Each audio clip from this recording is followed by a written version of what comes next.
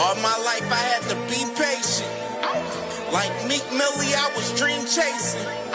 Finger to the law when I see haters. Oh, the feeling when you tell your niggas we made it. Ooh, baby. Ooh, baby. Ooh, baby. Ooh, baby. It's showtime like Kareem Lakers. I make a masterpiece, scene basic.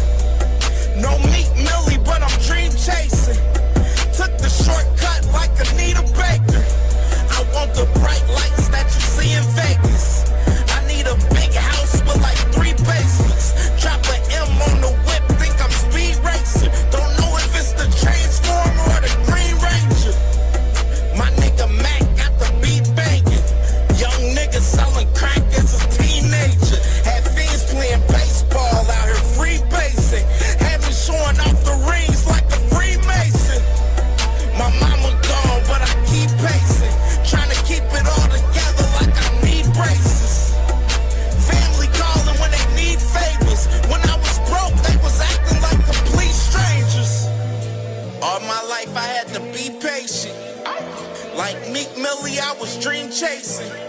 Finger to the law when I see haters. Oh, the feeling when you tell your niggas we made it. Ooh, baby. Ooh, baby. Ooh, baby. Ooh, baby. Rest in peace, the Nippy was the street savior.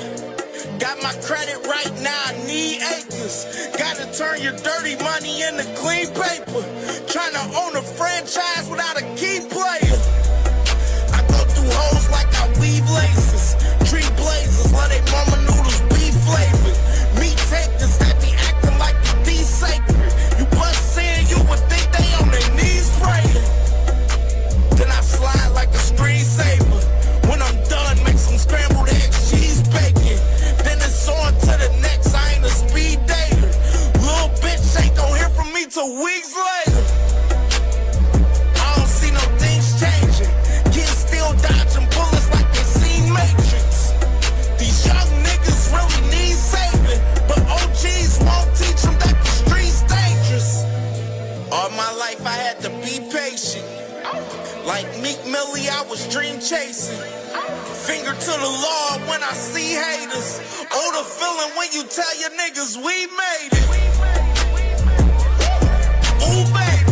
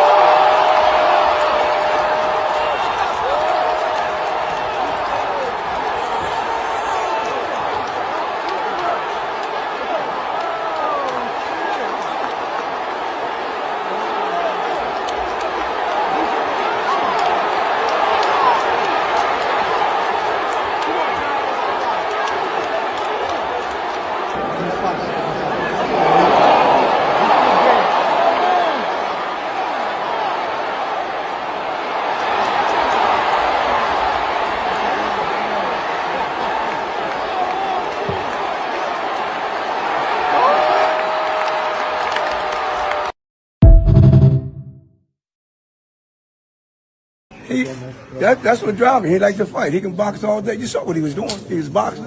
All right, good brother. Thank you, good brother. Is this as impressive as you've ever seen him? No, you're going to see. All right, my man. You've seen him more impressive than this? Oh, yeah. Well, no, we're not. Well, Xander was a top guy. Yeah. You know what I mean? I think he was a top guy. You know what I mean? What's up, bro? Huh? Oh, my man, he been in the gym. Who do you want most for him? Who do you guys want to fight most, do you think? They said Fandor. I'm Fandor, so he can be next.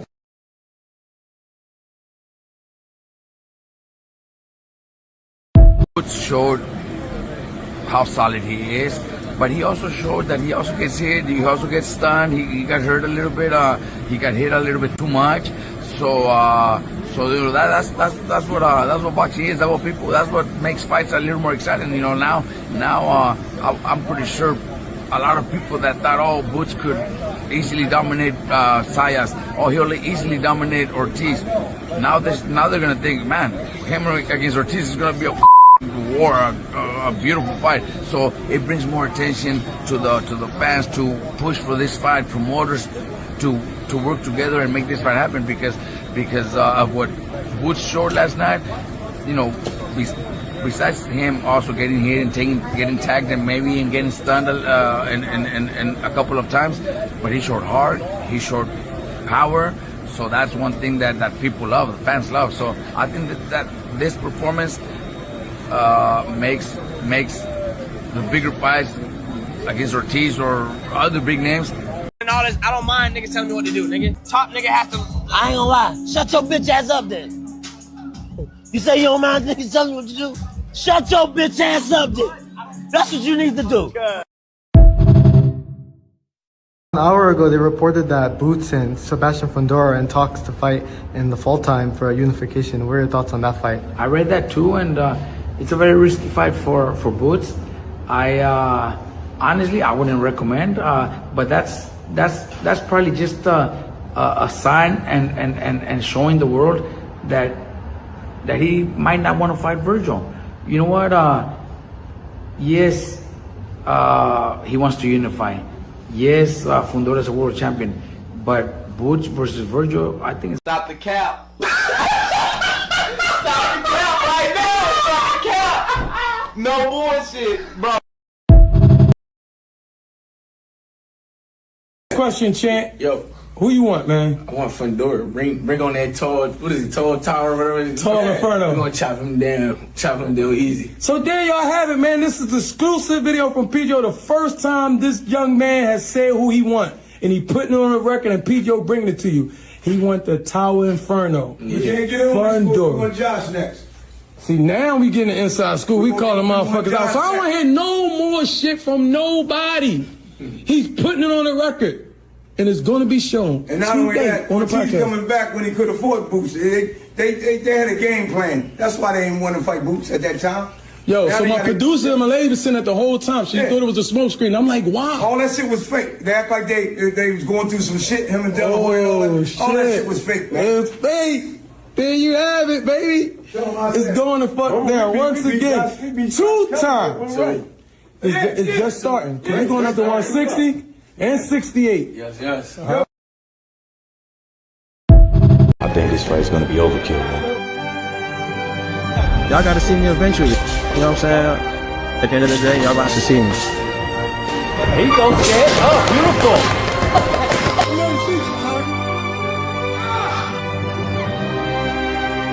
Be ready.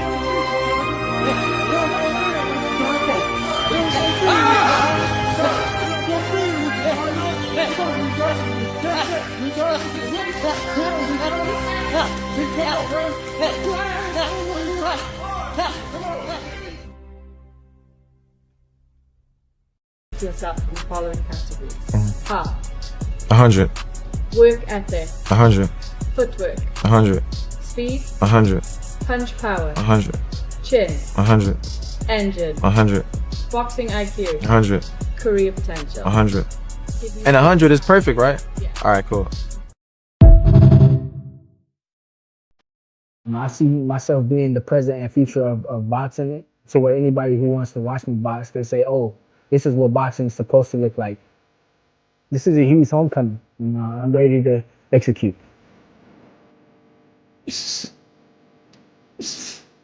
And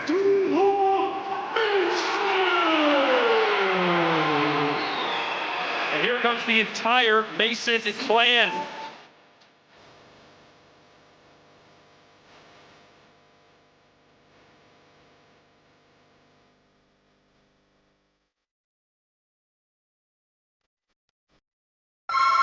Hello.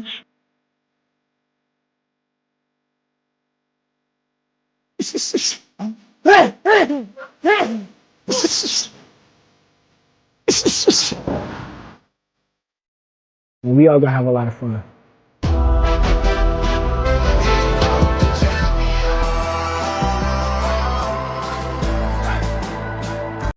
Abdullah with the WBO strap, and Jay Prince is under him. I was talking to Ohio versus Ohio. That's a great matchup. Eventually, if that comes down, do you think Jay Prince will still try to make Abdullah, put Abdullah in there with you, knowing that he has avoided you before? Because a lot of people didn't know that. Some people, Jay Prince is the guy that have told some guys to avoid you before. I mean, I can see it because I know what type of fighter Abdullah is. You know what I mean? And yeah, and because like I said, it would be something to offer now. If like I said, if you got gold gonna chase the gold. It's something there. It's not just a high risk, low reward thing now. Now it's high risk, high reward. You know what I mean? It Yeah, meets I the get what you're means. You saying, get what I'm but if you saying? look too good, it might be some politics to play. I'm gonna just say that. Yeah, If you look too good, it can be, yeah. but that right now, that's not even really what I'm like Aiming looking. at, yeah, I got you. Yeah, I got you. like you know what I mean. Them my guys, whole family, like them my people. You know what I mean. But for Right. competition, if it becomes that and it comes for all the marbles and If the money's right, or that's if just it's if looking the good, money's right. yeah. But right now, like I'm not even. You know what I mean? I want him to keep doing his thing. You know what I mean? Elevate, go crazy, defend that strap or whatever. If that time comes. Now it could be like, yeah, it's brand new, go grab you one. Yeah, Nigga, man, look, this Saturday.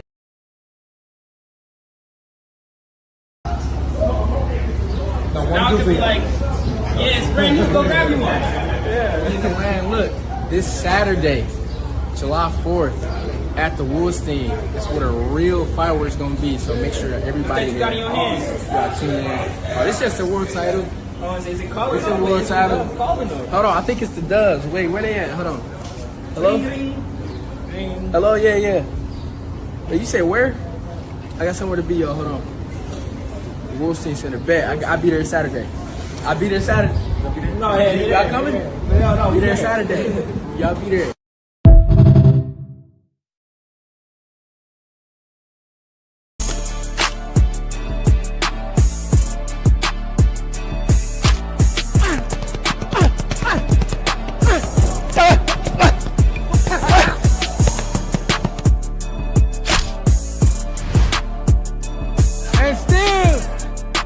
He trained to beat me, and I trained to beat him. So when you step in the ring, you gotta flip that switch.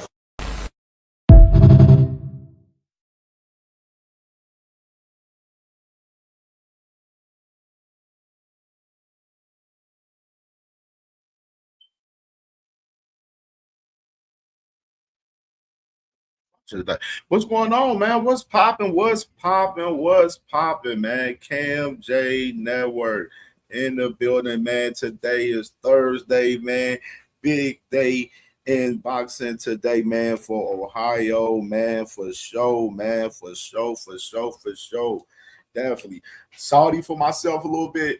You know what I'm saying? Wifey had to work today, man. She couldn't get off because she was off last Thursday for her birthday. So couldn't make the final press conference today, which is I'm sorry about it, but it's all good. We're gonna react to the final press conference today. I'll be headed to Cleveland tomorrow morning and I'll be there for the weigh-in. So we'll be there for the weigh-in and be there for fight night Saturday, man. So we're still in the building Saturday night. I'm still excited, man. It's going to be a great weekend, man, for sure. And I'm definitely excited to come talk about Cleveland versus Toledo today, man, on CamJNetwork for sure, man. Definitely got a huge show today, man. And the press conference starts at 1 o'clock. So around 1 o'clock, we're going to transfer in and definitely watch and react to the press conference live today, man, for sure, man. So salute to everyone, man. This will be a lengthy show today, man. Most definitely, man, for sure. And let's get to it, man. For sure, man. Definitely want to salute to the family. But before that, let me go ahead and run a little promo before that, and we'll get into salute to the family.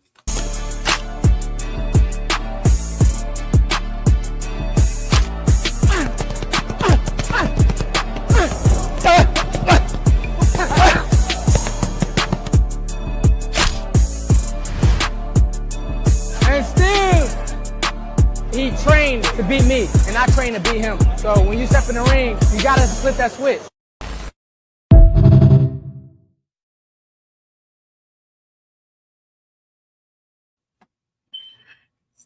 Yeah, man. Yeah, man. Yeah, man. It's going down, man. Appetite for Smoke versus the Prince this Saturday night, man, July 4th, man, for sure. It is lit, man, for sure. Let me salute to the family, all things in the building, man. Smash that like button, man. Let's get to 100 likes by the end of this show today, man. Most definitely, man, for sure, man. Salute to my brother, all things. Salute to my brother, man, Ringwald Boxing Podcast, man. If y'all missed it, check out his interview with Coach Bradman, man, that he did this past Sunday, man. It was a great interview. Salute to the family, man. Most definitely. Make sure y'all definitely subscribe to Ringwald Boxing Podcast if y'all not subscribed, man. Putting in that work over there, man, for sure. That's family, man. And on SBG Mello in the building, y'all heard my brother, man, hit that like button, man. SBG Mello gonna be in the building Saturday, man. It's lit, man, for sure. 2 more days. You damn right, man. 2 more days, man. And we linking, man, for sure, man. I can't wait. So everybody that's going to Cleveland, y'all in the building tomorrow. If y'all there in Cleveland tomorrow, we're gonna try to link up tomorrow night. I think that's what I was talking to my boy TD Sports Talk, man. I know he up there right now. I was talking to him before I came on the show, and I was like, yeah, we're gonna try to see if we can get everybody to link up Friday night. So we're gonna try to do like a little meetup Friday night. So everybody that's coming in town in Cleveland, we're gonna try to link up Friday night for sure. You know what I mean? That's the deal. My brother Swoosh Life in the building, man. Salute to my brother Swoosh Life in the building, man, for sure, man. Band Up in the building, West Coast finest, man. Salute the Band Up, man, for sure. Radio Flyer in the building, man. Subscribe to Radio Flyer if y'all not subscribed as well, man, for sure. Pugilism in the building, man. He said, get him, Boost. Let Haney know to stay at 147. Hey, now, hey. He popping shit. Joseph Bermia in the building, man. Salute to my dog, Joseph Bermia in the building, man, for sure. Salute to my dog, Devontae Cromwell in the building, man. Salute, Brody. Salute. And my dog, Dank Father, New York's finest in the building, man. Salute to my dog, New York's finest for sure. Yeah, dig, man. Dank Father, my dog. He said Albert Bill finna get his ass beat. Ooh, we gonna talk about it today. Man. For sure. We gonna talk about it today. And salute to my brother, man, D1, man. I know my brother busy putting in that work, man, working, man, right now, man. Showing love early on, man, in the Cash App, man, sponsoring the show out the gate, man, for sure. Salute to my brother D1. Gonna be in the building this weekend, man. It's gonna be lit, man, for sure, man, for sure. Lee Jackson in the building, man. Salute to my brother Lee Jack in the building. My brother Shell in the building, man. Salute to my brother Shell, man. Another West Coast finest in the building. You dig? See who else? Yes. Green. Yes, we're going to be there. We will be there Saturday. Yes, indeed. Yazir, man. Yazir was good with my boy Yazir, man. Was popping, man. Giants, what did you hear about this sparring? It was high level sparring. That's what I heard about the sparring. High level sparring. Now, I think, Fly. I think what you say? I'm trying to read your comment. What you said earlier. What you asked. Broke his jaw? No, he did not break Mason's jaw. Nah, that's not true. That's not true. As far as he clipped him a couple times. He heard he got clipped a couple times in the sparring, but broke his jaw? Nah, he didn't break his jaw. So that's it right there, man, for sure. Right there, rest of the family coming in the building, man. We're going to salute them and show love, man, most definitely, man, for sure. So let's get into this boxing talk today, which is not much news that I'm going to fucking react and cover to today for real, because it's really not that much news out there for real at all. But it is some shit that we definitely gonna talk about today on the show, man, pertaining to guys like Xander Zayas, Boots Ennis, Virgil, Fundor. We're gonna talk about that little four guys and in particular, of course, a little bit. Oshaki Foster has a new interview with Sean Zattel. I want to take a look at that. Definitely want to cover that. I think that's going to be one of the first ones we cover today with Oshaki Foster as far as reacting wise. And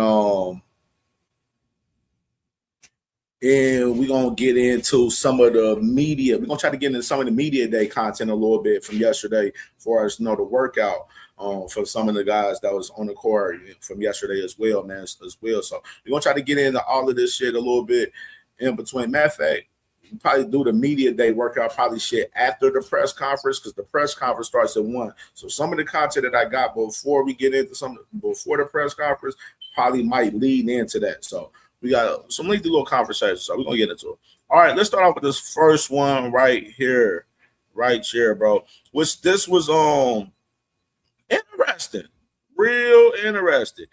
Yeah, yeah, but Flyer, man, I don't know who that's the crazy part. Somebody talking about Abdullah got his jaw broke. I'm like, whoa. I'm like, I ain't never heard nobody say that. I'm like, whoa, I'm a little lost right there. I'm like, whoa. Nah, he ain't get his jaw broke from Albert Bell in the sparring session. Now, did he get clipped a couple times from what we heard? Yes, we already got clipped a couple times. And other than that, Abdullah was getting his shit off on Albert in the sparring sessions that we heard from too. So from what high level work from both guys, which makes the fight very interesting for Saturday. You know what I mean? So that's what it is, man, for sure. Toledo trees, bro. I heard you on TV. I heard you earlier going crazy on the Boston Boys. Hey, my brother Toledo was going crazy, man. Salute to my brother Toledo, bro. Real shit, man. I love my guy, man. That's my guy. He said, and the new.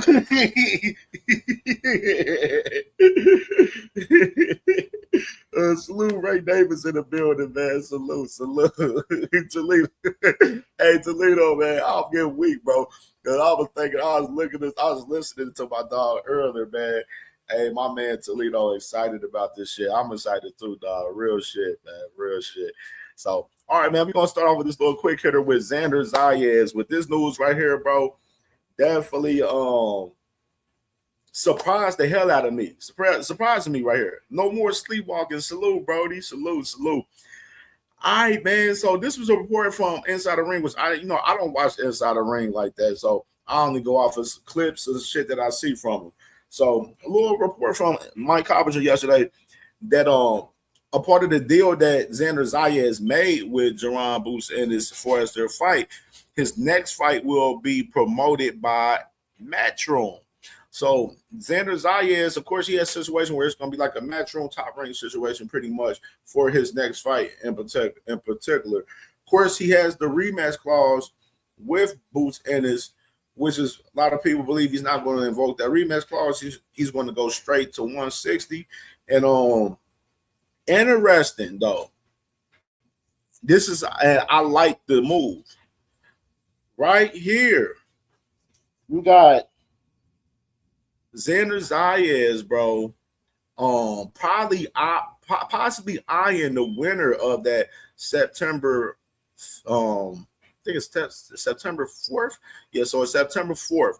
So you got Xander Zayas eyeing Milnicki and Emma Williams winner at 160, man, possibly for his next fight, man. You think about it, Zayas, Milnicki, that'd be definitely big, you know what I'm saying, for sure, as far as, in the East Coast, area, as far as both of those two guys, man, in particular. So definitely, man, I think this would be a good little look right here for Xander, you know what I'm saying, just coming up to 160 right here. I am one of these guys for sure. Get one of these guys, knock one of them off, and then you will be probably in contention, I'm pretty sure, about top rank, for one of them straps, you know what I'm saying, at 160 in play, you know what I'm saying. It's interesting. Dang, Father, you don't think Milnicki gonna beat Ammo? I'm not high on ammo though. That's just me, Brody. I'm just not high on ammo. It's like he fights like a robot to me. Like, you know what I'm saying? Like yeah, Shell. Yeah, man. Like ammo ain't all that to me, man. I don't know what it is, bro. Like he just ain't like bro. This what told me all about ammo. When ammo had to get a replacement for that fight on the T.O. Shakur card earlier this year when he was supposed to fight Carlos Adames, and Carlos Adames ended up having to back out of the fight, whatever. The replacement he fought, he went the whole fucking 10 rounds with dude. I think it was about 10. It was a 10 rounder. He went 10 rounders with a dude that worked at Pizza Hut, man. He couldn't get the dude out of there. That let me know. I'm like, yeah, when Ammo fight this man, Carlos Adames, he gonna get his ass whooped. And then after that, we seen him fight Carlos Adames, and he got stopped in the later half of the fight, man, by Carlos Adames. Like,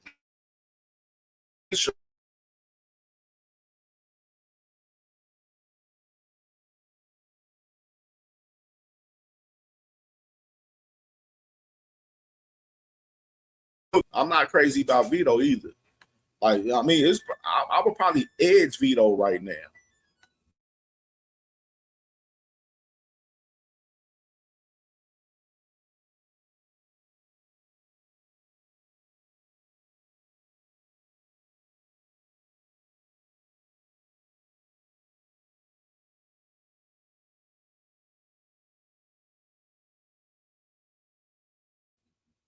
All right, we back. Yeah, man. I wouldn't, bro. I wouldn't. I'm not crazy about Vito Milnicki either, bro. But I would edge Emma Williams right now, probably in this fight right now. You know what I mean? Yeah. Hey, bro, hey, for real, bro. The dude, Emma Williams, fought January 31st.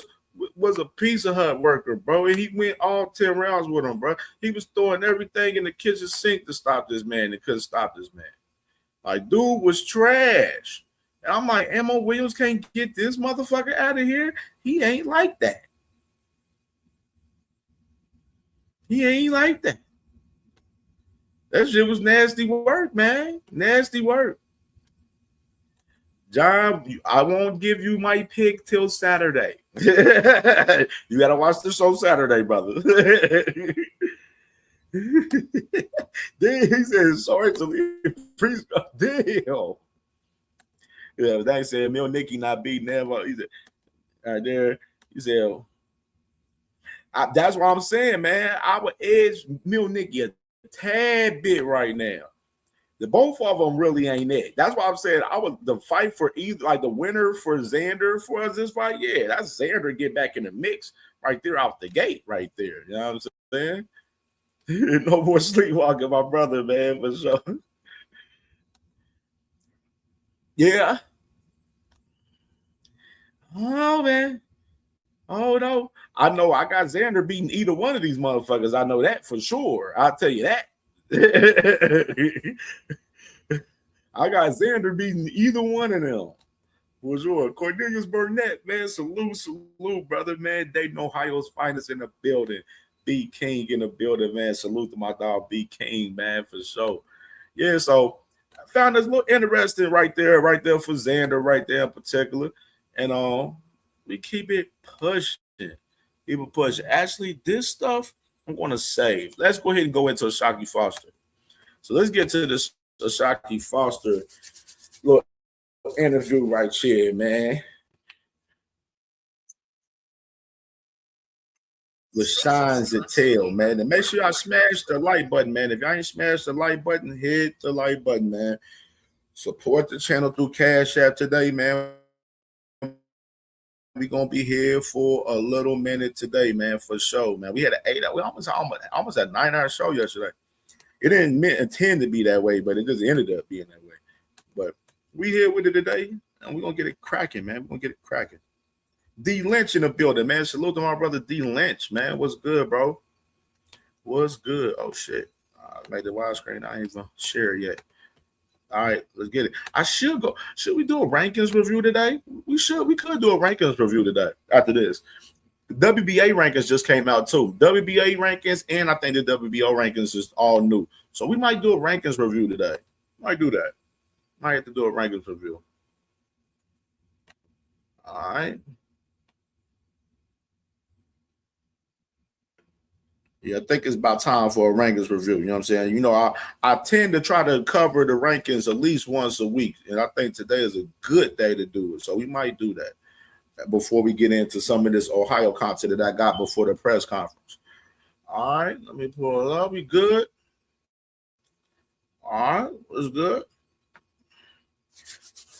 26 people in the building. Yeah, SBG Brothers gonna be one of the ones. 26 people in the building. Man, we get them lights up. Let's hear what this man Ashaki Foster has to say about Mr. Shakur Stevenson right here. BC super featherweight champion of the world. Shock Foster here at Gleason's Gym in Brooklyn.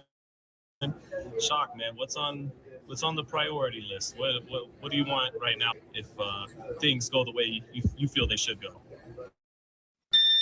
Man, we're waiting for that call from Shakur. My boy SBG Mello, salute. Mr. Fist in the building. Salute my brother SBG Mello always though. Salute to my dog Darius Warren in the building, man. And make sure y'all subscribe to my brother Darius Warren, man. Hit his 50 subs. Let's get him to 100. So if y'all not subscribed to Darius Warren, man, tap in with him, man. My dude doing a hell of a job on the basketball side, man. So tap in with my boy. Let's get him to 100 subs ASAP, man, for sure. Oh, man, we trying to see what he was on. Let's run that. Things go the way you feel they should go. What do you want right now in the boxing world if things go the way you feel they should go? Man, we're waiting for that call from Shakur. Oh, man, we trying to see what he was on. He gave us his word. Whoa! If he don't want to do nothing, then maybe the win out of Lamont is a payday. We got a few options, but we just see which one come first. Yeah, which one of those do you feel right now? Damn. I like this. I like what the motion is for Shocky Foster right now. I like it. So Shocky right now, bro. Right now, he's waiting on the Shakur situation. But he said, if I can't get Shakur, let me try to unify with Emmanuel Navarrete since he's available right now. Because Emmanuel Navarrete, he's available as fuck right now. So you got Shocky saying, yo, if I can't get Shakur, let's try to get the unification with Emmanuel Navarrete. But if I can't get Emmanuel Navarrete in that unification, I'm going to go ahead and push my position at 130 for the WBC on the winner on the man Lamar Roach versus William Zepeda. That is a smart move. Smart man. Oh, Shocky is a smart man. He's a smart man, dog. I like it. Dog. I like this. Shocky. I like this. I like how he moving, bro. I realize like how Shocky moving out here, bro. Yeah, I like it. D Free, man. What's good with my boy D Free, man? And salute to my brother Quadir in the building, man. Salute to my Brody, man. Quadir, man. Yeah, I like this. Look, we're gonna run. I gotta run that part back, man. We gotta run that back one more time. I like this. I like how Shocky thinking right here. Go for Shakur. If not him, Navarrete. If not him, then we pushing that WBC 135 on fucking the winner of Roach and Zepeda. Is Roach talking shit? Hey, we gonna come for your belt, bitch. Hey, I love it. You feel they should go? Man, we're waiting for that call from Shakur, man. We trying to see what he was on. He gave us his word. We ain't heard nothing. But Other than that, man, we trying to see what Navarrete want to do. If he don't want to do nothing, then maybe the win out of Lamont is a Zepeda. We got a few options, but we're just seeing which one come first. Yeah, which one of those do you feel right now is the most realistic? Is it Lamont and Zepeda? Because it could be as simple, correct me if I'm wrong, is you just telling the WBC, hey, I'm the champion at 30, I want my shot at the 35 title now, and they would mandate you for that kind of opportunity? Hold on, let me rewind this for my sis, 2 Cents Boxing. I want my sis to hear this clear. Sis you don't like this. This man Oshaki moving like a real G supposed to move out shit. And listen to it. Salute to my sis, 2 Cents Boxing. Make sure y'all subscribe to my sis, man. One of the best in the game doing this shit, man, for sure. Now here, let's run that back one more time, man. One more time. Man, what's on the priority list? What do you want right now in the boxing world if things go the way you feel they should go? Man, we waiting for that call from Shakur, man. We trying to see what he was on. He gave us his word. We ain't heard nothing. But other than that, man, we trying to see what Navarrete want to do. If he don't want to do nothing, then maybe the win out of Lamont is a Zepeda. We got a few options, but we just seeing which one come first. Yeah, which one of those do you feel right now is the most title now, and they would mandate you for that kind of opportunity, or what do you think? I think either one of them. Navarrete or Lamont, the winner of Lamont is better. They the easiest.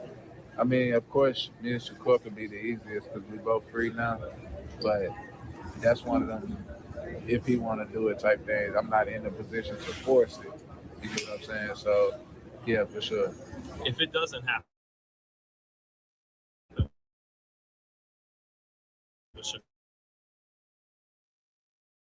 or why do you think that it's all him? He ducked it. He's scared. That fight get in the way or not get in the way? Like when he's rumored to maybe go to Zuffa, but like you said, he's still as of right now a free agent. I don't know if he want to fight under the top rank umbrella since he left them a few years ago. Like, how could the fight realistically, could it come together if he does become like a Zuffa fighter, or how does it go down, you think? I mean, in that too, put up the money. That's just, Turkey or somebody like that. So, I mean, we'll have to just see. We'll have to just see. But if he calling the shots like he say he do, he'll make something happen. Well, how does that? Obviously, you think you win that fight, but I gotta be like my first thought, and I think you've more than deserved your opportunity at a fight like that. You've obviously proven yourself as a quality champion. But my first thought was, I don't know if Oshaki Foster could out Shakur because you're both these two chess masters, and while you're knocking on the door of the pound for pound list, top 5, and would you? How do you? I know you can't give away like a game plan, but you gonna out chess master Shakur Stevenson, do what he does better against him, or why would you beat him? Because I'm gonna be shot. I own Shakur. I've shot. You know what I mean? And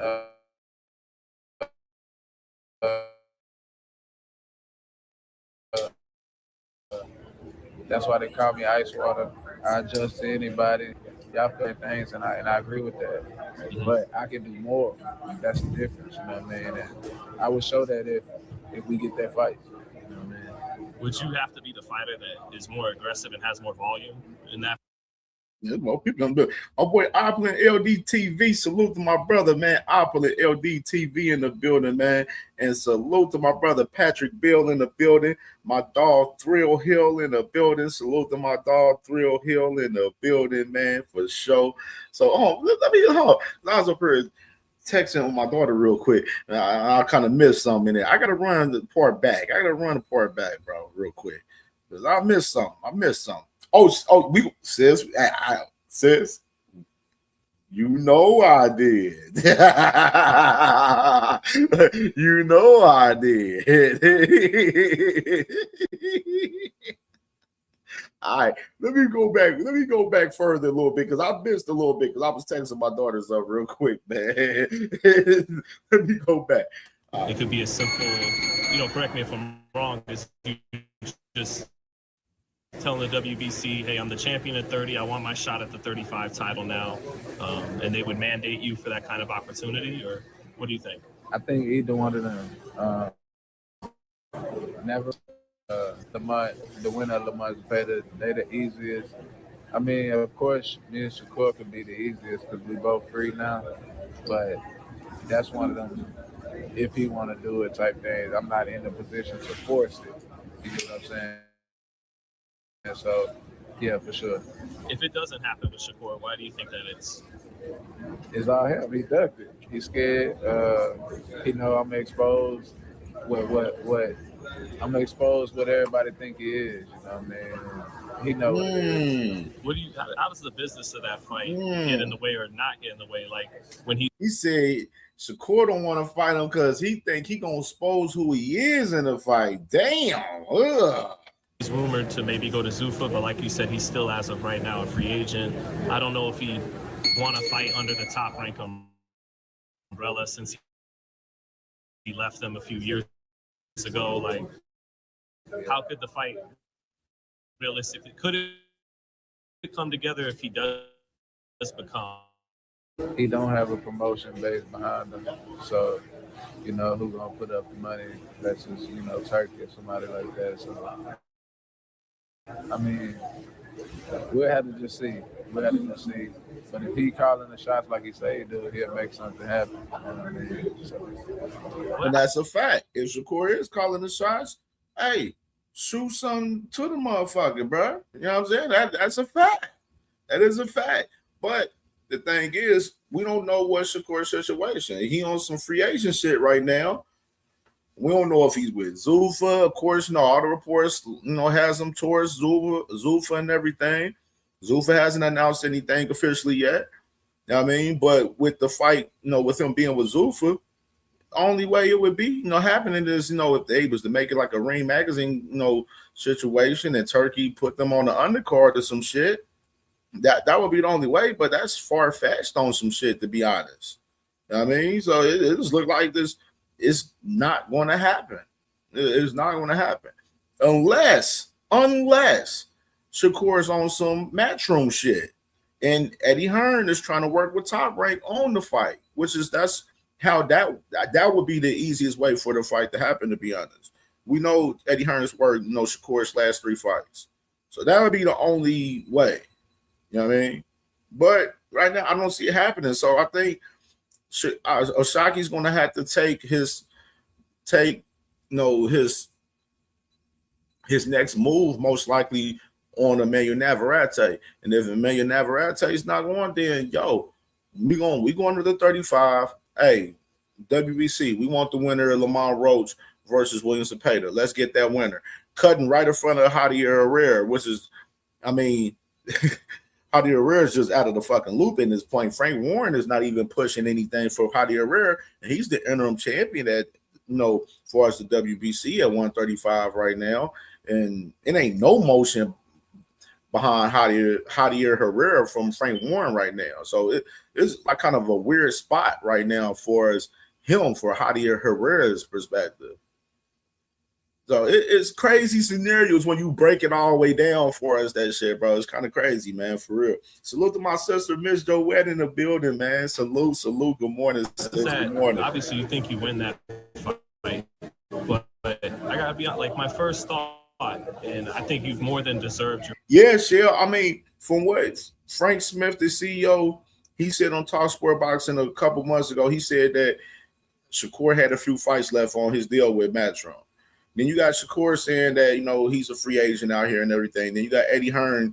Eddie Hearn's like in between and shit. Like, it's weird. Like, it's weird as fuck. Eddie Hearn says he with him. Then he says he's not. Like, it's weird as fuck. So, like, we don't know.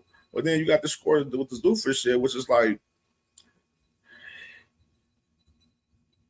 the only purpose of you signing the Zuffa will be to fight Devin. And you're not fighting Devin, obviously, in this next fight. So, what like what's the point of you signing the Zuffa? You know what I'm saying? Like we gonna talk about it. We gonna talk about it. Opportunity at a fight like that. You've obviously proven yourself as a quality. BVO, salute BVO, Cleveland, Ohio's finest, man. BVO, man, salute, brother, man. It's lit this weekend, man. I'll be up there tomorrow morning, man, for the weigh-in, brother, man. So definitely got to link up, bro. I'm gonna hit your line. Rick Tillms, man. Salute to my brother Rick Tillms, man. Salute. Champion. But my first thought was, I don't know if O'Shaquie Foster could out Shakur or Shakur, because you're both these two chess masters. And would you? How do you? I know you can't give away like a gameplay, but you gonna out chess master Shakur Stevenson, do what he does better against him, or why would you beat him? Because I'm gonna be shot. I own Shakur, I shot, you know what I mean? And that's why they call me Ice Water. I adjust to anybody, and I just feel like I got more to my toolbox.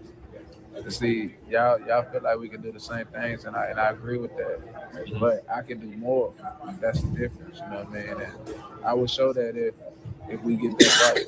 You know what I mean? Would you have to be the fighter that is more aggressive and has more volume in that fight to beat him? I will be. You know what I mean? I will be. I have the tools too. And like I said, we've been in front of each other. We know what comes. I know what to do, like, for sure. How many rounds do you think you guys sparred total over the years, if you had to say?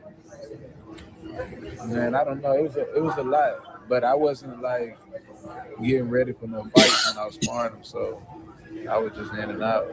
But it was good work. It was a lot of work. Well, okay then. What percentage of the sparring, those rounds, 60%, 50%, 70%, do you feel like you were the better fighter in? I feel like every time we sparred, I didn't have no problem. Like, not saying every time we sparred, I beat him up, but every time we sparred, like, I didn't have no problem. It was a good chess match. But then when it got to the later sparring session, like the last few, that's when the stuff happened. What I said, where I ran him out the gym. You know what I mean?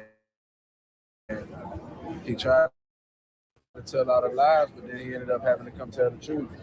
That's really what it had. It wasn't the first sparring session.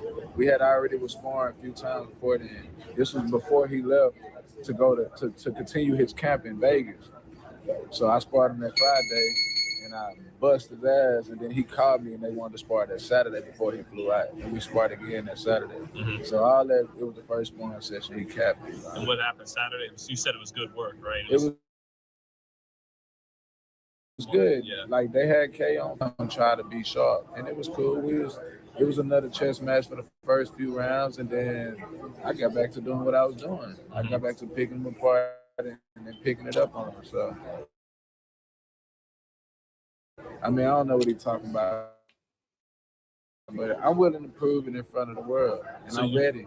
So you feel you figured him out after those chess match rounds? For sure. I said, man, I didn't have. I'm ready to show the world. He did all that talking. I beat his man up. But looking at this new gas I just got this morning, I'm like, this gas is some shit right here. I said that, and now I want the real version. Show him. What have you thought of how it's been playing out, this negotiation in public with Devin Haney and Keyshawn involved in it and everything? What have you made of it, if anything? I don't know, bro. I don't know. I really don't even mind nobody else's business. But Keyshawn, stop bringing me up, bro. You know, we looked out for you. You know, and we had you. We were looking out for you before they took you under your wing. You know what I mean? When they left you stranded, chill. Damn. You trying to come for us. Damn, he said, Keyshawn, we was looking out for you when they left you out there stranded. What the hell? What? Damn. But I think he a little mad because I said, you know, they offered me him in 2025, and I said I'll fight him. But I ain't saying no to nobody. Whoa. Whoa. Whoa. Stop the presses. Whoa. Ashaki Foster was offered a Keyshawn and he didn't fight Ashaki last year? Whoa.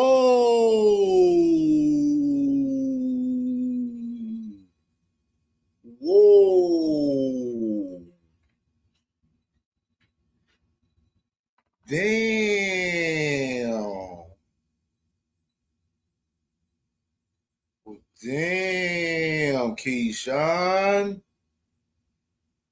Oh, Keyshawn, you're going to have to talk about this, brother. You're going to have to talk about this, brother. You're going to have to talk about this, brother. Keyshawn, this can't be true, dog. This better not be true. This better not be true, Keyshawn. Let me find out you dug smoke from Shoshaki last year in 2025, man. Whoa. Let's rewind that back. Hold on. I got to get the full John on that one. Hold on. Whoa. You know, man, we had you. We were looking out for you before they took you under your wing. You know what I mean? He said, that's why he's, whoa. Now I get what Now I get what he said. He said, we was looking out for you before they took you up under their wing. Talking about Jay Prince and Shakur. Oh, shit. Damn. Whoa. Keyshawn, what's going on? What is going on? Whoa. They left you stranded, chill, man. You know what I mean? You trying to come for us, but I think he a little mad because I said, you know, they offered me him in 2025, and I said I'll fight him. But I ain't saying no to nobody. But, you know, I wish them guys the best, man. Well, Keyshawn and Devin. Shakur, he know what I want to do to him. Sure. Damn. Your business. Whoa. That's some nasty work right there, dog. Damn. Keyshawn, you better, if you streaming today, Keyshawn, if you on Kick over there streaming on Kick today, somebody asked that man, what happened to that smoke with Ashaki in 2025? Somebody asked him that. I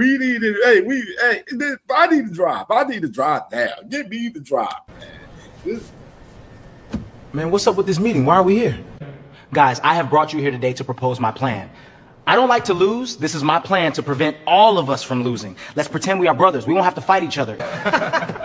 I made a contract to make sure we all agree to not fight each other. Yo, that's a good idea.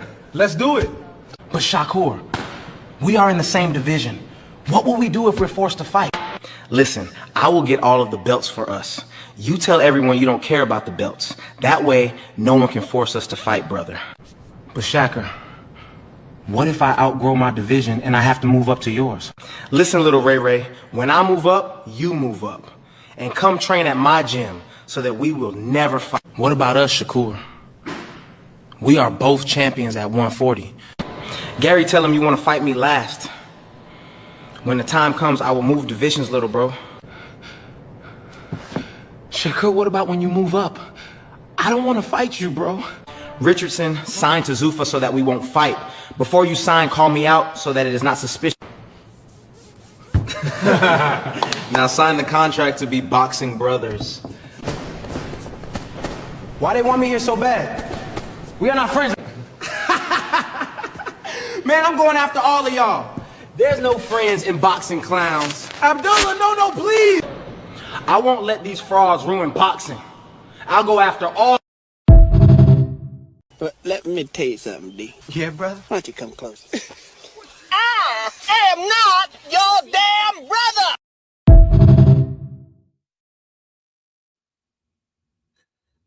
Bro, nasty work, man. Nasty work, man. Damn. Shakur. Hey, Dodger, man. Talk about Cam. You want to, hey, and did, got it. All right, bro. Let me go and play this shit, bro. When I seen this though, earlier, bro. Right there, yeah, that's right there, right there. Make sure I got this. I seen this the other day. This was crazy right here when I seen this clip right here, man. Let me run this clip right here. What y'all think? Shakur Stevenson. He's a fighter that I've been wanting to fight since I was a young kid. Even when I was a world champion, I was like, hey, I'll fight him. Nobody wants to fight Shakur. Why not? Pinpoint accuracy and timing from Shakur Stevenson. Absolutely perfect. He might be the most avoided fighter I've ever covered. And I've never seen anyone come to me and say, yeah, I want him. Mark, for real. I would love that fight. That's the fight I want. I know my abilities and want to compete with the best. He's a boxer first, not me. I'm a fighter first. Styles make fights. I believe I'm his kryptonite.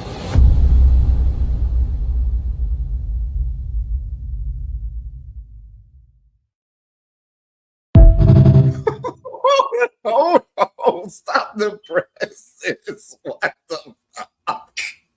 What the hell? What the hell was this? What?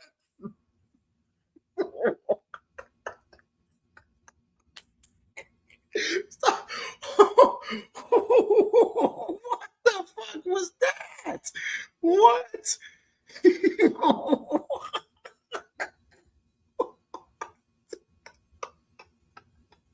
The most? What? Stop, bro. I know y'all not selling this like this, bro. Come on, bro. Y'all can't be serious, dog. Real shit, bro. They gotta stop, bro. Like, who the fuck paid him to say that on? Bro, they really wrote that on the teleprompter for him to say that, bro. Shakur, the most avoided fighter ever, bro. Are you shitting me? Stop the cap. Stop the cap right now. Stop the cap. No bullshit, bro.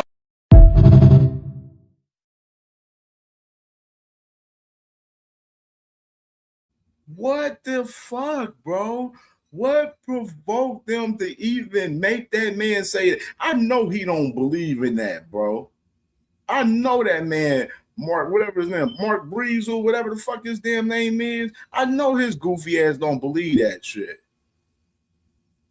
Like, what the fuck? Like, bro, this is why Zuffa content is like really like, it's cringy.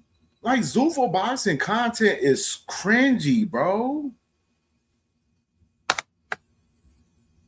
It's cringy. Like, that's cringy right there, bro. Mark Kriegel, whatever, Mark, like whoever's day, like, come on. Shakur, the most avoided, bro. The man that has a whole fucking brotherhood built in boxing right now, currently. Like, are you shitting me? Like, this man has a whole brotherhood in boxing orchestrated currently right now. And this motherfucker's talking about he's the most avoided. Stop the cap. Man. Stop the cap right now. Stop the cap. No bullshit, bro.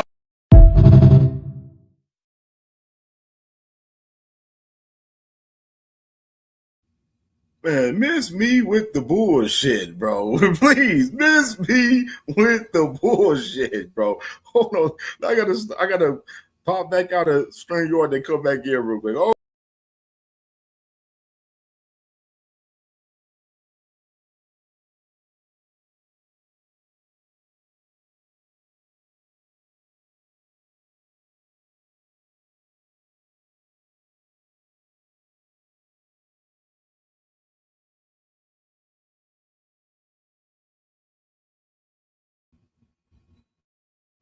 Lord Jesus. All right, man, we gonna move on. But all right, let me play this again real quick, man. This is crazy, bro. Shakur Stevenson. He's a fighter that I've been wanting to fight since I was a young kid. Even when I was a world champion, I was like, hey, I'll fight him. Nobody wants to fight Shakur. Why not? Pinpoint accuracy and timing from Shakur Stevenson. Absolutely perfect. He might be the most avoided fighter I've ever covered. And I've never seen anyone come to me and say, yeah, I want him. Mark, for real. I would love that fight. That's the fight I want. I know my abilities and want to compete with the best. He's a boxer first, not me. I'm a fighter first. Styles make fights. I believe I'm his kryptonite.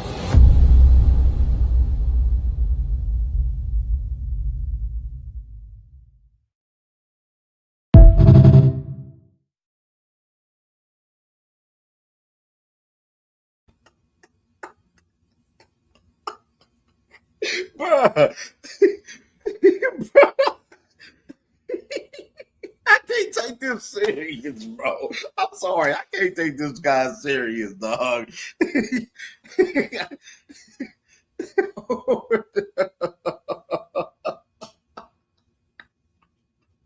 They tweaking, bro.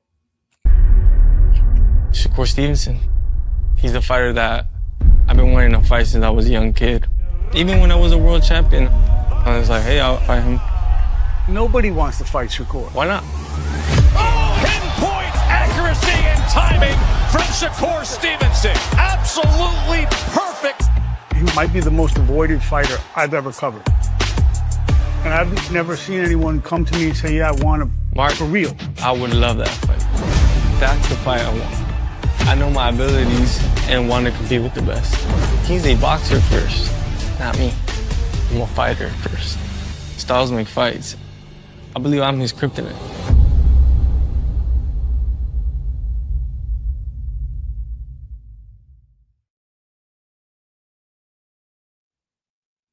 Nasty word, bro. Definitely telegraphed the motherfucker, but nasty word. Of course, man, Ryo's been calling for Shakur this whole entire year of 2026.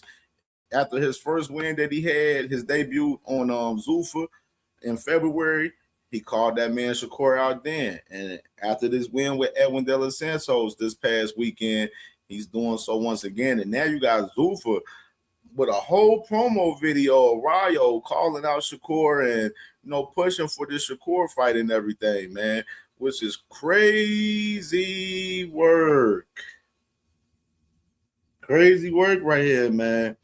Crazy work. Man, this is crazy. Unbelievable. Looks like, hey, is Shakur about to go to Zuffa to fight Ryo Valenzuela? That's the question in the chat. Everybody in the chat answer this question. Is Shakur Stevenson about to go to Zuffa Boxing to fight Ryo Valenzuela next? Y'all let me know what's y'all thoughts in the comments. Salute to my sister Foxy Brown in the building. Salute, sis. Salute.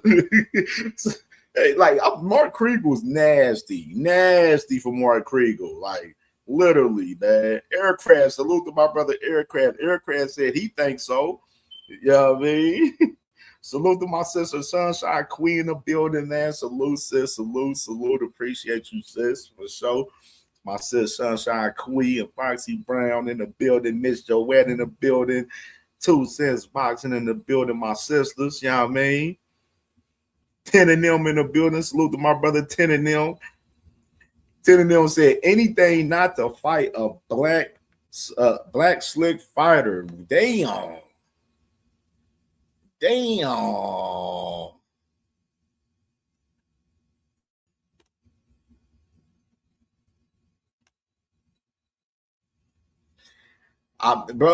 Fly, you gotta take that up with Zuffa, man. Zuffa the ones that's doing all of this weird ass holdout to announce these guys going to Zuffa, man. You gotta take it up with them, brother. Take it up with Dana White and ask him why.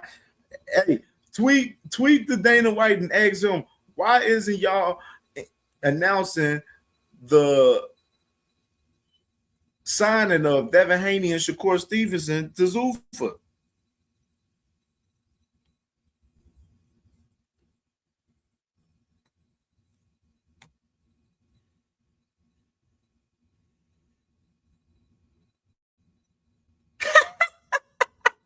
Wow, that boy Ryan Garcia is nuts. He said anything. That boy is damn. Is he drunk? Ryan, you got Ryan Garcia out here talking about Devin Haney will be Boots Ennis. It's the stupidest shit ever, bro. Like that is stupid, bro. Like, come on. Ryan got to be drunk right now. Like, Ryan has to be drunk. Like, he literally has to be drunk right there. He can't be serious.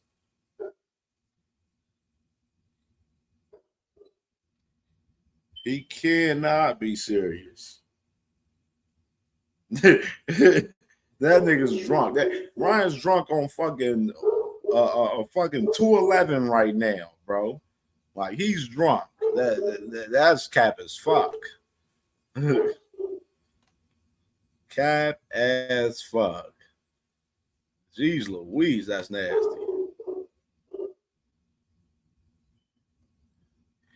Ryan talking about why? Hold on, this is my thing too about Ryan Garcia. Why Ryan Garcia talking about Virgil and Devin? All these motherfuckers can beat him. Why aren't you talking about yourself beating the fucking Boots Ennis? I just thought about that. See, Ryan, you thought you was gonna get away with it, but you ain't gonna get away with it. Why aren't you talking about fighting Boots Ennis? Why are you acquiring these other guys to fight Boots Ennis? Yeah, Kane Corso, his ass out there because one of the damn mailman probably out there. Ryan says, wow, what is he on? He must be on a Twitter rant right now. Ryan says, give it time when things align. I guarantee Boots, I will rumble. I'm handling the most prestigious division in the sport besides heavyweight, welterweight. Are you shitting me? All right. Nah. Let me pull this shit up. Let me pull this dumbass shit up. I was gonna leave him alone.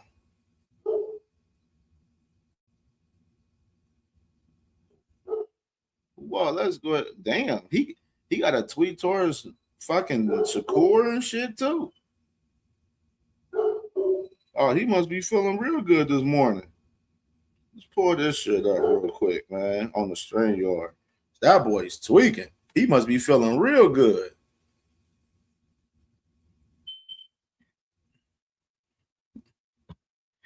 And he talking about he's handling the most prestigious division. Are you shitting me? What is prestige about the 147 right now? 147 is one of the weakest divisions right now. They got some, and there's no disrespect. It got some guys in there, but it's nobody elite at 147. We've been had this conversation before too. That's the crazy part. We've had this conversation about 147, about how the division is a mid division. It's nobody elite in that division. You know what I mean? Like, we've had this conversation. Ryan's not elite. Devin's not elite to me. Broly's not elite to me. The three who's the champ? Leon Pyro. He's the champion for the IBF. He's not elite. Nobody's elite in the motherfucking 147 right now. To me, you got all right. So you got goofy shit. Ryan Garcia says you guys will be surprised. No, he's not, Dank. No, he's not. Y'all believe it. He's not elite to me. Y'all can believe it. I mean, we all have our own opinion, but that was not elite to me. You got Ryan talking about you guys would be surprised, but Devin would actually beat Boots. Stupid as fuck. And like I said, for one, why are you mentioning Devin? You need to be talking about yourself fighting Devin. Devin need to be talking about fighting you. Y'all two need to be fighting each other, for one. That's how that fucking shit needs to be. Bruh, man, bruh, that is literally the perfect description of 147, bro. No, Flyer, you delusional, boy. You doing whole shows on Devin Haney and shit, right, nigga, every night, nigga. Nigga, we know what you think, nigga. The 147 is exactly this, the AFC South Division, bro. Like, but him saying that Devin would beat Boots is fucking delusional as fuck.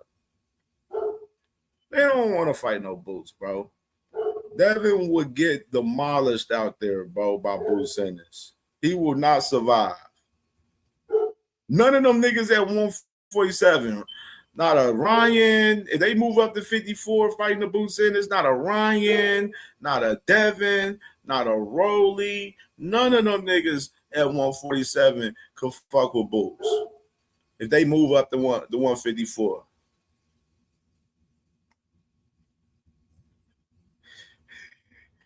None of them. Devin gets put in the dirt by Boots. Ryan gets put in the dirt by Boots. Karen and Devin, bro, Devin got to be willing to fucking fight, bro. Devin would get killed in that ring, dang. Y'all better stop being delusional, man. Y'all want Devin to die in that ring. He's going to die in there. He's going to die. Bro, Boots is going to kill that man in that ring, bro. Devin doesn't stand a chance. Ryan doesn't stand a chance. None of them. They all get demolished coming up to 54 fighting Boots. All of them. And I bet any amount of money on any of those fights. With Ryan versus Boots, Devin versus Boots, we can bet that. I would gladly bet on that for sure. Absolutely. Norman is not Boots. It's a difference, dang. You can't be comparing O'Brien Norman Jr. to Boots and this nigga. Come on now. And you fuck with Boots. You know better than that, dang. Come on now. Be better than that, dang. Come on. Can't make no comparisons of Norman to Boots, bro. And there's no disrespect to Brian Norman Jr. I love Brian Norman Jr. No disrespect to him, but he's not no Boots Ennis, though. You can't make that comparison. And you got Ryan Garcia says, give it time when things align. I guarantee Boots and I will rumble. I'm handling the most prestigious division in the sport besides heavyweight, welterweight. Nasty work. 47 is not prestigious right now. Then he says, Shakur Stevenson, what do you think about Bud? Who you say is the realest dude in the game? Just make the most horrendous take in boxing saying Conor Benn is going to beat me. You know boxing. Conor most likely won't touch me. So you got, I guess, oh yeah, Bud Crawford has a new interview with Ariel Helwani out right now, where I guess he said in an interview that Conor Benn will beat Ryan Garcia right there. Yeah, I'm about to say, boy, I know thanks. You damn right you won't bet that shit, nigga. You know what's up, Dank, for real. Nigga, you know what's up. You know what's up. Hey, that's crazy. They probably know what's up. He wouldn't bet that shit, man.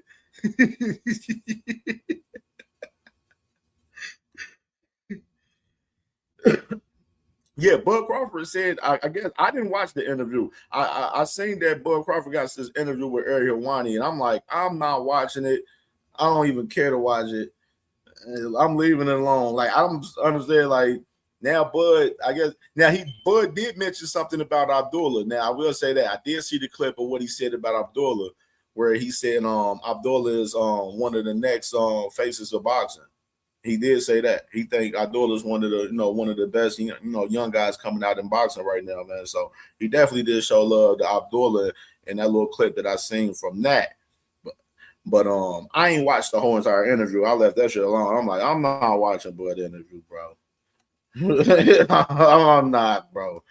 No, I'm not. Salute to Bruce Gas in the building, man. Bruce Gas, man. FaZe, yeah. He was showing love to Abdullah, man. He was definitely showing mad love to Abdullah for sure.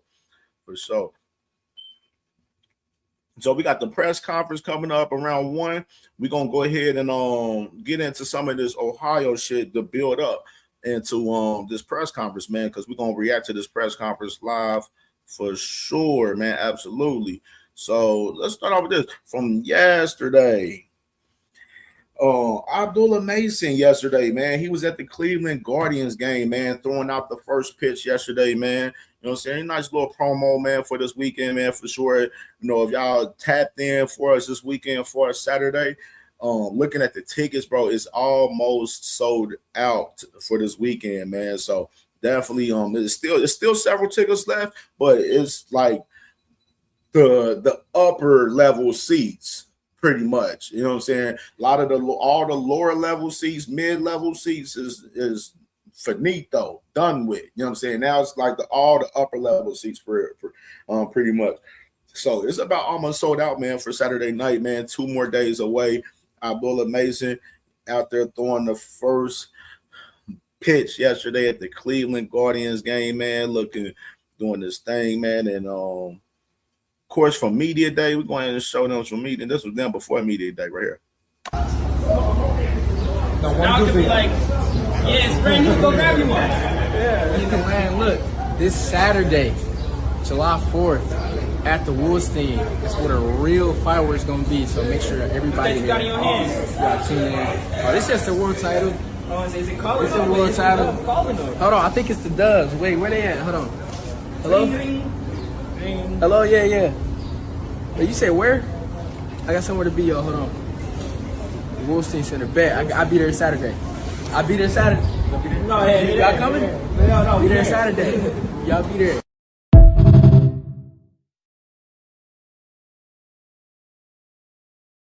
Ooh-wee. Yeah, man. And then this other two right here.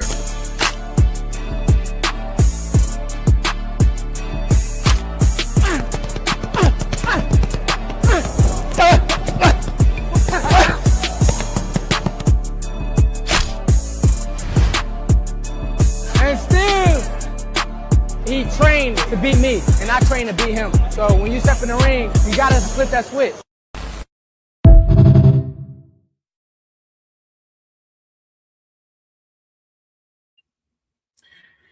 Cleveland versus Toledo, man. Big time this Saturday night, man, for sure, man. Right now, man, I can tell you right now from just, talking with people from Ohio, bro, in general, bro, like Cleveland, they popping out. They is very excited to see Abdullah this Saturday, man, for sure.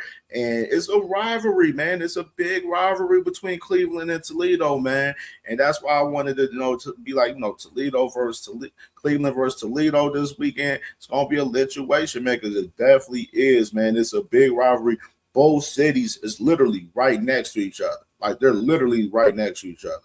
And they got more odds for us to fight in general up on this fight in particular between both guys. And the odds been changing like every day. Like every day you've been seeing the odds change with this fight. Just going back and forth for us the odds and in general. And everybody's been asking about the beard. It's no word. I haven't heard anything about Abdullah making the Albert Bell trim his beard. None of that. So I told you, I don't believe that's gonna be the case. He's not gonna be doing no Xander Zayas shit this weekend, I believe. Y'all be so. And I think Xander, when he pulled that shit, I think it was it Thursday? I think it was Thursday last week when he did that shit. For us that he made that request. I think it's probably either Wednesday or Thursday he made that request for boots. So today is Thursday. There ain't been no word on that. I don't think Abdullah's worried about that. I think he's more so worried about putting them gloves on that beard more so than worried about that man trimming that beard. You dig? So we got the odds, man. So these are the odds today, currently, right now, man. Blaze, salute to my brother Blaze, man. Salute.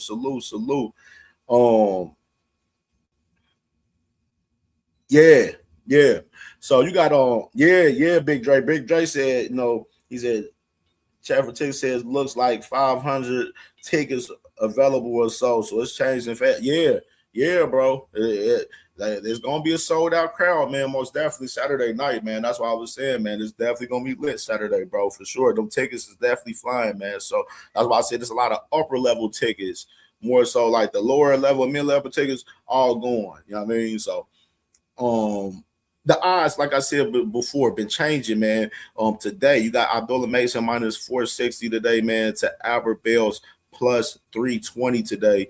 For us, the method of victory, man, you got the draw, obviously plus 1500. You got Albert Bell by points or decision plus 490, and you got Albert Bell for the knockout plus 900.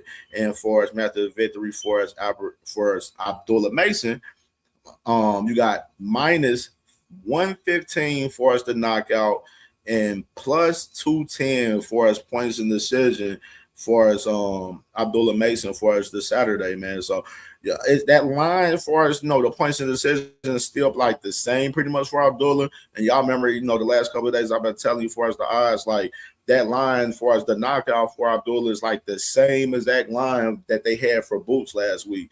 I said the only difference for us Albert Bell's method of victory odds compared to Xander is his odds is more like closer than Xander. Like Xander's odds wasn't this close far as points to decision, as Albert Bell was last year. If y'all paid attention and go back and watch the content we had from last week, talking about the odds with the fights from last week, like it wasn't as close. You know what I'm saying? So Albert Bell, they do got him on some shit where they believe like he would, if he was to win, he would win most likely by points or decision. And the knockout is plus 900 it's an interesting line on that shit because Albert Bell is not really like a power puncher per se, but he, like I said, I told you, like he got some little thump that he'll sting you though for sure, man. So definitely interesting for us those odds. They got some more odds. Let me get my phone real quick. What you say, Flyer? Flyer said he better not because they both Muslims and I'm sure they both know it's a sin in Islam to shave your beard. Okay. Shit. I mean, yeah, I don't think Abdullah's he ain't on that type of time, man. Yeah, he ain't worried about that. Dank said stop is between 3 and 6. Foxy Brown said Mason doesn't play with his food. He definitely don't. He definitely don't. Hey, that's crazy. Too. I had a little quote from Sergio Moore right here. I wanted to show y'all too, real quick, before we get into the rest of these odds on this fight. You got Sergio Moore saying watching tape on young Abdullah Mason and can't help seeing many similarities to the man I was just preparing for last week in Boots. Both long power punching southpaws that love staying in the pocket and welcome excitement in exchanges right there. And then you see at the bottom, you will see Gustavo, the WBO president. Gustavo, he says, terrific fighter and future multi-division world champion right there at the bottom of that tweet right there, man. So you got Sergio Moore, man, believing Abdullah has some similarities to Boots Ennis, which I've heard some people definitely make some comparisons to Abdullah to Boots and in some ways, which I can see some ways. I can definitely see some ways, but definitely far as being in that pocket and definitely exchanging, definitely being very offensive minded, killer mindset and everything. You know what I'm saying? When they smell blood, they going for the kill. Definitely, they definitely have that comparison. Absolutely. So they definitely got some comparisons for sure. Absolutely. And back to this. Let me pull this up real quick because they had some other shit in depth. They got more in depth odds now, as far as like some of the parlays. So let me get the total rounds in a fight. All right. So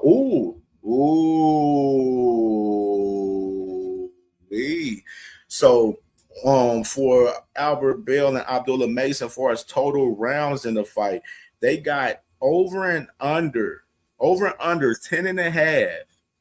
And y'all know what that means, y'all.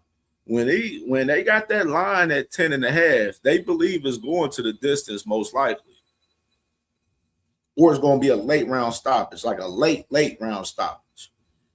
So Vegas has this fight as far as the total rounds and fight, as far as over and under 10.5.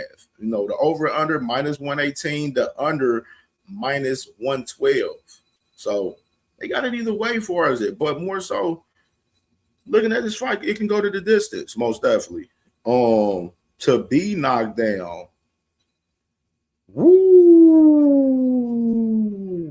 Wow, that's crazy. They got Abdullah Mason. So for the odds to be knocked down, they got Abdullah Mason +610 and Albert Bell -126. Damn, that's interesting right there, dog. Will both fighters be knocked down? +1500. So Vegas don't believe both fighters is going to be knocked down. Total knockdowns.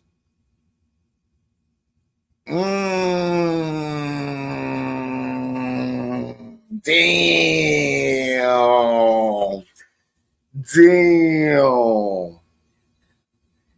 So total knockdowns for one plus is -175.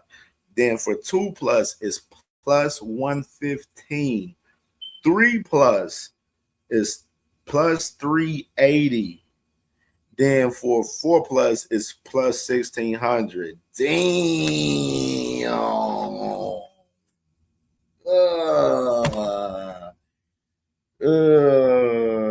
Damn. So with these odds, of course, they definitely betting on the one knockdown, but they believe it can be 2 with that +115. And they definitely possibly believe it can be 3 with that line at +380 right there, man.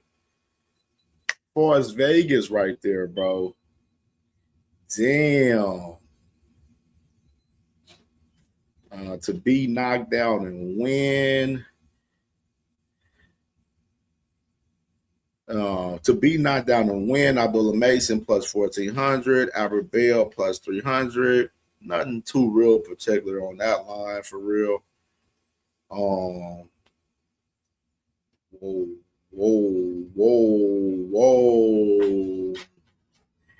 This different right here. This different. So they said, what round will the fight end? So they got the line at round 1, you got +400. Round 2, +3. You got 4 plus round 1 +4000. Round 2 +3000. Round 3 +2200. Round 4 is 1700. Round 5 1400. Round 6 1200. Round 7 +1000. Round 8 +1100. Round 9 +1300. Round 10 +1600. Round 11 +2000. And round 12 +2700 right there.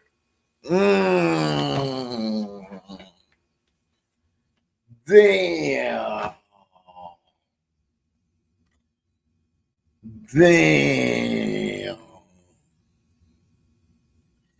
That line right there, bro, from like 4 to 9. No, even further. We just say that line, the lines for what round will the fight in between round 4 through 10 is interesting.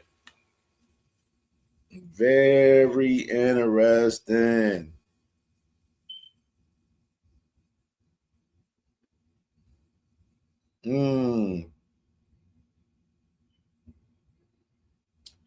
Whoa.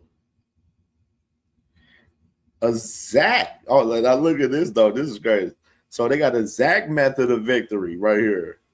So obviously the draw was +1500. So We're just gonna start with Albert Bill. Albert Bill for his technical decision, plus 10,000. Albert Bill by majority decision plus 3,000. Albert Bill by split decision plus 1,800. Albert Bill by unanimous decision plus 800. Albert Bill by disqualification plus 10,000. Unlikely right there, obviously. Albert Bill knockout on TKO. Albert Bill TKO plus 1,300. Interesting line right there a little bit. Albert Bell by KO plus 3,000 right there. And then you got Abdullah Mason, exact method of victory. Abdullah Mason by TD, plus 10,000, unlikely basically. Abdullah Mason by majority decision plus 2,200. Abdullah Mason by split decision plus 1,200. Then you got Abdullah Mason by unanimous decision plus 300 right there. That's a good line right there for you, for Abdullah right there for us, the UD. And then, of course, that's crazy. That line is lower for him, though. Abdullah by DQ plus 7,500. That's kind of crazy. That's just stupid. And Abdullah Mesa by TKO plus 190. And then Abdullah Mason by KO plus 380. So them two lines, Abdullah plus 190. Plus 380 for the TKO and knockout is very good. The Abdullah Mason by UD, that plus 300 looks very good. Albert Bell by UD plus 800 looks very good as well. Some interesting lines right here, man, for this fight, man. Some real interesting lines for this fight, man.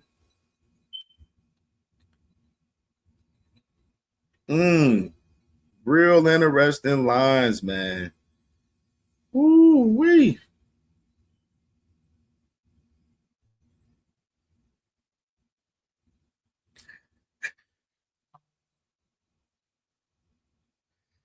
What, Dondrick, are you shitting me? I just did this same shit I've been doing it the last couple of weeks. I did it last week for Boots. That boy Dondrick is crazy, man. I just did this last week for Boots. I have to damn near do it for every fight damn near, if you really think about it, for real.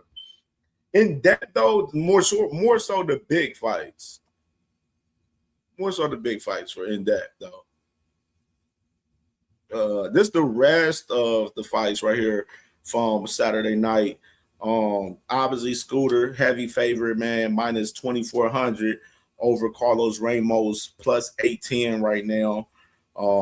Tiger Johnson, minus 650. His line then dropped a little bit. No, Tiger Johnson was at like a minus 900 the day before, I believe. So his yeah, you damn sure you're right. You damn right you spreading your misinformation this morning, brother.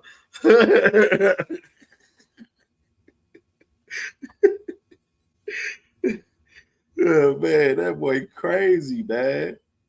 That boy crazy. And you got that line with Tiger Johnson kind of moved lower the last couple of days. It was like at minus like 900 before, so it moved lower. So he's at minus 650 to Chris Guerrero's plus 400. And then you got Shushu Carrington, man, heavily favors. His line has not even moved, not one bit. Like Shushu line has not moved at all. It's been the same the whole entire time at minus 14 on 50 right there to Renee Palacios plus 760 right there. And obviously we know we talked about Abdullah in depth a little bit, him and Albert Bell for as minus 460 for Abdullah, plus 320 for Albert Bell, man, which is Real interesting. This is from FanDuel, Foxy Brown. Yep. Yeah, this from FanDuel. I do my bets on FanDuel. Sometimes I use DraftKings, but then I like I'm a little bit more comfortable with FanDuel more than DraftKings. Those are the lines, man, for the fights this week. And I wanted to show y'all some interesting shit too, man, because we got the press conferences in about 20, 25 minutes. So we got some more content but until then. So wanted to show y'all something. Let's start off with Robert Easter right here. Since we talk about Robert Easter. So my dog, man, Robert Easter Jr., man, former world champion out there from Toledo, man, showing mad support to Albert Bell, man, for sure, saying, and the new. And you got Albert Bell right there, man. Albert Bell, basically, showing love back in return, man, for sure, man. Definitely good to see, Robert Easter showing love to the man Albert Bell. And then as well, there was another little post I seen from Robert Easter too. He said, God's timing is everything. You waited your turn and you earned it. So you got Robert Easter, you know what I'm saying, basically, letting that man know, like, yo, Robert Easter know in person everything that Albert Bell has went through leading up to this situation for us with Abdullah Mason, man, for sure, man. It's definitely been a long run to him, leading up to this point, man, most definitely. And I love to see Robert Easter support, man, for sure, man, definitely for sure. And another thing, interesting factor, and salute to my brother Ohio Runs Boxing right here with this crazy stat right here, y'all. So my brother Ohio Runs Boxing, he said, can Andy and Albert, speaking on Albert Bell's father, Andy Bell, can Andy and Albert Bell become the fourth father and son world champion duo in Ohio boxing history? As we already know, Robert Easter Sr. and Jr., they was one of them. Obviously, Sean Porter and Kenny Porter, they was one of them as well. And Valiant Mason and Abdullah Mason, the newest, father and son world champion duo. And obviously, with this fight, this is Ohio versus Ohio. So the belt this Saturday night is going to stay in Ohio, man. That's one thing about it. And Albert Bell, Andy Bell, they vying for that next spot, man, as far as being that next father and son duo right now, man, which is interesting. And Robert Jr. and Sr., they had the opportunities of doing so. Sean Porter and Kenny Porter as well. Recently, Valiant Mason and Abdullah Mason. Now we can see if Andy and Albert can knock off Valiant Mason and Abdullah Mason, man. The coaching, you know what I'm saying, the both coaches, that's real interesting. Who has the better trainer in this fight in this fight this Saturday? Obviously, Andy has been obviously more experienced, a little bit more than Valiant for as professional fights, for as coaching up Albert in particular. But Valiant Mason, and Abdullah, they've been building pretty well together, man. And they've been doing very well. Who's going to be able to make the better adjustments in game and between the fights when when the adjustments is needed to be adjusted during the fight this weekend, man. Like, it's definitely going to be interesting to see how Valiant Mason versus Andy Bell from that perspective, how that's going to work this weekend Saturday as well, man. And another one, my brother Ohio Runs Boxing, man. He's a stat machine, man. Salute to my brother, man. He said the last Ohio win to win a short notice fight on a national television broadcast was Montana Love against Samuel Tia on 11-day notice right there. So, little Ohio Runs Boxing fact right there. For as the last Ohio guy to win on short notice was Montana Love right there in particular. And I had something interesting while we talking about Ohio too to show y'all. Now I seen something. I know people was asking about the Cordina situation for us, know him a little bit, which we talked about Cordina. Obviously, Cordina has, you know, his situation where he has to go to court next week for, you know, the whole incident that he had in February with that guy where, you know, he fought that guy, whatever. But people was online last night, you know, talking with Gustavo Olivier, pretty much, you know, the WBO president, about Abdullah Mason. And matter of fact, I'll show this one first. So you got, you know, you got everything boxing on Twitter. He was like, "Hello, sir. Is if this is a voluntary defense." Oh, fact, let me play this first. Let's show that. Do that. Show the banner real quick.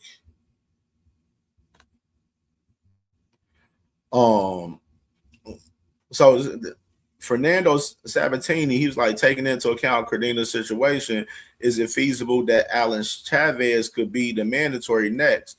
Then Gustavo says certainly, because Chavez is the next qualifier.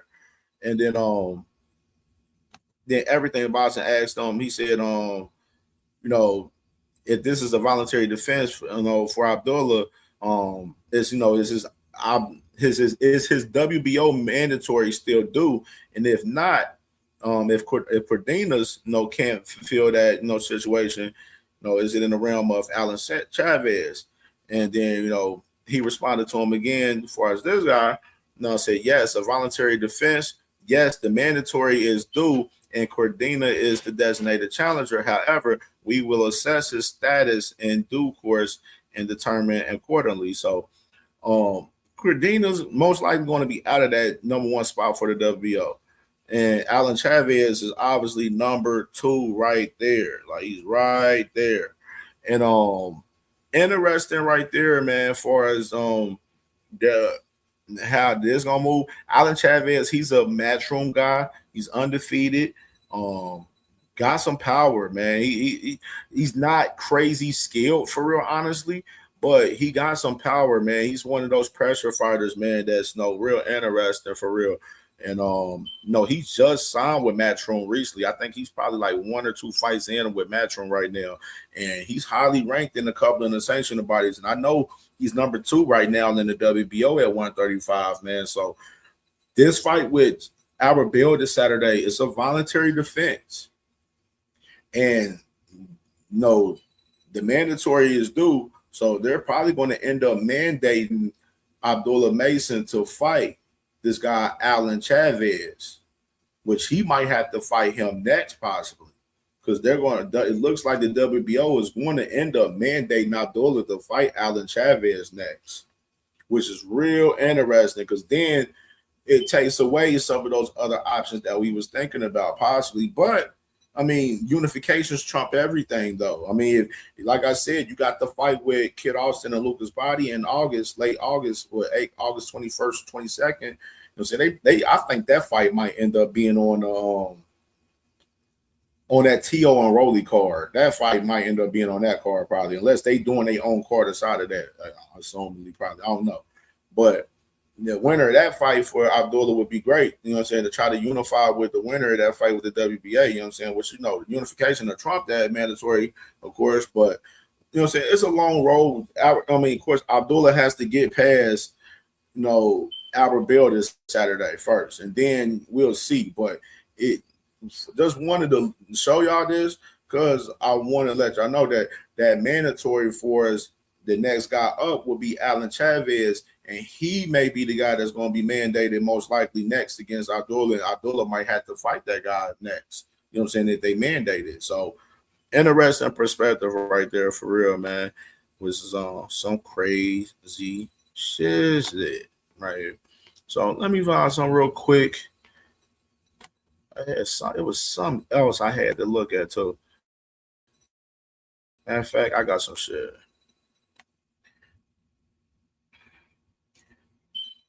Yeah, Montana Love, man, bro. Like, I don't know what he's doing right now, bro. You know what I'm saying?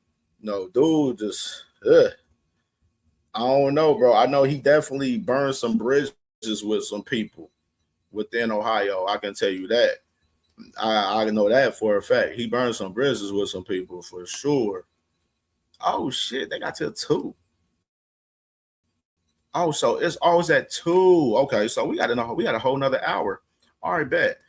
Let me see. Check this out real quick on something, and then we go. Might open up something.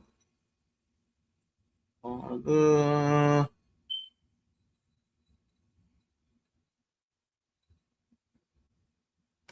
yeah, we can do that.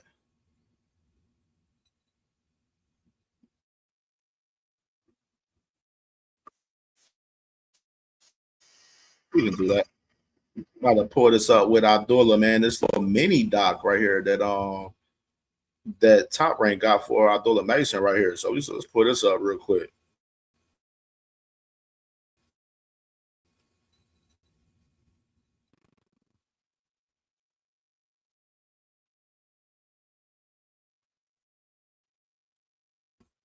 Pull this and make sure y'all smell.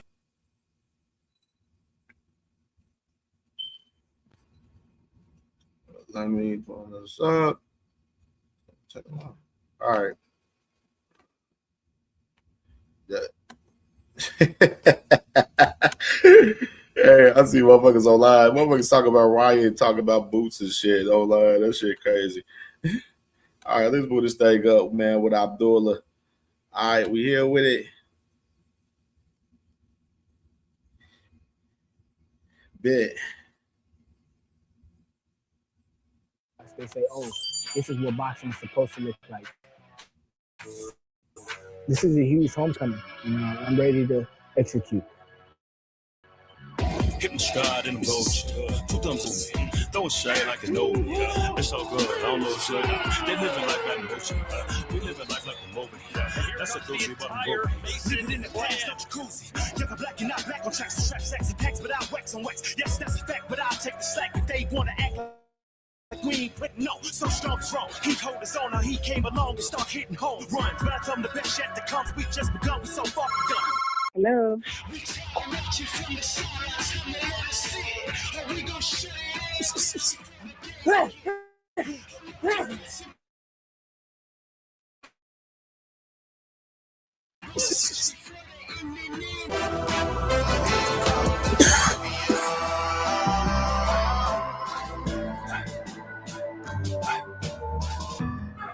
Salute to my sis, sexy Kendra in the building. Salute, sis. Salute, salute. Hope you Track feeling to good. a world title, debuted at 17, became a world champion by 21. If he continues with this momentum, he could be one of the greatest fighters of all time. They call him the undercard main event, and there's a reason for that. He always produces fireworks, but this time he'll produce fireworks in the main event on July 4th when he defends his world title for the first time. The beginning of the Mason era begins this July 4th, live on DAZN and on TNT. I think it's a terrific main event. Abdullah Mason had to walk through fire and him out in Saudi Arabia against opponent in Sam Noakes, and now he's going to have to do maybe the exact same thing. His business at a rapid rate since he's turned professional. He's made no secret of his desire to challenge the best fighters in the sport. I think Abdullah Mason has all the abilities to be literally the next superstar in boxing from his class. I think he's... Salute to my boy Slogan One, man. Salute, salute, salute. John Sanders in the building. Salute to my brother John Sanders, man. Everything that you want. Action-packed, intelligence. He's willing to get, physical when he needs to. But you can show the attributes of boxing, moving, and he has the great knockouts that everybody wants. This first main event for his new deal with Top Rank is on the TNT is definitely a door opener to boxing being on TNT, and I feel like I'll be setting a tone for any boxing events coming after that. They're gonna have something to expect, after July 4th. Every fight that I've had, every step towards this world title that I've gained has been like a level higher. And I want to continue my success in the boxing ring, just keeping my family around me, keeping my father around me, staying focused and listening to what they got to say. You know, you usually go on the road sometimes to win a world title.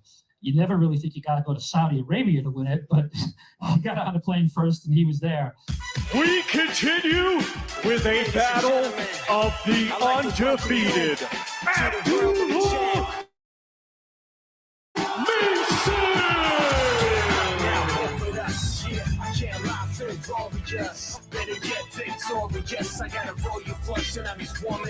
I thought his fight with Sam Noakes was absolutely terrific. Sam Noakes made him dig deep, and when you're a young champion like Abdullah Mason with all the skills, all the talent in the world, yeah. I think that fight with Sam Noakes just on talent alone, without really smoothing out the edges in his game or getting that savvy yet at just 21 years old, going on 22. I remember his dad was in the corner and he was sitting behind him and he's just screaming his head off, just box him, just box him. You're trying to counter everything you throw. You got to be tight. Don't worry about the inside right now. Shoot the jab and move. I really like his dad in the corner with him, just getting him to calm down a little bit at times. You know, you don't need to go out there and you don't need to blast these guys out. You got the skills. Skills pay the bills. So I think he'll be a much better fighter because of that fight, because of the different areas that he had to show and dig deep. And he did. But you know what? He took punches and he fired back every time he had to. There's a reason. Damn. Practice shit, boy. That boy, man, that boy's a killer, man. He's offensive, bro. Like, I was sitting there just, as far as like on YouTube, I've been on YouTube probably like the last 2 years, but CamJNetwork has existed for like about like 5, almost 6 years in a sense. Because first we did a lot of our content on like social media for us, like Facebook, Instagram, you know, shit, Twitter and stuff. A lot of our content was based off of that. And then I transferred all my content over here to YouTube and shit. And Abdullah's been one of the main fighters I've been covering for a long time over the last, few years. And just seeing Abdullah's growth until where he's at now is amazing to see it, bro. Like, it really is, like, real shit.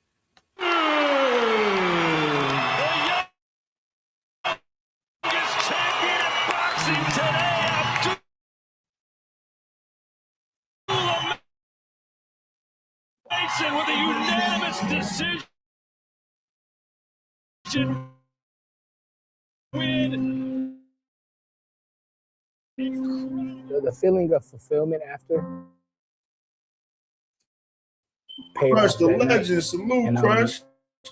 I feel like I won that fight in the fight. And now just make boxing something that people really want to watch. This first side of the fence is very important. It's one thing to win a title, but once you defend it, I feel like that's another double stamp on that. Man, talk about it, Abdullah. You know what I mean? It's one thing to win it, but it's one thing to defend it. Talk about it, Abdullah, man. Talk about it. The Butcher, man. Salute, salute. And I think Mason is a quiet killer who's just scratching the very surface of his to win this fight by knockout. But what we want to see out of Abdullah Mason in this fight is growth from the Sam Noakes fight. Can he be a little bit more disciplined with his skill set, with his sense of distance?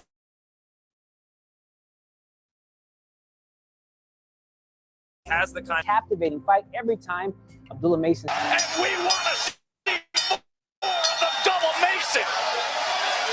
How good is this young man? He's going to bring the smoke and produce a show. Right. The city of Cleveland. Cleveland is home. Cleveland is home. So I guess that tells you everything right there. Cleveland is home. And you know how you Facts, Eric Crab. You at home. Facts. Like we do all this title talk and all of this shit from all the the accolade patterns that my brother Aircraft like to call them. You know what I'm saying? I like using that accolade patterns out here. You know what I'm saying? You know what I'm saying? The accolade analysts and shit. You know what I'm saying?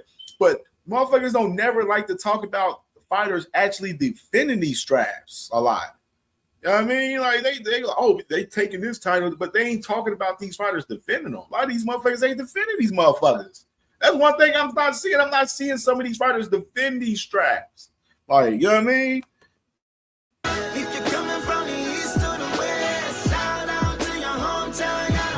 A city with rich professional sports history that includes the Cavaliers, Browns, and Guardians. And on July 4th,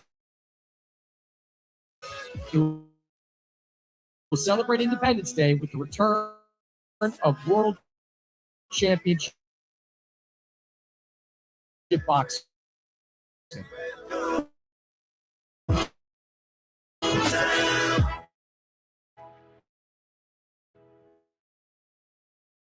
This is the first time that Abdul is going to be headline fighter to this young rising. But they're going to be able to watch my fight live and a living color at the Wilson Center. And if anybody, got an appetite for smoke, then I'm calling this one a cookout. So come to the cookout and you're going to be fulfilled.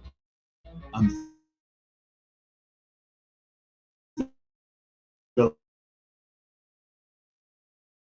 really excited about it. The fact that we have the world's youngest champ defending his title, and the great has a long storied history of great boxers, and that's just so. My brothers have been in my corner. They've been training me since I turned pro, since before I turned pro. Crush Gym right there. To have two of them on a famous gym out there in Cleveland, Crush Gym. Pro with me, that makes this training camp. That's where it all started for him right there. One of the spots right there. Special because, I'll be in the gym training with them, knowing that they're going to be also under those lights. We get to push each other, drill with each other. When we were amateurs, my brothers and I headlined amateur fight card, and it was the biggest amateur fight card Cleveland's seen in a long time. That was in 2019, and since then, Cleveland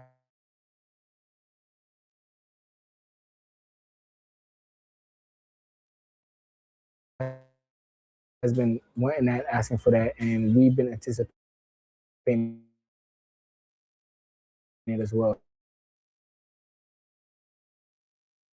So I'm definitely excited to have him. Took so much work. Facts, man. Like, they wouldn't allow Abdullah to have his own company if they ain't trust him and fuck with him heavy and believe that he was one of them guys to be one of the stars for Top Rank, man. You know what I'm saying? He's basically one of those guys now, man. And they're pushing Abdullah into the forefront. And, this is a major, step for him Saturday versus Albert Bell right here, where, a lot of shit, riding for him. You know what I mean? There's a lot of shit riding for both fighters, man. And, that's why I said this, you're not going to get no friendly ass fight from these guys. I can tell you, I tell y'all this every day about this fight. I'm just saying it's not no fucking brotherly love shit over here. You know what I mean? The only motherfucking Abdullah, is leaving the zip is his blood brothers. Everybody else can get it. You know what I'm saying? Appetite for smoke. You know what I mean? You know what I'm saying? That's just what it is, man, for sure.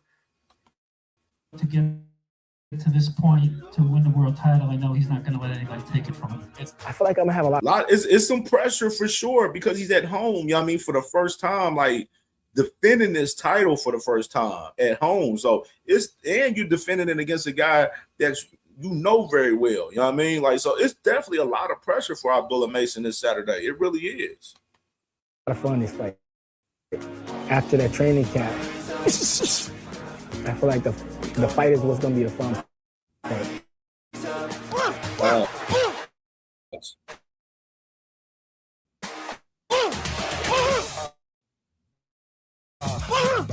Right there, we got Tiger Johnson, Abdullah Mason, and we got Shu York. Come through. Or you gonna be July 4th, you got to be at the Wolstein Center for your World Champions first homecoming and first title defense. I don't want y'all to look at the footage afterwards, and wish y'all were there. I'd rather y'all be there, and be happy. When you clean in the building, be there and be happy that y'all got to see it live. Everybody to be in the building. They want to see fire. Yeah, man. It's going down. That boy, Abdullah gonna be ready to try to get him a knockout and everything. He gonna, once it comes fight night Saturday, man, he gonna get in there and try to have some fun in there, man, for real. Be offensive, but definitely got to be, defensive minded, man, for sure, man, in this fight, man, because Abril definitely got some skills, man, to pay the bills. It's real interesting, man. And I want to show y'all this, man. I got the full clip. I showed y'all the full clip from this. We're going to get into a little bit of boost before we get into, this press conference, man. This is around 2 o'clock. This bullshit. Let's get into this, bro. Let's get into this. Run, Nicolette. Question, champ. Yo. Who you want, man? I want Fundora. Bring on that tall, what is it, tall tower, whatever it is. Tall Inferno. We're going to chop him down easy. So there y'all have it, man. This is exclusive video from Pedro. The first time this young man has said who he want. And he putting it on the record and Pedro bringing it to you. He want the Tower Inferno. You can't get him. Fundora. We want Josh next. See, now we getting the inside school. We calling motherfuckers out. So I don't want to hear no more shit from nobody. He's putting it on the record. And it's going to be shown. And not only that, he's coming back when he could afford Boots. They had a game plan. That's why they didn't want to fight Boots at that time. Yo, now so my producer and my lady was sitting at the whole time. She thought it was a smoke screen. I'm like, wow. All that shit was fake. They act like they was going through some shit, him and Delaware and all that. All that shit was fake, man. It's fake. There you have it, baby. It's going to fuck down once again. 2 times. It's just starting. We're going up to 160 and 68. Yes.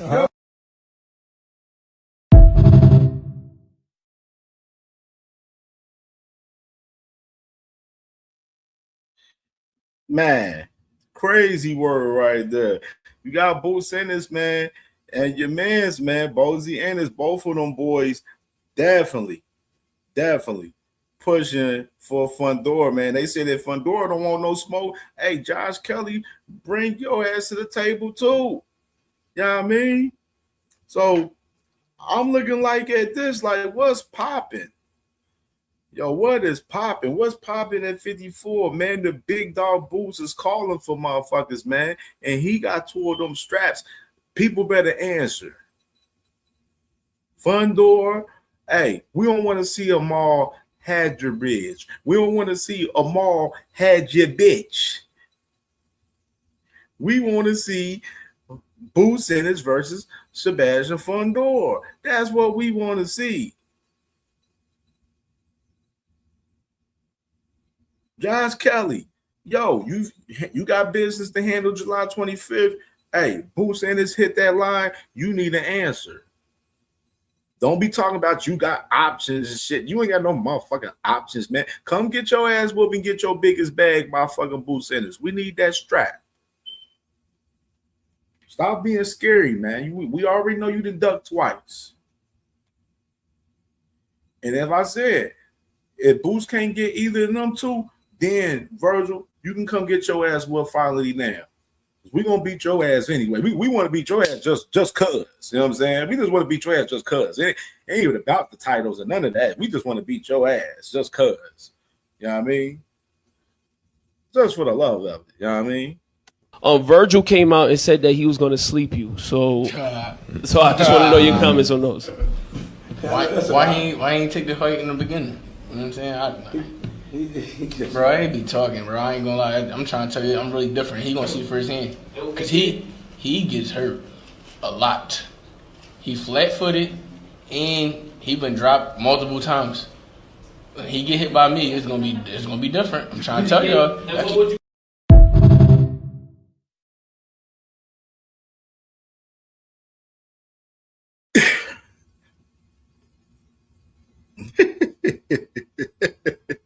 Hey, you heard that boy Boots, man? He said, "Ha." Hey, Boots playing that boy Virgil Cock out here, bro. I'm crying. He said that boy gets hurt and he get hits a lot. You flat-footed, man. Boots, man, I'm telling you, Virgil don't want no fucking smoke, man. And I said it's stupid that Robert Garcia is trying to push this narrative talking about, oh, if Boots is to fight Fundora, oh, he's probably ducking Virgil, bro. Hey, hello, Robert Garcia. Newsflash, need to let you know, sir. Fundora is better than Virgil. Virgil's not better than Fundora. Like, I don't know why they just want to get this boy ass whooped, man. They want to cash out and get Virgil ass whooped at this point. But Fundora, I'm not feeling this Fundora shit though. You know what I mean? Fundora, bro, hit that man line, man. Boots and them trying to talk. You available? Fuck them all. Had your bitch. Hit that man line, man. You heard him, man. Question, Chant. Yo. Who you want, man? I want Fundora. Bring on that tall, what is it, tall tower? Whatever. Tall Inferno. We're going to chop him down easy. So there y'all have it, man. This is the exclusive video from Pedro. The first time this young man has said who he want. And he putting it on the record and Pedro bringing it to you.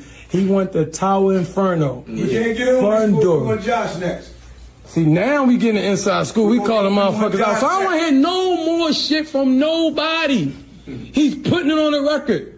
And it's going to be shown. And not only that, on the he's podcast. coming back when he could afford Boots. They had a game plan. That's why they didn't want to fight Boots at that time. Yo, now so my producer and my lady was sitting at the whole time. She thought it was a smoke screen. I'm like, wow. All that shit was fake. They act like they was going through some shit, him and Delaware and all that. All that shit was fake, man. It's fake. There you have it, baby. It's going to fuck down once again. 2 times. It's just starting. We're going up to 160 and 68. Yes.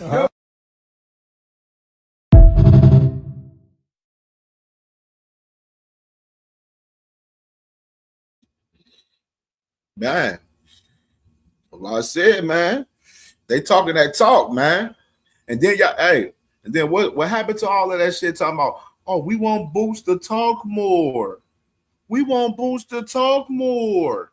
He talking. We just need some answers for who he talking to. That's all we need at this point. You know what I'm saying? He definitely talking for sure. You know what I mean? This is all about, can he get the answers of what he's talking about? Yeah. They can't ignore that clip, man. Can't ignore that clip at all. Like, that man is calling for Fundora. So Samson Liquid, all of that extra shit talking about, oh, you know, we're talking about Amal Hadjabidge, you know, in the fall. No, fuck that. No, come to the table, nigga. Fuck that, brother. Bring your ass to the table. Fuck all of that. Fuck that. All right, let me pull up this Tiger Johnson right here. I'm gonna pull up Tiger Johnson in his training camp right here, man. So I definitely found it. So let me go and pull this up right here. And make sure the like button. Ishmael Hassan, man, what's good, bro? What's popping with you, brother? All right, got the volume on that right there. Boom. All right, let's go ahead and show my dog Tiger Johnson right here. We showed Shushu's training camp yesterday. We just showed Abdullah. Let's go and show Tiger right here. Let's see what Tiger got going. I'll screen this thing.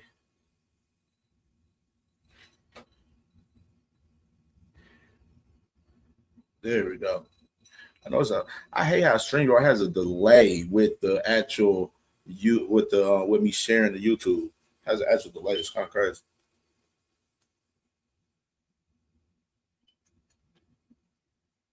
All right, let's get it going.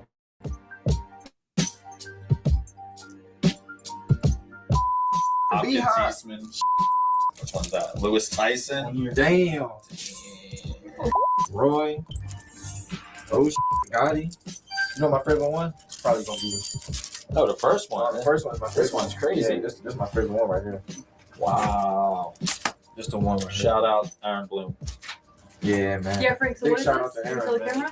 So Tiger is a big collector. He collects comic books. If you don't already know, he collects collectibles like toys, Boxing memorabilia. and boxing memorabilia. So one of the leading collectors in boxing, him and Tiger, they made a deal. He's going to sign a bunch of photos. He signed some of his Topps trading cards for just some collectibles. That's what's up. There's work to be done. Tell him, nigga. Work to be done. Who am I looking at? Work to be done.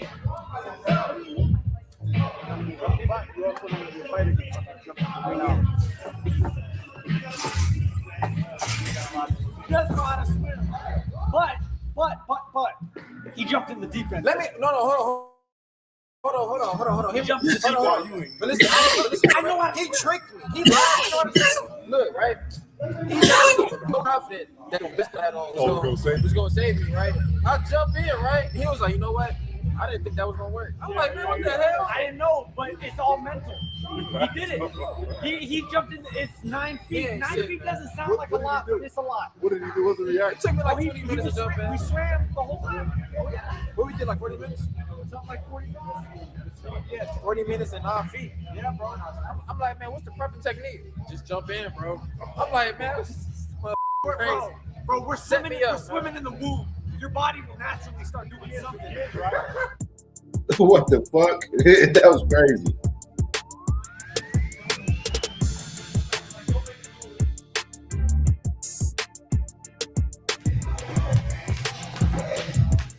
Man, training camp been amazing, man. I've been getting the best work. We've been working on a lot, improving our game, just working on the little things. And I can't wait to showcase what I've been working on all camp. Nobody works harder than me.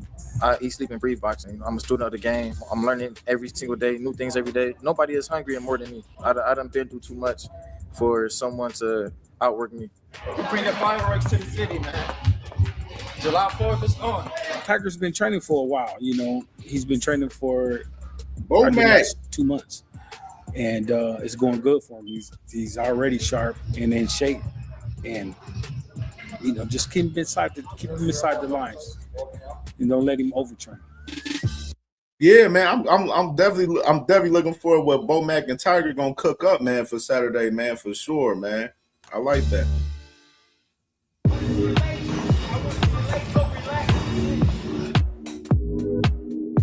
This on Top Rank. This on Top Rank's YouTube channel. On 2 cents.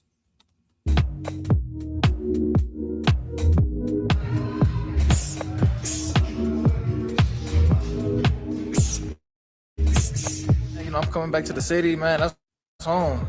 I'm ready to show out, man. All my family and friends gonna be there. You know, it's first fight on TNT. It's gonna be great, man.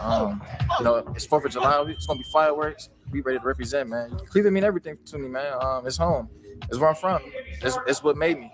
All the trials and tribulations that I had to overcome, they made me who I am today, man. You know, I'm excited to be fighting at home, and this is something that the city wanted. You know, the city been begging for us to come back to Cleveland. So this is our chance to give them what they want. When you fight in your hometown, you're not just only fighting Tiger, you're fighting the crowd too. You know, so that's a good thing for us when the fight do happen. Damn, I stay in shape. Yep, I stay in shape, boy. Hey, listen, the reason why I have you guys do double combination so you can sustain your power through the combination. So you got to think about it to myself. If I do this double combination, where do I take my breath down? Boom, boom, boom, boom, or boom, boom, boom, boom, boom. Oh yeah. And when you're rotating, you're hitting combo each bag, right? When you're galloping, you go to one bag combo. Yeah, right there. Yeah. What we did yesterday, right? Yeah. Fun fact, you know, Bo had a Jerry curl back in the day. What? You believe that? You believe that? Hey, Canelo. He showed me a whole picture. Man, he had a Jerry curl back in the day. It's crazy. Canelo, stop the presses. Canelo.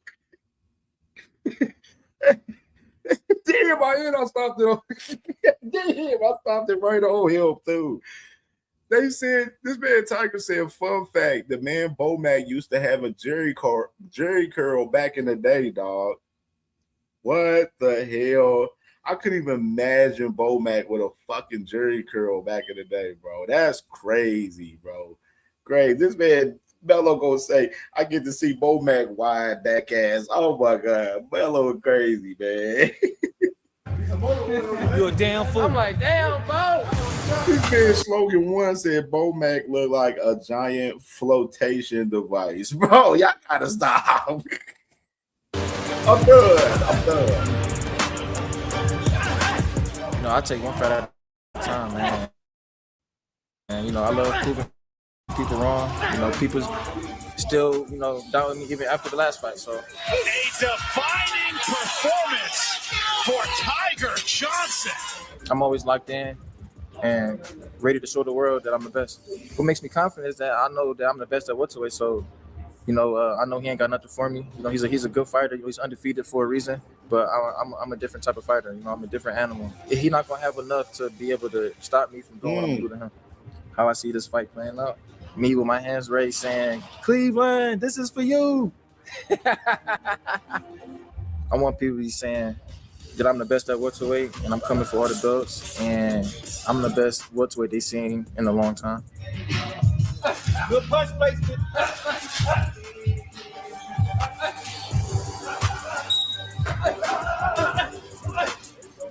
The mentality that he has. He wants it. He wants to be that next champion. You know, he wants to be a multiple champion. He wants to be an undisputed champion. So he has that it factor. That kid definitely will be a world champion one day.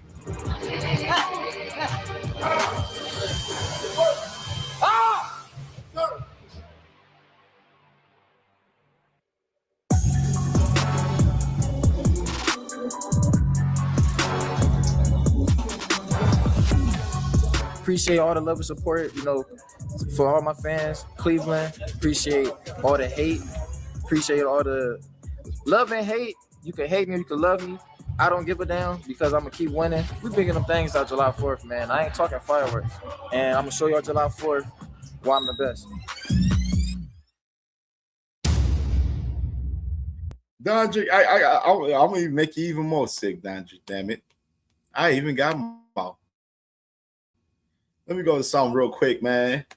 I just seen something I want to show. Let's go to now. We got some more time for before that. Let's do that. Let's do this right here. I've seen something interesting I wanted to show y'all. Let's go to Fight Hype real quick.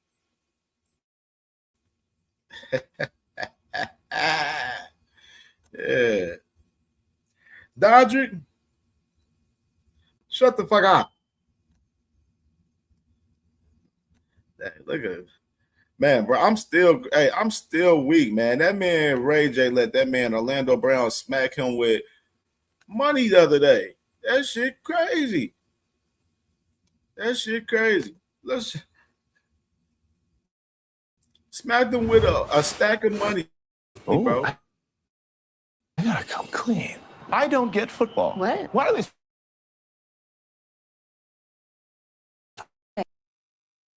On Shakur and Keyshawn Davis right here, man.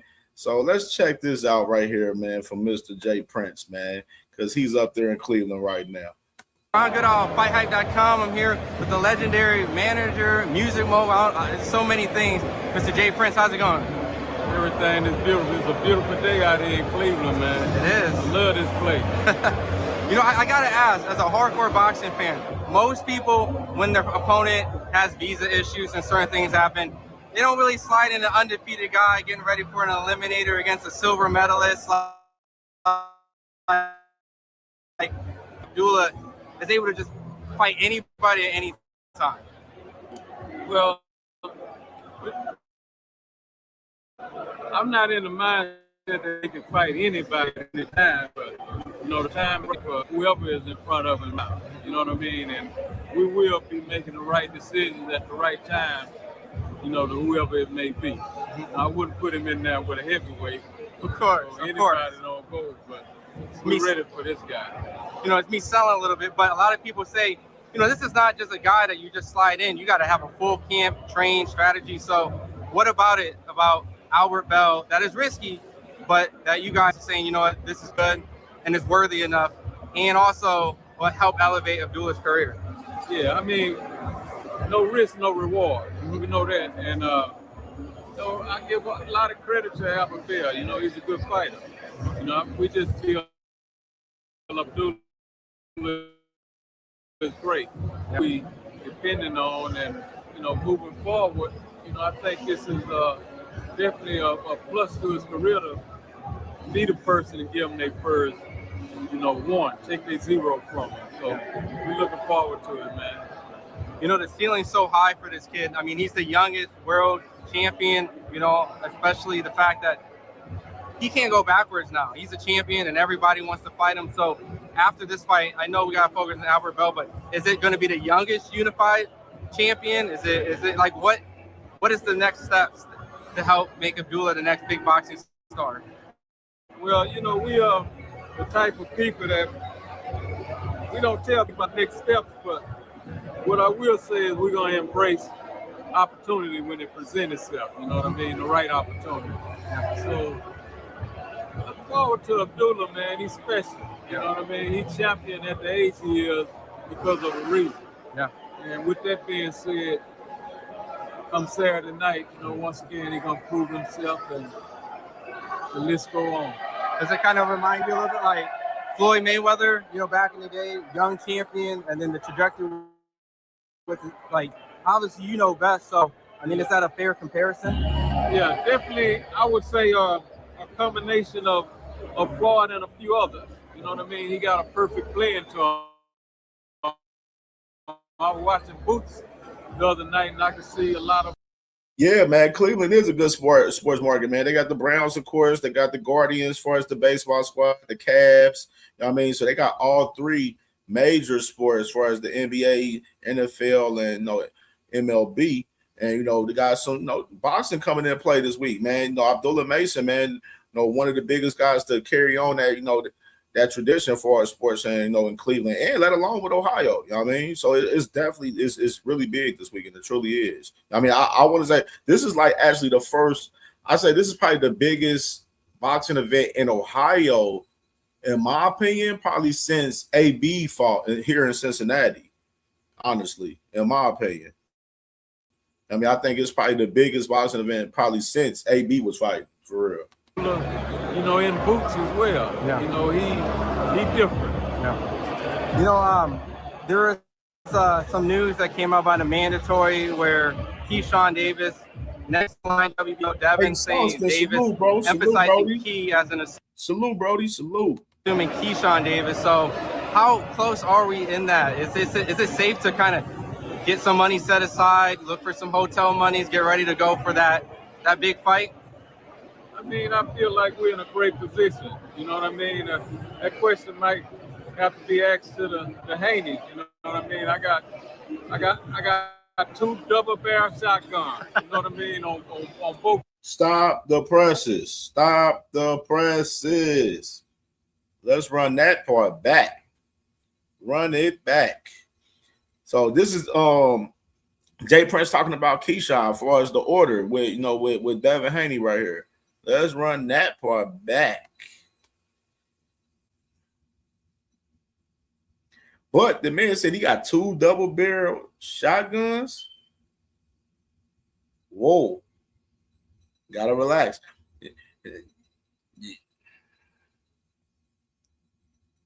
Maybe two in Keyshawn and Abdullah. We're in a great position. You know what I mean? That question might have to be asked to the Haneys. You know what I mean? I got two double barrel shotguns. You know what I mean? On both ends, and I got them blocked in, so they got to see me one way or the other. Whoa, damn. He said it's up to the Haneys. He said it's up to the Haneys. He said he got the Haneys boxed in with both guys. Hey, I'm just the messenger, Face. Don't kill the messenger, bro. That's what he said. Is it a little, I guess, frustrating because I know there's a lot of narratives out there, and you specifically, Shakur, even Keith, like, I don't feel like you guys were able to speak on some of the things that kind of transpired over what was allegedly Shakur and Devin and things like so. Is there anything that you can help clarify, I guess, that? I mean, it ain't really much to clarify, you know what I mean? This is a game where, a lot of shit is talked. Yeah. So, we can expect, a lot of that to be thrown and said, and, it don't really affect us because we understand what we're dealing with. Mm-hmm. Come that day, time and place, we will be ready. Yeah. Either or, Devin has to fight somebody lined up this side or that side, vacate the title or whatever the case, right? Yeah, I mean, I hope they make the best decision, and I know they will. Devin have a great manager and his father. You know what I mean? Bill is my homie. So whatever decision they make, have to be respected. But I'm looking forward to dealing with all of them in the future. Awesome. Well, I appreciate your time and looking forward to Saturday on a practically looks like a sold out Cleveland card. So congratulations. Abdullah, let's go. Awesome. I hate Jay Prince interviews. Yeah, he gave us like a tad bit or something, but it wasn't much at all, man. Like, you know what I'm saying? This shit was kind of trash, man. Let's check out Albert. I want to do this. Let's do Albert.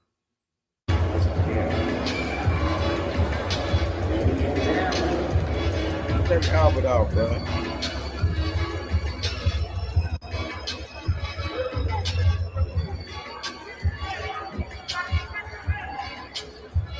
Like, it's nasty work. Like, real shit. You think about it, bro.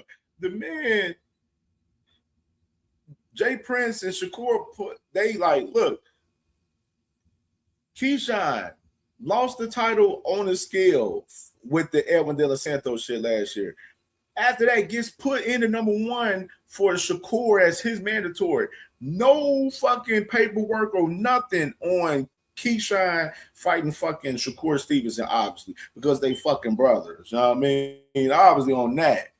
But then you got, you know what I'm saying? Now you got this with fucking, Keyshawn being number one at 47. Not like I said, it's interesting to see these 20 days with Keyshawn and Devin and see how Devin moves with these 20 days. Like, it's gonna be real interesting to see how these 20 days move with Keyshawn and Devin for real. You know what I mean? Like, I'm just saying, bro, it's too much strategic moving out here, bro. For real, man. Just do, man. Salute, brother, man. Salute. Let's check out Albert, man, right here, man. Albert on here getting it in right here, man. And so y'all let me know y'all thoughts, man, and what y'all think about Albert, man. How you looking right here in this media day workout from yesterday, man? We about 30 minutes away from the press conference, man. So we're going to be tapped into the press conference as soon as it come on, man, for sure. Terry Hogan, Cortez Bay to ringside.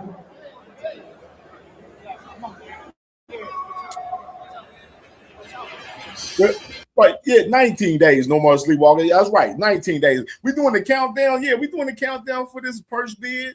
Because, bro, I'm telling you, that purse bid for Devin Haney and Keyshawn is going to be real interesting. Now, you got the Haneys doing all this talking about this fight with Tank and all of this shit. You know what I'm saying? We're going to know about what they're going to do with this strap in the next 19 days, man. It's about to get spooky out here, man. Real shit. I'm loving it, bro. I'm loving how a lot of this shit is coming full circle, bro. I'm loving this shit. This shit is beautiful, man. Let's get into Albert Bell right here.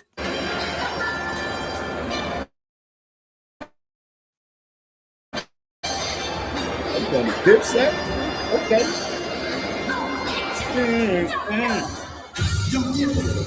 Just Blaze, Killer, Timbermates, 19 days, no Skinny Bill.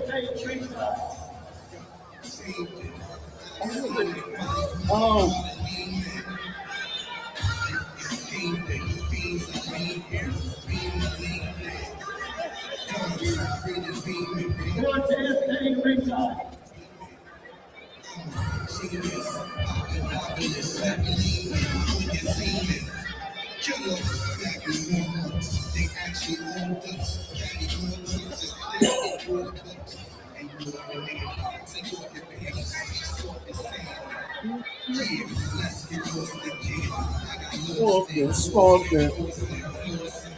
Wants Miami.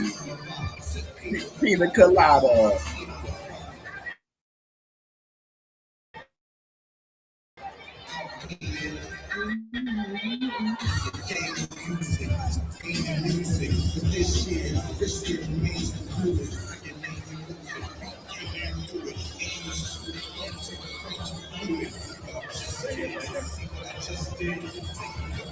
Cortez Payne ringside. Couple balls off. Let's just live. Yeah.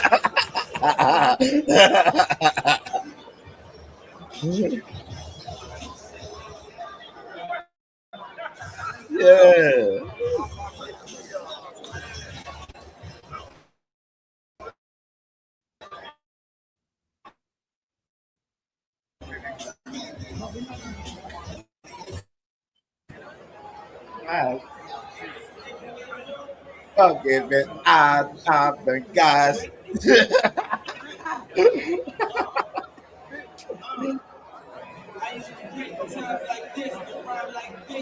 Yeah, man.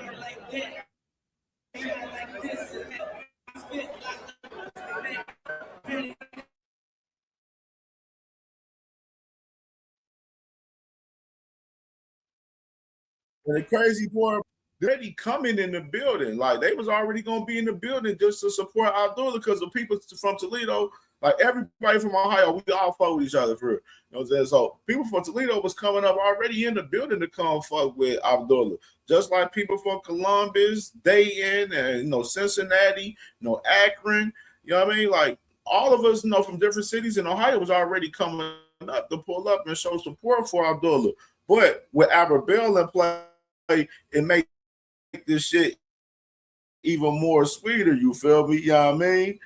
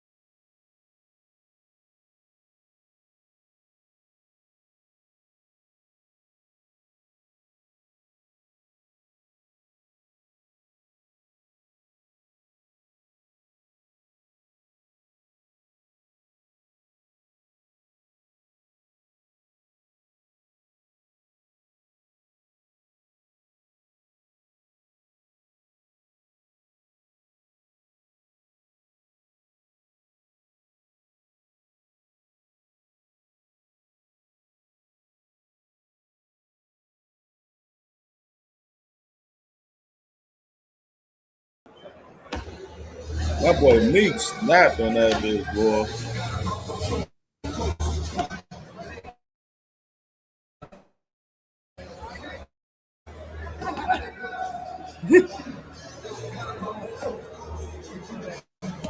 Yeah.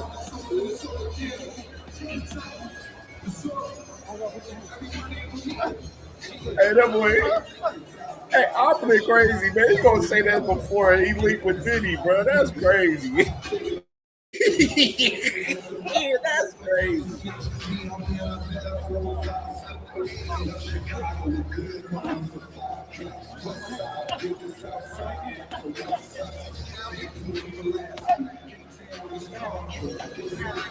That's crazy, bro. Optic. I'm fucking crying, bro.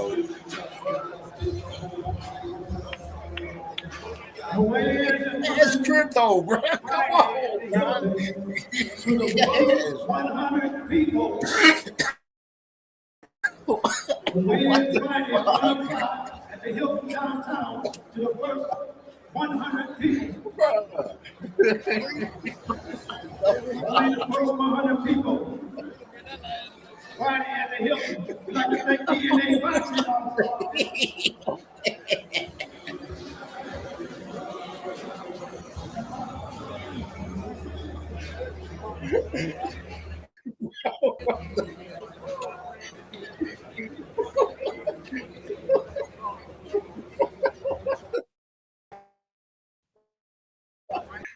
I'm fucking crying. Oh man, I'm crying, bro. Damn,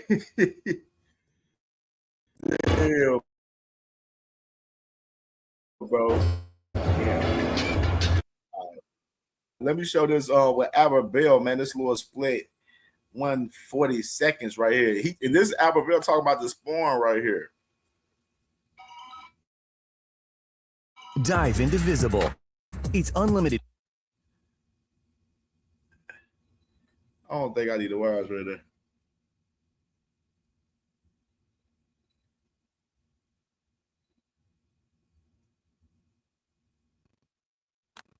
Can I do a walk and talk? Yeah, come on. All right. Good off. I'm here with my guy Albert Bell, man. First and foremost, I didn't even know you played football. But man, I was gonna say baseball, like the baseball player. but crazy, man. Talk about this opportunity, man. Like it's like 1 minute you're getting ready to fight for a eliminator. Now it's a title with someone you sparred 3 times. I know you guys are cool, but More times than that. really? So what made you go like, you know what? This is a fight that I'm gonna go take outside of it just being a championship fight? I mean, it was just a great opportunity. You know what I mean? 2 undefeated guys. These are all my uncles. Other than that, man, it was no brainer for me. You heard me? He said he already tell you. Albert, he said shit. You know what I'm saying? 2 young, undefeated fighters from Ohio, you know what I mean? You know what I'm saying? Yo, shit, it was a no-brainer for me, like I told y'all. Cam J.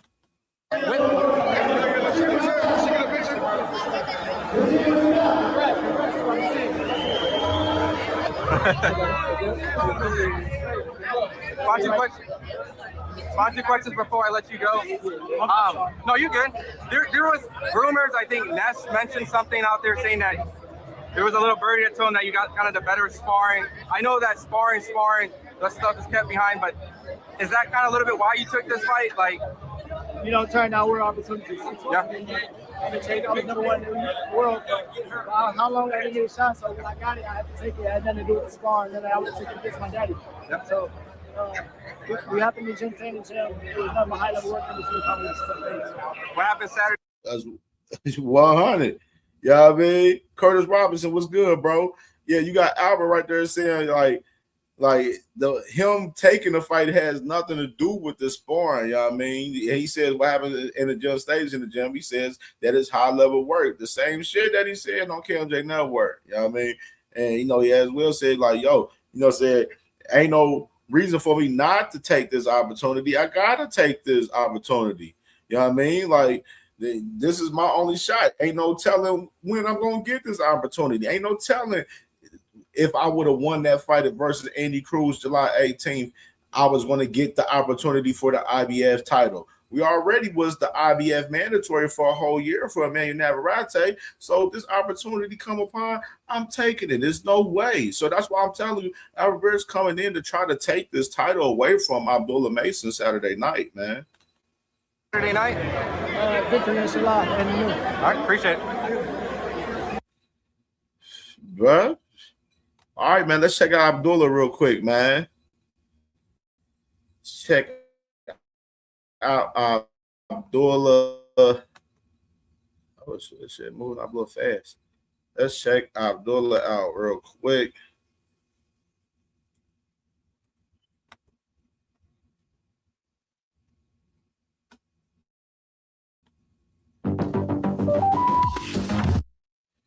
And you know what I'm saying? And the man Abdullah, he understand it. He understand what Albert Bill is coming to do. He understand that shit, and he understand the pressure that's on him, fighting at home and everything. He understand everything. That's why I say this is gonna be a good ass fight Saturday night, man. I told y'all last week, low-key, this could be fucking around, possibly fight of the year, possibly, man, Saturday night, man, with these two guys, man. Real shit.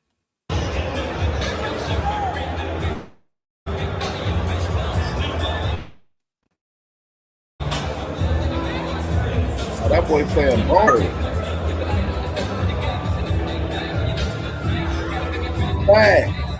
That's compliment. This is how real motherfuckers do that shit.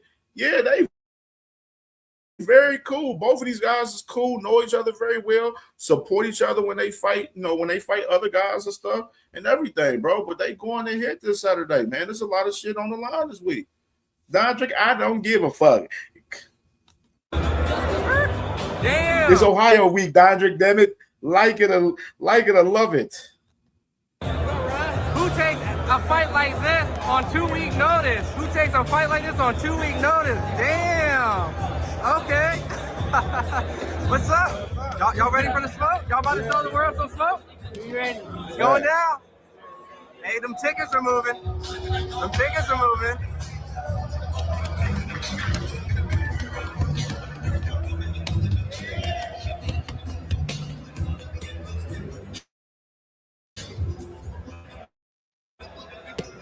I want to get the view out.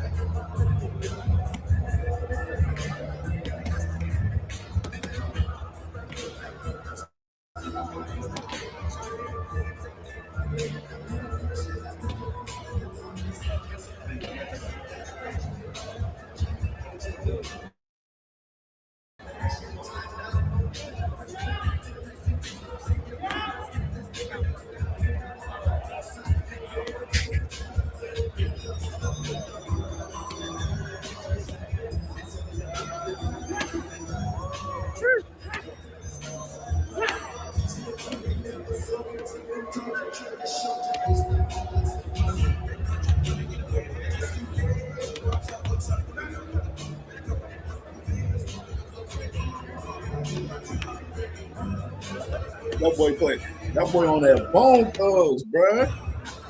No Bone Thugs, Cleveland, man. We used to smoke hella weed to that Bone Thugs back in the day, boy.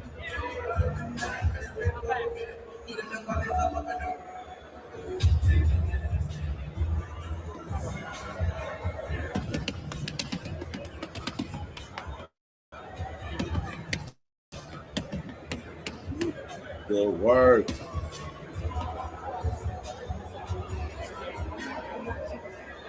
Hey, Apple and dead ass. They was not even born, bro, when this shit was out. No cat. No cat.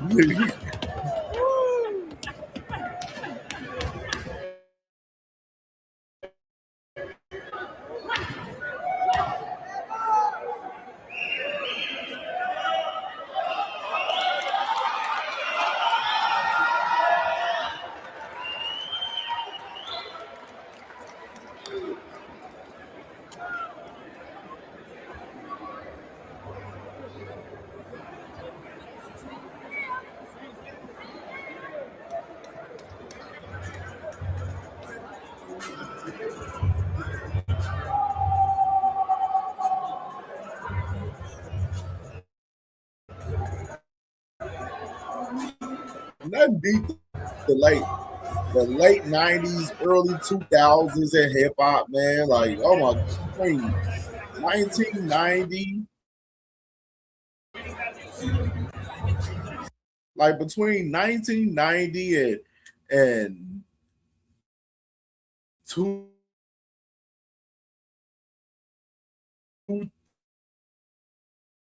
and 2000 and like that wasn't in 2000 time, bro. Them 2 decades, bro. Man, no, like man, this era not even any lit legends in between them two eras, man. Real shit.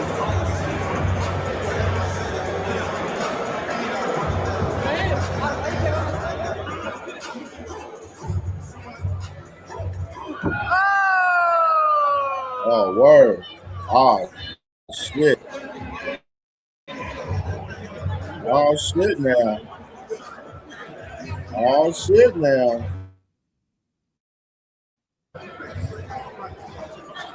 We might be motherfucking Abdullah, man, fucking getting knockouts and flying off of ropes out this bitch now, man. Y'all better watch out now.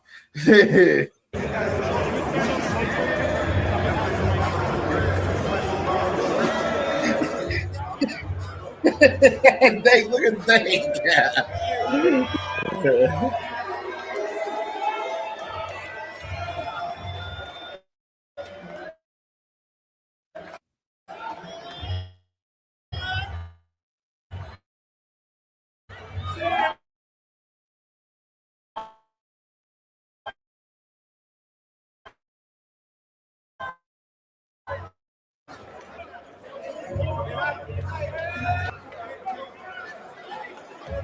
All right, man. Let's go to this.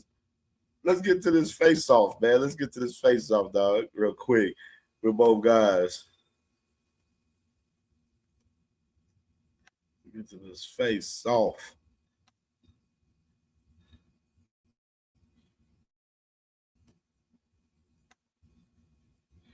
Hey, my boy, salute to my boy Shane, man. He said Aberbell took the orders. He knows the vibe. Word. Hey. Man. Man.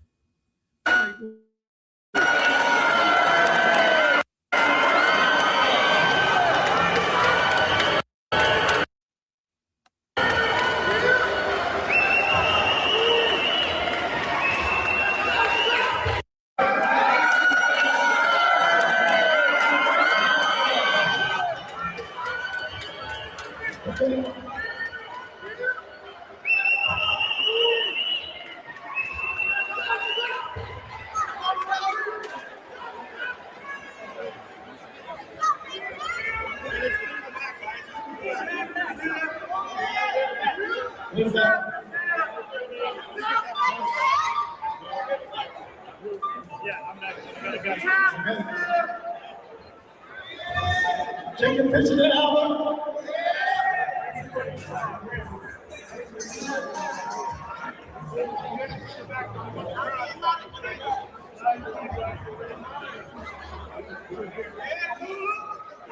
Okay, right now, we got a Lituation and Alabama. Let's do the next one, baby. Ohio Championship.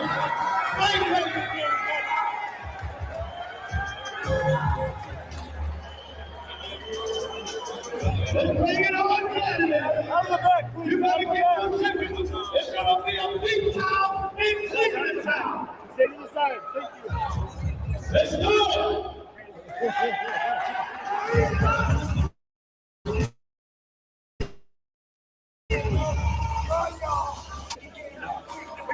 I see the background. Just like a pose right here. Walk the fight. Up. Come right here. Just a pose. With all the crowd in the back. Let's go, guys.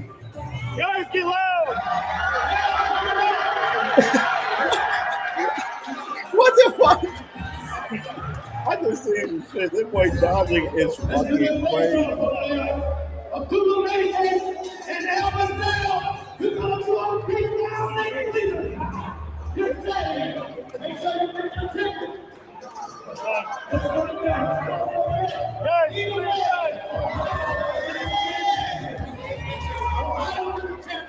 come in. Get out of the shot, please. I hope they don't want to go to each other the way you look at each other. He's not talking your mouth. Hey. If you have it, all goes down.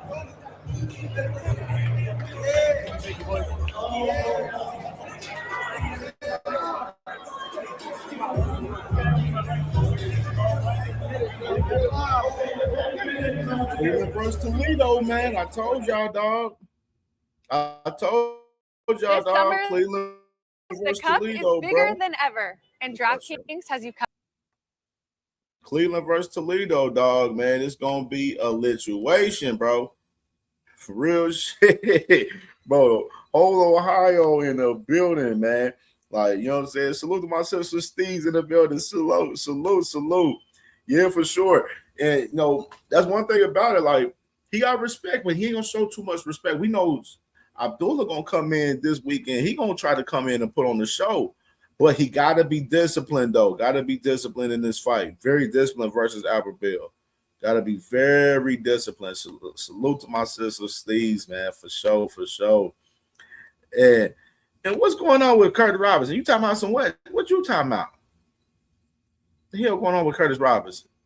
I seen that little cute comment by that boy, motherfucking Dondrick now, man. Isaiah, man. Salute to my boy Isaiah. Man, they sending Bill as come on. No, he's not. It's gonna be a good fight, Isaiah. Let me see some. Hey, Curtis Robinson said, you see Heyman trying to get Tank ready for Devin January. No.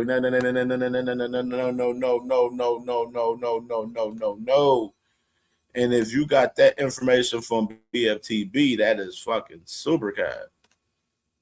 Super cat. But I ain't even talking about that shit. Fuck that shit. All right, man. Because that's just crazy. No. Super cat. Super cat. Definitely not the case. Hold on, let me see. It's something else I wanted to react to. I was saying. My boy Ishmael Hassan, he said, I still think that Albert is a little bit more polished in the ring than Abdullah.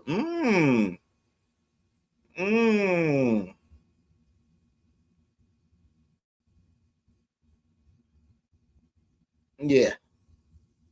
That's interesting. Interesting perspective from Ishmael right there. Something else. It was something else I said. Let me see something. This motherfucker. This man, Dondrick, man, you motherfucker. Talk about we gonna get rich over Ohio dude dead body this Saturday. Nasty damn work. Nasty work. Nasty word from Dondrick, man. Faye said Albert Bill has a shot. Yeah, man. Yes, Josh Sanders, man. You know what I'm saying? You know what I'm saying? He's salty right now because it's Ohio week, man. It's about the Ohio guys this week, man. Hey, don't blame me, man. Blame Ohio guys putting on and doing a damn thing. You can't blame CamJ. You know what I'm saying?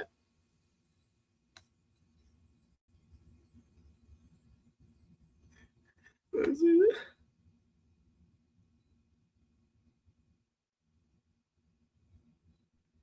These what we got? We 2 minutes away, you know what I'm saying? 2 minutes away from this presser. Yeah, back to the real content. Definitely.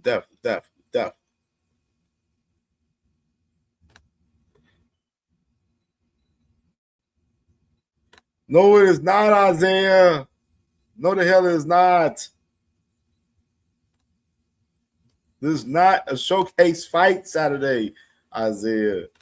This is going to be some smoke. It's going to be a great fight Saturday, man. It's going to be a great fight, man.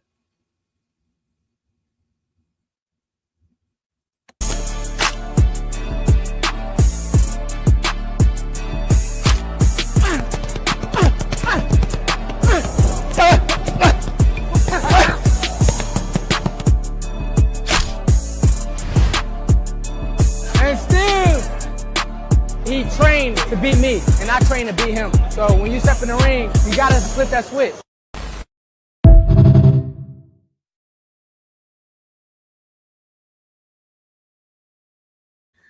Damn it, KO. Damn it.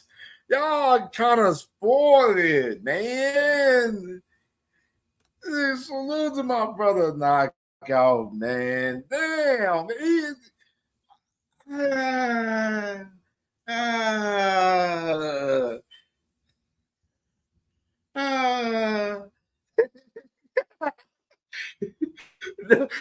It's going to be a great fight, Knockout, man. I promise you, brother. It's going to be a great fight. Albert's going to come in. I'm telling you, it's going to be a good one, man. He might take this thing to decision, man. Abdullah might not get the knockout this weekend, man. This is it. Isaiah said, I don't believe it.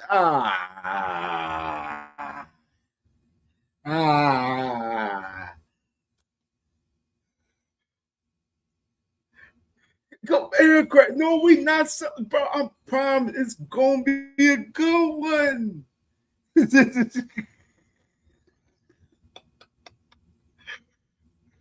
Oh my God, man.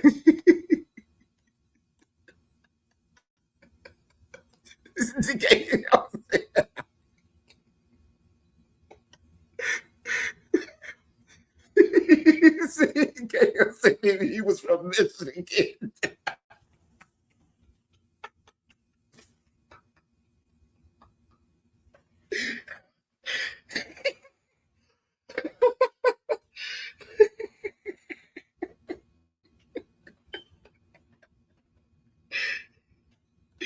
Oh man!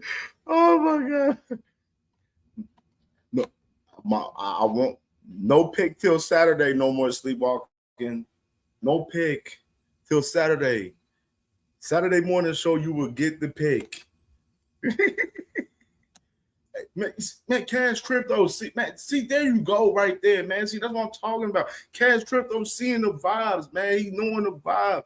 Bell coming in to scrap Saturday night, man. He coming to scrap.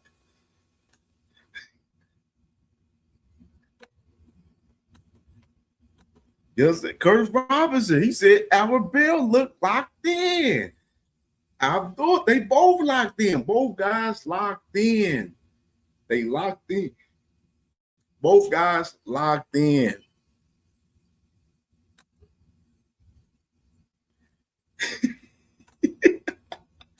The prelims start at 7 o'clock.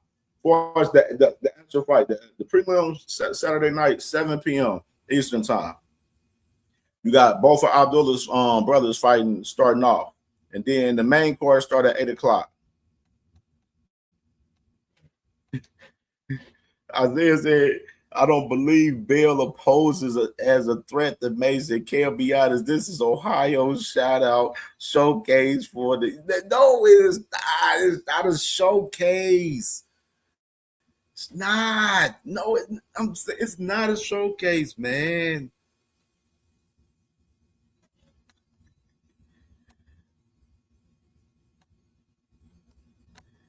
Cash shit, I got Mason by mid to late stoppage, but I wouldn't be surprised. Hey, the one thing about it is, bro, the odds, them odds, man, is definitely towards that man Abdullah stopping the man Albert Bell in between 4 to 10. That's how the odds is in Vegas, man. That's how the odds is, man. Yeah.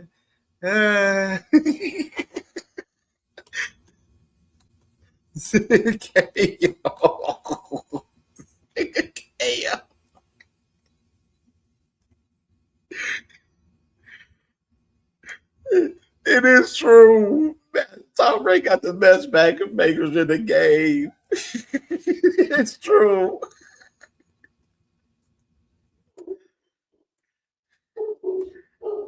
Yes, it is true.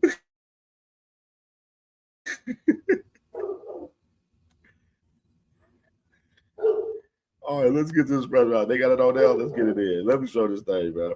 Let me pull this thing up. Hopefully they ready. Hopefully they ready by now.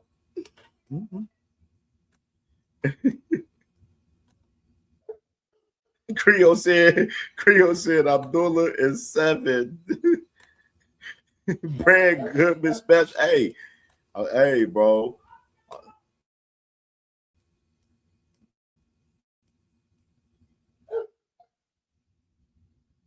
All right, let's pull this thing. Hopefully they ready. It'd be so crazy when I be looking at these press conferences, like these motherfuckers that have like thousands of people watching the press conference, but then they don't be having no damn lights for real on these press conferences like that. It should be crazy.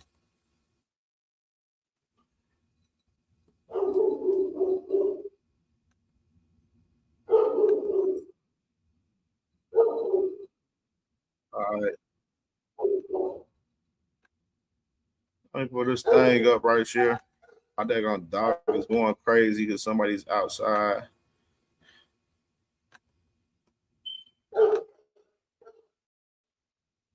I bet. Let me put my thing on here like this real quick.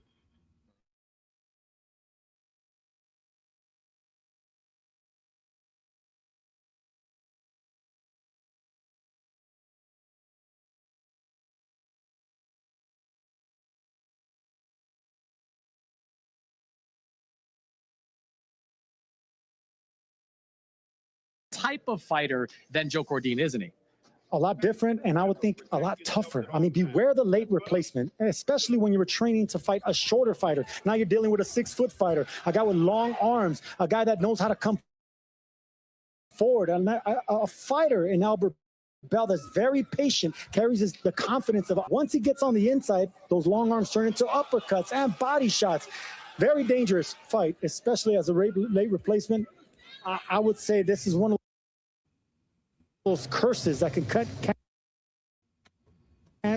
catch up to you in the hometown curse and the late replacement curse. Now, remember, is familiar with Albert Bell. They promoted him several years ago. Now they're putting him in a position with their young star to fight for a world title. Well, a lot to get to and a lot coming up here on DAZN and a lot of ways to watch and enjoy all the action. We have a fantastic slate of pay-per-view fights coming up on DAZN, all available on DAZN Ultimate. Next up, see the return of Anthony Joshua, the former heavyweight champion, fighting an unknown quantity with absolutely nothing to lose in Christian Prenga on July 25th. Then generational heavyweight absolutely nothing to lose. looks to continue his rise against his toughest opponent yet, Filip Hrgović, one of the best heavyweights in all of boxing, followed by Canelo Alvarez stepping back into the ring against Christian Mbili with a WBC title on the line. All these fights are available via the DAZN Ultimate subscription. This press conference is just about to kick off, but as I mentioned, a lot of ways to watch a lot of great fights here on DAZN. The first rule of DAZN Ultimate. The first rule. You do not pay-per-view. You do not. You do not pay-per-view. Do not pay-per-view. Yeah, man. Hey, that boy Chris Benning said that man don't got a chance. The man Pringle versus Anthony Joshua, bro. That's crazy. That's crazy. Nasty word. Nasty word.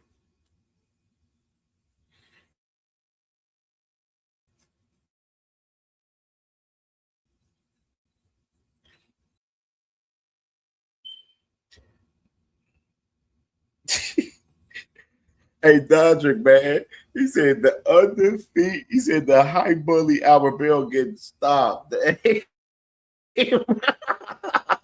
Well,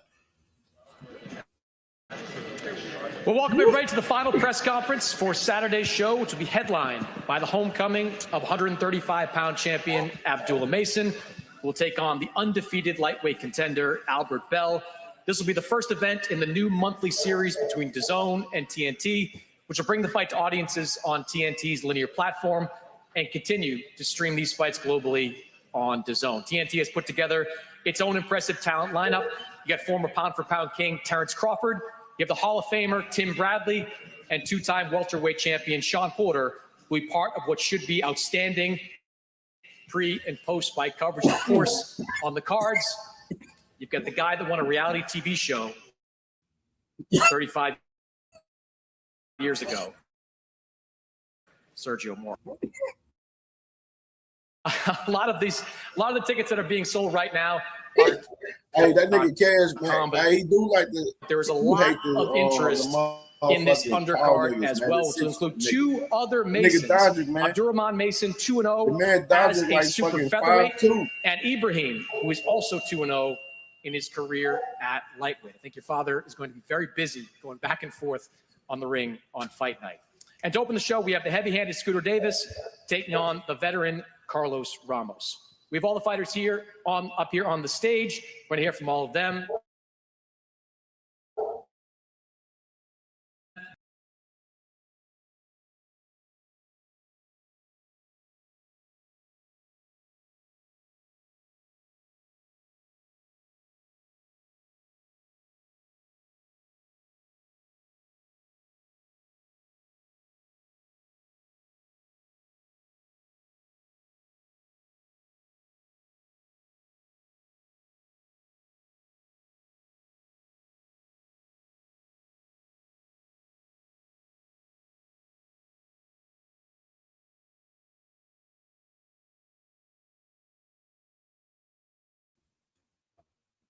We back, y'all.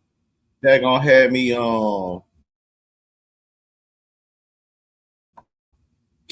string you out and kick me off and shit. All right. Let me share this back again.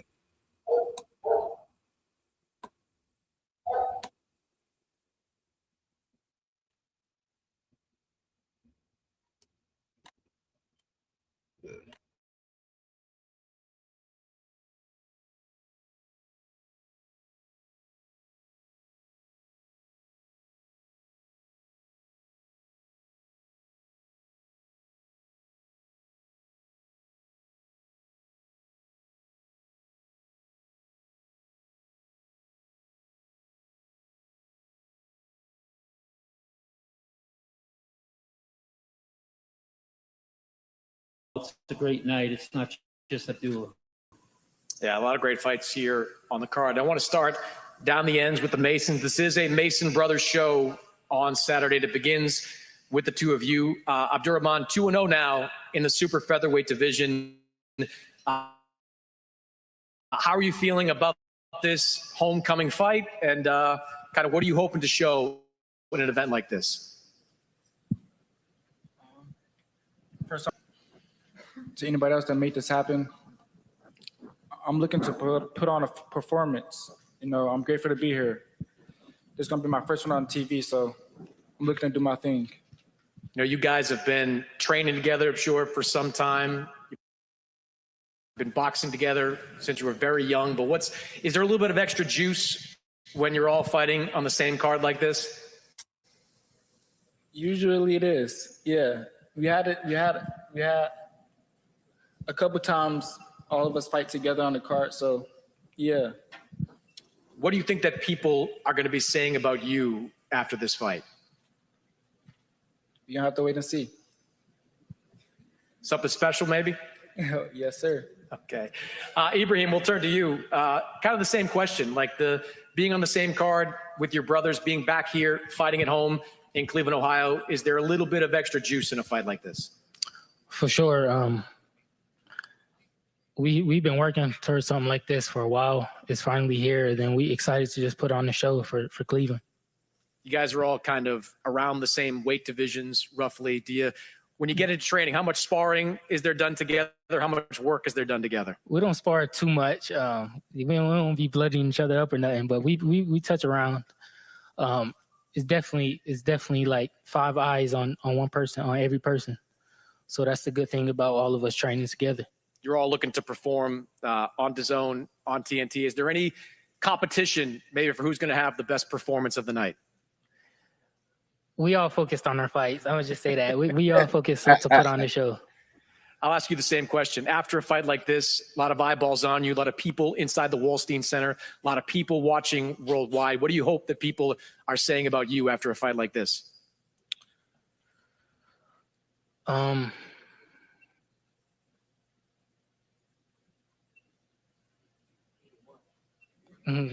like that.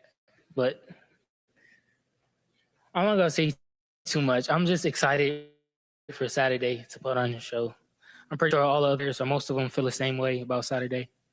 So we going out there and performing. All right. Well, good luck to both of you on Saturday. Open up the show here in Appreciate Cleveland. Carlos Ramos, you'll open up the main part of the broadcast on Saturday night. Coming in, taking on Scooter Davis here. What are you feeling now going into this fight? Hola, buenas tardes. Primero quiero agradecer a Torran por esta oportunidad. Estoy concentrado y muy bien preparado para esta pelea. He hecho un gran sparring, un gran campo y estoy listo para el 4 de julio salir con una victoria. Good afternoon to everyone. First of all, thank you to Top Rank for the opportunity. I am very concentrated and I'm very well prepared for this fight. We've had great sparring, we've had a great camp, and I'm ready to walk away with the victory on July 4. Your advantage coming into this fight is probably experience. You've boxed, I think, 5 times as many rounds as Scooter Davis. Can experience be an advantage for you in this fight? Sí, la experiencia es una gran ventaja para mí en este combate. So, tengo que trabajar sobre mi experiencia y la verdad estoy listo para todo lo que venga. Estoy listo para esta pelea con Derek Davis. Yes, the experience will give me a great advantage, and I need to build on that experience. And so I'm ready for anything that comes, and I'm ready to fight against Derek Davis. Well, and it says, I can't wait for the fight to start. I'm going to kick his ass. Damn. Okay. Scooter. Okay, shit. We want that smoke too, damn it. The fuck? Well, along those lines, Carlos, what do you have to do? I'm sure there's a lot of things you've been working on in this camp, but what do you have to do to beat this man on Saturday? Sí, estoy enfocado, tengo que trabajar bien sobre el trabajo que se ha hecho en el gimnasio, en los sparring. So, tengo que no salirme del plan de trabajo y estar serio desde el primero hasta el 8º round. That's a fact, Cash. You going straight to that body, bro. Para poder salir con la victoria. Body shot. Yes, I have to be focused. I have to work on what was done in the gym, on the sparring that I've done. I cannot deviate from the game plan, and I have to be on top of everything from the 1st round until the 8th round and be ready to give a war in order to walk away with the victory. Said you're ready to give a war. Do you think you can stop him? Sí, obviamente. Tengo varios KOs en mi carrera y yo creo que si todo sale como yo tengo pensado, pues el KO llega solo y claro que sí, puede llevar un knockout. Yes, obviously, because I have various knockouts in my career, and I think that can happen if all goes as I have planned it, and the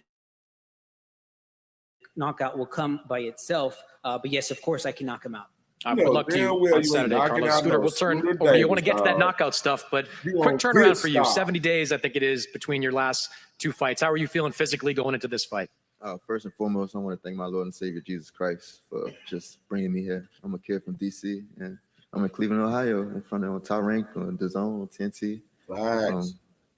Hey, man, I'm ready to do my thing. I had a nice, long camp. Took a couple of days off after the fight for just to get my body together, but I'm ready to do this thing, man. It's time. It's shock season. You were in, I believe it was kind of a 50-50 fight last time out. And you showed out in that fight. What do you think you showed people in that last performance? I showed that I'm able to go rounds. I'm show that I have different things in my bag. I can box, I can bang, I can use my ring generalship. I have IQ. I listen to my trainers. I can do anything in the ring.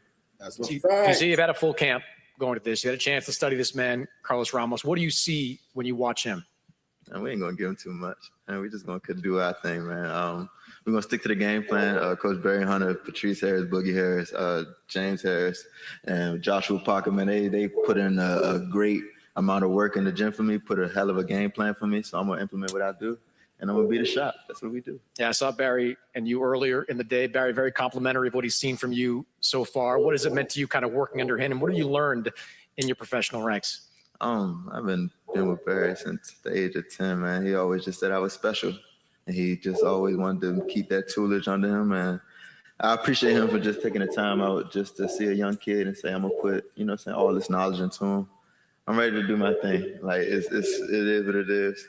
He said he can stop me. So he got a little bit too much dip on his chip, but it's cool. It sounds like he's preparing for a war in the ring to open the show. Is that the kind of fight you're preparing for? I'm preparing for a win. I'm preparing for a spectacular, dominant performance.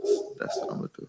You're the guy from D.C. on this card. Do you think you can steal the show from all the guys from Cleveland? Absolutely. I'm sorry. I know this y'all hometown, but I'm coming to steal the show. I love y'all. Love y'all, though. All right, Scooter. Good luck to you on Saturday as well. Good luck to everybody up here on the stage. We're going to take some pictures with these guys, reset, and come back with the main event press conference. Thanks, man. Heard my dog, man. Scooter said he coming in, man. Sorry, Cleveland, but we coming in to steal the show, man. You feel me? You know what I'm saying? He coming in to put that work in, man. Mr. Shark, man. Absolutely. And he's starting off the night. That's the crazy part, bro. For as the main event, for as the main card. And, man, he going to spark that bitch off, man. He going to spark that bitch off like a motherfucker coming up, man. You know what I'm saying? On the first fight of the night, Saturday night, man, for sure. Mason brothers, two young stars in boxing, getting the opportunity to fight on the big stage on their brother's undercard. What do you think of these two? Well, anytime you have a fighting family, just like we do with Keyshawn Davis and a lot of successful world champions, it's always a younger brother that always ends up panning out.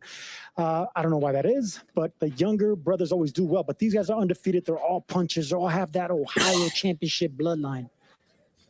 And here you see the fight that is going to open up our broadcast on Saturday. Scooter Davis, undefeated in the pro ranks. Got a tough test in front of him, but this is about Scooter Davis. DC raised Barry Hunter as his trainer. Is stopping him. A lot of people think he's special. Good power. What do you think of him? Yeah, anytime you have a high knockout ratio like he does, 10 knockouts and 11 fights, I like Davis, but these are the type of fights that actually make you better because he's not in there with someone that's just going to fall over.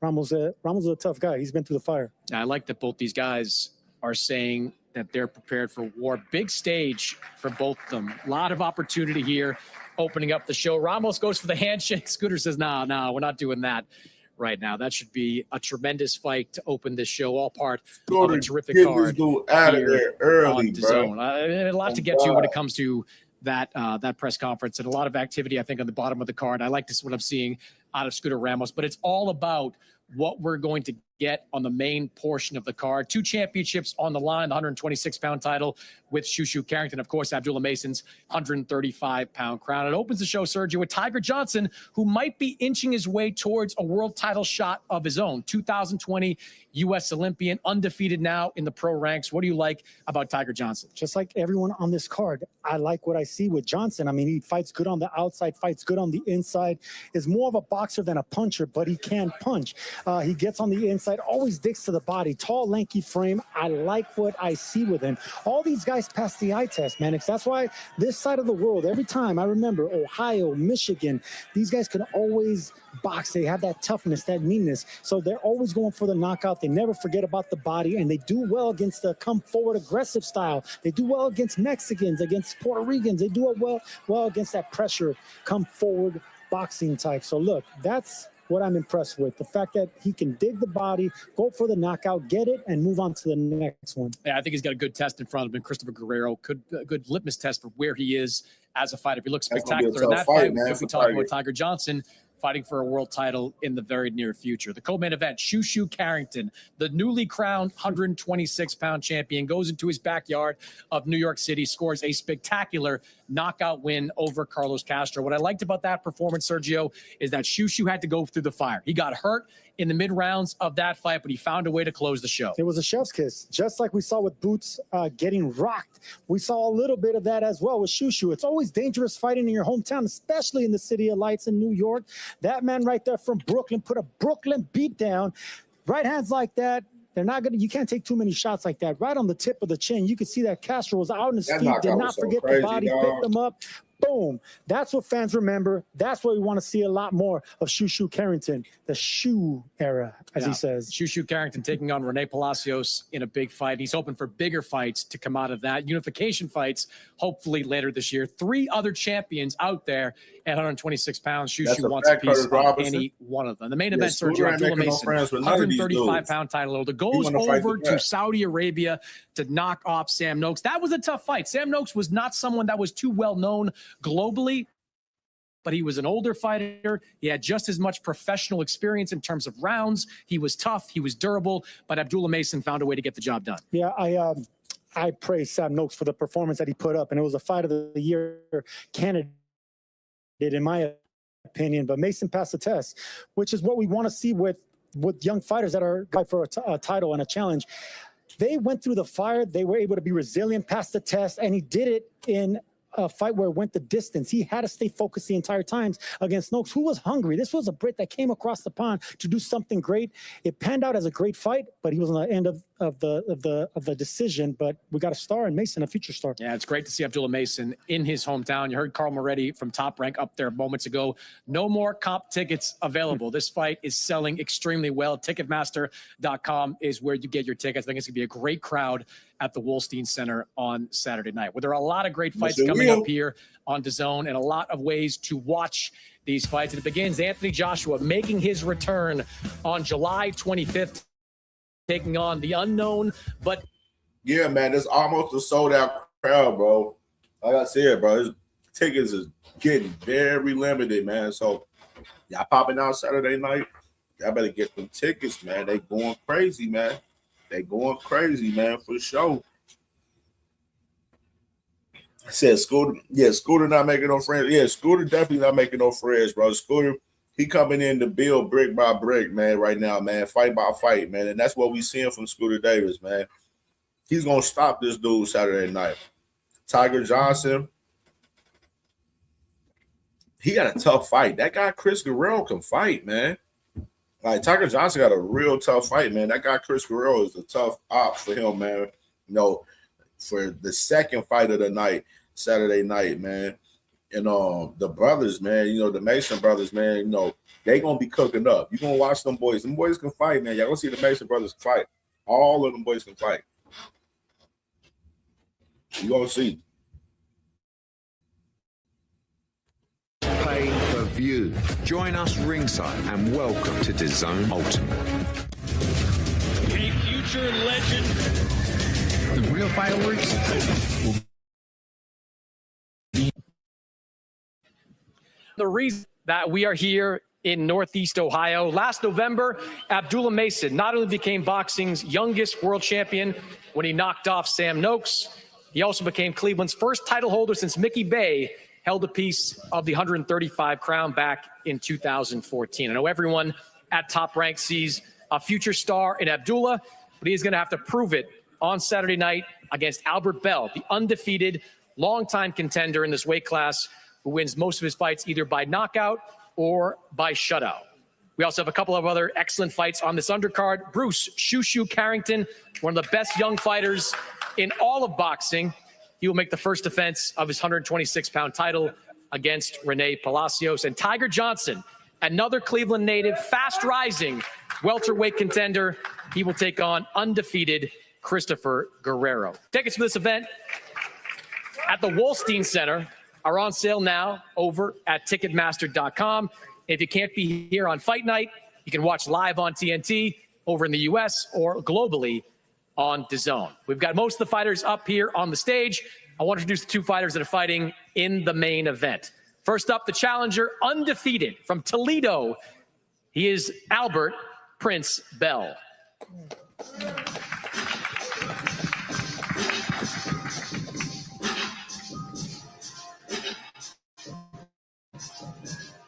The Prince. And next up, we have the defending champion making the first defense of his 135-pound championship, the youngest world champion in boxing today, the undefeated Abdullah Mason.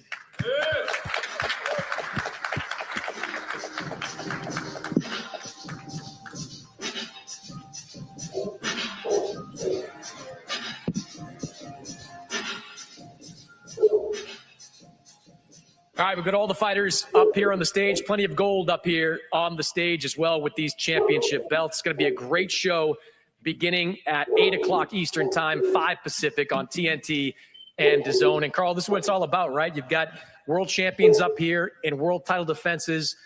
A young man, Abdullah Mason, making his homecoming in front of a packed house here in Cleveland. It's pretty much as good as it gets. It is, and to prove that, the combined record of all these guys is 117-0 with 1 draw and 53 knockouts. So Damn, 3 guys are going away with something on their mark. But it's a credit to all of them to fight that kind of quality opposition on this type of show, and we can't wait for it.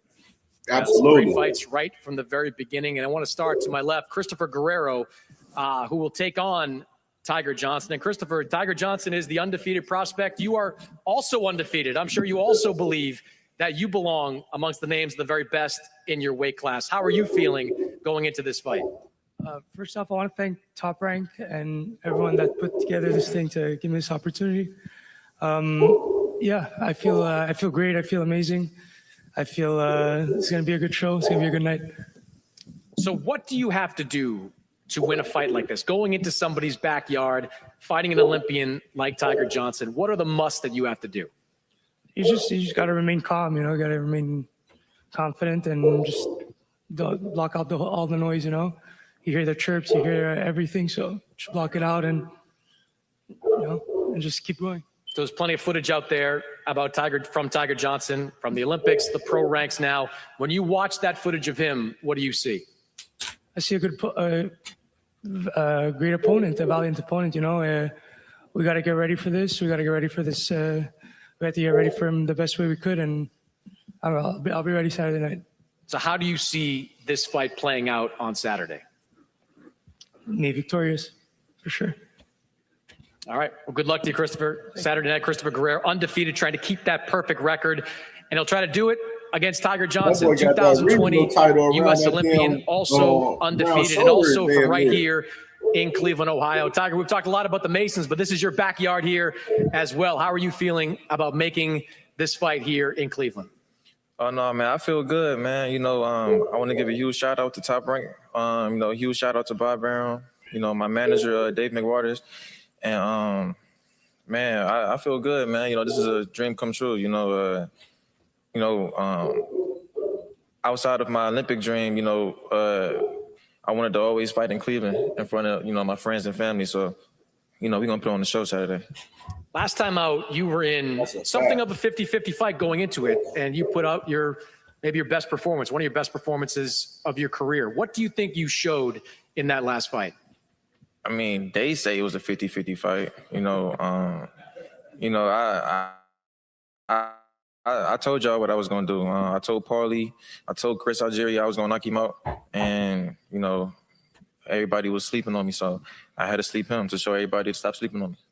You're going up against an undefeated guy in Christopher Guerrero. I asked him what he saw when he watched you. What do you see when you watch him? He's 16-0 for a reason. You know what I mean? But at the end of the day, I don't believe there's nobody in my division that's talented as me and has the abilities that I got. So I'm here to prove again Saturday why I'm the best at welterweight. Along those lines, you're itching to get that first world title fight. You're climbing the rankings. How close do you think you are to getting that opportunity? I feel like I'm real close, but we got to take care of business Saturday, then we'll worry about that after. You said you told the commentators going into the last fight that you were going to win that fight by knockout. How are you going to win this fight? Same thing. I'm going there and have fun, listen to my team. We had a very good camp.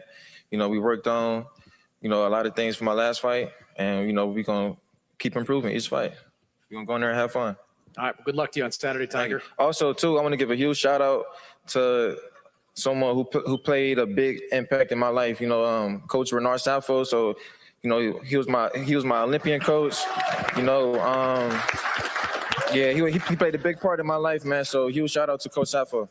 All right, Renee Palacios, over here to my left. Your first world title fight. Your first scheduled 12-round fight. How are you feeling going into this one?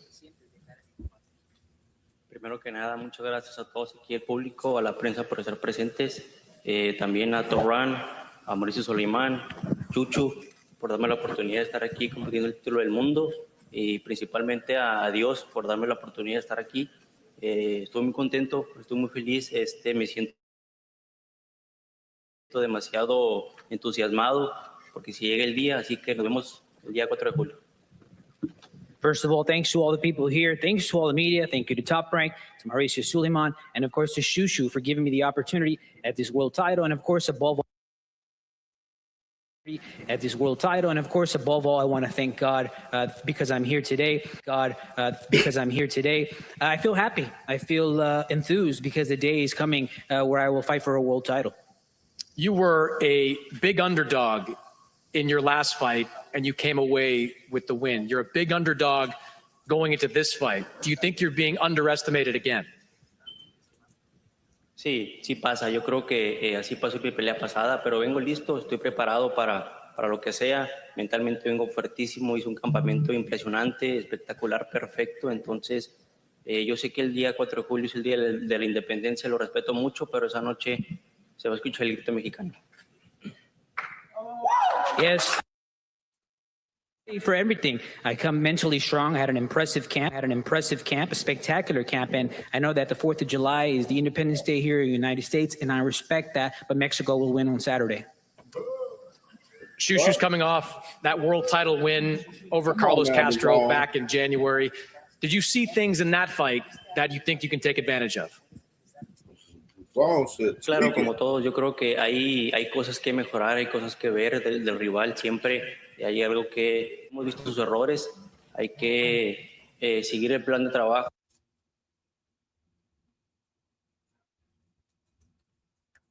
Seguir el plan de trabajo como lo hicimos en el campamento, pero estamos listos. Yes, of course, like all fighters, there are things that you can improve on, things that you can see in your opponent. There are some things that you can correct. We've seen those errors, and so we're going to stick to that game plan and work on that on fight night. All right. Well, good luck to you, Renee, on Saturday. Shushu, we'll turn to you. Got that green belt, carried it everywhere I see you. Proud champion right now. Deservedly so. When you look back at that win you had against Castro back in January, how do you feel about it now? The performance went exactly how it was supposed to. We had a great training camp throughout that fight, and we executed. Everything that we wanted to do in that fight, we were able to do, break him down and get the victory the way we got it. But as of right now, And I'm just looking forward to this Saturday. I got my mind focused on this opponent that I have coming up with me right now. With him, Rene Palacios, he's a good fighter.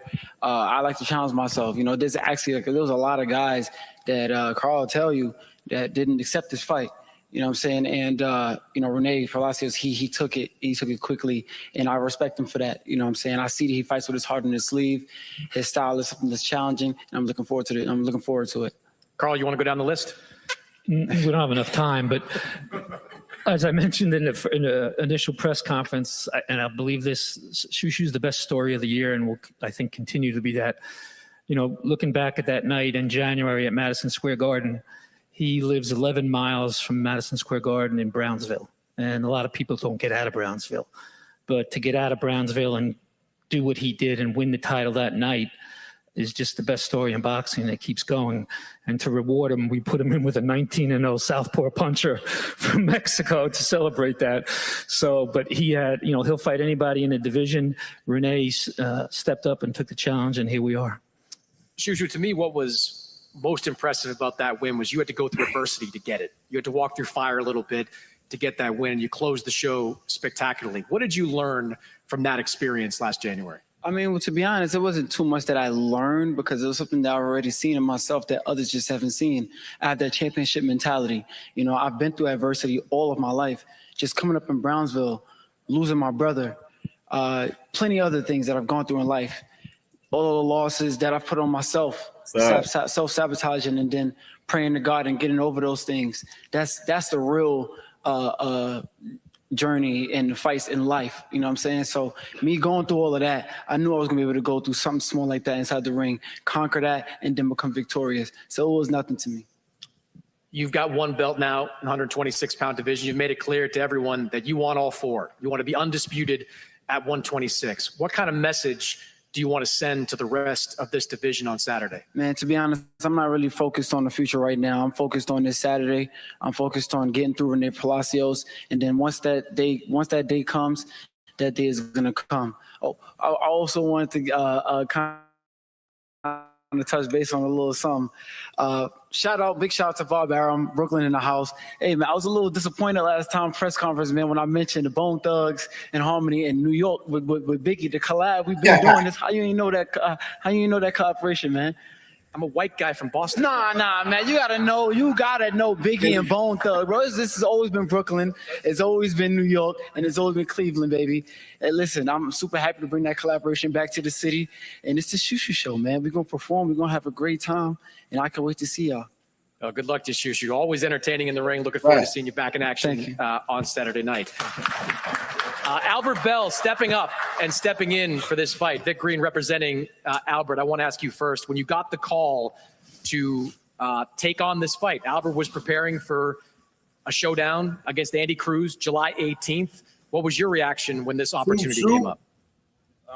It's something that, I called him immediately, talked, and said he wanted to talk to, his dad about it. He was his head trainer. And, he called me back and said, man, I'm ready.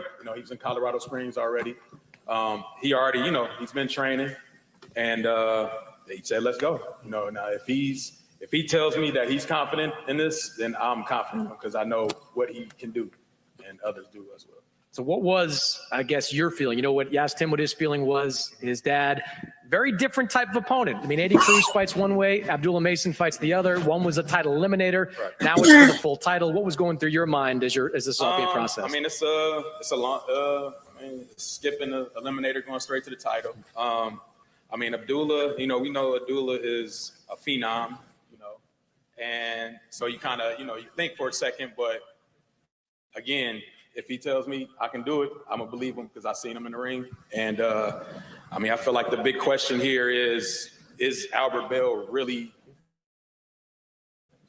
that guy? He's been avoided. He got the #1 in the WBO. He was #1 for over a year.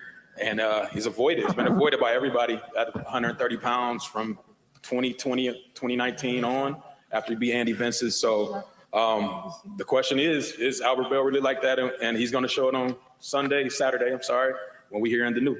All right, Albert, we'll turn to you. When you got this call, you were preparing to fight Andy Cruz. What was your thinking as you were trying to make this decision? I mean, it caught me out by surprise, you know. It was an ideal opponent for me. You know, I didn't really have thoughts on fighting Abdullah, like, especially no time soon. But everything made sense, you know. So talked to my pops about it. Talked to the Masons. And stepped in, you know what I mean, say the card, get my world title opportunity, you know what I mean, and put on the show for all of Ohio. You're preparing to face Andy Cruz, who fights a certain style. Abdullah fights another style. How many changes did you have to make in the last couple of weeks you've been preparing for this? I mean, it's boxing. We at the top level. We've been in there with all the styles in the world. You know, Cruz do fight a more moving style. I got some experience with Abdullah already, so just tailored the adjustments to that, and really it's just about being in shape and being prepared. You know, boxing is all about adjustments. You know, a lot of people, when this fight was announced, look at your record, look how long you've been around, and wondered, why has this guy not gotten this kind of opportunity before? How would you answer that? I mean, I get turned down by a lot of guys. I'm not saying that in a cocky way or like a boogeyman or nothing like that, but a lot of guys say no when I cross the state table. I would have been had the name that I was supposed to have, but what's delayed is not denied, and we're here now, so that's all that matters. You were once, I believe, promoted for a while by Top Rank. Is there any motivation to knock off one of their best guys? Man, me and Top Rank, we always had a good relationship. Shout out to Bob Arum for giving me a chance all the way back then, promoted with me for years. You know, it just, it was an amicable split, and it made sense. It's a full circle moment that we're here fighting for Top Rank for the WBO title that I was trying to get at a different weight class. But absolutely, like I said, it's a full circle moment, and we're here now. We're happy for it. We're thankful, and we're grateful. So you're not going to reveal your entire game plan, but what do you need to do to beat this man on Saturday? Just be the best version of myself. I know he's coming to be the best version of himself. He's prepared. I'm prepared. We ready. We two top fighters. We professionals. We both Ohioans. We got history with each other, and it's going to be a show for sure. A little bit of extra juice. Toledo versus Cleveland. Does that add a little bit something to it? As far as the city's probably wise, but between me and him, I don't really think it's all like that. You know, it's not a fight where we got to talk stuff and brag. You know what I mean? That's a fact. We know what we got to do when we get in there, and it's gonna be a great fight for sure. All right, looking forward to it, Albert. Abdullah, from Riyadh to Cleveland, making your first defense of this 135-pound title. You're going to do it in a packed house at the Wolstein Center on Saturday night. You've been fighting in the Cleveland area before, but now headlining as a world champion. Is there something a little bit special about that? Yeah, man, I'm excited. Yeah, I'm super excited. You know, this is something that me and my brother's been looking forward to doing since we were amateurs. We fought on the same card a few times as amateurs, and all of us together, we did it, you know, on the last show that my father threw here in Cleveland, and it was huge. And at that time, we was like, yo, you know, when we do this on a professional level, it's going to be big for Cleveland. And, you know, this is it's big for not only Cleveland now, but it's on TNT. So this is a national stage, you know, a world stage, the Zone. And I'm just excited to be able to put this show on with two of my brothers on a card. Have you felt that since you've been back, how big a deal this is for Cleveland as you've been back in the city? Yeah, for sure. Not just for this fight, but leading up to this fight, you know, my past 10, 15 fights, every time I have a fight, you know, I go out to another city and, you know, perform that, I come back. They say, man, when you going to fight in Cleveland? When you going to fight in Cleveland? Next fight, when you going to fight in Cleveland? You know, for the world championship, when you going to fight in Cleveland? So it's finally here. And I'm excited for it, you know. So Cleveland going to show up, and we're going to do our thing as you always do. 21 years old, you go over to Riyadh, and you fight an experienced guy in Sam Noakes. You had to dig deep to get the win that night. How much better are you as a fighter because of that experience? I feel like it was definitely a much-needed experience, and that's not a type of fight that you fight all the time in your career. You know, that's something I felt like I had to do that night. You know, each night is different, and it definitely, you know, gave me some insight on how I go about the rest of my fights in my career. So it was definitely a well-needed experience and a great fight. So you were for a couple of months preparing for Joe Cordina, who fights a certain style. Then you get a phone call saying Joe Cordina can't fight, can't get into the U.S. But we got Albert Bell here. What was your response to that? It was definitely unexpected. You know, Albert Bell, that's our guy, you know, from Toledo. But, you know, it's boxing. You got to be prepared for anything. And I'm prepared to come out on top. Everything happens for a reason. And one thing I do want to say is I'm the youngest world champion in boxing for a reason. and I'm prepared to, show that when I step in the ring. When you're younger in the amateur ranks, you got to fight all different types of guys, all different types of styles. But how much change do you have to make to prepare for Albert Bell after preparing for Joe Cordina? I mean, boxing is it's offense, it's defense, it's IQ, and you got to put it together to tailor it to the person you step in the ring with. So I know that with an opponent switch, I just got to tailor it to the person who's across the ring from me. And that's Albert Bell. It sounds weird when I say it now, but it's Albert Bell. So fight night, I'm prepared to do what I got to do to come on top. So how do you expect this fight to play out? We're going to see Saturday. Make sure y'all tune in. It's going to be definitely an exciting fight show. The first time boxing has been on TNT. And me, my brothers, everybody, Tiger, Shushu, we ready to get it on. You're going to be ringside watching your brothers? You're going to be able to, how do you handle that? How do you handle that dynamic? This is the first time it's happened in the pro, so I don't know exactly how it's going to go, but we ready to all step in there and come out with a dub. All right. Well, good luck to you, Abdullah, Albert, everybody here on stage on Saturday. Carl, would you like to have a final word? Sure. Just shout out to Albert Bell and his team for accepting this late challenge. We're not going to ask him to trim that beard. We tried that last week. That didn't turn out so good, so you're good with that. But, you mentioned that Abdullah is the youngest world champion in boxing, and he is. But at the end of the day, he's a fighter, and this is what fighters do. If there's a change, he fights. We would have gotten a welterweight. He wouldn't have cared, but that's what Abdullah is. He's a fighter, and we're all going to see a lot of this on Saturday night. All right, excited to see everybody here on stage on Saturday. We're going to face these guys off, take some pictures. We'll be back here on Friday for the weigh-in. And again, Wolstein Center, Saturday night, live on DAZN and TNT in the U.S. You don't want to miss it.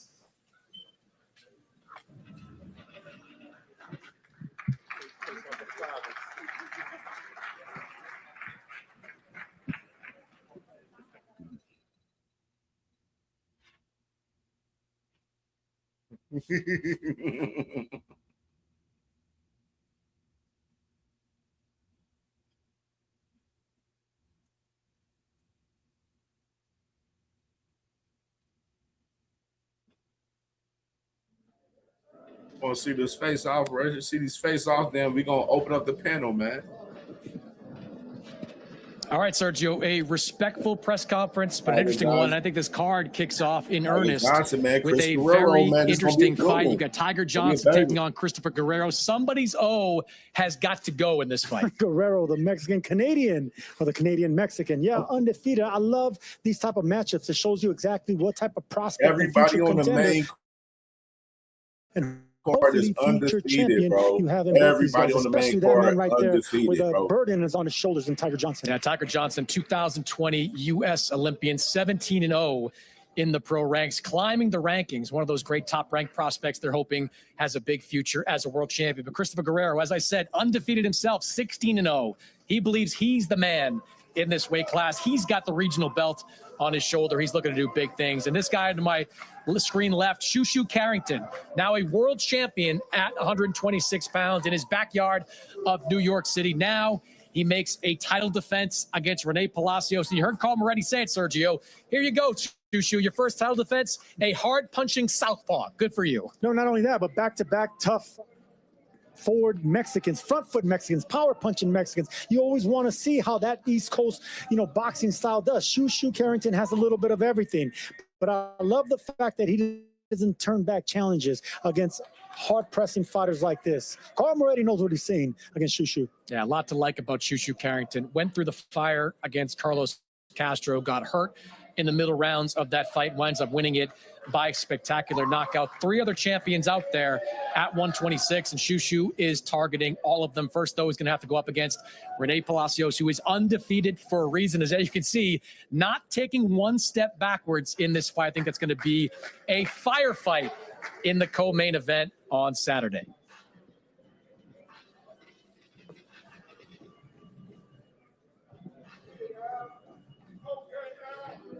All right, here we go with the main event. Not the main event we expected when this card was announced a couple of months ago, but an interesting one nonetheless. Abdullah Mason, the youngest world champion in boxing, taking on Albert Bell. And Sergio, right away, the size, the height of Albert Bell, a pretty clear advantage. Albert Bell knows how to use that height. He knows how to use his reach. Believe it or not, he's a taller fighter, but he doesn't have the longer reach. It's Mason who has 1 inch longer arms, and that's why he's so explosive on the outside. But once he gets on the inside, that's when he's dangerous. He got the longer reach by 1 inch from a taller, rangier Howard is the fighter. taller fighter. You know, Albert Tiger Bell gonna win his was fight, a by the way, fighter on the gang. rise for many years. He had a great win against Andy Vences in 2019, just hasn't been able to climb the ladder onto the big stage since. You see these two guys from competing towns, but clearly good friends. Abdullah Mason looking to turn on, make a great performance here in his first defense in Cleveland. Former sparring partners, that could always be dangerous. You know, you don't really want to know, too much of your opponent. You don't want to be familiar with that opponent. I basically ignored all my sparring partners when it came to fighting them. Mason saving the show, doing just that, and facing the fire. And you like to talk about the... Yeah, man. Like I say, Tiger, I got Tiger beating Chris Guerrero. That fight with Chris Guerrero for Tiger is a tough fight. It's definitely a tough fight. No cap. I ain't gonna sit there and cap about it. It's definitely a tough ass fight. But I got Tiger edging that one out. You know what I'm saying? At least on Tiger. I mean, the odds with Tiger has dropped, but I got Tiger winning that fight by decision right now. Just on some early shit. Like I think he gonna get the win in that shit. But it's a tough fight though. Chris Guerrero, that boy can fight. He can.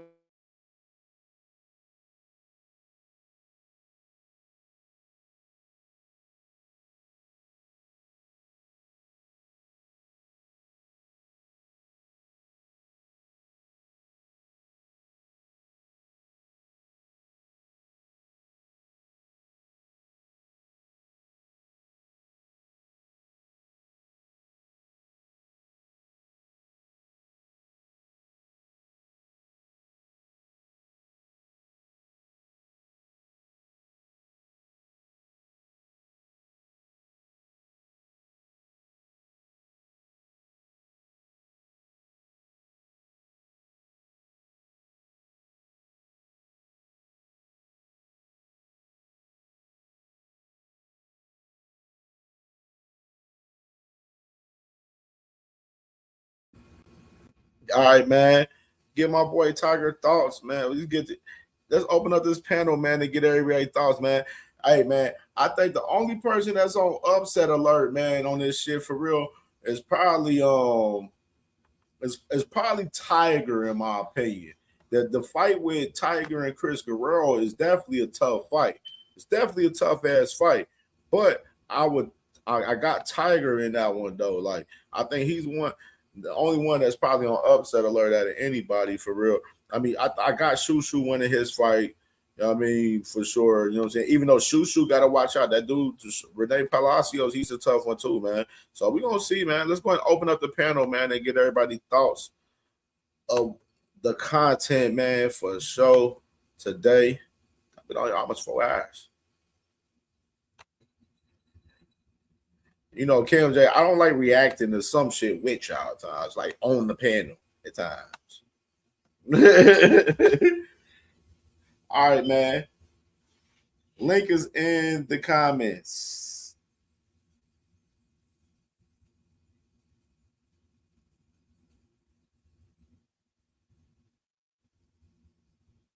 There you go. Link in the comments, man. Pull up, man. Pull up, pull up, pull up. Open panel is open. It's open. It's open. Isaiah. Yo, what up? What up, Cam? Can you hear me, bro? Y'all can hear you good. Yeah. Yo, man, I'm ready for this Abdullah showcase. Shit about to be crazy, man. I'm telling you, fight ain't gonna be like y'all think it's gonna be, man. Nah. You know what, Cam? I actually went back to look at some Bell fights, and I'm not gonna lie, he's like that. His reach is definitely like something that does give him the benefit over the fighters, and I can understand why nobody wants to fight him. I get it, but Mason, But Mason, he got that longer reach by a little bit, so I feel like Mason's gonna step to him. I noticed Bell, he likes to fight on the inside too, so I think it's gonna be a good Ohio shootout, but I got Mason cooking him. I feel like Bell, he's too old, Mason's too young. I feel like there's a certain threshold where you got to get that belt. Either you get it or you don't. Bell to me kind of reminds me of Shushu. Like Shushu's so good that it took him so long just to get an opportunity. And I feel like it's great that Bell's getting this opportunity, but I'm not gonna lie to you. I feel like it shouldn't be against. It shouldn't be against Mason. And I'm telling you, I went back to look at Bell, and I feel like Bell, yeah, he don't got enough for Mason. I feel like Mason is he's getting better and better and better, and he is young. So I got Mason stopping Bell, and I get it. The whole shit where Sergio Mora said something about it's dangerous fighting your sparring partner, but they sparred a year ago. So I feel like Mason's gonna come out sharper than ever, and he's gonna put the beats by Dre on Bell. But aside from that fight, I'm excited to see Shushu fight again.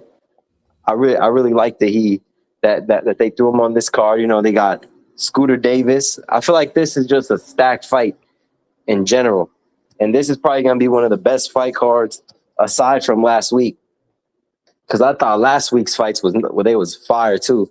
Yeah, and then on 4th of July, oh man, absolutely, bro.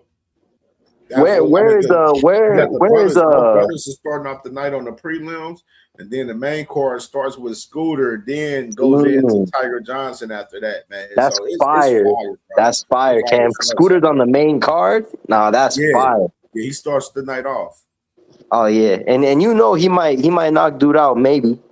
Oh, he gonna go to his body, man. He's stopping, bro. He's stopping, buddy. Man, this shit crazy, buddy, for sure. Yo, somebody said Sean Haney, he needs to spar Tiger.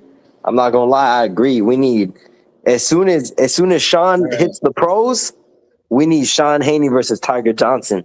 Tiger beat the shit out of Sean Haney. Nah, Cam, I got it's a 50-50 fight, Cam. Sean Haney's career. Nah, Cam, we know that, but we gotta lie so the fight can happen. It's a 50-50 fight. He would end that man Sean Haney's career, man. He won't live. Sean Haney is trash. Yo. He's trash as fuck. Nah, I can't. I don't give a fuck. I don't, bro. Dang, come on. You talking about you got Sean Haney, bro. Sean Haney is trash as fuck, dang. Stop it, bro. That motherfucker Sean Haney need to stay in that tennis shit, man. He over there hanging with them New York niggas. Dang, man, you better get that man over there hanging with them New York little YNs out there, man. And shit, he gonna get kicked out there fucking around doing all that wild shit up there, man. Nah, but you know what? He lives somewhere nice. He lives somewhere safe. So he's cool. He's That's where good. the fuck you better stay at. Yeah, he's cool. But you know what? Sean Haney get on the sleep. Nah, Sean Haney Cam, is we trash, need bro. it. We need phase. we need it. I said it. You know I don't give a damn phase. Sean Haney trash, bro. He should have stayed playing tennis, man. You know what I mean? This boxing shit ain't for everybody, B. Nah, yo, somebody said AB Jr. will beat Sean Haney. Nah, that's crazy. Oh God. On God. On the Lord. On the Lord. Nah, you know what? He's fake nice. He's fake nice, but he started boxing kind of late too. So, and on top of that, I think he's 19. He part of the jag grabbing. He part of the jag grabbing move committee, man. Damn, Cam. He part of the same shit, same cloth.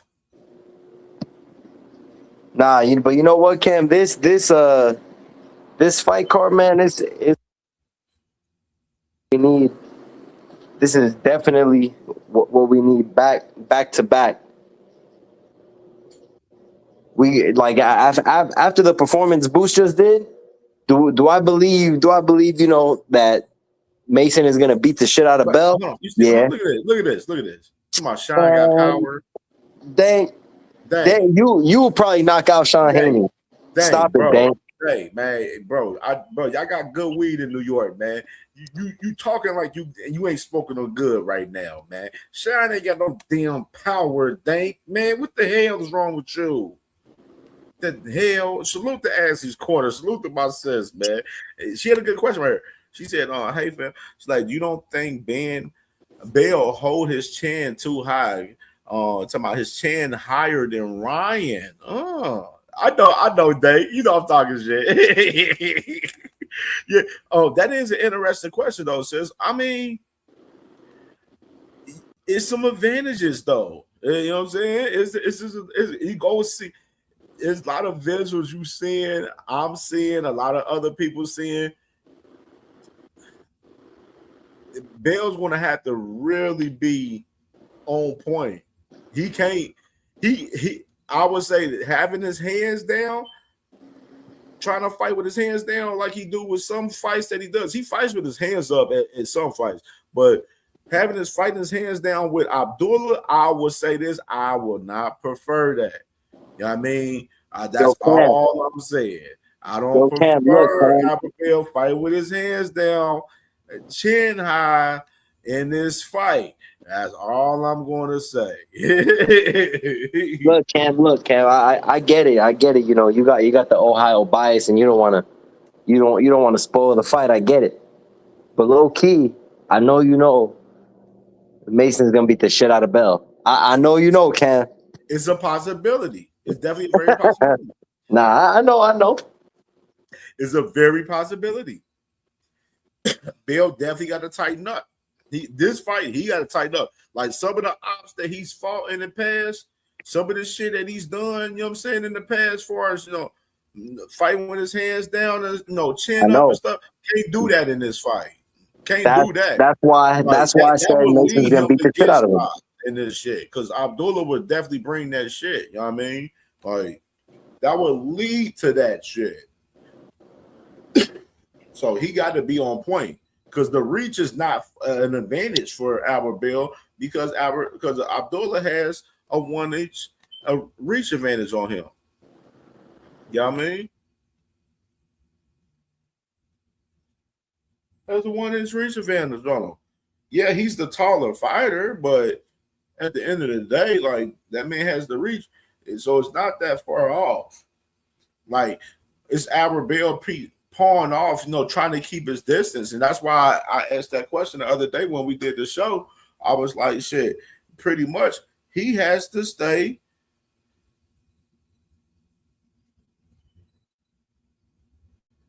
You ain't had to clip on Shell. He was cool. He cool, man. He cool. He just popping shit. He from Toledo, man. He from Toledo. You ain't the clip on Shell. You know what I'm saying? Fucking because that's what you see, but that's a prime example though. What I'm talking about, though, for Ohio, like, that's a problem. Did he say something else crazy? You know what, Cam? The only possibility of Bell even winning the fight is if Mason do some shit and he get clipped. But I went back to see the Noakes fight, and Mason he was getting hit with some shit and he wasn't going down. I feel like Mason's been working on that chin, and he has a good chin though. Like, he does. And you see the only I forgot dude's name with Abdullah has a good chin, bro. You know what I mean? No, he does, but he got cracked by Chinese buddy who was kicking in with Earl. Yeah, the Vasquez. He got knocked out. But then, see, that's my thing when I tell people, bro, it ain't about how you got knocked down. It's about how you get up and respond to it. He came back and beat the dog shit out that bull. You know what I'm saying? And it go back to the bullshit. That's why you got Sergio Moore out here comparing Abdullah Mason to Boots Ennis because he on that type of time. He come from that threshold. You know what I mean? Like that's why he got that comparison. Like a lot of people, like the thing is, Abdullah is very offensive to where, yeah, he'll get clipped with a couple of shots, but he has a good chance where he's walking through that shit and he coming to kill you though. He's coming to kill. Like that's just the difference between guys like Abdullah Mason and Boots Ennis, bro. Like those guys are killers. Nah, you right, Cam. You These right. motherfuckers get clipped with a couple of shots and then they get on their fucking bike. You know That's what, why Cam? Abdullah Mason is one of the most exciting fighters right now in boxing because we're seeing him, coming out successful out of this shit when he's coming to get it every time. Like he don't mind taking a shot or two. I take a shot or two. You know what I'm saying? We good. We coming for the kill regardless, though. You know what, Cam? Isaiah don't know nothing about boxing, Cam. I don't Fade, know you why just started watching boxing 3 years talking ago, about bro. Isaiah. You don't know We remember shit, that man. shit. You just started watching boxing 3 years ago. I've been watching this shit 16, I've 18. been watching you before you was born, buddy. Bro, I'm a grown 29. man. How old are you? You just I'm a told. grown man. You a No, little boy. Fade, you're a fake, bro. grown You're a man. You're a fake. little You're a fake. Bro, you said you just started watching boxing because of Earl and Bud. How long ago was that fight? Stop capping, bro. I got good memory. Bruh, I've been You watching capping. Bud hella long, bro. No, you haven't, bro. No, you haven't. You just started stupid. watching it And 3 before years ago, and you said it out of your own mouth.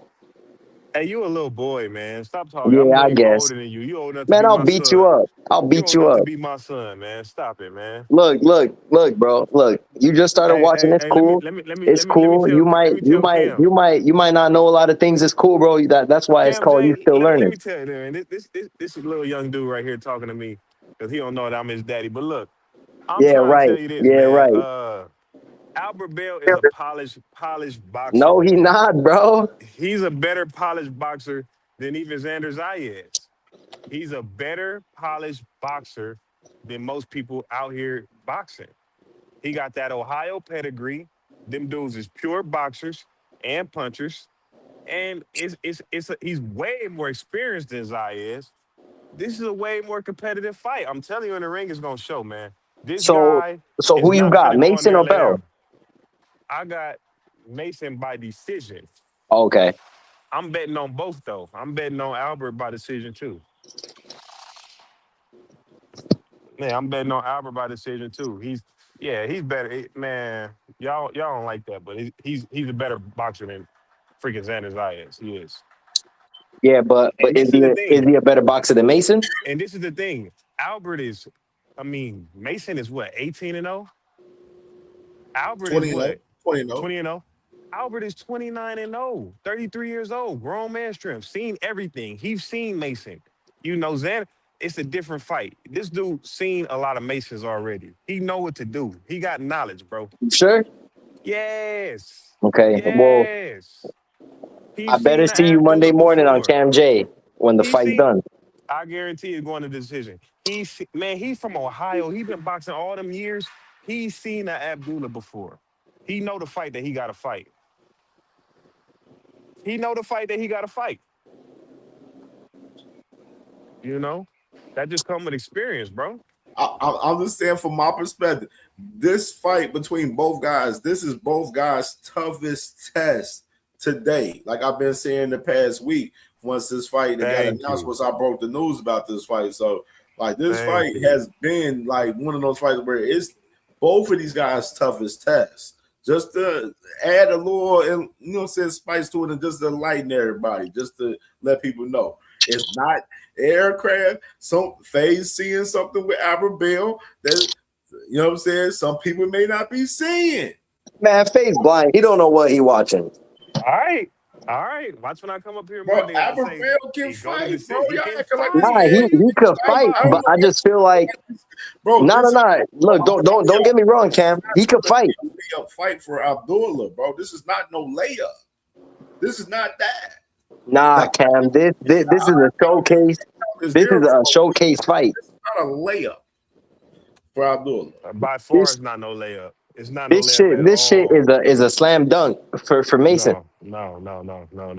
I feel like Bell had the opportunity to be great, and he's a good fighter. I just don't think he's up there with somebody like Mason, who's 21 years old, who's already been cracked by somebody that hits hard.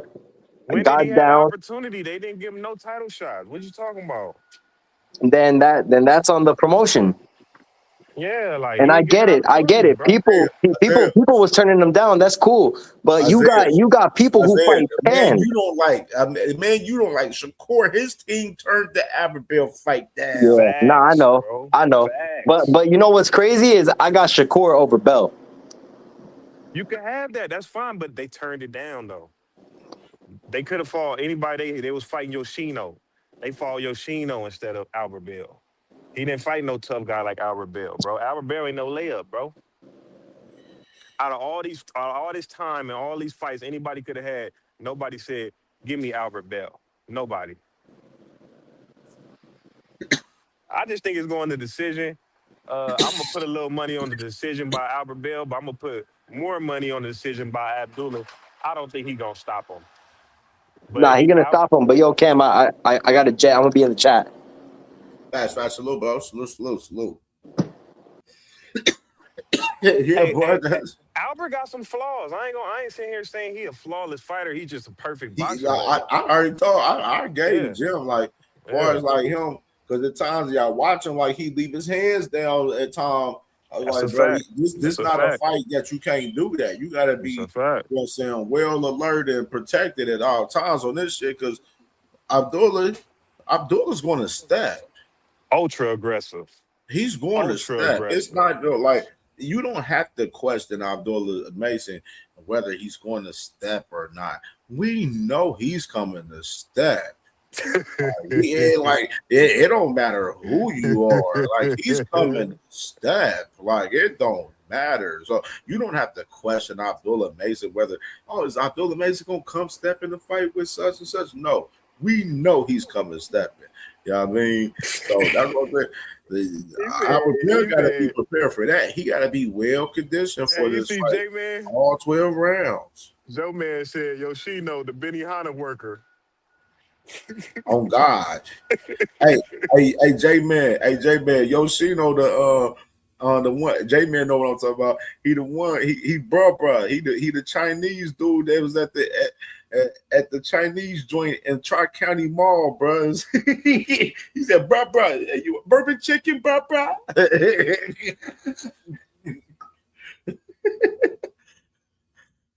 J-Man know what I'm talking about. bruh, bourbon chicken, Kool-Aid. Oh, they Kool-Aid be fire too. They Kool-Aid be so fire, Cam. I know what you're talking about. Kool-Aid fire. Sweetest Kool-Aid you ever can get.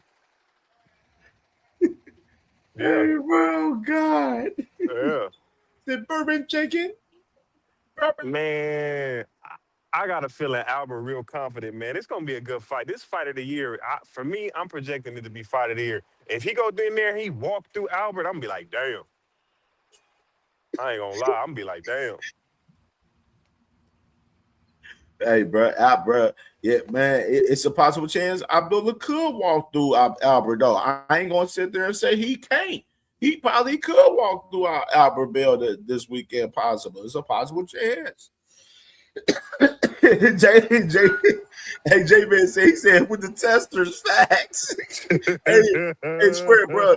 We had this Chinese dude in our mall out here, like in Cincinnati, bro. It used to be called Tri-County Mall, old mall. Yeah. He be in the mall at the Chinese spot, bro. He be in there, you know what I'm saying, giving out testers of the bourbon chicken, Kool-Aid and shit. He like, he'd come up like, bruh, bourbon chicken, Kool-Aid. Like, bro, all day at the mall, bro. Like, hey, dude was cool as fuck, man. Dude was funny as hell. I'm saying, man, we got a Chinese spot to sell donuts and Kool-Aid and all that shit back at home, bro. That shit from an Asian dude too. That shit good ass Kool-Aid. I ain't gonna lie. The whole city know about that motherfucker. Oh, right God. there, King Donut, right there on King in Vermont. Oh God. What? Stevie Roller, Jay Smith, what's popping with you, good brother? What's popping, man? What's good, Pimp? But I heard Tyler up here talking about real fights. I want man. We talking about the fights going down this Saturday, man. We talking about talking about real fights. I wanted to get in on. Yeah, man. What's your thoughts, man? They got Abdullah Mason, man, minus 460. The Arabelle's It's plus 320 right now. it's actually going down because I just checked Yeah. on DraftKings. It's at like 390. So money coming in on Albert. Surprisingly, I thought I was going. Ooh, I thought yeah. I'm the other Hey, way. man. I'm about to check out the current on FanDuel right now because if it's going down there, then it definitely got to be going down on FanDuel too.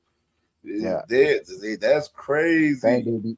FanDuel be having the best odds. Actually, It's FanDuel the they same. cocky. It's Don't the care. same on FanDuel, so the same right now. Because But he's a that- seasoned fighter that ain't been beat up. You know what I mean? It's like that's a touchy situation right there. He's a seasoned fighter that ain't been beat up. I don't know if you allow smoke, so I'm gonna put my John down.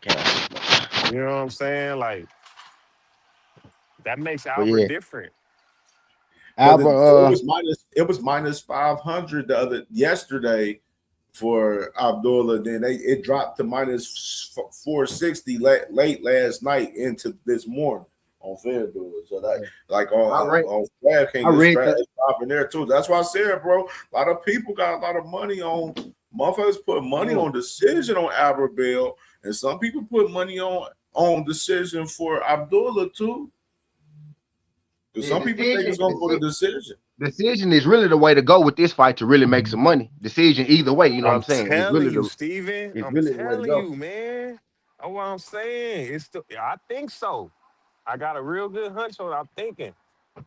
Let me put something in y'all ear though. Go and ahead, I know bro. Albert Bell personally, right? But this didn't come from him with no shit like this. I'm gonna put that out front because people know I fuck with him. So this ain't come from them with no shit like that. But For sure. you know, he was supposed to fight Andy Cruz a month later, and now he fighting Albert Bell this month. So his count did get cut short, tremendous, like 4 weeks. No, that's 4 weeks worth of count, 4 to 5 weeks worth of count that he wasn't preparing for, right? And now his fight is a different fight. So he full count. This is not a full count for Albert Bell. I ain't making excuses for him, but absolutely this ain't gonna be a full count for Albert, you know, because he was planning for a fight, you know, at the end of next month, not Saturday. You know what I mean? Absolutely. So that's something that was something I spoke about the other day. I was like, people got to add the context to the situation. He like 2 weeks, you know what I'm saying? Like he basically taken away 2 weeks from camp because he had two more weeks because he's about to have the fight in July 18th, man. So like that is some context to the situation that I definitely, you know what I'm saying? People definitely got to read the room, man, as far as Albert Bell in this fight for us.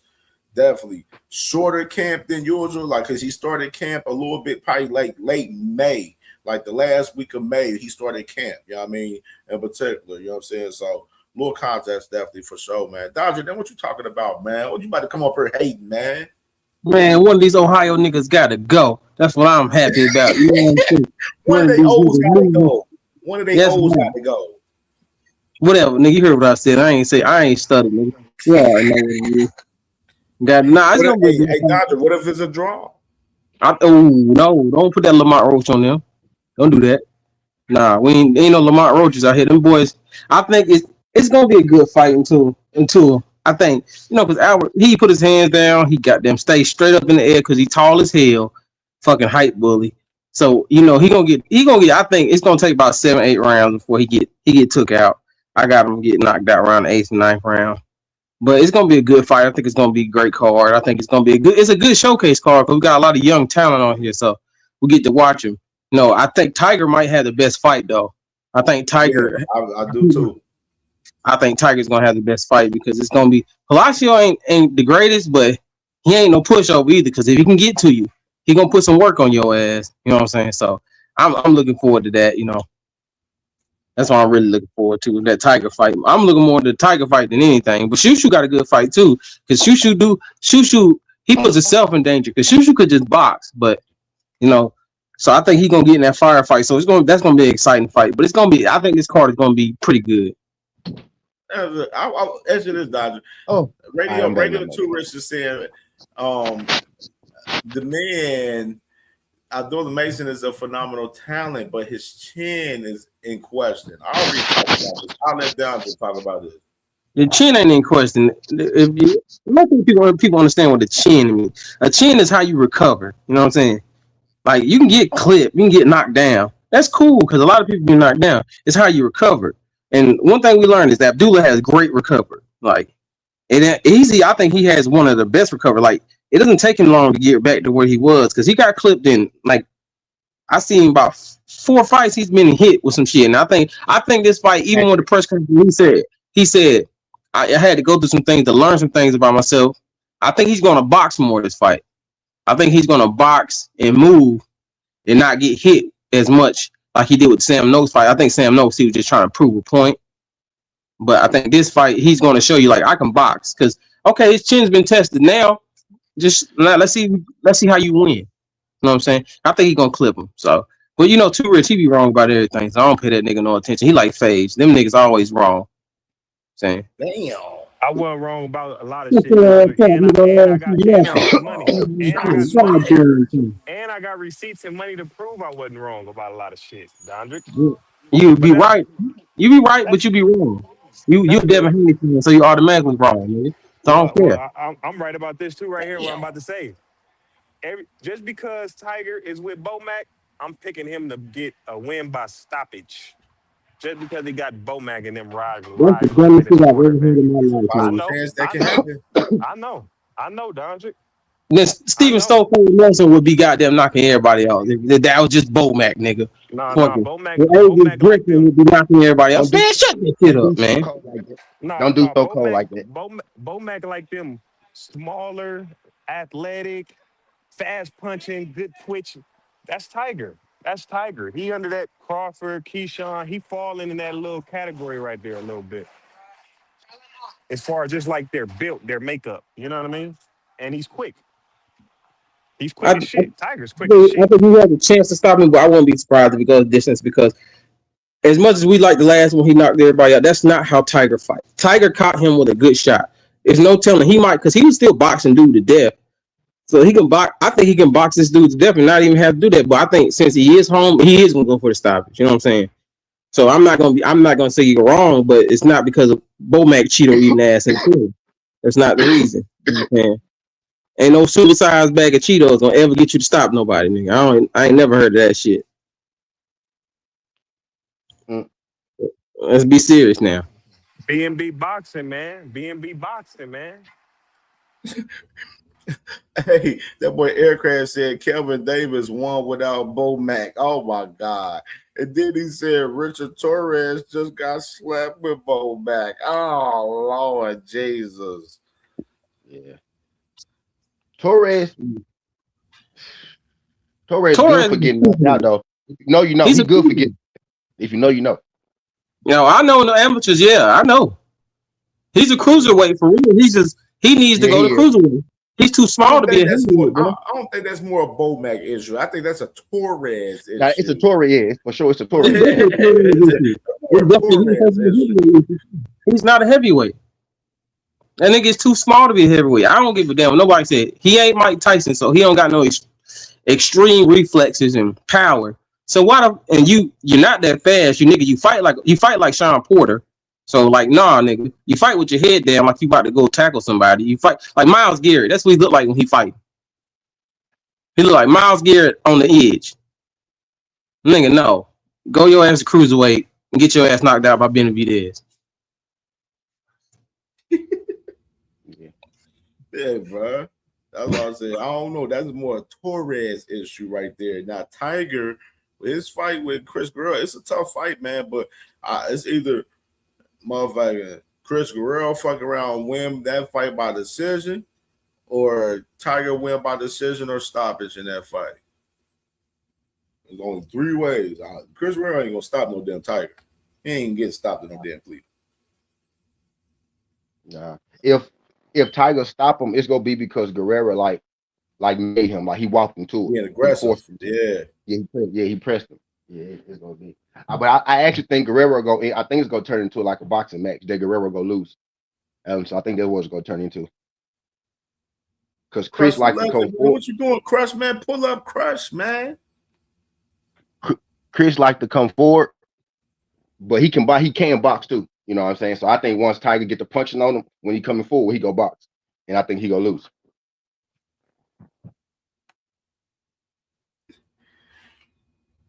Yeah, they got that Tiger odds is crazy close on his shit a little bit. He was a minus 900 favorite at one point, a couple like the other day, and his shit dropped to minus 650 on FanDuel the other day. So now today, right now, he's minus 650 to Chris Guerrero plus 400 right now in that fight right there, man. When I caught Tiger, he was at plus 450. When I caught him, he was at plus. I did Tiger, Shushu, and then I did Abdullah and Bell to go the distance. I slapped that shit together Monday. I slapped that together Monday for like 175. So yeah, when the odds was there at that time, the odds. Yeah, that's what I said on every day, bro. It's been changing every day, bro. It's been crazy. Yeah, so I'm trying to see how that shit fluctuate. I was hoping to get more money on come back. I'm gonna try Bell just because, right? I'm gonna try the decision. I got to try the decision, but I was hoping to get more comeback on it. But it's going. People actually believing in Bell. I thought I was gonna get a bigger number. I fucked that up.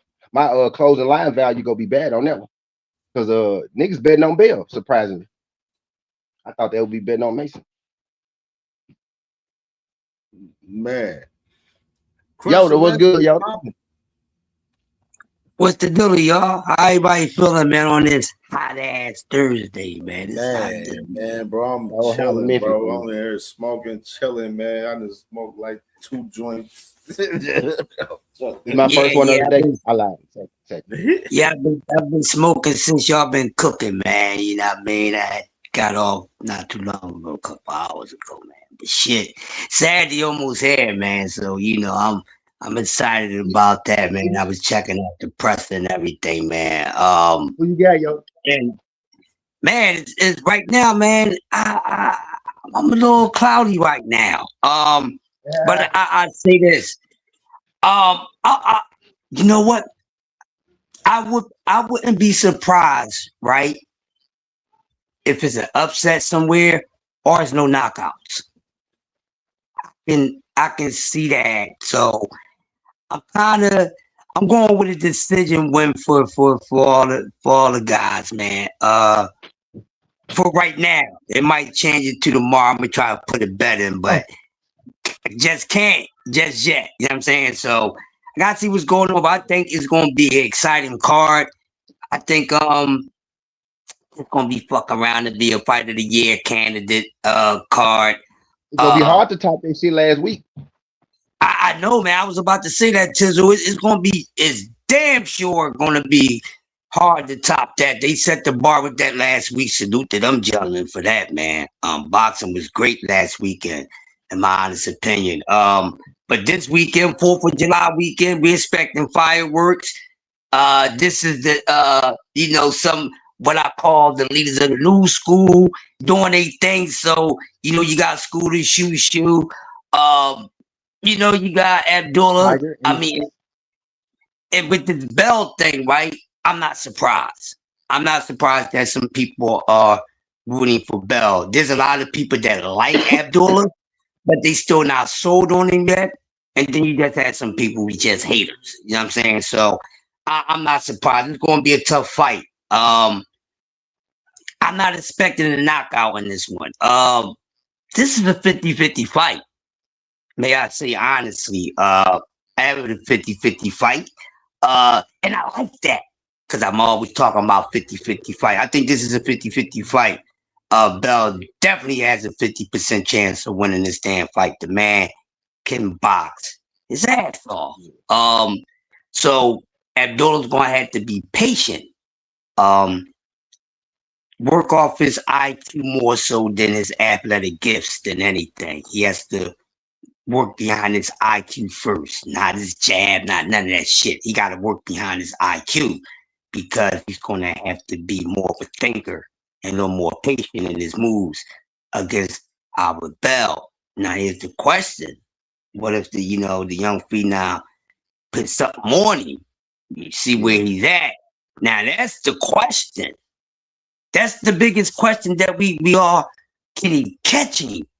And then if he does catch him, let's see what happens. Well, we already know if you touch Abdullah, you know what the F is going to happen. Bell, we don't know just yet, especially not getting hit by a guy that's hitting like Abdullah Mason's cracking with both hands. So it's definitely a 50-50 fight. But I'm rooting for Abdullah Mason. I'm going to say I'm going to go with a majority decision. I think it's going to be that tough. So I say majority decision right now for Abdullah Mason. I'm going to go with a majority decision, everybody. I'm not going to change that until it changes on fight night. But right now, I have a majority decision until I see around the first 4 or 5 rounds and see if it's going to change or stay that way. But yeah, I got him by majority decision. Professional boxing, man. Yeah, he ain't coming. Boxing, man. That dude finna come in there and fight. Yeah, he's coming to box, and he's a pretty solid contender for a lot of people who don't know Albert Bell. He's a complete package. Now he's not a Hawaiian puncher, but hey, he give you something to think about. So mystery chess boxing this weekend. Shushu. Go ahead. Shushu, real quick. That's my guy, man. Shout out to Shushu Carrington, man. I love that young man. He's exciting. He's always coming to fight. He don't mind making it ugly. He don't mind getting dirty. This gonna be a dirty weekend. Everybody coming to get dirty, man. And the underdog is coming to rumble, man. So look out. It could be an upset or two there. Now the only person I might say that might get a knockout, I forgot. When I think about Scooter Davis sometimes, man. You know, you can't get a knockout all the time, but you never know what this dude here. He's scary, and I like that. I like Scooter Davis. He got some Julian Jackson, goddamn Gerald McKellen type of evil intentions behind his punches, man. He's nasty. I know he's coming to steal the show. They all coming to steal the show, but I think if there's any knockouts that's going to happen, I think they're going to have to work for it more so than it's been a little easier than any other time. You know what I mean? So it's going to be fireworks, man. I like this weekend. I can't wait. What's up, Shell? What's up with y'all, man? Yeah, I went over and put a hot Dubski on Abdullah for the 8th round stoppage, 8th round knockout round. I bet the knockout. You bet one round. I think Abdullah gonna catch one round. 8th round. Do 7 through 12. OG. Do 7 through 12. Okay. I'll go back and change 7 that. through 12. Yeah. I think Abdullah gonna catch him with something cool. Yeah. And I was just saying that, Shell, that's a big if question real quick. That's what I was saying. What's going to happen if Abdullah catch Bell with something? You know, how he's going to react. Yeah. Hey, y'all heard the style, bro. He's a seek and destroy guy. Y'all heard the spawn story? Y'all heard the spawn story between them? But you know me, man. Well, you know me. I had them all here. See, I don't do the sparring. I don't believe in sparring, man. That sparring shit don't mean nothing to me. Abdullah with the WBO strap, and you know Jay Prince. You got to do it with out head I gear. was talking to Ohio versus Ohio. That's a great matchup. Eventually, if that comes down, you think Jay Prince will still try to make Abdullah, put Abdullah in there with you, knowing that he has avoided you before. Because a lot of people didn't know that. Some people, Jay Prince is the guy that have told some guys to avoid you before. I mean, I can see it because I know what type of fighter Abdullah is. You know what I mean? Mm-hmm. And because like I said, it would be something to offer now. If like I said, if you got gold gonna chase the gold. It's something there. It's not just a high risk, low reward thing now. Now it's high risk, high reward. You know what I mean? It meets I get the what means. you're saying, You get what but I'm if saying? you look too good, it might be some politics to play. I'm gonna just say that. Yeah, it can be, but that right now, that's not even really what I'm like looking. Aiming at, I guess you. Yeah, you know, like you know what I mean. That's my guy, his whole family, like them my people. You know what I mean. But for competition, if it comes that and it comes for all the marbles and if the or if money's it's right, or if like you it's said, looking the good, money's right. But right now, like I'm not even You know what I mean? I want him to keep doing his thing, you know what I mean? Elevate, go crazy, defend that strap or whatever. If that time comes for us to cross that bridge with one another, then that time come, you know what I mean? Got you. I'd Got be you. open Got to you. it. But right now, let me clear these other cats out, you know what I mean? And Y'all get is this y'all still hardware. working? Is y'all still working together? Cause y'all spar. A lot of people don't know y'all spar. You know, I y'all we work ain't together. sparred I haven't sparred him since he won his title. We sparred a few times last year though. We probably sparred about probably probably 6 or 7 times last year. And Oh, great high level work. Great high level work. good stuff. Good stuff. Okay. Hey, you see, y'all mean? He said, "Nah, I need you to knock off Shakur." Yeah, you know y'all mean crazy. Yeah, that's I right, mean, guy. like I said, I'm open to fight anybody. Like that's just how I always been my like, you know what I mean? It's boxing. Like it's either we gon' we gonna get some understanding. That's all this sport is about, man. It's just the best coming to fight the best. Like, you know what I mean? It's like I don't be having no grudge or vendetta against nobody or nothing like that. I just be wanting to test myself and my skills and my ability against the people that they say are the best. And you know what I mean? And get a lot of money and make a legacy for myself in the meanwhile. Yeah, Hmm. yeah. Okay. So Um, we got two men that's pretty familiar with each other. And you know, I'm like my man Shell. I'm from that era, man. I don't really give a damn about sparring. But when you got two guys that's familiar with one another, it's interesting come fight night. So it makes it more interesting. And I can't wait, man. I already know what the young man is coming to do. I know what Bell is coming to do. He's coming to dethrone, try to dethrone Abdullah. The appetite for destruction is like, listen, I'm letting y'all know something. The silent assassin is here, and for me to go anywhere, it ain't that time yet. I can't wait. I like the hunger in both of these dudes. Like I said, it's gonna get dirty in there, man. I can't wait, man. I can't fucking wait, man. Fireworks. I'll be setting off fireworks in the air as the shit goes on. Because for Bill, this is his shot. I mean, that's the homie and all. I get that, but this my shot, man. I beat you. Oh man, I'm and he on to getting bigger and better and things. So he getting extra late, Sheldon. I was about to say, like, shout out to yeah, Abdullah for big. It took, bro, 3-4 generations to come through for somebody to yeah, finally get his dude a title shot.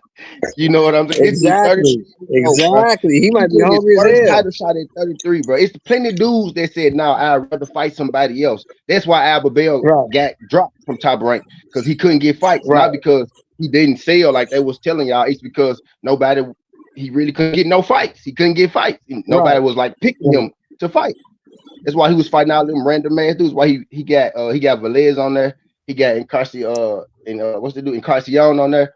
You know, but it was hard for him to get fights, and it was still hard for him to get fights after he left Top Rank. He been fighting like on, you know, local promotions and shit like that. So, this dude long overdue for a shot. And I hate that it's against Abdullah, but I like that it's against Abdullah too. But I hate the fact that it had to be Abdullah, the one to be like our fighter. You know what I Yeah, mean? yeah, because you know what I'm saying. The fact that like you've heard Abdullah say on many occasions, yeah, friends is friends, but this business, man, it is what it is. Yeah. We can be friends Yeah. after the fight. And then That's that the daring to be weight. great mentality, man. That's that daring to be great Yeah, mentality. No friend zone. This is a business.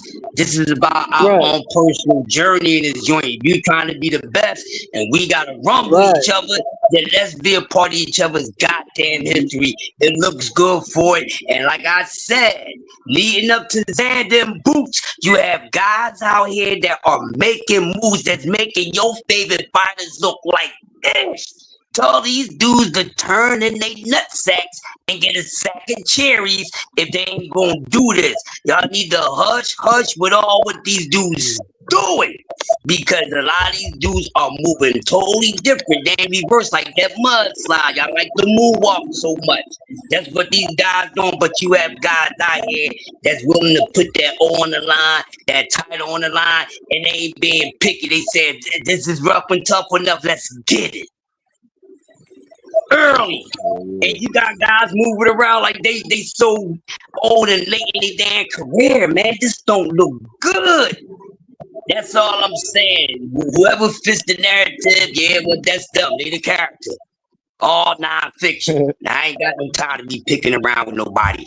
That's a y'all problem. Y'all got to figure that out and go through the Heartbreak Hotel with y'all favorite fighters. See, I'm in that free zone because I'm not into these fighters like that. I don't have a shrine and none of that. The posters on the wall and lighting candles and saying talk. You know, I ain't got none of that going on. I love the sport of boxing.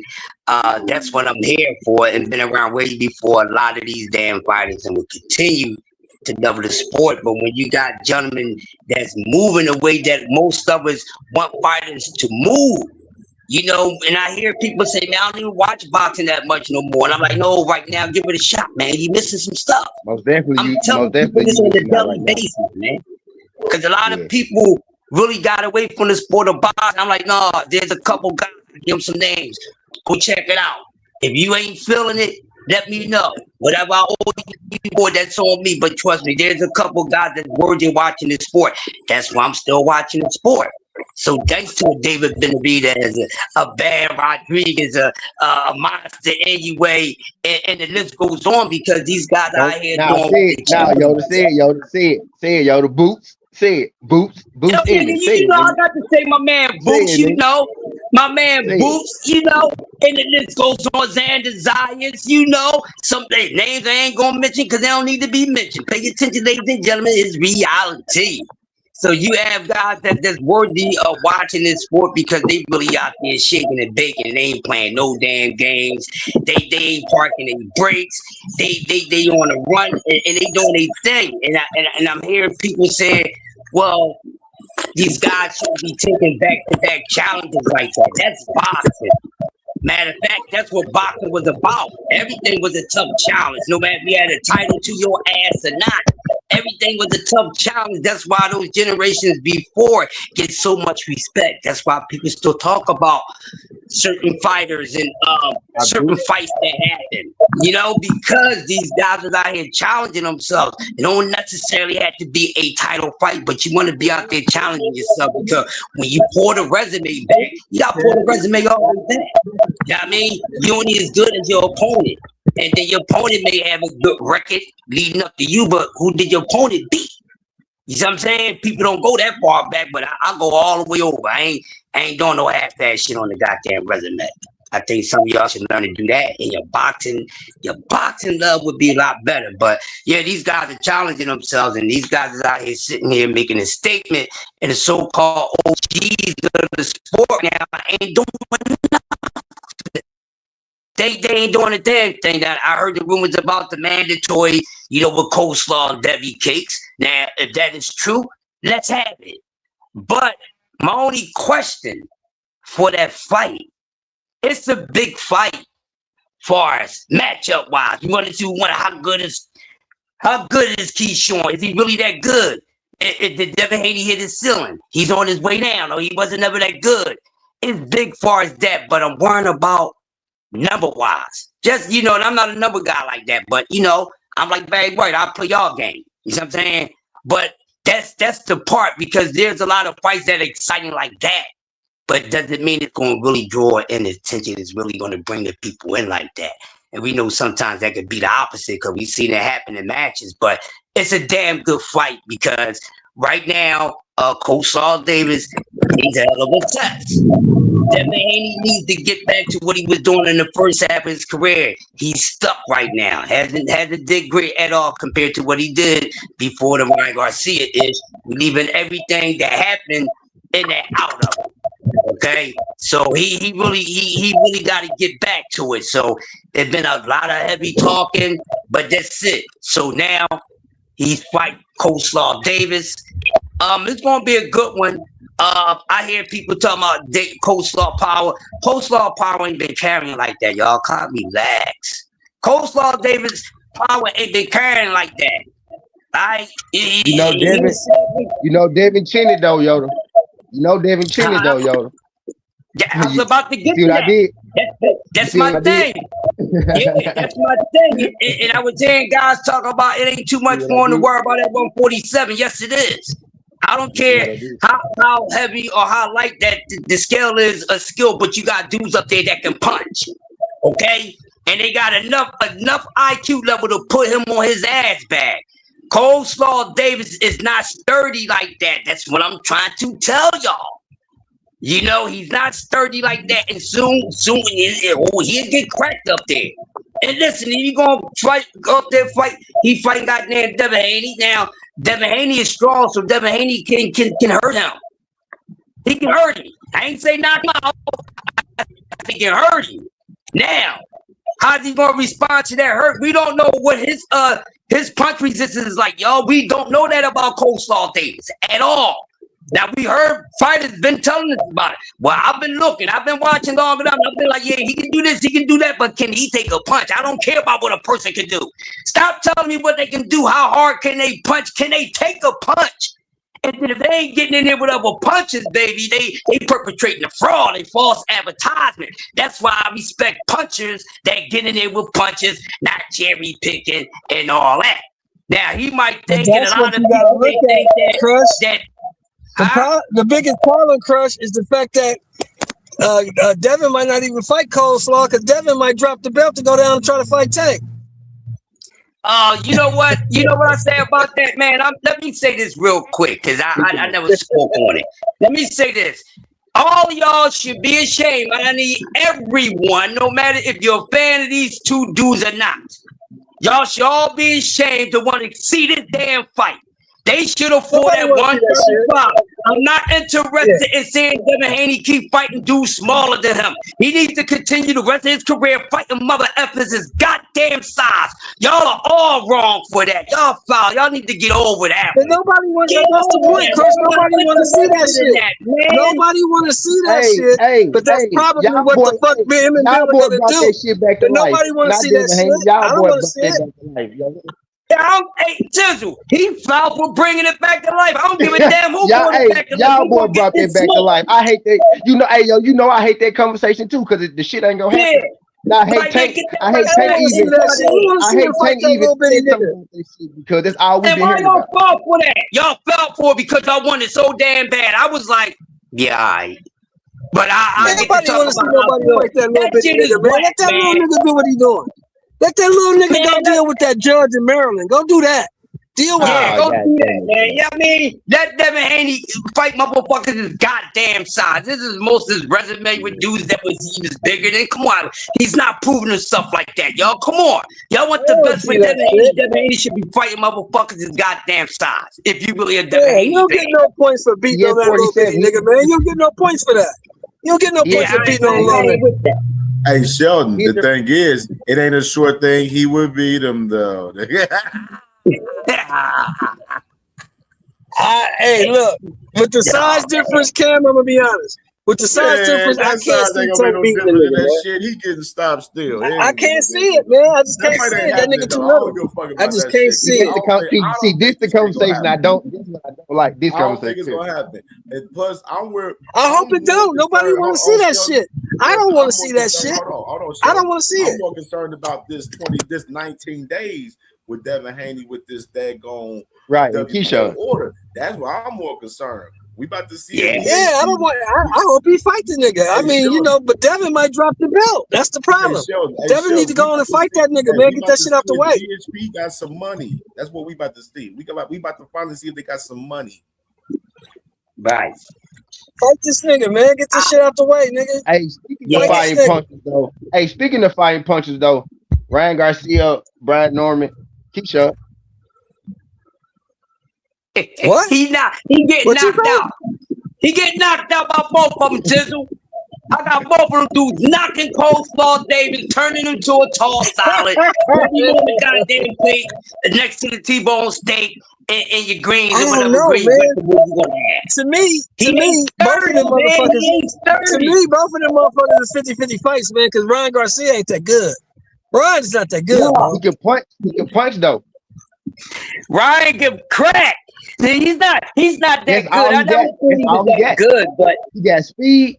He got speed and he got power because of his speed. He got cracks. Yeah, but Really if you can't get that shit to the target, it don't matter how fast or how hard you hit. If you can't Ryan hit the is a target, that nigga ain't got no footwork. He ain't got no he's boxing literally a ability. He's puncher. not very good. He a puncher. That's it. He a puncher. That's what Ryan is. Yeah, A puncher. you gotta be there to get hit. You gotta be there to get Yeah. hit. Yeah, he's an athletic puncher, man. Not athletic Roy puncher, Jones yeah. athletic, but he's an That athletic nigga puncher. is That's not what very Ryan good. is. When Yeah, I he's an seen athletic that bum ass, motherfucker Romero cracking with a double left hook, and that motherfucker got scared. That's all I need to see. I don't need to see shit else. You know, Ryan Garcia got that face where he can play the next young Superman. He That really do, nigga ain't got no nuts and no heart. That Mario nigga was scared Lopez of Rolly. I'm cool.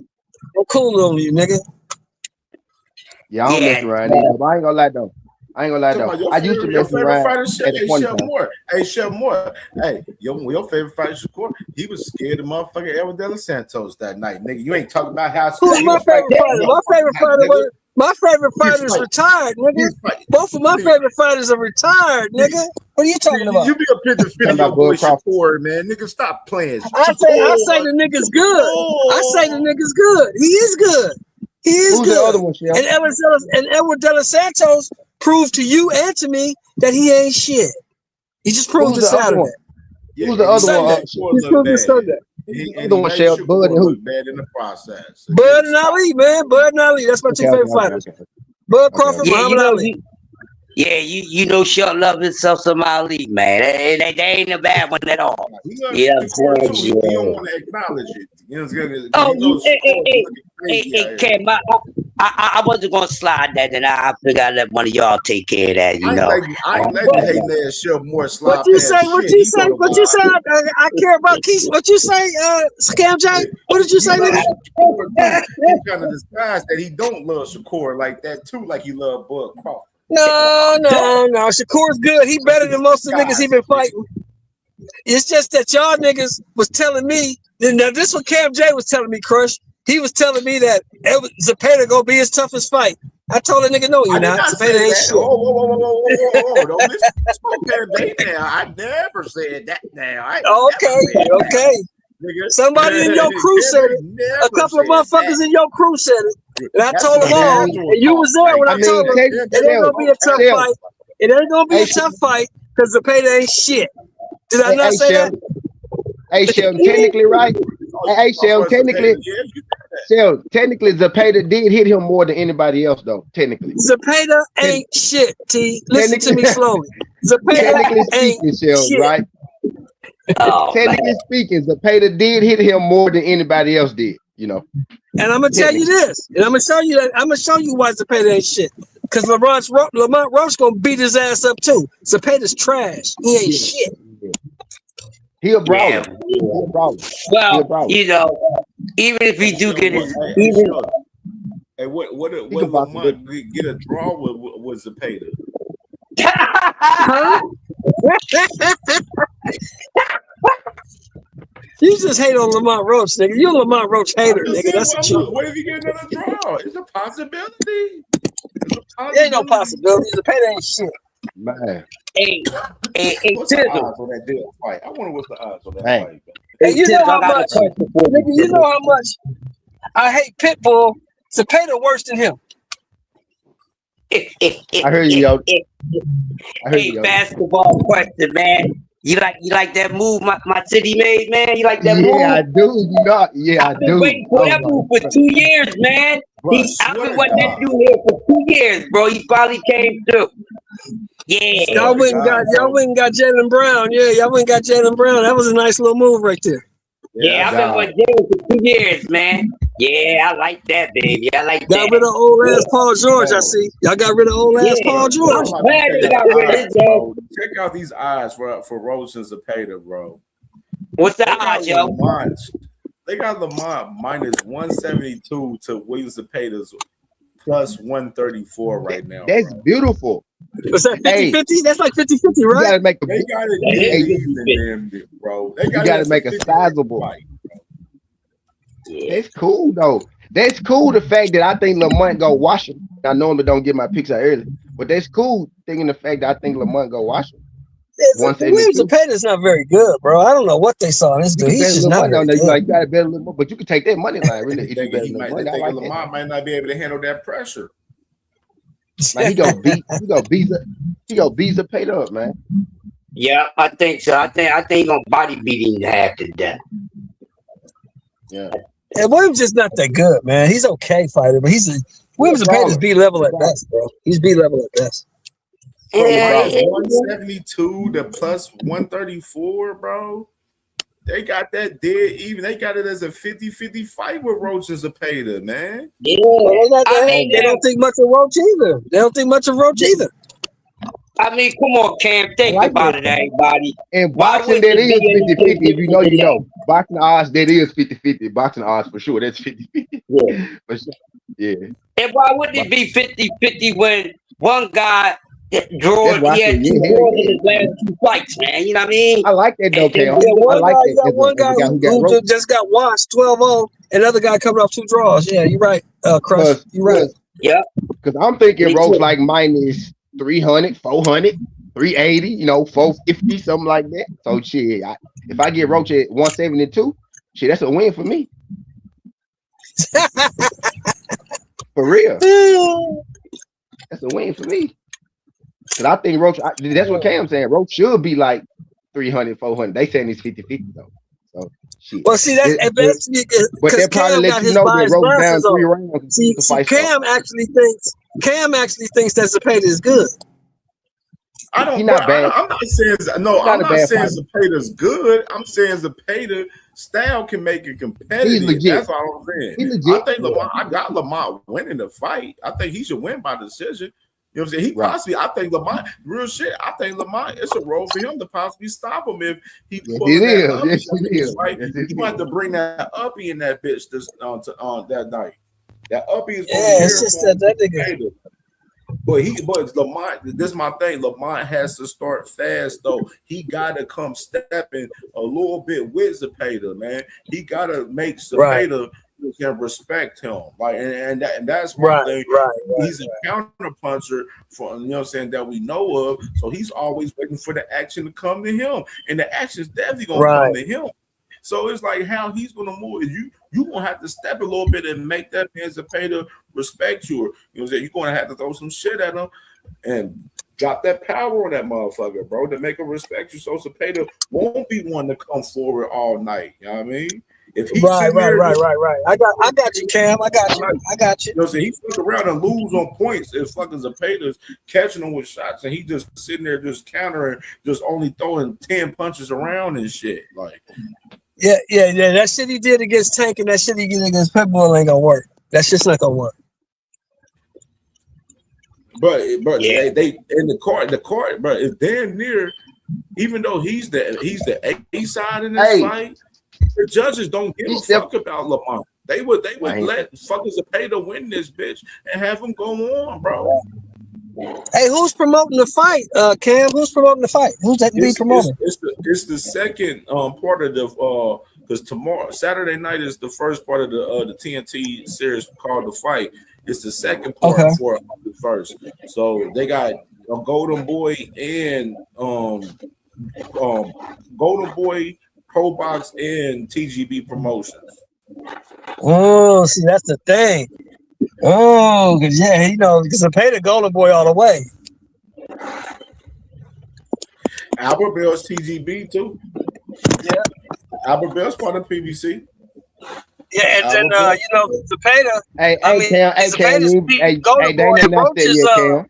Pro Box, right? Me and Ohio Runs Boxing, we talked about it last Saturday. So that ain't announced yet, Cam. Hey, Cam, what are you doing, Cam? It's not announced yet. Hey, Roach, a Pro Box fighter? Who? Roach? Yeah, he went. Yeah, he got. Oh boy, Gary Jonas is his manager. Yeah, he's a Pro Box guy. Yeah, you're right, Cam. You're right. There might be some funny business in the game. He got to win that clear. Like he got to make sure he win that fight with Zepeda clear. You know the WBC, man. You know they love their messages, man. They love the messages. Lamar Roach had a couple tough draws already. You know what I'm saying? If you Lamar Roach, you had a couple cuff. Just You know hey, you gotta fight like the dick stacked against you. Think about Mauricio, bro. They love the Mexicans, bro. They do. But then again, you got to remember something too, fellas. If Roach wins this belt, that makes that other fight when that nigga get out of jail even bigger. Yeah, absolutely. That part. Humbug. Fuck that. I don't know about that one. We don't know. Why you say that? No, I didn't make no drop my thing. I think I want to say it was D1 or you fucked up, KO. It's one of them. One of them two. Hey, D1 and KO. I wanted. Hey, Crush. You know, like I know, nigga. Probation violation. That motherfucker can do whatever she want to do with it. Yeah. I'm guilty of that case first. Yeah, she's just waiting. That's why she ain't tripping. She's just waiting. He probably gonna beat the case in Florida though. He probably gonna beat that one. Yeah, but that probation violation. I don't see this. Is my thing, Shell. Just me being honest, just how I'm looking at it. Ain't nobody negotiating no fights if you know what I'm saying. They got all this shit going on there. Possibly go to jail. If he beat the Dade County case, they won't a probation violation, Shell. Yeah, you ain't beating that. If he beat the Dade County. He ain't going to jail, Shelby. That's what he got violated for. Let me tell you something that you non-jail niggas don't know. The first thing and the biggest thing they tell you when you get on probation, you are not allowed to have any police contact. None. Right. Whether he beat the case or not, you came in contact with the police. That's a violation. Well, yeah. They do say that no police contact. No police contact of any kind. Yeah, but I know where I'm from. Yeah, you ain't getting violated until you until you get hit. Until you get hit for it. Yeah, right. Until you get hit for that. Yep. So Thomas Hill was good, bro. That's what I was. That's what I was saying. Why but still in California though, so I don't know what they got going on. They got here. If they can pull your ass over, you get violated. I don't know what happens. In California, if they pull your ass over, you get violated. Stop spreading that bullshit, man. For real. I was content to sit back, relax, and just listen. But man, when you spreading that bullshit, man, you don't make no motherfucking sense with your hating ass, yo. Come on, man. You already got hater of the year award, yo. Number one, Jake has not been found guilty of not a goddamn thing. Number two, his motherfucking probation, whatever is going on, it's a paper issue. It don't have nothing to do with the case in Florida that what's going on. Because if it was that he would have to go to jail if he had any interaction with the police, he would have been in jail last March or before that. So come on, last year. Come on, man. Stop spreading that bullshit, man. Listen to what I'm saying, nigga. I don't know. Listen, Lynch. You are full of shit, man. Listen, nigga. I don't live in Maryland. I don't know what the fuck you weird ass niggas do out there. I'm telling you what happens in California. Weird ass niggas up here. All weird ass niggas over in fucking California where you at. Your motherfucking ass. Nigga, get me in Hollywood. Your motherfucking ass. You talking about weird ass niggas up there in Maryland. I don't know what you weird ass Maryland niggas do out there. I don't know. Weird ass Maryland niggas. I don't know what you weird ass California niggas do. I said anything. I don't know what you niggas do out there. I don't know what y'all do. But what I'm saying is this. I'm stating facts of the case. It's a paper issue. A traveling paper issue. It don't have nothing to do. Listen, nigga, we don't have that. Let me finish. Let me in finish. California, Let me finish. You on probation. Let me you don't have no paper issue. Allow me to finish enlightening you, young man. Or should I say, old man? You is older than me. Old man. Look, man.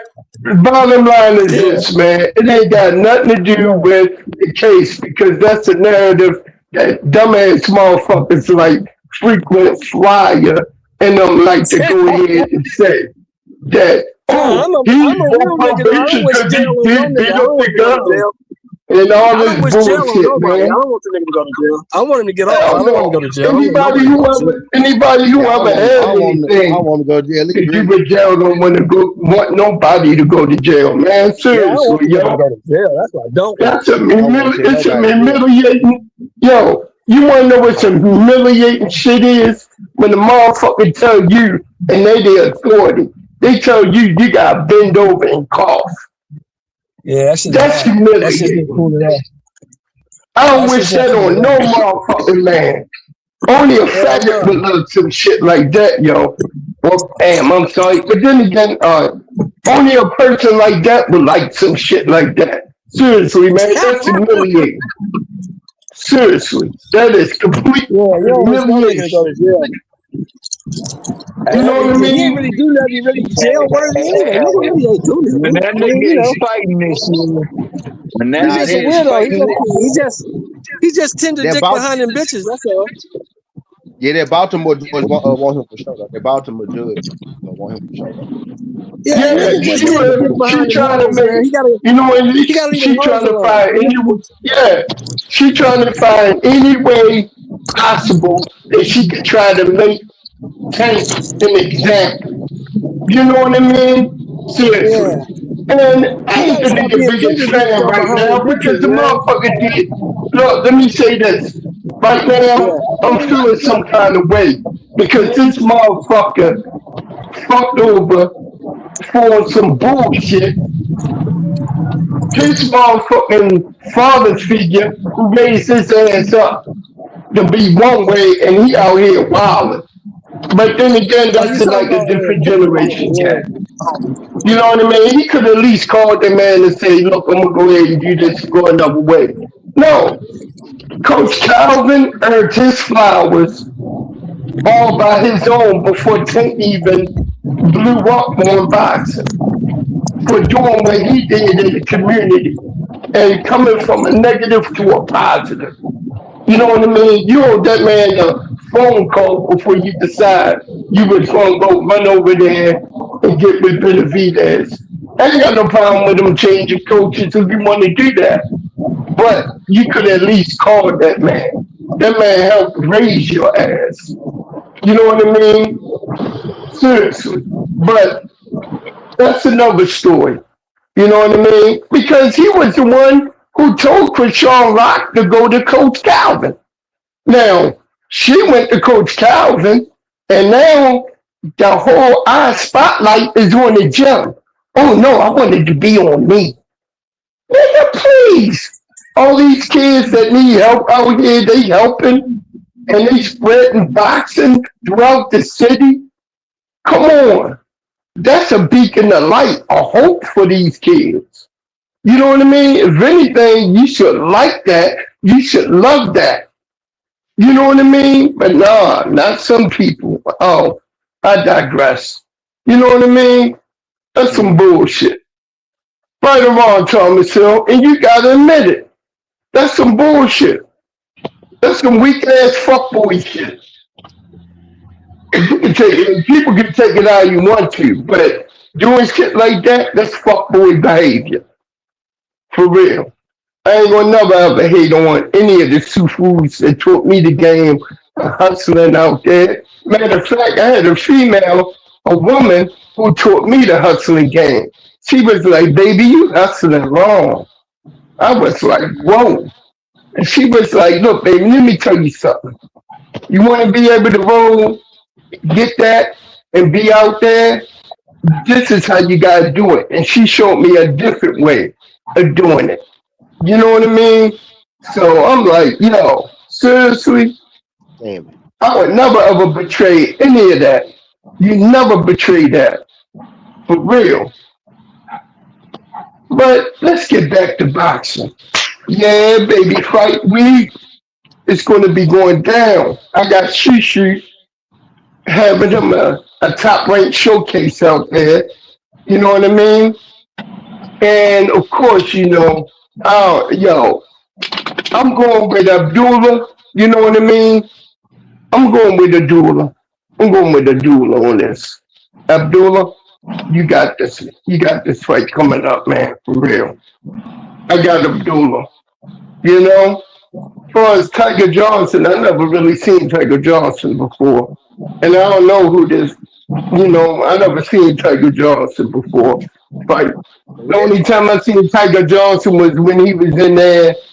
I'm getting double teamed and triple teamed by like four Haney's wannabe bouncers, bodyguard, homeboys, or whatever. He keep on the payroll for wherever they go somewhere because him, of course, Devin are cheap pussy, big bitches. You know what I mean? But that's what I got on this fight card coming up this weekend. Thomas, why you over there laughing, man? I got you crying up, man. Hey, I don't even want to go next, man. You done heated up the damn microphone. I can't say nothing after that, bro. Man, I ain't mean to take Sheldon off the air, man. Let's take ass go. Bring your old hating ass back, Sheldon. Sheldon running. He on that road runner cable, man. You know he gonna pop up. He's gonna meet me. Hey, but I'm gonna let who up here with us, man? Mello. Mello over there crying, yo. Hey, Mello, I ain't going after the B more, right? The B more bully. Off his chest, dog. I let it get it off his chest, dog. T Hill, man, you gotta go. You up there? You gotta go, T Hill. What do you mean? Shout out to the mother legend in this building, dog. We got Crush the Legend, aka the. What's up? Man, that's Yoda. Go, Mr. Chairman. What you mean? You OG status, man. What you mean? We need that from you right now, bro. Let's go. Man, I'm gonna say this on what my man David was cooking on, man. I agree with him with some of the decision making that Tank has made, but I don't know everything, so I can't split everything into proper context. But I do know that them two men did a great deal in his life. You know, I know them two, AB, and to a certain extent, Floyd did a great deal in his life, man. And with that, you know, there comes some great deal of respect. I don't know if he's just in demon time right now. I take it as demon time. I take it as F the world, don't ask me for ish. Everybody, everybody. And I think that that's his mindset. If that is his mindset and we get a fight, I think we're going to see it unfurl in the ring. I think he's going to unleash havoc. But with that being said, with all the stuff that he done talk, all the people he done went after, it only is made right in the ring and against certain people. So now the people that you talk about, especially Devin Haney, you got to send the nigga a contract. You got to give him something that he should accept. And then you got to go in there and whoop his ass. So all these Mickey Flickies that be up on his leg talking junk about him could have less to say about that nigga because they going to still hate on Tank. Then you go to the other core. You whoop his ass. So then they can say less about that nigga, but they going to still hate on Tank. And then you go whoever else they say he got to fight, get them the fudge out of here. Then you go make whatever you got to do, and then you can start giving credence to the things that you say. But at this point in time, not near one of them been out there fighting near one of them. All of them have not been fighting one another. And the ones who have been calling out people as ducks, they've been ducking the goddamn most. They've been running away from fights the goddamn most. They've been using other people's name as leverage just to give themselves buzz for whatever the fudge they're about to go do. They've been out there doing what T.O. do. I promise you Boots. I promise you Tank. I promise you Bud. And then I get in the ring with Claggett. That's what they've been doing. For real. We got fights going on this weekend. Like the Be More Bully said. We got Albert Bale getting a chance of a mother lifetime. You know, they ain't been coming around for him. So he got to be prepared to maximize every opportunity. You know, you got to put everything on the line in the ring, and you got to go out there putting your best foot forward. You got to work whatever time frame you got going on to get ready for this, but you better be ready because you may never get this opportunity again, especially when you're a top ranked affiliate. Because if you ain't in their plans, they don't try to make moves for you. You become moves for somebody else to see where they are. So you're a barometer for folks. This is his chance to be more than just that. This is his chance to be either a contender or a champion. So I hope that he comes with everything that he got to make this a fight. And I think Abdullah knows that this is a moment where he can really verify his stamp on his career, man, saying like, yo, I'm one of them ones. Now, this dude ain't never been handled with, so I'm going to handle him. So I think that that's how he's coming in there. So, and I know Abel know he ain't getting very many opportunities, so I know he coming with it. Then you got Shushu. Shushu is going to go up in there, and he going to continue to push for that big fight that he's looking for. So I think he's going to go in there and give a great performance. Tiger West, like he said, coming off of that 10-on-1 beat down that he took where he was throwing blows too. Shout out to him for swinging. Hell, he went and he did what he could do when he could against all them Mickey Frickies. But that's how the Haneyeites roll, bro. Yeah, this is your man's. Yo, your man ran out the door and let his people and his pops go out there and handle the light work. So hopefully he get up in there, show what he really is. I mean, he was one of the people in the Olympics that I really, really rocked with. I thought he was nice. So I still think he's nice, and I think that he gonna go up in there and he gonna dismantle his man. Looking forward to seeing what Scooter get to do up in there, man, because this is gonna be a showcase fight for him. I think he gonna go out there and show the world that, you know, I'm the goods. I am him, and you need to pay attention to me. And I think that, you know, the rest of the fights are gonna be nothing but action packed. So, you know, you got a lot of talent on this card. You got Cleveland being showcased by itself, and hopefully this will lend itself to getting bigger and better fights for everybody that's on this card. That's what I'm hoping to see. And I'm hoping to see people step out. We're going to have the network up in the building, SBG Mello up in the building. Hell, J-Man going to be up in the building. Curtis Robinson might be in the building. D1 going to be up in the building. Carrier, your punk ass better be up in the building because you be up in every chat. You better be up in the building. Dank, you better be up in the building. I want all y'all niggas up in the building, man. I want y'all to have a good time, man, because it's going to be a great show. Yeah, definitely is. Definitely gonna be a great one, man. I can't wait. I can't wait, man. Can't wait, Tommy Hill. Yeah, just you know, few days away, man. I can't wait to see this card. I'm excited. Yeah. All right, baby, I just put it in. Yeah, man, it's going down, bro. Shit, wild out here, man. But lately, man, shit, I want to talk about brief about this Boost, man. Hey, Crush, man, I want you to get your opinion, man, with this clip, man, from Boost and Bozy right here, man, Crush.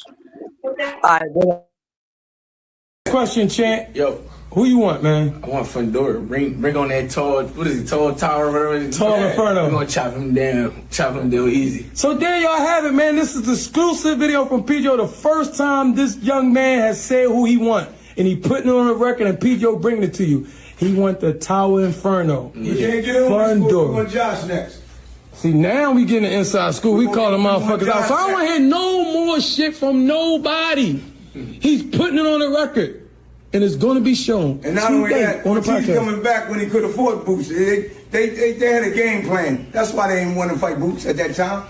Yo, now so my producer and my lady was sitting at the whole time. She thought it was a smoke screen. I'm like, wow. All that shit was fake. They act like they was going through some shit. Him and Delaware. All that shit was fake, man. It's fake. There you have it, baby. It's going to fuck down once again. 2 times. It's just starting. We're going up to 160 and 68. Yes.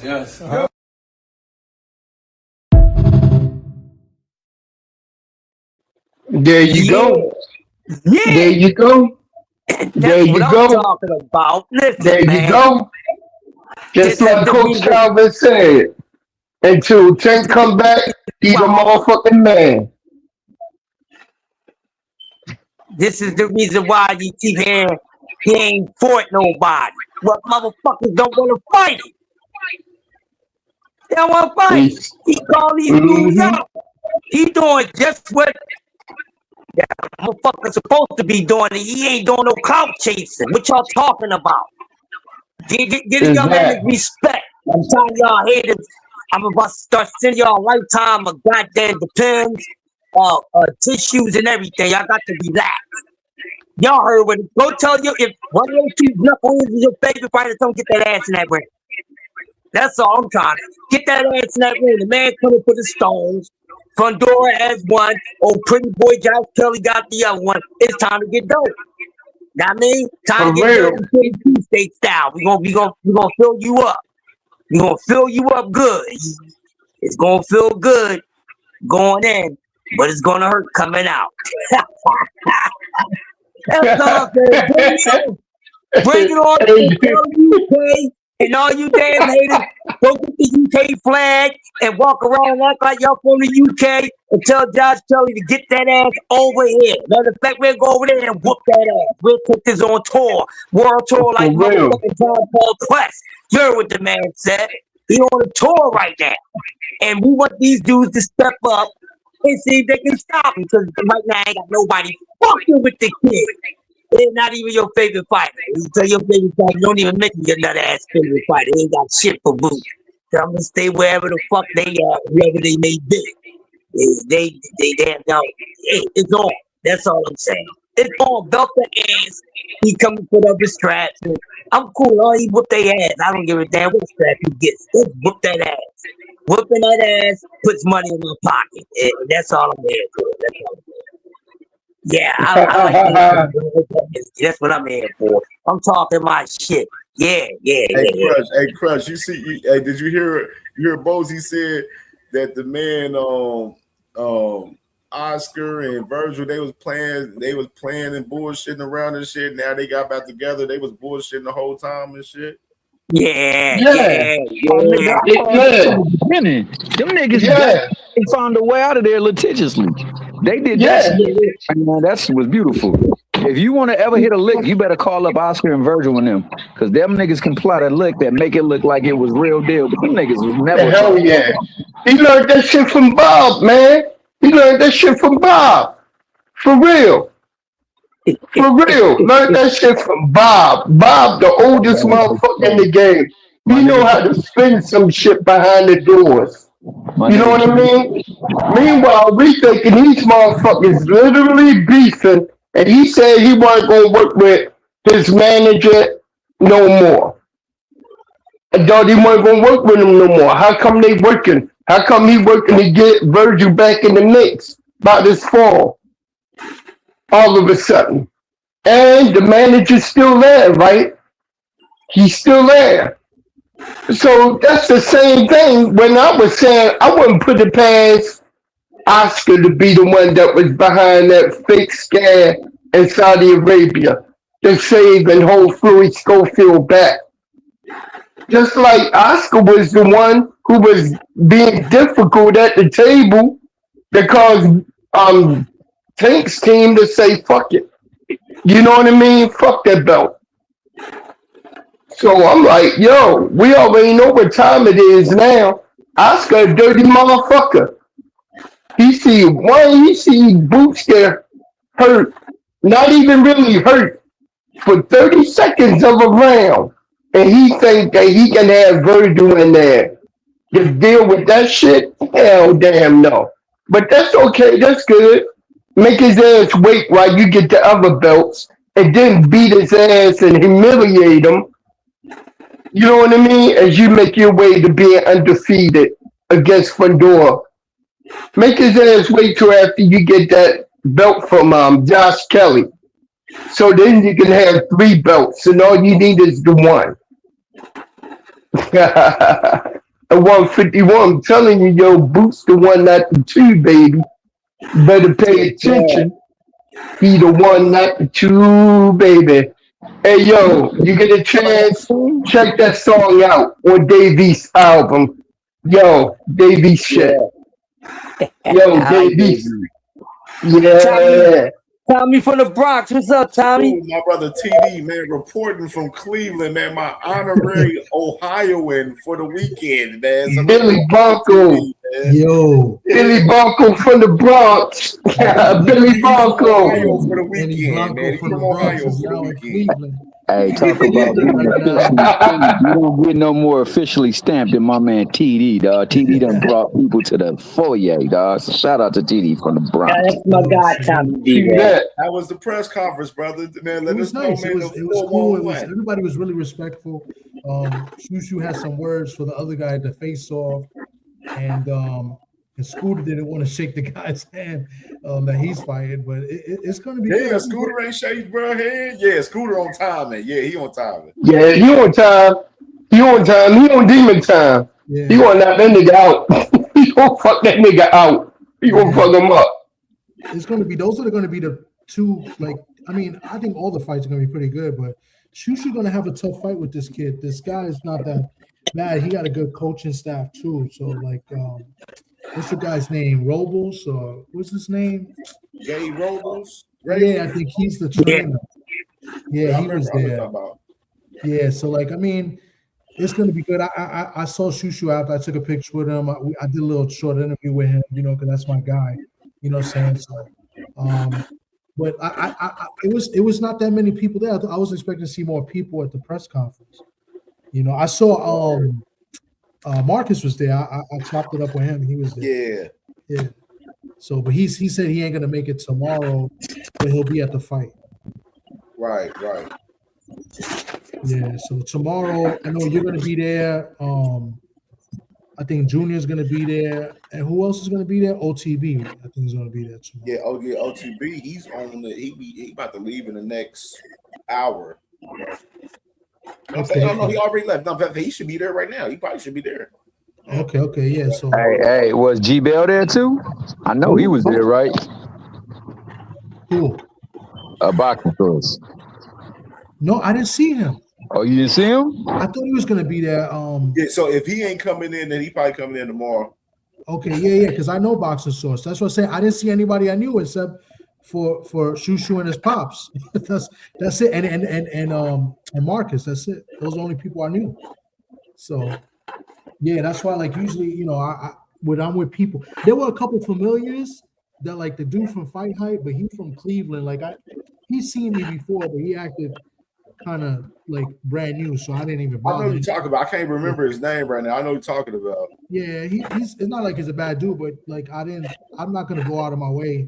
You know what I'm saying? Yeah, I know he's talking about. Yeah. And even like Chevy Red, she was there. I was sitting like 2 chairs from her. Whatever, she's cool. I didn't say Chevy's cool, man. She's doing good work, man. I like. Yeah. I didn't know she was from Cleveland until like a few days ago. I didn't know that. That's great. Yeah, I just found that out too recently, man. That she is from Cleveland. That is wow. Yeah, I never knew that. That's crazy. But she's cool. I mean, I didn't talk to her. You know what I'm saying? But maybe I'll talk to her tomorrow. Man. You know what I'm saying? We be reacting. We be kind of, interacting with, kind of, speak a little bit on Twitter a little bit. But she real cool people, man. She doing some good work.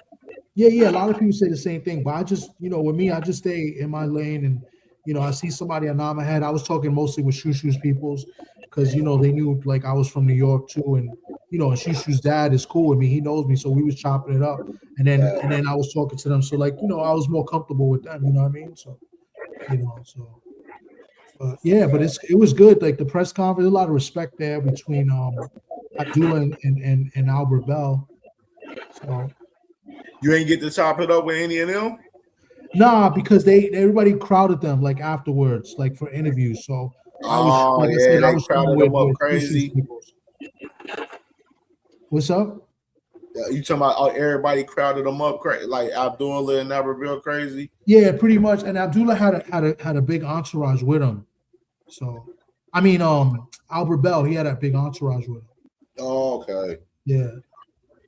So it was like, I mean, I could have, but I was just like, I didn't feel all that comfortable to be real with you. Like usually when I'm with my peoples in the media, it's a little easier.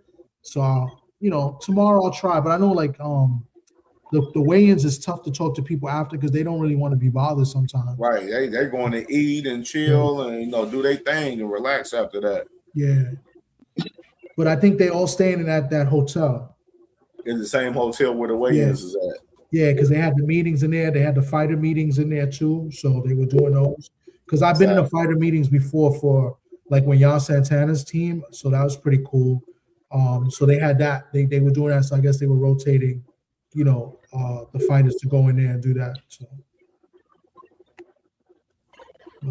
Thanks, man. Pearl Affinity, man. Salute, man. Yeah, it's gonna be lit, man. So how did you think? How did you feel about the brothers? How you feel about the brothers on their press conference? They look good. They look like they're ready. They don't really talk that much. So they were pretty like camera shy. They didn't really talk. But they just now coming on the scene, being in front of the camera. Yeah, but let me tell you, the opponents, all the B-side fighters, looked very good to me. So, like, whether they lose or win, or if they get stopped, I think they're gonna go out, entertain. I think they're gonna entertain us either way. So, you think pretty much everybody, because I would look at it, everybody's matched up pretty fucking well, like on the whole, from all 6 fights. Yeah. And if I'm keeping a stack, I'm gonna be real. I didn't really like the way Shushu looked with the weight. Like he looked great to me, but I know he's killing himself to make 126. But he already talking about trying to unify the belts. You know what I'm saying? So he looked good, but I've seen his face look better. You know what I'm saying? So only thing that kind of struck out at me, but he looked good. He looked confident. He looked in great shape, but his face did look a little bit, a little dry, a little, sunken in a little bit too much for me, like than usual. So he been fighting at 26 the whole time? Pretty much, yeah. Damn. Yeah. He's not a small. We said that shit at the same time. That's crazy. Yeah, he's a like 26. So was you thinking it'd be a situation for Shushu where like if he can't unify in the next fight, you know what I'm saying? He probably gonna have to shoot up to 30. Yeah, he asked because he was talking to I think the guy's name True School. Yeah, True School. I know you're talking about. Yeah, I seen him. He was there. I didn't say what's up to him, but he was talking to Shushu a lot, and I heard him talk, and then he was basically saying that Espinosa don't want to fight. They've been trying to get Espinosa, and all of a sudden they come up with mandatories, but then they don't. He's asking for the fight, and they don't want to fight. So I think he's frustrated, and I've always knew that because I think he's same manager as Fundora. I think it's Samson. I don't like that dude. I want to say from what's his name? Espinosa is with him. I'll double check on it, but I believe he might be. I feel like they I know Fundora for sure, but I feel like Espinosa has him too. You know what I'm saying? Like Samson, I don't like Samson Likowitz, whatever his name is. But yeah, I never liked him. But I think he's as difficult. So I think he was saying more from what I heard, because I kind of asked him too. He said if they want to fight, like Figueroa, because I was basically when I interviewed him, I was talking about how like when I had him on the podcast, we were talking about the build-up, the journey, and that I never really got to talk to him afterwards. So I wanted him to give me like how that moment felt and then what he's doing forward. So that's pretty much what it was. It was more for me, kind of like closing up from what we started talking about. And then of course I asked him to come back on the podcast. So, I'm sure he'll do it. He's busy, you know what I'm saying? But Shushu's my guy. Like I can always talk to his father anytime, but his father tried to stay out of, setting up interviews for his son. Thanks. Yeah. Thanks, bro.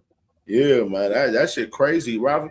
I'm wondering why Espinosa is hesitant on that a little bit.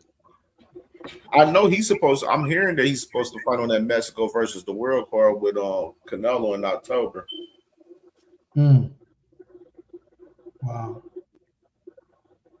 He got Sanford. Ain't no word. Yeah, I don't think he's with. He's not. Yeah, Sampson's not his manager though. He ain't with Sampson. I just read. He was somebody else. He got some guys. What's the name of these guys? These guys is It was some guys that's called like Zanford Promotions or some shit like that. V Boxing or something like that. Yeah, but yeah, that's crazy. Espinosa don't want to unify, man. Because I mean, the fight with you. I mean, I've seen him in the past, like be at fights around Shushu, and Shushu call him out stuff and I've heard him speak and say that he'll fight Shushu, but it's crazy for them not won that immediately though. You know what I'm saying? If Shushu want that, go ahead and give him that business. Yeah, I don't know. I don't know what's up with some of these guys. I think Figueroa would do it. I don't see him not doing it. And then who's the other dude at 126? Angelo Leo, he would tie rank too. I think he's gonna. I think he, so his fight fell through, the last fight, right, against Aleem. So I feel like they're gonna try to get him to fight the guy from Zuffa. I don't know if it's true or not that Omar Trinidad, because I feel like he went up in the rankings. I don't know. I don't know what's up with these guys. He's Angelo Leo, I know he's lingering around. He been hopeful for Inoue. Yeah. I've been seeing them talk about Inoue, talking about I love to fight Inoue. I bet you would. Yeah. I bet you would. That boy trying to get a bag. Everybody, I know some motherfuckers want to go to Japan and get their ass whooped and get a bag out that bitch. He want to sell that. He want to sell that little strap already. He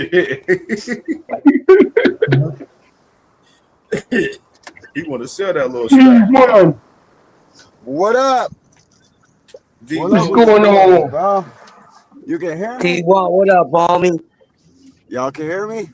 Yeah, you hear me? Yeah, we got you. Shit, man. You player. Salute to all y'all. I'm just popping up to say what up. I'm looking at the best of Tommy Hearns. I'm looking at the best of Tommy Hearns on Top Rank. Oh yeah, what you watching it on DAZN?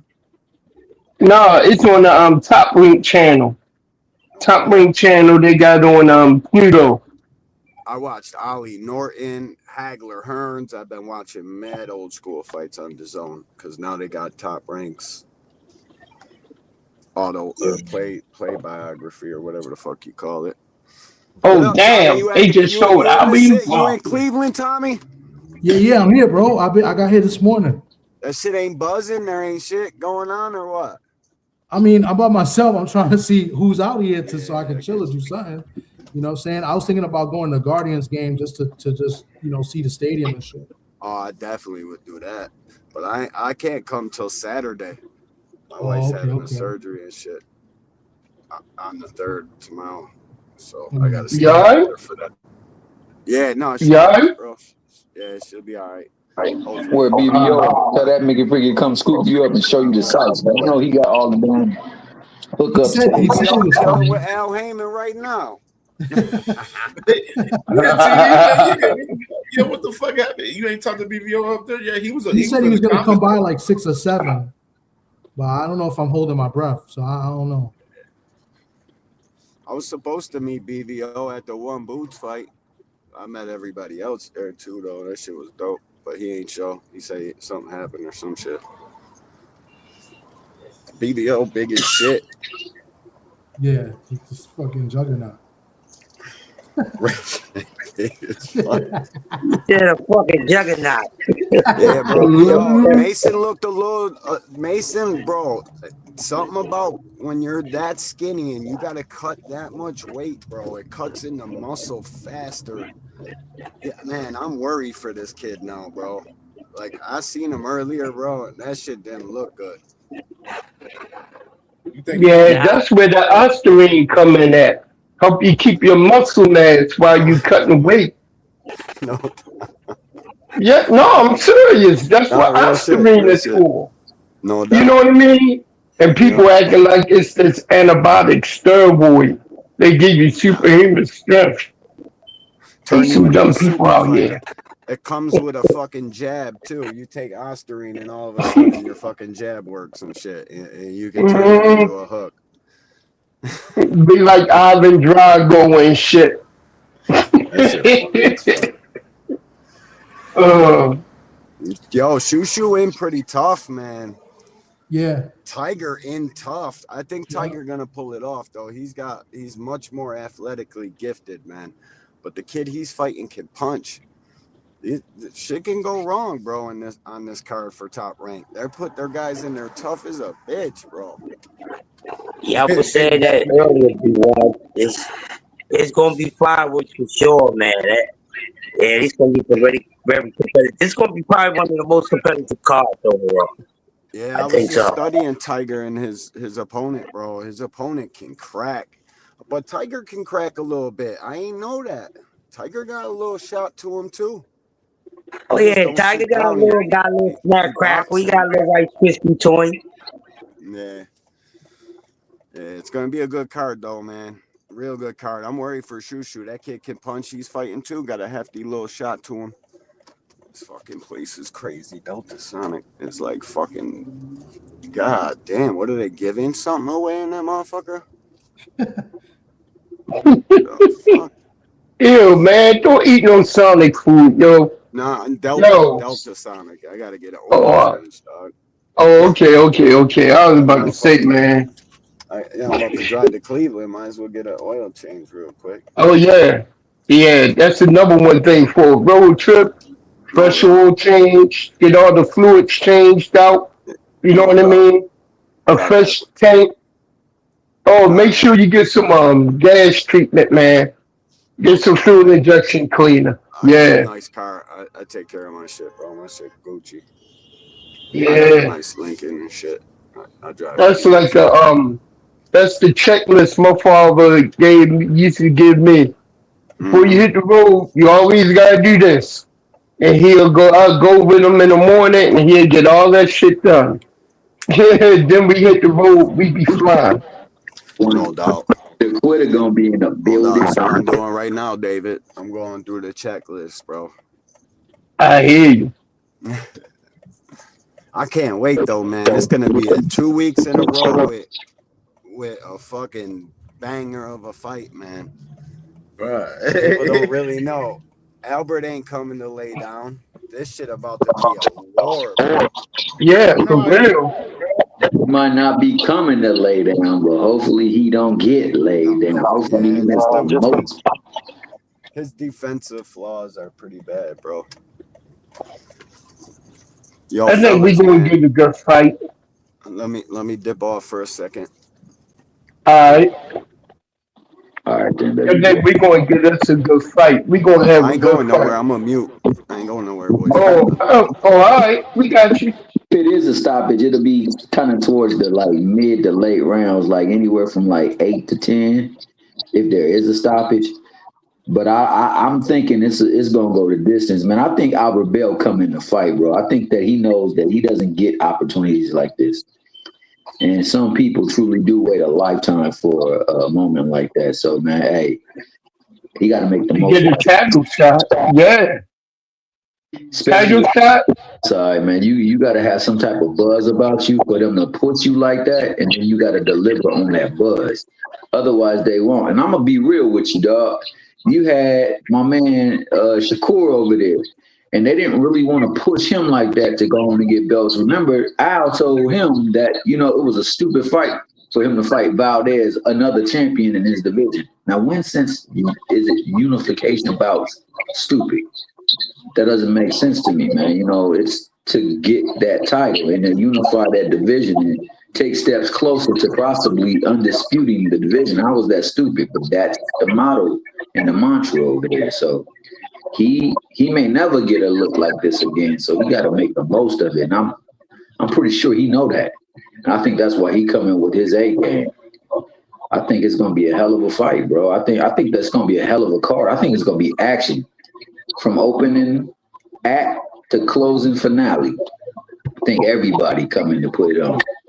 And it's for the city, dog. It's for the state. It's for bragging rights. It's to let people know if the mantra hold true that Ohio really runs boxing. So we gonna see some good stuff, man. That's what I'm looking forward to seeing. Man, Bomac seen who is that Bomac? Who is one of Bomac's fighters that's fighting? Bomac got a fighter fighting? Tiger Johnson. Tiger Johnson? Oh, all right, so that's Tiger. All right. Hey, CamJ and Thomas. Word. What up? What's up, man? What's up? Hey, Thomas from the Bronx, man. Hey, Samson, every time he talk, he just sound like he ducking, man. You know, I ain't gonna lie, man. I wouldn't be surprised if he don't fight, if he don't get Fundora to fight Boots or he don't push for that, you know. Cause even when Terrence won against Spence, he wanted to fight Fundora. Samson was like, "Oh, we want to fight Spence." Like Samson, he just be talking like a duck. That was only because they thought Spence was the bigger money fight than Bud at that time, and their perspective, that's what they was thinking. But what's the name at the top of the sport at that time? I don't know. It just didn't sound right. But that's the thing, FaZe. Errol Spence still was more the breadwinner in the situation. You know what I mean? I don't know. He still had more value. You know what I'm saying? I don't know. That was You don't know, though.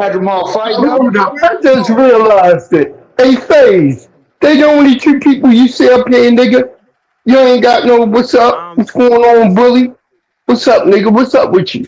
No, because Thomas the one that had made the comment about Samson, so that was to directly, you know, speaking to what he was talking about Samson. Like, I just Samson think Samson's been in the game long, where some of these guys, they make strategic moves for their fighters, just like a lot of the rest of the guys.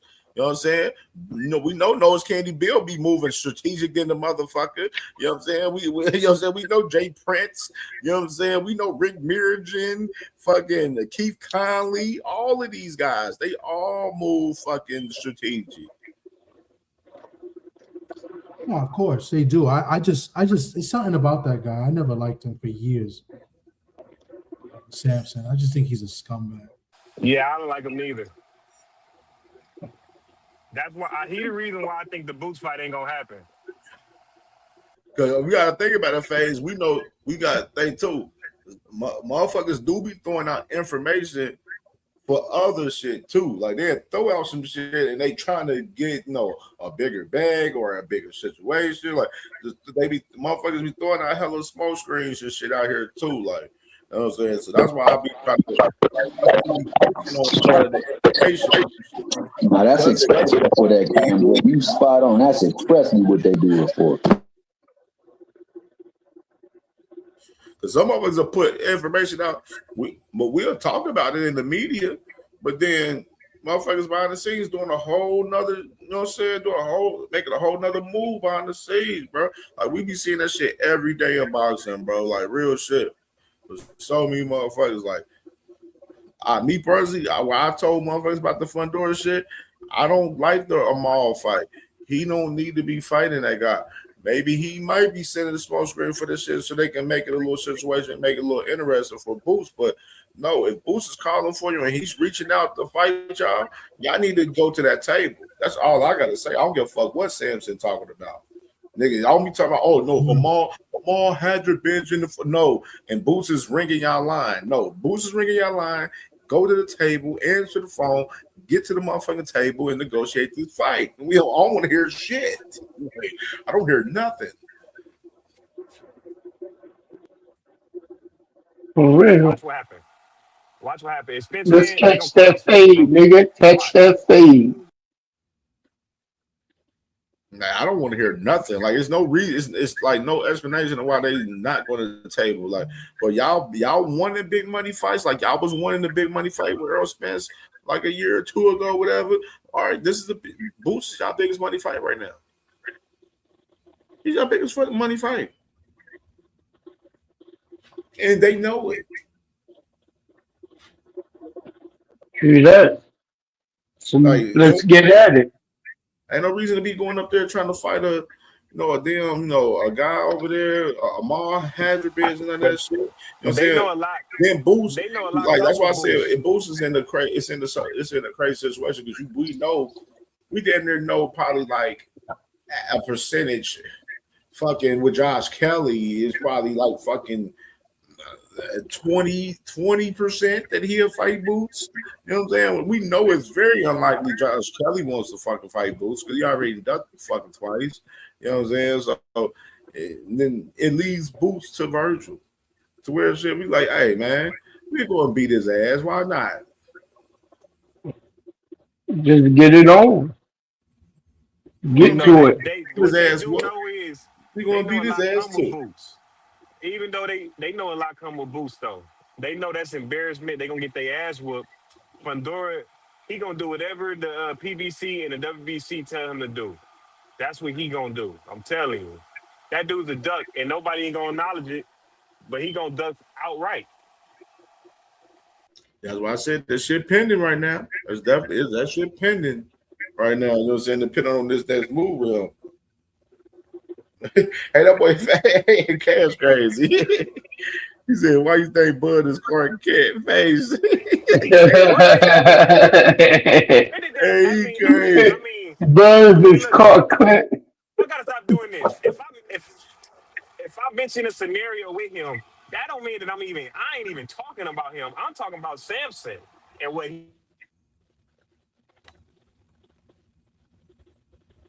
what Samson be talking about. Like, what's the name just came off the win? He should want to fight Boots, Samson and Fundora. But when Crawford came out the win, he didn't want to fight Crawford. So I'm just saying, maybe he a duck. The promoter, Samson.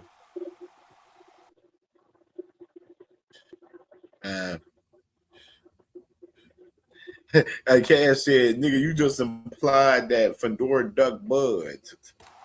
Oh, I absolutely did, and that's a fact. He ducked Bud. Absolutely. But Bud went to go fight Madrimov. Yeah, because he dropped the belt.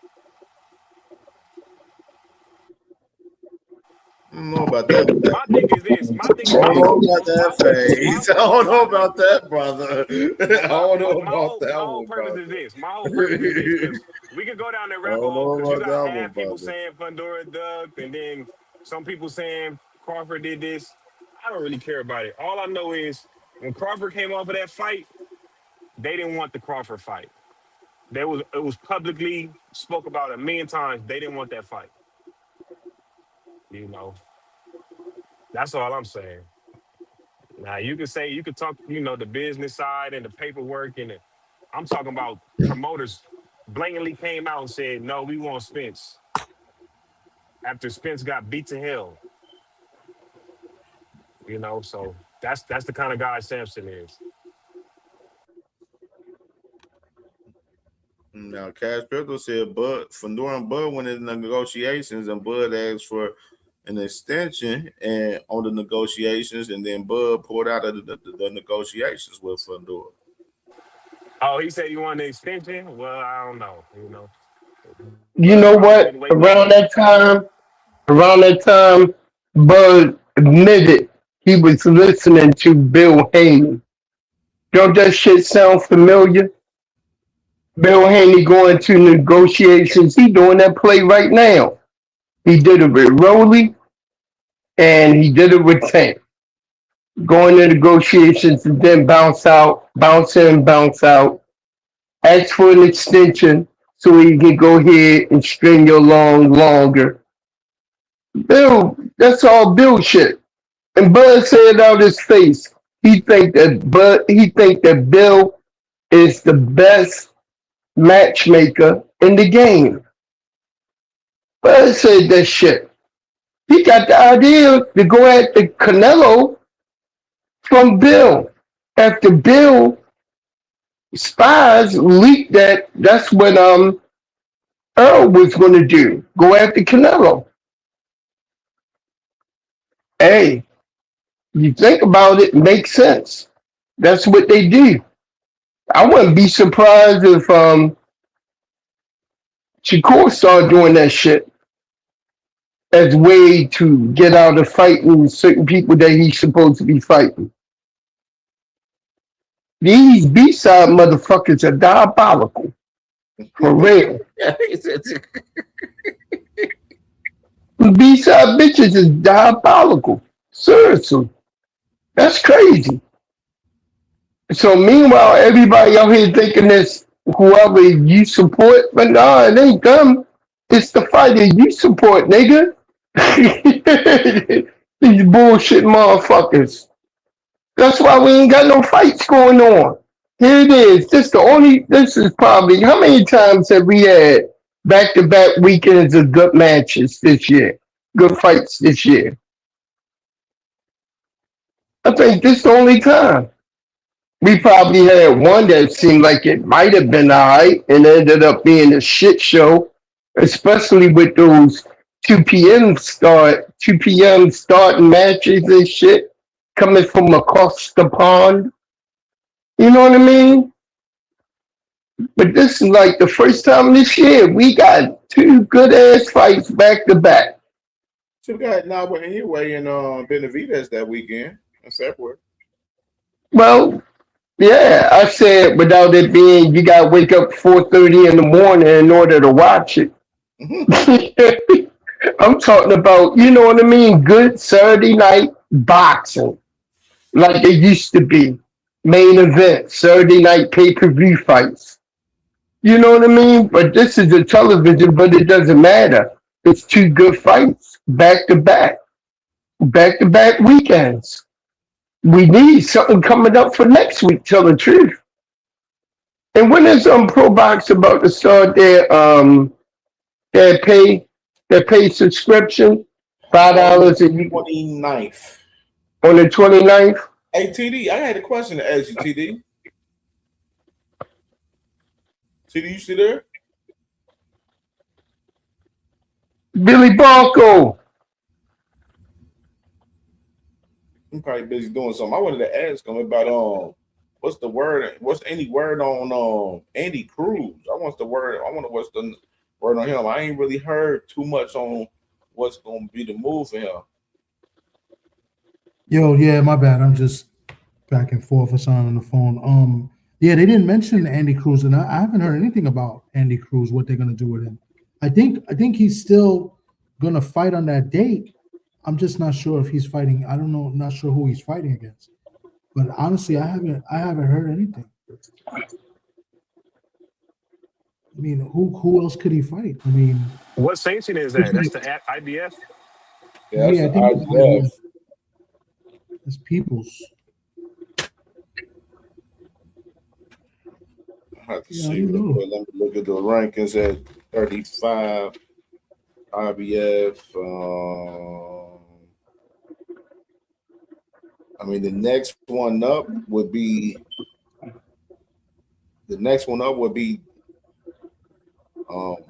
Dimitri Asanov, and then Alan Chavez, which Alan Chavez is about to be Abdullah's mandatory since Cordina got his little legal shit going on. So, I mean, Alan Chavez may want to wait for Abdullah, or Alan Chavez, the crazy part, he's a matchroom guy. So if Eddie wanted to make that happen, he can make that happen if Alan Chavez is ready, if he's worked out and he been fit and shit. Hey, Chavez got that one hitter quitter. We saw that shit, Cam. Yeah, that motherfucker can punch. He can definitely punch. That motherfucker throw that punch, that right hand. He can definitely punch. Can't teach that. You can't teach a one-hitter quitter. But you can teach how to set it up, which is the one damn flaw that Deontay Wilder had. Then the other guys like number 9, Shu Azuki, and number 10, Luis Torres. That's it for real. Like, he's limited for real. Like, at really options, the best option would be Alan Chavez. If Eddie can fuck around and try to pull that off, unless he's going to go ahead and just push Andy Cruz back and just say like, "Yo, we gonna push you back on another card." You know what I mean? And try to get you the right opponent for that shit and see what's up with the IBF, what they want to do. Then that may be the move. But I mean, that shit close as fuck. You know what I'm saying? But I mean, it ain't like they can't find a replacement opponent. They may find a little bullshit opponent just to keep them active for some shit. Probably, maybe if they ain't gonna go to the IBF and That shit crazy though. That's a wild situation. That boy Albert said, "Fuck that, nigga. I'm going for the title. Fuck that."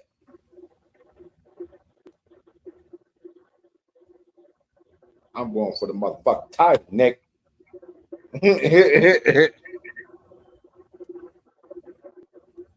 You see any? Oh, Y'all think Fundora gonna duck? I do. Possibly. Yeah, I do too, man. I'm sick about it. He Possibly, definitely, bro. he definitely gonna duck, Cam. Now I did some. You know what I mean? I went and looked. Yeah, fucking Samson ain't letting him fight him, bro. No fucking way. I'm Because he telling knows you, what it is. D1. I'm He telling you, knows what it D1. is, bro.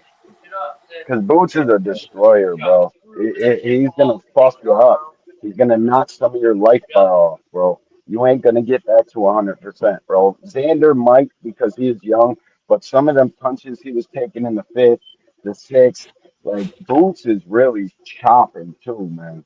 He throwing heat, bro. That dude got some stank on them shots. He's trying to knock your head off. Yeah, 2 words. Roman Villa. He ain't never been the Yeah, same. That beat real Boots. shit. That's the problem. Boots Sergey gonna hurt you in a Lipinets. different kind of way, man. Boots gonna hurt you different. Yeah, bro. And people like he's not playing. He's coming in there to knock some of your life bar off. And that's what it is. He's trying to take a piece of you with him, put you in his pocket, and fucking walk out the ring and bust your shit. You ain't gonna be the same, bro. Short of knocking that kid out, and I don't think Fundora got enough to knock him out. You're gonna be in the fight of your fucking life. You're gonna be in the fight of your life. He's not playing, bro. I'm so impressed, bro, and I think the announcers got people gassed up off them shots too. Because I went back and painfully examined that fight. He ain't as hurt as they said, bro. He got limp in the fourth. He was more hurt than he was in the third, I would say. Like the one where he went down. No, that was the third. That was definitely the third. He like went for an uppercut, and Xander caught him with a short right hook, and he like went down and clinched. That was the only time he was really hurt, and then he was rolling with the two punches that just didn't look as good because he was still hurt. I like He the got clocked announcer. with a good punch in the fourth round too. His head went Yeah, flying no, back. oh yeah, but what do you do right after it? He took a step He back and then he whooped his just threw ass. Yeah, he four started whooping punches, his ass. bro.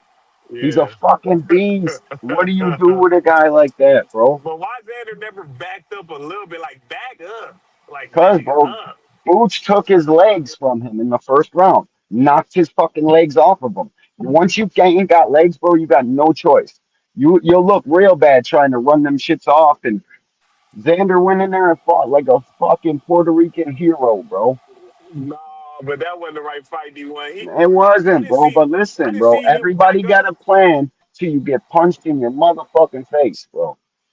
And that's what happened there. They had a good game plan to punch with Boots, run him into shots, move him around the ring, fucking lull him into moving, chasing you, and then run But him into shots and punch with you him. gotta be in and out though. D1. You gotta be in No, and you out, can't. In and out, he's gonna catch you, bro. You gotta punch with Boots. You gotta run him into man. shit.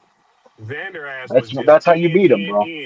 in. I'm like, No, damn, Xander man. just said, "Fuck this." He got his legs took, and he chose to fight, bro. To me, I wouldn't have it any other way. I think the kid's fucking awesome. I'll root for Xander in every fight he's in from here on out. He earned a new fan with me. Shit. Yeah, Ironically, one the thing fight. happened to Xander that happened to the water walker, dog. All right. He Real runs shit. a good plan until he got that bad boy countered. And then once he got countered and got rocked, it was like, all right, I got to survive, dog. I got to find a way out of this bitch. And I think that's what happened with Xander. I think once he got that taken away from him, it was like, hey, I got to fight. And then he had success somewhat in the third round, and then it gave him more fuel. And then the remix happened, dog. The joystick started popping. And he was hitting ABBA, and he powered up and got his ass up out of there. Yeah, I mean, it's like, okay, what just happened with Eddie Hearns at 147? he had Lewis Crocker. He just lost the belt. So Lewis Crocker just lost the belt, and that wasn't no big money fight. Josh Kelly could lose to somebody else that ain't Boots and not get a Josh big Kelly purse. gonna have a good game plan for Boots, man. I think so Josh, too. Josh gonna D1, run Boots in this shit. He gonna he try to gonna do what he bag did versus up. Bakram, but he gonna Exactly. get beat. But He gonna he'll get have a beat, good game plan. but He's gonna he get he beat not on. gonna he not gonna let Boots get everything he wants. And that's probably No, next. That's what's next for no. Boots. If I had to Hey bet, I D1, would say that Kelly. Undertaker music is gonna come out after the third Ooh, round. shit, boy. No, you wrong, Cam. Yo, bro, to me, bro, Boots is like a breath of fresh air in boxing nowadays, bro. Boots is like Hagler, bro. He just doesn't bounce around a lot like him. He switches. He's trying to murk you with every shot. He's a real fucking demon, bro. But I'm like so excited to see what he's got going D1. from here on out. He a better And then southpaw though. He a who? better southpaw Who? than Boots? orthodox though. A lot of these Boots? guys is right-handed Boots? southpaws. Boots. Yep. No, yeah, but no, Boots are better Yeah, his jab is when he's better in on the orthodox. He's got orthodox. a better jab, but when he's in Yeah, he got a better southpaw, jab. that straight left is killer, bro. He Oh turns that man. jab into a straight, bro, and he turns that shit over, Yeah. corkscrew shit, and he's cracking with that shit. The hook to the jab, he hits Xander with that hook jab joint, quick as shit. Ooh. That punch hurt, and it was the shortest punch of the fight. Bro, Xander ran right into that shit off the Hold hook. on, hold on, hold Bang, on, man. bang. I'm glazing right now. Let me stop that shit, man. Yeah, no, real Fucking shit. glazing, man. Fuck. Stop glazing blues. Yo, bro, it's natural though, bro. If you were a Crawford fan, because Space Crawford used to be my favorite fighter until the Errol Spence, and I ran into YouTube boxing and all this shit I found out about behind the scenes and shit. And then I stopped liking Yep. Crawford. You In the let them ring, he's a brainwash bad you, Say man. man. Why y'all let Boots them is the brainwash new and y'all, improved man? Crawford, bro. He's Why the y'all new let true and these that. YouTube improved. streets brainwash? Nah, bro, it was more about like things he did as a It's when I fucking first person. I got don't on fuck with him. YouTube and I was listening to y'all talk about Crawford, and man, I got sick to my stomach, man. Real shit. I couldn't believe the way y'all was talking about Crawford on these motherfucking YouTube panels, man. Hell yeah. Shit That shit was crazy. Hey, nasty. I'm like, No damn, doubt. that's how y'all feel about Crawford? No Okay. doubt. hey man, when I learned how Yo, he shit did, was bad for how Crawford and Spence. The whole time people were arguing about that, I was trying to tell y'all who Boots is. I'm like, bro, fuck both them guys, bro. They're on their way out. This guy from Philadelphia punching holes in Sergey Lipinets. He started yelling in that Lipinets fight, da, da, fucking crushing Sergey's fucking beat, bro. I was trying to tell everybody. You can go back and look at Knockouts chat. I was in that motherfucker screaming Spence or screaming Boots while they were screaming Spence and Crawford. I ain't gonna lie, I've been having Boots beating Spence for a long time, man. Nah, I yeah, think the it's a Crawford thing was different, but Spence, he just come in throwing that jab to the body all the way inside with Boots. He getting crushed up fucking with Boots, man. Boots too strong, too powerful, punches too placed too nicely. Nah. Spence can't come in there with that sloppy dog fighting with Boots, man. Boots gonna put his ass up, man. man, yeah, the only knock yeah. on Boots I I think had Errol can was catch Boots though. Now that I seen Boots drunk in the Xander fight, and J man, he was a little bit drunk, bro. I'm not saying he wasn't. I'm just oh saying come it on, wasn't as Tommy. bad as fucking the goofy on the zone yelling and screaming. Oh my god! And Boots was calm, cool, and that shit went right to it. Fucking his eyes turned into a psychopath, bro. He turned into a straight psycho. Went straight to the fire. I ain't gonna lie. The way Boots was slipping and slipping them shots while his ass was hurt was Oh, crazy. bro. Like you a I, psychopath, bro, because your hands still down and you hurt like a motherfucker, man. bro. And he was bobbing and I weaving, listen, He was bro. bobbing and I bobbing watched weaving. and that fight weaving. 25, 30 times, bro. Me and Cash Crypto watched that shit 7 times in a row. Fucking one after another. The next day. I just been watching that shit, bro. And these guys got a hard act to follow, bro. It's Yeah, a he hard nasty. He a act nasty to motherfucker, follow, bro. Boots. But you But know see, Just what? like Something. But you know what? Something in the way that Boots was in that fight. I'm sitting up here and I'm looking at Tommy Hearns. When Tommy Hearns would get hurt, he would still keep fighting. Is that me that And cut he out would or still my, be my bad? connected. But that's why he kept getting knocked. That's why he got knocked out by Hagler because he was trying to Yeah. keep throwing that shit. It's just like, hold up. Who, He Like, should Tommy? have got up close and clinched and then yeah, fought on Tommy. the Tommy got inside. knocked out by Hagler because he ain't had no chin, bro. Oh, Yeah. okay. No, Yeah, but you then know that again, shit it's was bad Hagler. for Tommy. But Tommy, they still gave him opportunities, and he ended up becoming like a 7 division champion or some or 6 divisions. Like Tommy But Hearns is one of the see, greatest ever, yeah, bro, and but he see, did the it thing all and was, chinny. People don't know he that, bro. got, Like he is struggling taking shots early in his fucking career, and he still accomplished what he accomplished, bro. Fighting nothing and but the best. he still had a chin, but you gotta look at it, It's a man. That's different breed Hagler. nowadays, bro. Hagler had that one hitter kick, one hitter quitter. Hagler had Hagler could thump back then. I mean, he had a one hitter quitter like a motherfucker. That fucking hook disconnected a whole lot of boxers. A whole lot. But Hagler, I ain't gonna lie, man. Hagler is just dangerous more than all those guys because Hagler dangerous till you hurt him. But if you don't hurt Hagler, he'll. I never seen Hagler hurt. Hearns. If you don't hurt Hearns, Hearns gonna knock your ass out. Hagler had the Oh best yeah. poker face. All the fights I Hearns watched gonna of knock your Hagler, ass out. you can't find it when Hagler was hurt. No, you can't. Even he fought John the Beast Mugotti, fucking eating big shots, bro. Hagler was a Oh different man. beast. Mogami only had like a 4 round, and then he was just slow as hell after that. He was good the first 4 rounds. Oh yeah, a lot of dudes were like that, and they had to fight 15 rounds, bro. If nowadays was 15 rounds, a lot of these guys would have been stopped already, bro. Tommy A Hearns lot. versus Iran Barkley. They ain't ready That for that shit 15 was round war. crazy. That was crazy. That was a crazy ass fight. I ain't gonna Well, lie, yeah, man. Out baby. of the four kings, I like watching Tommy Hearns the most. Tommy was beautiful, I beautiful like watching boxer, Yeah. Tommy man. Hearns. Great I like jab, Sugar great Ray. hooks, I like Sugar high Ray. IQ.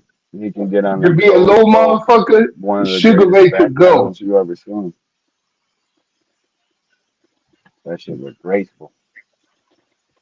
Shit, I had a poster of Sugar Ray Leonard on my wall. I was so mad when he lost the motherfucking Hands of Stone. I took black magic marker and drew a black eye over his eye.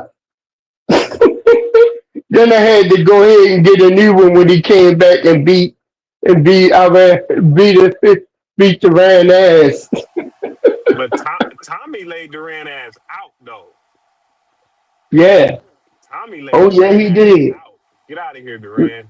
Like Nothing. he hit that motherfucker Yeah. with a shotgun. Early Roberto Duran, bro, is some of the most copied fighting style you ever seen.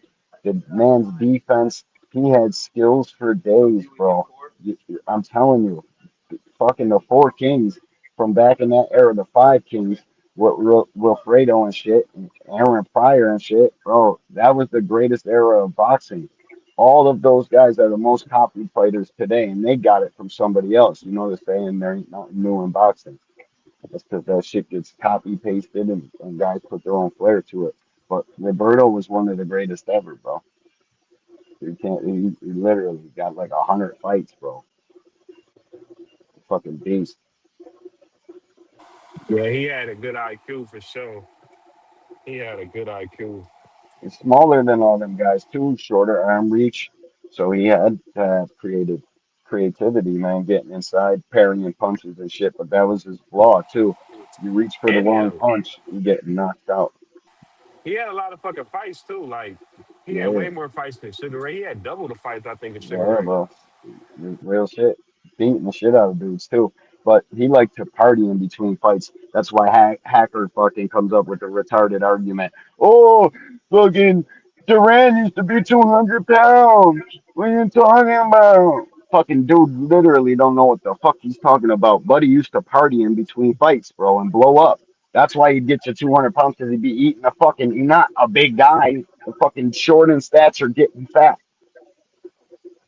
living like a king in his own country, Panama and shit, bro. Are you kidding me? You know what kind of god that man lived like? Fucking more important than God in real life, Yeah, nah, I think this undercard gonna be a banger though. As far as like bro. the I can't undercard wait. go, this is gonna be a banger undercard. Phase, you'll see me on TV right behind Bob and them all night, bro. Oh, you gonna be right behind Bob and him? Yup, dead smack in the middle. You gotta ask that Strategically. motherfucker something, man. Ask the motherfucker Nah, I want to anything, smoke man. weed with him, bro. I want to Man, smoke ask the weed with him. motherfucker a question, man. God damn, Nah, nigga, and you know what he'll say? I'm gonna say, bro, why you neglect boxing and marinate all these fights? You know what he's gonna say? It's the fighters. right? No, and that's he's probably right. A lot of these guys, bro, I get it. Fighters ain't scared to fight each other, but their teams turn down a lot of smoke, bro. A lot of smoke. These guys need to fight each other, man. Fuck the money. You gotta see who's the best. Every fucking punch they ever threw in the gym when they were kids, Wait, bro, but did they was say for that this? reason. Did somebody say earlier that Shushu was trying to fight Espinosa? So Espinosa not trying to unify. Sounds like he's ducking. Man, Espinosa whoop Shushu ass, man. Oh, fucking punch him to right out, bro. But Shushu punch him, bro. That's what you That was guys don't a get. bum fight. Shushu Espinosa crack beat I him. his don't know ass, why he wouldn't want to fight Nah, Sushi. dog. He Listen, got an advantage in Espinosa that kind of fight. chinny. You got to land that punch, bro. Real shit. Nah, Because he's a he kicked dog, bro. Shushu ass, Espinosa is man. something different. Shushu can punch, bro. You don't understand. And he got a high fight IQ. I just watched him come back from getting hurt, bro. I got hit with the same kind of shot he got hit with. This shit goes all the way down to your feet and back up through your head, bro. He was wobbling around and ended up knocking the dude out. And the guy he just knocked out was top notch competition. Castro just jabbed the shit out of fucking Cool Boy. I thought Castro beat Cool Boy, but they gave Cool Boy the decision. No, that goes. But bro, Shushu, Shushu Shushu better knocking him slow out his said a ass lot. down for his ass to get knocked out by Espinosa. No, I think Espinoza a demon too, bro. He's another one with that mentality, bro. It's gonna be near you. It don't fucking matter, and it definitely ain't gonna be me, Yeah, he better stop bro. that shit, I'm bro. most excited for this Albert Bell fight, bro. Albert got a chance, bro. He can box. This shit is hit and don't get hit, but I just don't like his defense. I might It's sprinkle it. a little on Albert Bell just in case, bro. I'm I going got to that to D shit. Wade. I got to D Wade. I got Hometown to. fight, bro. Hometown fights are the hardest. It look Abdullah looks tired too. It looks like he been doing a lot, and then he probably cutting a little bit too much. It's probably fucking. I'm worried, bro. But I worry for the guys that like. I don't want them to lose and shit, especially When on you those stages like this. when you look at it, man, and you got your hometown there, you never got a The chance. fuck You is going on with undefeated. this You place? 33-0. It's a lot of pressure on Albert Barrel, but it's a lot of motivation too. Yeah, how You old's know? Albert? 33. Yeah. Ooh, he's right on the tail end. He's as strong as he'll ever be. That's about what he got going for himself. He's as strong as he'll ever be, man. But Abdul, it's a young man's game, face. This is a 23, 24, 25, 26-year-old game. That's when, like that, back in the days, the original Four Kings, they already had fought by the age of 23 and 24 and shit. Like they duked it out early, bro. That's why I wasn't accepting people saying like Xander wasn't ready to shit. Fuck all that. I ain't trying to hear that, bro. Yeah, yeah. Like I said, I'm happy Boots got those belts because guys would have avoided them I if need to Xander didn't keep an take eye, that bro. fight. It's hot as shit in here. Yeah. Can I keep an eye?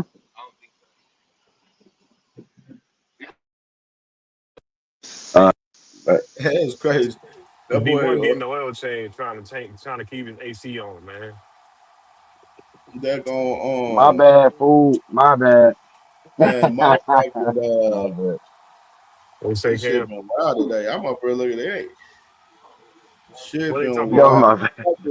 Hey, what happened to the daggone dude Tim Zoo, man. What y'all thought? He talking about he coming for Earl's retina and shit, man. What the fuck going on, man? He talking crazy to Tim Zoo Earl. gonna get a whole And that's exactly why Earl didn't come listen, bro. with the Earl meet ain't up the face one to to be face. talking like that. Earl get ready to hurt that Earl motherfucker. got real deal punching power, and he ain't no Earl is joke. gonna hurt that motherfucker. Unless Earl can't take a punch, that's the only way I see Zoo winning.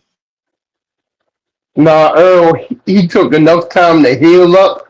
He gonna hurt that motherfucker. Them hands Earl got, Earl is the one who detached retinas in the ring. Ex-Kell Brook. Ex-motherfucking, the other guy, Ugas. You know what I mean? Earl gonna fuck you up. He gonna fuck Tim Zoo up. I can't wait for that motherfucker fight. Seriously. I'm Hey, on countdown for that shit. He said this is gonna be Earl's last goodbye. Right here. Yeah, he talking the right type of shit to get his ass whipped by a motivated motherfucker. For real. Earl motivated. Yo, he is motivating Earl. Keep talking that shit. When they get in the ring, you think he was cold when he tried to shake his hand. He looked at him like, nigga, I ain't shaking, motherfucker, please. Walked right by his ass. He was already getting ready. The more shit he talked, the more Earl gonna fuck him up. Hey, I wonder what Crush, man, what you think about this man Tim Zoo talking crazy to Earl, Crush? Crush, you still there? He in a cut, probably smoking or some shit. Hey, man. hey, Tim Zoo could line his ass up. The blueprint is out on Earl. You got to keep your distance from Earl. All them dudes that was fighting Earl was trying to fight him in the inside and getting toe up. That ain't Look, man. Tim Zoo game. It ain't no. Oh shit, Tommy Hearns coming back. Popping the fuck out of you with that jab. Bro, I should have left. That ain't Tim Zoo's game, though. His game is to come forward. Come forward, Yup. But he just tried to charge me twice for an oil change. I was about to knock him out. Good thing I muted that. Oh, hell no. Hell no. Hell no. Them motherfuckers will try you. Especially in that goddamn Jiffy Lube.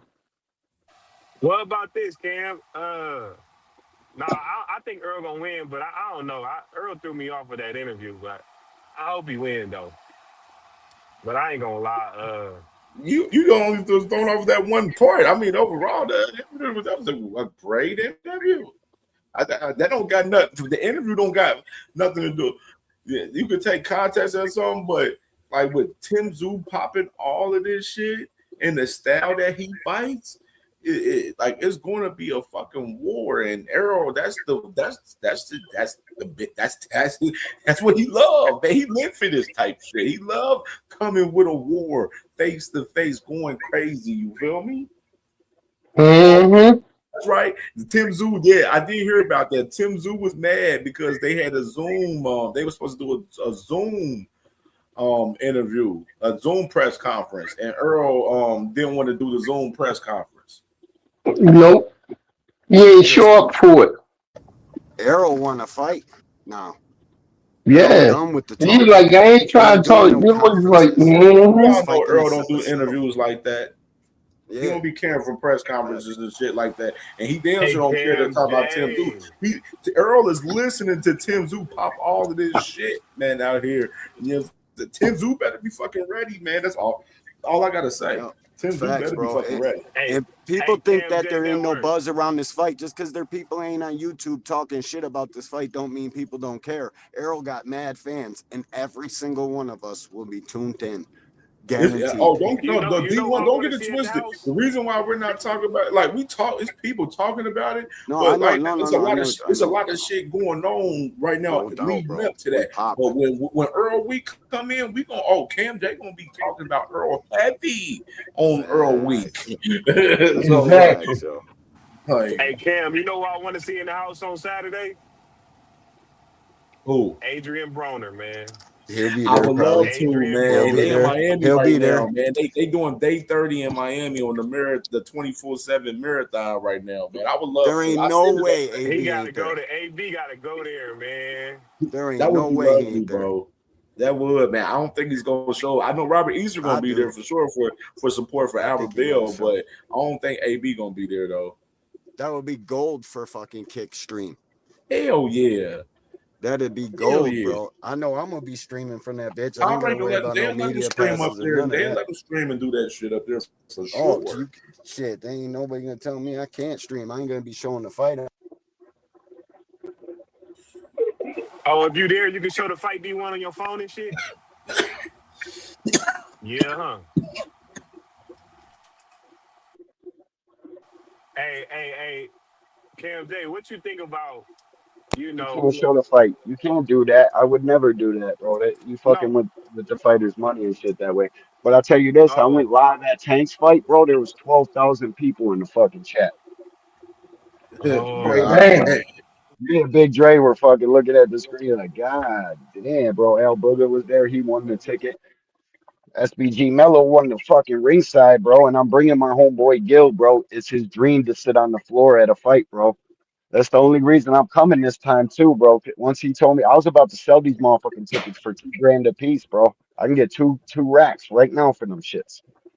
Paid 150. Hey, them motherfuckers would be gone, D1, if it was me.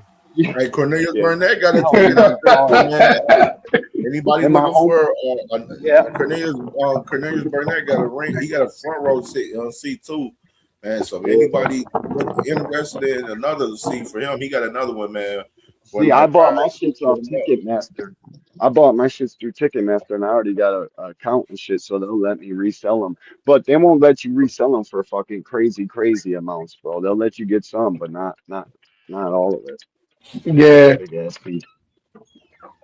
They cut that shit out. It's cool though. I fuck that. My homeboy ain't never been to You a ended up selling the other one that you had. No, I gave one to Mello who won the ticket, and one to my boy Gil. He entered the fucking contest with a 50, and that's my man's and shit. I felt bad Oh, he didn't right. win. That's what's up. Yeah, facts. That's what's Yeah, up. That's word. what's up. My boy Gil Reyes, he Puerto Rican and shit, bro. He been to mad fights though. Canelo Crawford, he was there. He loves Crawford. He a big Crawford fan. A lot of people in Buffalo like Crawford, though. All my homeboys, they all thought he was the man. That's what I was gonna ask you, Cam. How you feel about Crawford coming to Cincinnati? Yeah, he gonna be leading the television. Crawford, he's familiar up here. I mean, he actually, Boy Crawford was at he was at Mike Stafford's funeral because Mike Stafford and Bo Mack, they got a relationship with each other. They cool. You know what I'm saying? From the amateurs, you know what I'm saying? And Crawford used to come through here through Ohio in the amateurs and everything. And but like in the Midwest, because like Nebraska, I mean Nebraska's not Midwest, but kind of in a sense. It's like, but you know what I'm saying? But like a lot of like boxing come through the Midwest, you know what I'm saying? So especially with Ohio. You know what I'm saying? The amateurs, you got to come through Cincinnati, Dayton, and Cleveland, and you know what I'm saying? When in the amateurs and stuff, of course, for sure. Like so, you know what I'm saying they didn't cross paths stuff, but he got a relationship with with Ohio. You know what I'm saying in general. You know what I mean for sure. Like Ohio Runs Boxing got a lot of content with Bo Mack. You know what I'm saying? He just shared a video with Bo Mack on his IG the other day. Like, you know what I'm saying? Like Ohio Runs Boxing got a hell of content with like Bo Mack and shit. You know what I mean? So like they definitely fuck. Yeah. That shit gonna be fire, bro. Right on the floor in the mix with all the fighters, all the fucking celebs. That shit gonna be dope, bro. Yeah, I'm gonna definitely link up with Scooter after the fight too, man. So I think he's mad at Hey Cam, get Crawford ass if you can too. Shit, get Crawford ass. Man, hey, for real, hey, get a chance. Hell, fucking yeah, bro. Shit. D1 go. He let me right close up to the motherfucker. Shit, D1 gonna snap a picture with the motherfucker quick. real shit. I'll be taking mad pictures and shit. I'm still waiting on this fight day shit right now, but I think I'm fucking around there. I'm still end up probably getting it though. So I'm gonna fuck around, probably close up on some shit too. If I'm on a fight night credentials. So. You think they're gonna give it to you even though you missed today? Because I don't know if they think so. I mean, me personally, bro, just kind of how how shit moving a little bit. Like kind of, I think so. That's just me. Yeah, but I hope you get a little bit too. So you know what I But mean. so what, bro? You started, bro. You got to make it tomorrow, though. And now they got you on file and shit. The next one you apply for, you'll get it, bro. Even if it's out of state, whatever, bro. You know what I'm saying? Getting your name on the list is half the battle, bro. Getting your name accepted once is half the battle, and then they'll accept you as long as you go there and not be an asshole. You'll be straight. Don't share too much fight footage. Don't share any, actually, if you're media. You know what I mean? I'm sure you know what the fuck's going on. Definitely a fact. This shit about to be fire, Hey, talking a man loss from you. that's right. Shit, too. Another little accomplishments reached 325,000 views on CamJNetwork today. You did. Oh, Nice, bro. There you go. Nice. There you go. Nice. For real. Good shit, bro. I don't I got even be mad talking views. about shit like that, but that is kind of crazy though. You know what I'm saying? 325,000 views, like that's kind No of doubt. I'll be at like 10 M's by the end of the year, probably. That shit's short to And me, them but it don't motherfuckers count. get your It don't monitoring count. straight, It yo. counts for a view. For yeah, real. I have my shit back, man. I have my monetization back first week of August, because I get to peel it July 31st. I get to Oh, that's good. Appeal it yet? reapply. I get to reapply. I Okay, get to reapply for July 31st. Yo, I'm about to With me click from having the 1,000 computer. subs and everything, all my content clear up and shit, copyright, all that shit. Like I should be good. So Yo, I'm about to click from the computer. All right. yeah, you good? Okay. Yeah, bro. That's what I was like, yeah. As long as I'm good, because the thing is, sometimes with some of the clips, like when you got some of them the zone clips and shit, sometimes Yeah. they'll flag you for shit, bro. Like they flag a motherfucker at times, like some little fight footage and stuff, like you know what I mean. So like that's why sometimes when like last week when with the Boots fight, I tried to find footage that was Footage from the crowd. you know That way they won't fuck with you. Yeah, because they can't flag you with that footage. You know what I'm saying? Now, if you using the zones content, like you know what I'm Yep. saying, Amazon Prime shit, like they flagging the fuck out of your shit. You know what I mean? Out the gate. I mean, they can't flag it if it's somebody that's in the arena and shit, because I mean that ain't their content, like it necessarily. So that be the case in that shit. So that's why I be trying to use it's ways to try to get around shit at times, but like it was times like where I remember that one show, bro. I did like that first March Madness and Boston show, like bro, we was like going off a hella fight footage that night and shit crazy. Like you know, so I was editing that footage from that shit for like a couple of months type shit. Like so that's why like should be now everything cleared up, so now I'm straight. Now I'm just waiting for this shit to get back because I've been missing out on hella bread on the super chat side. Like on the super chat side, just think like in the last like this probably been going on since, well, this is July now, so it's probably 2 months since April. So probably since April, bro. Like I like just think about all the little like everybody probably been wanting to still super chat me. I've been missing out like on like $100 on super chats the last couple of months. Like $100 in super chats. Facts, And bro. got money Hundreds on and hundreds. right now. Like the month, like I made money that month in April, and all of my money that I made from that month is like on hold. Like you know what I mean? Oh yeah, no, they'll give it to you once you reapply. They'll send you the check immediately, bro. And you're on every day. Perfect timing too, man. Fucking make something to where they engage with it, bro. You know what I'm saying? Even if you use my shit, I don't give a fuck. I'm gonna open up my membership when I get my monetization back too. Yeah, I got you. Members up too. I got you. I make sure to save a couple dollars a month for your membership. Good shit, Cam. I'm a member to your shit on Facebook, dog. Real exclusive stuff with the members only stuff. Like some of the shit that I do. Like I gotta say something for you too, D1. No doubt. No doubt. Salute to that. You I know, appreciate you, baby. I'm like, look, man. When it comes to whatever I can give, I go ahead. Facts. Me too, man. I'll try. Oh, hold on a second, man. I'll be right back.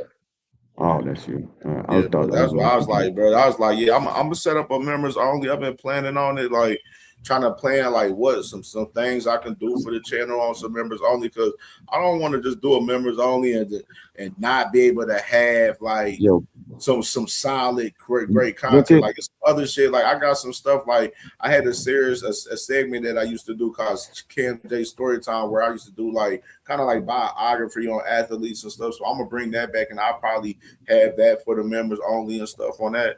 You know what I'm saying? And then bring back have some that on segments for too. like a good couple of weeks, and then release it to, to the public and shit like that. Bro, look at Stavi's comment. Never take just one. Part of your job is to sell the fight. Remember, Spence is the B-side, and Spence ain't no fucking B-side and no goddamn Tim Zoo. The only reason this fight is in Australia is because that's where Spence found it. He is not the B-side of that fight. Cut it out, Stavi. That's my dog, though. Salute to Stavi. Yeah, man. Man. See, my schedule, like every time, like when I'm live, like today, I started my show today at like 11.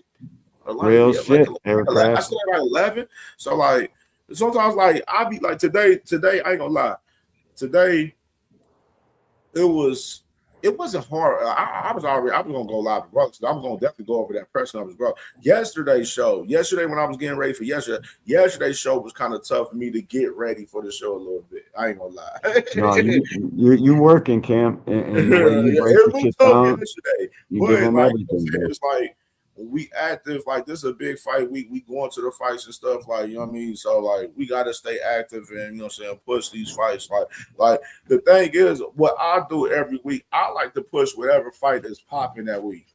So that if anybody knows, so whatever fight is popping, like if it's not a valuable fight, then we ain't gonna push it. You know what I'm saying? We ain't gonna worry about it. Like we gonna talk about shit. it. That's when you fall back on Tank, Devin, and fucking Shakur. But now it's Boots, bro. Boots is got everybody. Either you love them or hate them. It's one or the other, bro. And the motherfuckers that hate him are all Terrence Crawford fans, bro. It's odd to me. It's like your guy retired, and he said he fucking is happily retired. How aren't you guys pushing Boots, bro? If you're a true fan of boxing and not boxers, you would naturally move on to Boots. That's only if you're a boxing fan. But if you're a boxer fan, you'll fucking throw rocks and tweet and do all that dumb shit about Boots. He was knocked out on his feet. Xander quit. Fucking all that goofy shit. Fuck out of here. Xander ain't quit. Xander's corner threw the towel in. He took a knee and shot and nodded when his corner was waving the towel. He nodded at him. Yeah, probably the right decision. Yeah, D1, but your boy said, man, the Boost fan been doing a lot of eating. He ain't never looked like that in none of his fights. Who, Crawford? Definitely looked like that. Worse than that. No, I'm talking about Big Javante. Shit, that was corny of him, bro. I already criticized him for that. I don't. He never been hurt like that though. And Tank ain't never been hurt like that. Tank been hurt though. Tank got hurt, and it was by Roach. Roach.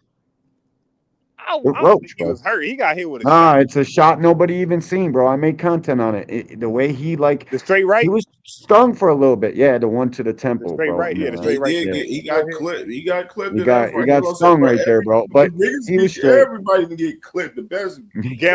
Roach ain't no puncher. On Javante too. Gamboa hit Javante with some shit. No, but Javante got a chin, bro. The way he took Gamboa, a ferocious puncher. That motherfucker punching, bro. And he punched the shit out of Tank. Tank wasn't looking. It was a break or some shit like that. And Gamboa know how to roll with those punches. That's the thing. On his ass. He rolled with that shit and took a whole lot of it off. There's only a couple old school fighters in this game right now that actually fucking know how to roll with a shot, take care of the shot while it hits you, call that shit off.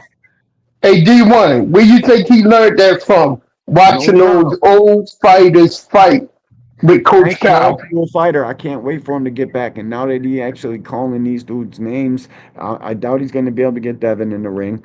Devin ain't coming down, and you know, that is what it is, bro. And nigga, when they payday, he'll come down because he about to go to first bid He about to go to Prince Oh, Speed, he about to get and he raped he's over the about to coals. get He about to bent get bent over. over the barrel. He about Nah, to I'm gonna get He keep it it. real. thought I Diddy never got seen him. Shakur He thought or Diddy Tank. got him in that pool. Yeah, I know Uh-huh. Tank hurt I never big seen time. Shakur or Tank have stanky leg. Nah, nope. Tank Nope. ain't never had no stanky No leg, but he stanky was leg. drawn back a little bit. He Boots got had a little jumbled stanky back. leg. Oh Boots yeah, he had a did. little stanky leg. He was drunk a little bit, but bro, what like to me, the only reason I'm ever looking for that in a fighter is to see what they do when it happens. How do they assess the damage? How do they fucking deal with it? How do they come back from it? And Boots passed my test with a fucking A plus plus, but it's not So smart so so actually. D1, let It's me ask you really this. not smart to go to it. When you No, get no, hurt no, like no, he it's was not. hurt, No. you don't go to No, it. you're You not gotta supposed to go to grab, you gotta fucking move. what? But Boots ain't that type of guy, bro. It's that Philly No. fighter in him. Okay, It's who he okay, is. okay. Let me ask you this, D1. Who got hit harder with a harder shot? Crawford or Boots? Oh, Crawford got stung by getting Crawford got hit with some. It wasn't even a big he was shot, he but was Crawford did a stanky leg. He did nah, the it stanky wasn't leg. a big shot, but it was where it It was was right at. there, And right those where it kind of was. shots, bro, it's you're completely there in your mind 100%. Your fucking legs just don't work. You're like fucking you feel like your body's fucking jello, bro, and you're just moving around, but you're all there mentally. It's the hardest shot to come back from, and Crawford stopped him after that, just like Boots did. Crawford and Boots are the same fucking elk, bro. That would be such a fucking violent 3 rounds of fighting because one of them's going to bed after Okay, 3. okay, D1, check this out, because I the thing about Crawford, this is the only thing about Crawford. Boots might have more power. Boots might even Boots to me is a better inside fighter than Crawford, and he might have more power. But the thing that Crawford got is patience. He plays a cerebral game with you. He'll rock you to sleep like an Andre Ward, and then in the freaking 9th round, he'll turn into goddamn Roy Jones. Yeah, he definitely You gets know you what I used mean? to one He'll thing and rock then you he'll to turn sleep, up. man. Yeah, he'll Crawford can rock you fight. to I just sleep. don't like the guy. I don't like his gloves. I don't like the way he fucking goes about this shit. I hate D1. talking about him, but When Boots came out there and hit Xander with 5 jabs in a row in the first yeah. round, as soon as the fight started, why you just Oh, don't bro, work behind your jab? Work Yeah, behind your Boots would jab. bust you up in 10 rounds just off the jab and working off the jab. Whoop That's why his Virgil ass stands like no that. chance. Beat the That's why shit out of him Fundora like that. stands no chance. But bro, Man. some guys you just fight, bro. He went in there with the fucking mentality. I'm gonna put on a show, bro. That was the most thrilling fight ever, bro. Out of all these younger guys, all this generation that we're in right now, that was the best fight out But of he's all of but them. he's but look, okay, if Abdullah go in there and get knocked down by somebody, I understand that because he's 22, 21, whatever he is. But Boost is like 30 years old, bro. So I don't expect him to just get hit with shots he don't need to get hit with. That's No, all. I hear you. That's all Stavi, I'm saying. what's the real ones? I don't like Stavi, and you're a lion in the chat. Man, y'all He gotta would cut it never out. dangle. Look, hey, you gotta Stavi cut it would out. never dangle. Boots is not a hit and don't get hit fighter. He's not. You know what I mean? Seriously. I'll put him When to you a talk perfect about you don't expect for him to get hit, save that for somebody like Shakur that's making the worst attempt ever to be like Floyd Mayweather.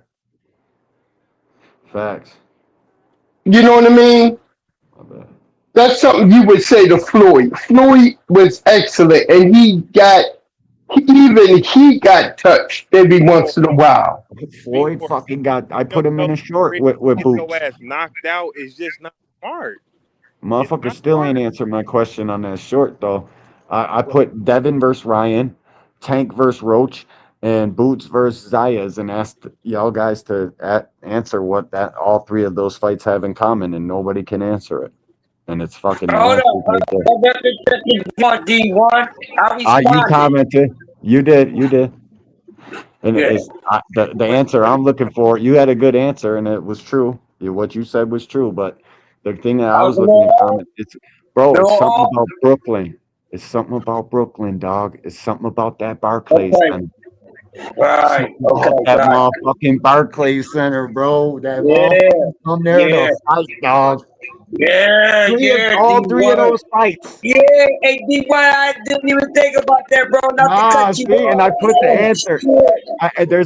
There's a trailer in all of my videos. It'll say like I'll talk shit. Like if it's about a fight, I put like Boots KO 7 or less for the Xander joint, and I'll put like little sayings and shit, and it's right there at the very end of the video. You'll notice it now. And then I put like a bunch of emojis, no smoke boxing and shit, and I just say something. I put the Barclays is that's the answer, bro. Nobody answered it. Motherfuckers are in there giving me the Hey, elaborate ass did y'all hear the breakdowns and shit.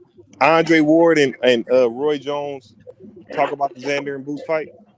Yeah, I Yeah, listened to I that whole heard him. thing. I love I Roy, Hey, heard man. him. The way did Roy, you see when Roy Jones, he was basically saying like, if it ain't danger, I'm not motivated. yeah, If I'm not yeah, trying stuff in the ring, I'm not motivated.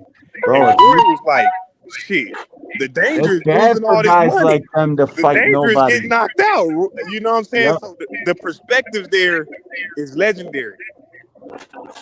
Oh shit! Hold up, I got an echo. My bad, dog. I'm over here tweaking. I got Is you that playing in mine? the background. No, that was me, Okay. bro. How the fuck? Yeah, You it know was I'm like the Roy's piano perspective police in was this like, motherfucker I too. need danger in the ring to stay like, Yeah. you know, to keep Yep. his attention.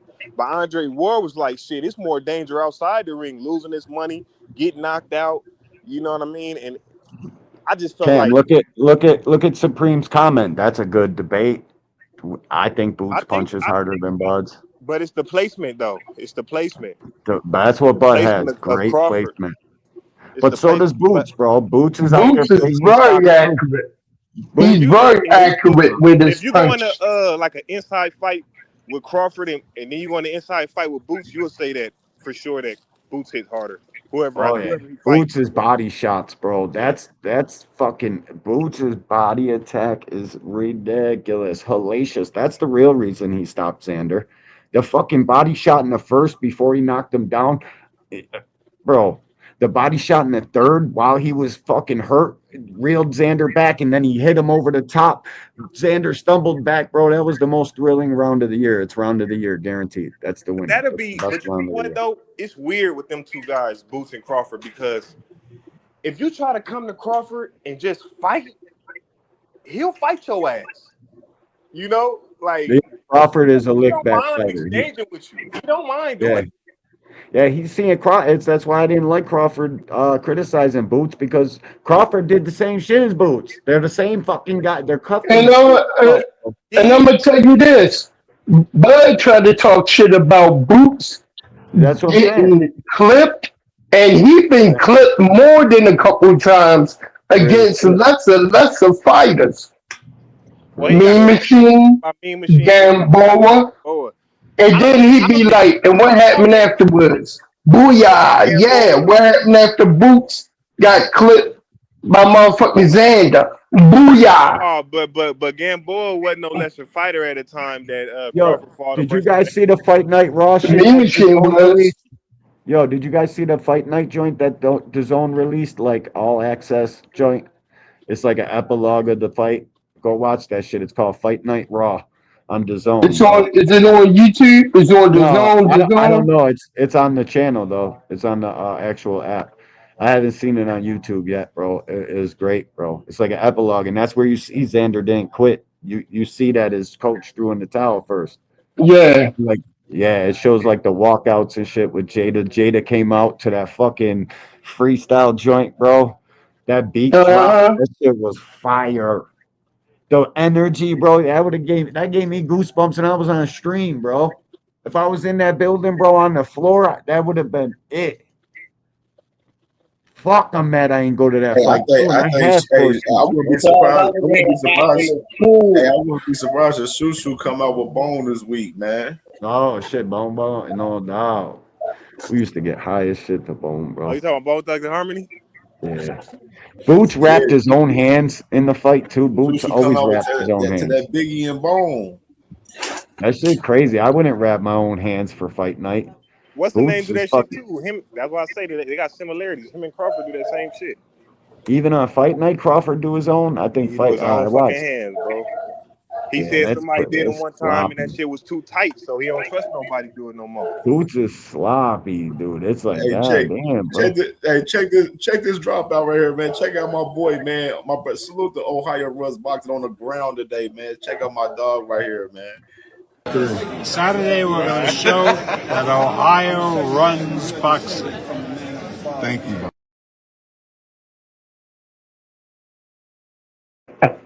That's what I'm talking about. Yeah. Got his old penny pinching ass out there. Shout out to you, His bro. old penny pinching ass. I want to say, All right, bro, Bob. that's on my bucket list. Smoke a joint with Bob. I might get lucky, bro, this weekend. I'm gonna light it right there, like right when the fight's just about over. Try to pass Bob the joint. Nah, I'll be too far away from him though. I can't. You can't smoke on the floor like that, bro. If you in the cheap seats and hundreds and shit, you could probably smoke some weed in their joint, but on the floor, it's a different story, bro. Yeah, I'm watching this shit right now, bro. Hey, see that boy, you gotta play that again, man. Look at Bob, man. Saturday, we're going to show that Ohio runs boxing. Thank you, bro.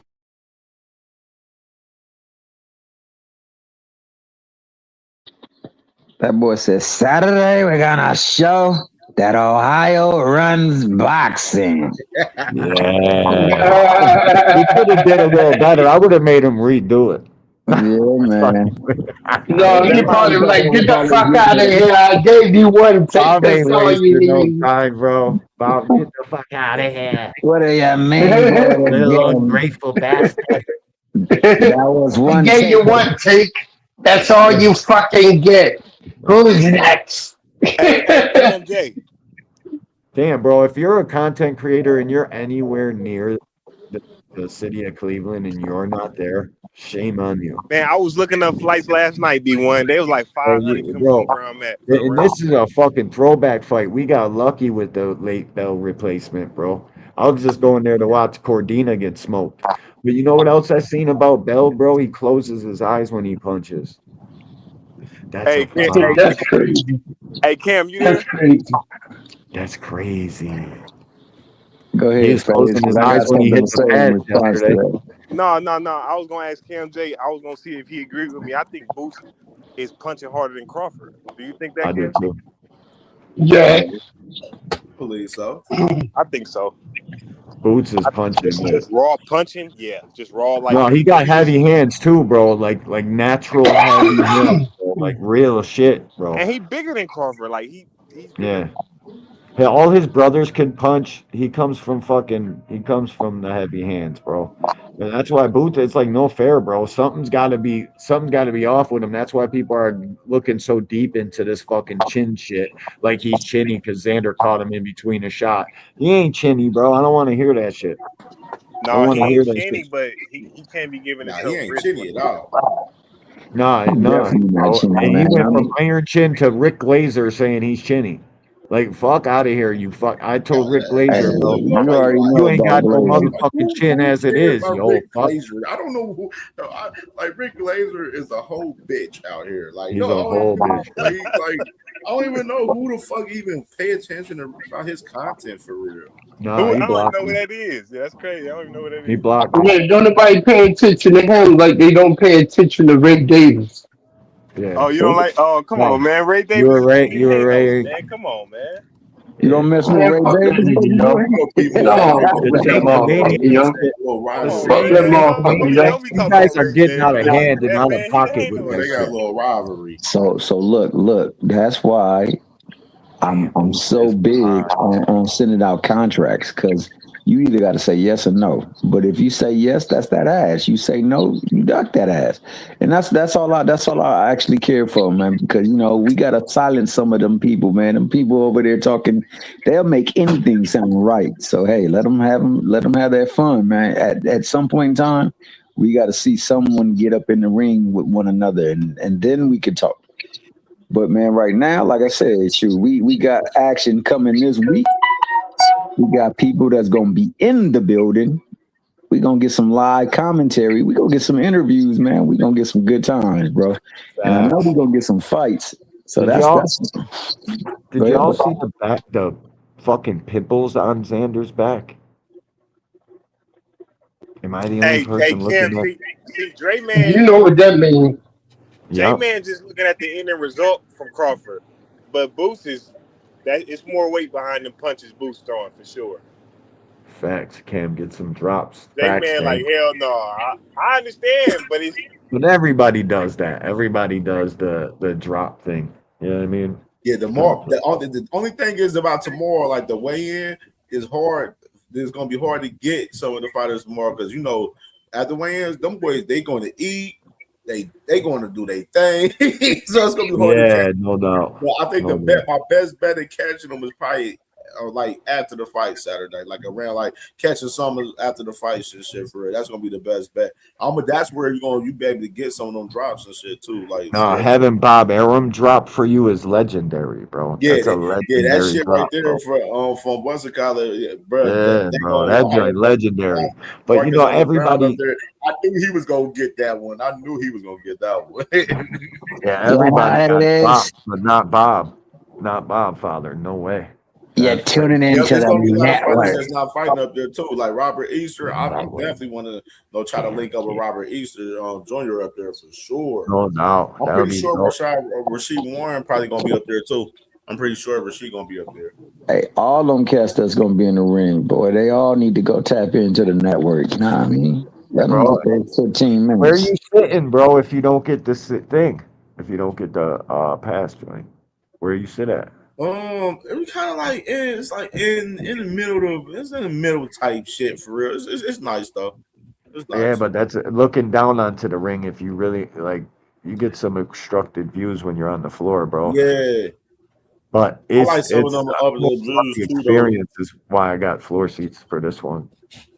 You know what I mean? To be around the fighters and shit and give away the ticket. But if I was like, if I'm going just to go, bro, 100 level first row is the best seat in the house. Any 100 level, it don't matter. Any any seat in the entire arena, just as long as it's first, second, or third row, something like that, short. I mean, any row is fine, yeah, but 100. I know he's talking about D1. That is the best I seat. felt Boots' punches in the 100 level for the Yeah, you can Avenesian. really The see it body right shots, there bro. too. The Yep. body shots in the It's Avenesian people, bro. fight It's were people from every city, detrimental. bro. Like it's literally people from Cincinnati coming up, people from Yeah, like area city. It's Buffalo. like East We Coast, heading bro. right up the You lake. got Indiana coming up, bro. You got people from motherfucking Wisconsin, Michigan is right next door. Like Detroit, they're gonna be in the very like. Oh yeah, it's gonna be some ballers in there too. A whole bunch of people in that bitch. Yeah, it's almost sold out, bro.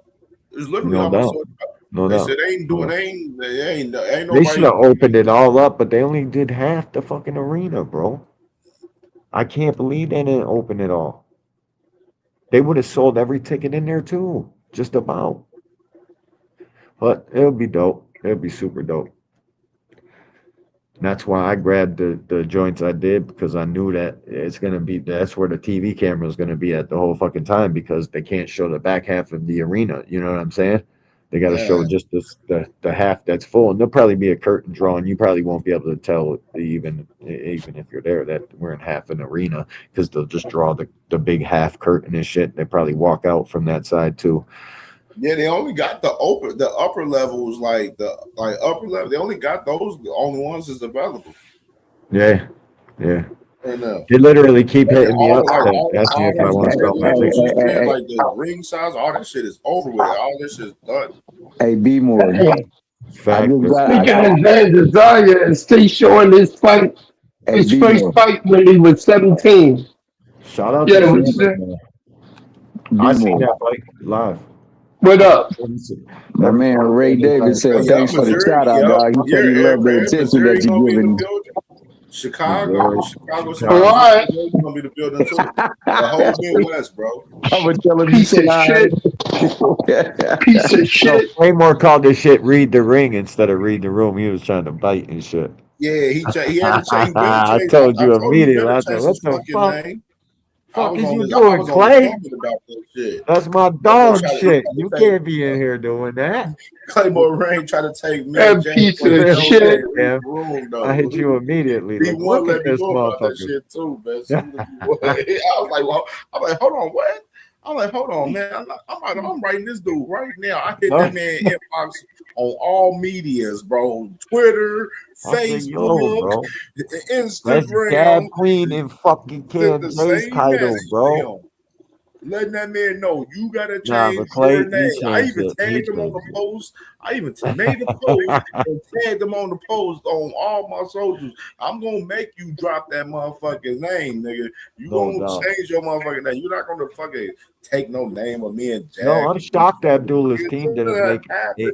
AB shave. I can't believe they didn't make him shave, bro. And it's probably because Abdullah's a Muslim and he was like, nah, he's straight. You heard It's Carl sin. Moretti? He said, "Nah, we ain't doing no trimming of the Yeah, I beard." heard him, bro, but that's stupid of them. If I was Why not? Abdullah, you're shaving. Clean shave, too. Albert Bell Art got of an war, unfair bro. advantage with that beard, man. Just like T I don't Hill. care, bro. That's coming off. It's the art of war. Yeah, Abdullah too cool for that, man. He ain't worried about it. No, man, that I shit think gonna he It's the looked art into of the war, Muslim Cam. You heritage a better make little him bit. shave You that can't be beard, too Cam. cool He for the gonna art, regret it bro. later. I think D1. I think Abdullah respect the Muslim. You know, what I'm saying, the Yes, beard for the I Muslim get it. heritage But and listen, everything. bro, there's a time for that. Listen, there's a time for that. There's a time for being cool. Now's not that time. Now is the time you say, here's the bic, bro. Go You ahead. gotta Take shave care of the that. beard, buddy. So you come out here bald cheeks, so you embarrassed. You got to get it rounded a little bit. You know he ain't been without that beard in years, dog. I'm making you shave that. This is the art of war. I can't do it, bro. I think the body is the key. You got to attack that body. I'm not being cool, bro. Not now. And it's another thing. Abdullah Mason is not a bitch ass nigga that's gonna make That ain't somebody got nothing to shave do with their it. beard. That beard, hey, That bitch D1, grow back. that beard ain't gonna make no difference, man. Abdullah still gonna Nah, touch bro, that. it's He gonna not. touch that beard. Listen, but it's not. He But gonna it touch could. that beard this If sweet Abdullah Saturday. used If it he to hit his that to his chin, advantage, he can embarrass him right now. You know he don't want to go without that beard. Look how nice it is. Look how long that motherfucker is, bro. He been grooming and oiling that motherfucker for years, dog. That's coming off. He said, shave "Yeah." that shit down, man. Because if Abdullah hit his ass with Oh that yeah. chin and he don't go That's down, coming you off, know why bro. he didn't go down? Because he got all that beard cushion right there. Man, I know. Let's Will, you go, keep telling me to baby. go check the one kid out. I forget his name, like Vic or something like that. He's like, bro, dude literally said the fucking beard pushing this blow. Like, what the fuck, bro? Tell me you ain't never been in no fucking fight, bro, without telling me you ain't. They act like the I'm beard glad he is won like that a one. pillow. Yeah, the beard Get is a over here. pillow, bro. Man, Big my Nah, bro, you God. punch right through you that. But believe I that? would Y'all make been you shave it. listening to goddamn another content creator we know, and I'm not mentioning that name. Hey, Cash Crypto said beard cushion is crazy. Yeah, Beard beard cushion, cushion. hella Buzz crazy, off. bro. Beard cushion. But bro, listen, bro. I do think like big dreads or big cornrows, like thick cornrows, like the one dude on Zuffa, that shit looked like a sparring helmet on his fucking head, bro. That'll cushion some blow. Thick corns, bro. Think That's for rolls. sure. For sure, them For thick ass sure, that's like a dreads. fucking If you get hit with them thick ass on the sparring side of helmet. your head, you ain't gonna feel that shit like if you got a Nah, bald real head. shit, bro. I'd Hey, make it if Cash, you had rolls coming off. If I got the power, they make you hey, shave your Cash fucking Crypto body, bro. said he said motherfuckers not too many motherfuckers with beards to clean Clean them up. out, bro. The cryptologist, baby, Straight that's the out, bro. cryptologist. Snoring and shit. Nah, The but for real, cryptologist be putting niggas it'll make you definitely feel embarrassed, bro. If he had that beard for a decade now, probably, bro. He's 33. He been growing that shit since he was 23. Trust me, I know all about it. I fucking been growing beards for fucking 20 plus, bro. He said, "What niggas all the way up there now?" What do you mean? Who Y'all punch motherfuckers people all the way crazy, up yo. there? Y'all In the crazy, head? yo. What are you talking about? In the head? Who punched people in the head? Shit. I know If you my hit favorite somebody in the fighters side do. of the head with a hook and it's hitting them Yeah. fat ass dreads, That It's shit gonna ain't cushion the hurt like blow. that. Yeah. Definitely. But they got to be big, bro. Yeah, I mean, just the one joints I seen on Zuffa, they were fucking humongous, bro. What the fuck is going on with this DAZN app, bro? How come Fury always on the canvas? Because he got a bald head.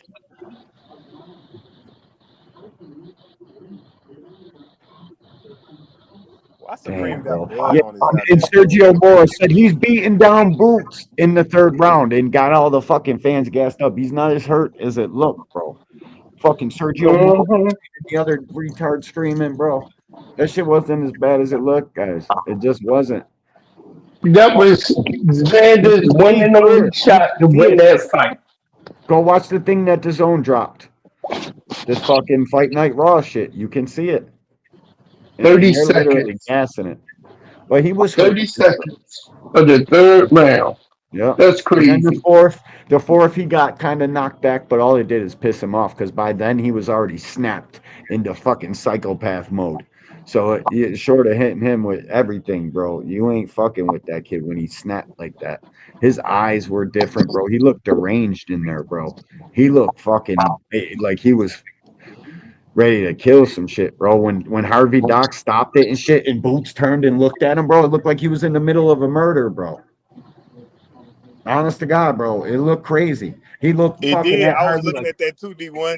But he looked it was crazy as funny. shit, bro. It was funny how Boots like he kind of jogged away like he was flying in the airplane, had his hands to the Yeah, side and shit.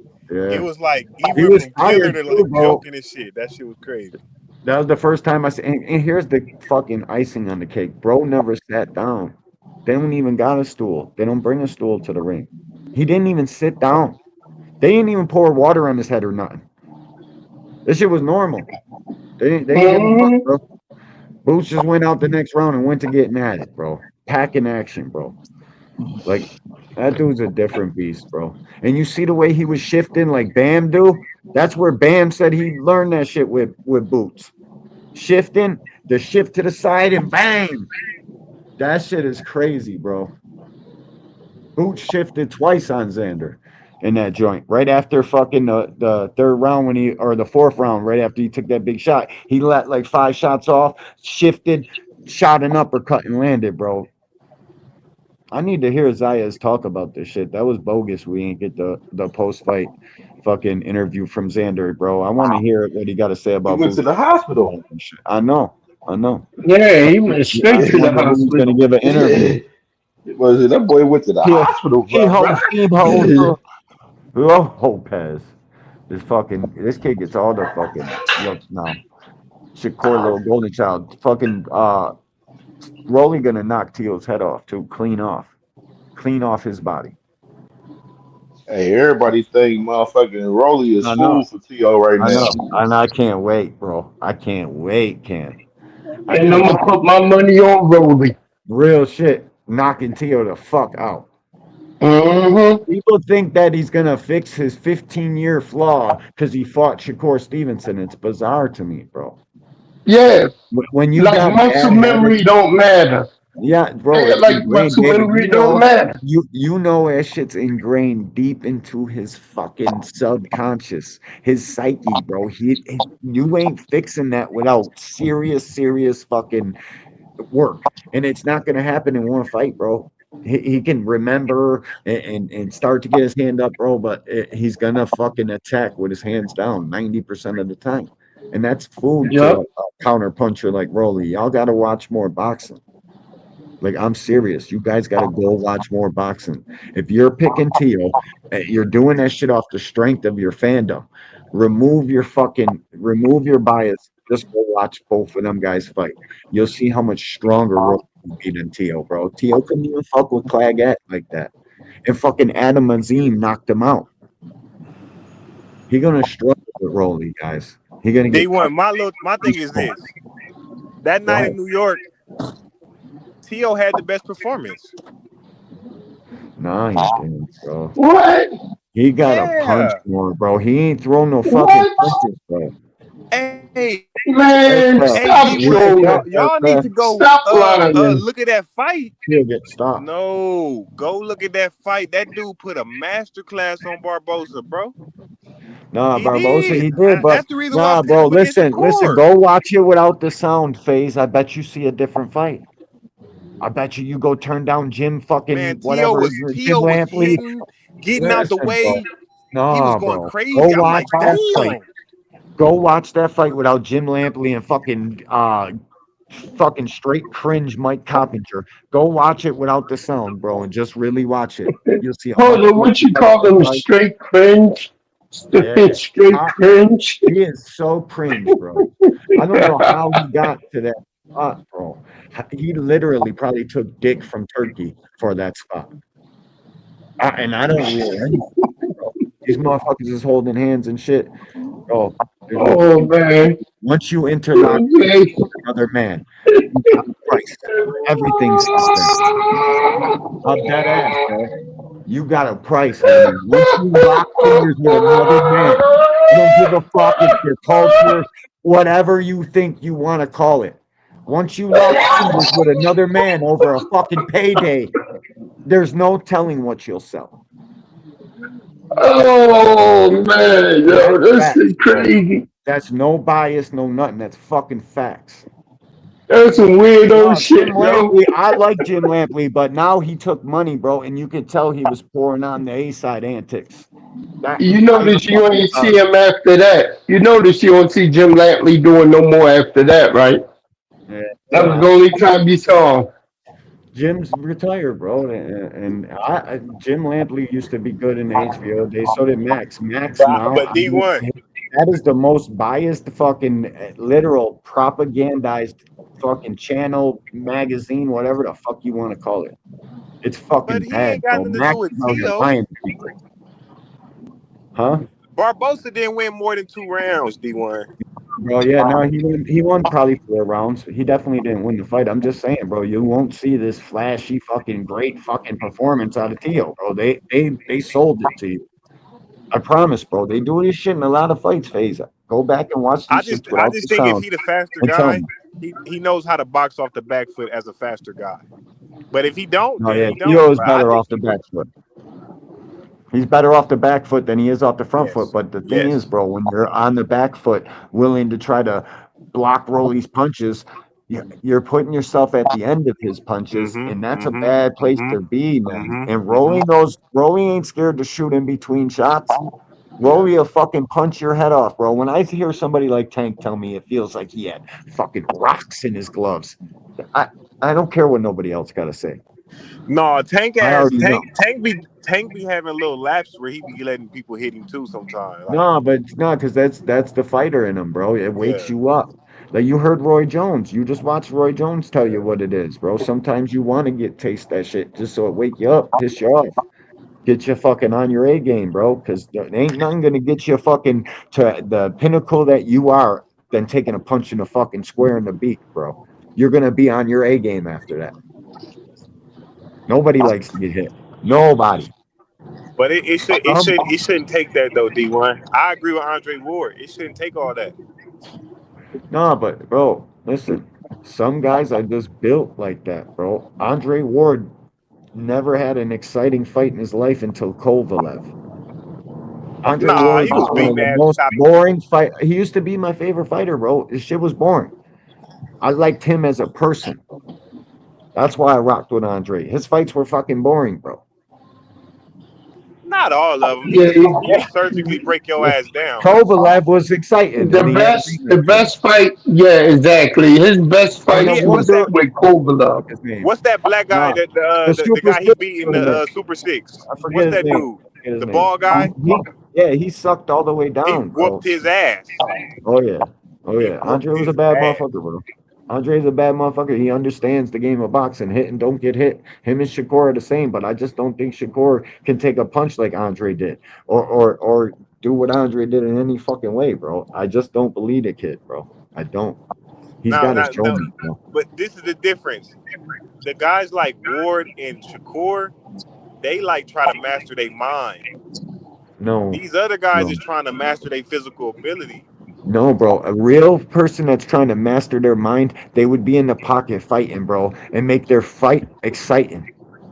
The master your mind, staying on the outside. There's nothing to that. There's nothing to that but just staying on the outside. You're at mid range, fucking moving around. It's not the same as being in the pocket, blocking and parrying and fucking slipping. Like it's not the same amount of thought, bro. Yo, Cam, KO backstage, bro. And one of y'all got. Hey Cam. Hey Cam. One of y'all got. All right. One of you driving? Oh, KO, let's go, KO. Let's go. The Let's one, go, not the two, KO. baby. The Go ahead and one, say it, not big the boy. two, baby. Hey, you know how we do, baby. KO, the one, not the two, baby. Yeah, Xander had back knee, bro. I'm looking at it right now, bro. He had Been crazy drinking. bumps. B-Mo, you been drinking? Nah, man. Nah, You the Yes, one, sir. not the two. Appreciate it, man. Appreciate it. You gotta check out. You gotta check out my man. You gotta check out Dave East. Check out Dave East. Ooh, baby. Yeah, no, that's a dope. That last joint he dropped was dope. There's barely no skips in it. See that Damn, from bullshit. beginning to end. I just want to check in, see how you know what I mean. See What how up with you, FaZe and the rest of the Haney, how y'all feeling, man? right? I ain't How even y'all hear doing, about that man? shit, KO, because I didn't believe it. So I ain't even heard about it. You let me know what happened, because I ain't even I'm heard just about trying. that I'm just shit. seeing how What you. I'm happened just is, seeing how you feeling, man. How you feeling about Devin and you know what I mean? How you feeling, Oh, bro? yo, You Keyshawn? good? knock a whole, Man, I whole 8 already years said it, worth of man. crap out the Devin got window. no reason, and it will put him at a disadvantage to not have that belt. If he don't fight Keyshawn, I'm on his ass. Nah, I bro. And mean, it's, you cool with him choosing? You cool with him choosing Keyshawn over Tank? yep. Man, that Tank shit, man. Is he clear to fight, KO? Yep. So Yep. Devin Haney No, no, gets no, in no, the no. negotiation. Is Tank clear to I don't fight? think PBC is negotiating fights for him if he can't fight, bro. You think they stupid? You think Al Man, Heyman's I stupid? know. Like, who the fuck wastes their time with Who man. the fuck would wait? So they will waste their time going into negotiations for a fighter that Now can't it's fight. true, it's true, Why KO. he been Them getting ready? Allen, Why he been getting ready for a fight for the last month? Who he been waiting? Who he been getting He ready ain't been for? getting ready for a fight for the last month. He been staying training this whole time. That's what he niggas been don't trying understand. to get a fight. That man's a Man, gym rat. But They're don't scared of the little guy. let's not move around. Like I'm just trying to figure out like you cool with like Devin like wanting Keyshawn over Tank. You know what I mean? yeah, yeah, because he need his belt for sure. But Oh, that's what's up. I So when the WBO was about to mandate the shit, why was he pushing for Shakur over Keyshawn? think, If he like needed I if said, he needed this his is this belt is so what I bad. this is what I believe. I do not believe Tank Davis wants to fight Devin Haney. I don't believe that. Oh, so Why? Even if Devin is no the wait, one. Hey even if man, he So even if he you don't believe does, your eyes. I He's got not you, even if bro. allowed he to do that, does, though. even if he I does, got you, I don't bro. know if he's clear I to know you fight. do. I got So you. it's So just like, Devin can pull away from the negotiation table. His daddy can be the one to say we don't want to fight him right now. We rather fight him in 2027. And it's Tank that don't want to fight. I got you. Yeah. I That's totally crazy, understand, bro. I how get it. I get it, fam. I get it. man nah, fandoms no, are bitch, bro. all that shit lame. I didn't like Devin tweet. I don't like that. Oh, we gonna fight this Davis and then this Davis. What Davis? I Just just don't I pick don't somebody and understand how fight you him. can watch what they doing and then say Tank is the one that don't want to Tank fight. don't want to fight. Like, that shit crazy, bro. That's crazy. Man, Don't make no sense. I know nothing about the negotiations, so I can't speak on it. But But see, this is what I do though, Phase. You can say we know nothing, but we know Bill Haney. We know Devin Yep. Haney. If Tank was bullshitting and his team was bullshitting, you don't think they'd be on every single platform they can screaming from the mountaintop? yep. man, I have no idea, bro. They say a Yeah. lot of things. When they start saying shit, motherfuckers say they lying and then it's true. So I don't know when they gonna say All I something. know is if it was anybody else and they were trying to fight a fighter for, well, let me ask you this, because maybe I'm wrong. Do you think Brian Norman Jr. ducked Jerron Ennis? Yep. Oh, he outpriced himself for sure. No, but do you think he ducked him though? He outpriced himself. I mean, Yep. shit. That That's a if that's duck. considered ducking, he outpriced himself for No, sure, but though. like That's how you. he turned down Jerron Boots Ennis to go fight a lesser opponent for a lesser bag for that wasn't as big of a fight for a lesser legacy. That's a duck though, right? Facts. Well, Boost could have fought him in Atlanta too, though. No, but No, is that a duck? Like hell is that? if you have an offer on the table for more money against a better fighter, that's a bigger fight, that's a legacy fight, but you turn it down for less money against a sorrier fighter, isn't that a duck, bro? Like didn't Brian Norman Jr. duck Jerron Ennis? Outpricing yourself for something you not worth should be considered a duck for sure. So I say yeah. Well, I ain't even saying outprice. All I'm saying is like, so who's the bigger name, Tank or Keyshawn? Of course, Tank. Who's considered by many to be the better fighter? Tank for sure. What's the bigger fight? Man, we know all these questions, but it's so a then lot how is he not? How is Devin not? How is what Devin doing any different from what Brian Norman Jr. did? Yeah, bro, great video, bro. Well, they didn't talk about. He ain't been talking about no money. Like he ain't outpricing himself, is he, or what? What is he doing? He's pulling away from the table and choosing Keyshawn. He's choosing Keyshawn. He's like, never mind. I'm just gonna go fight Keyshawn. And that could be a lot of reasons behind it. It could be a lot of reasons behind it. So the dude that'll call Tank Davis mama a man is now just silent and cryptic. What I'm saying is this, KO. If he pulling out to fight, say, well, I'm gonna go ahead and fight Keyshawn, and it ain't him outpricing himself or saying, what if Tank offered him a date like in December and he like, nah, I want to fight in motherfucking September. I come back to, don't you think they would say that? They said Don't it. you think a team that has used everything they can to shit on Gervonta Tank Davis for the past 5 or 6 years, they're gonna get quiet now, bro? You didn't see the little tweet? He said he gonna fight this guy and then he gonna fight this guy. I think that's what he was talking about right there. But why jeopardize the fight with Tank by fighting a lesser opponent first on a platform that you said with a promoter company that y'all said y'all would never work with again? I mean, he's risking it for sure because you're champion. He gotta risk it, but he was trying to fight. He was trying to fight Shakur. He was trying to fight Shakur instead of Keyshawn Davis. And he's on camera saying, I don't care about the belts no more. I just want to go after the biggest and best fights. Well, I believe when the Shakur so fight Keyshawn was been the mandatory since June. And Bill Haney spent all of June petitioning for Shakur Stevenson. And I want Shakur. Right. We don't care about Keyshawn. We don't care about the mandatory. But now you're in the actual negotiation. And the difference is when Devin and Shakur were allegedly negotiating the fight, Shakur said that shit didn't exist. He was denying the shit. But we have both sides, both Tank and Devin teams say they working on the fight and they negotiating the fight. And I just saw Bill Haney in the interview say Tank Davis is #1 on the list. But now Devin saying he want Keyshawn first. But #1 on the list is already trying to make the fight with you. Didn't we see how the Ryan Garcia rematch got fucked up when Ryan Garcia lost? Why would you risk losing or risk your opponent losing in a tune-up or something when you got the biggest fight that you could have right there on the table? The fact of the matter is he didn't say he won't fight, and he didn't say he outpricing himself. So at the end of the day, but he's pulling away to fight for lesser money. Does anybody on here believe that he'll get more money fighting Keyshawn? If he pulling out for lesser money, you see that he willing to fight for money. It's got to be something in the time frame or something he probably don't like. We don't know. So, but he said what he didn't like about Rolly, but he won't say what he don't like about Tank. I'm pretty sure he will. I mean, shit, he just said. I think it's the dates. I think Tank gonna fight somebody. So we gonna make shit up for him that he don't say yet. Okay, bro. I'm just trying to see where y'all at, bro. That's all. We all speculate, but you can't make speculation truth. Nah, ain't no speculation. He's choosing Keyshawn Davis first. He wants Keyshawn before Tank. But for what reason? It's not speculation. For what reason? Because he thinks it's an easier fight. The same reason he wanted Shakur over Keyshawn. He looked at them. Oh, Keyshawn is more dangerous. Give me Shakur. The same reason he wants Keyshawn over Tank. No. I'm looking at them. Tank is more dangerous. Give me Keyshawn. The same reason why he tried to fight Xander, but then he never petitioned to fight the winner of Boots and Xander because Boots is more dangerous. Like it's like he's picking and choosing, bro. No, KO. Everybody know that Shakur Stevenson a better fighter than Keyshawn. Everybody know that Shakur is considered top 3 best fighters in the world. As Devin Haney. I mean, it's Keyshawn Davis. What people worry about with Shakur and Devin is Devin simply being outboxed.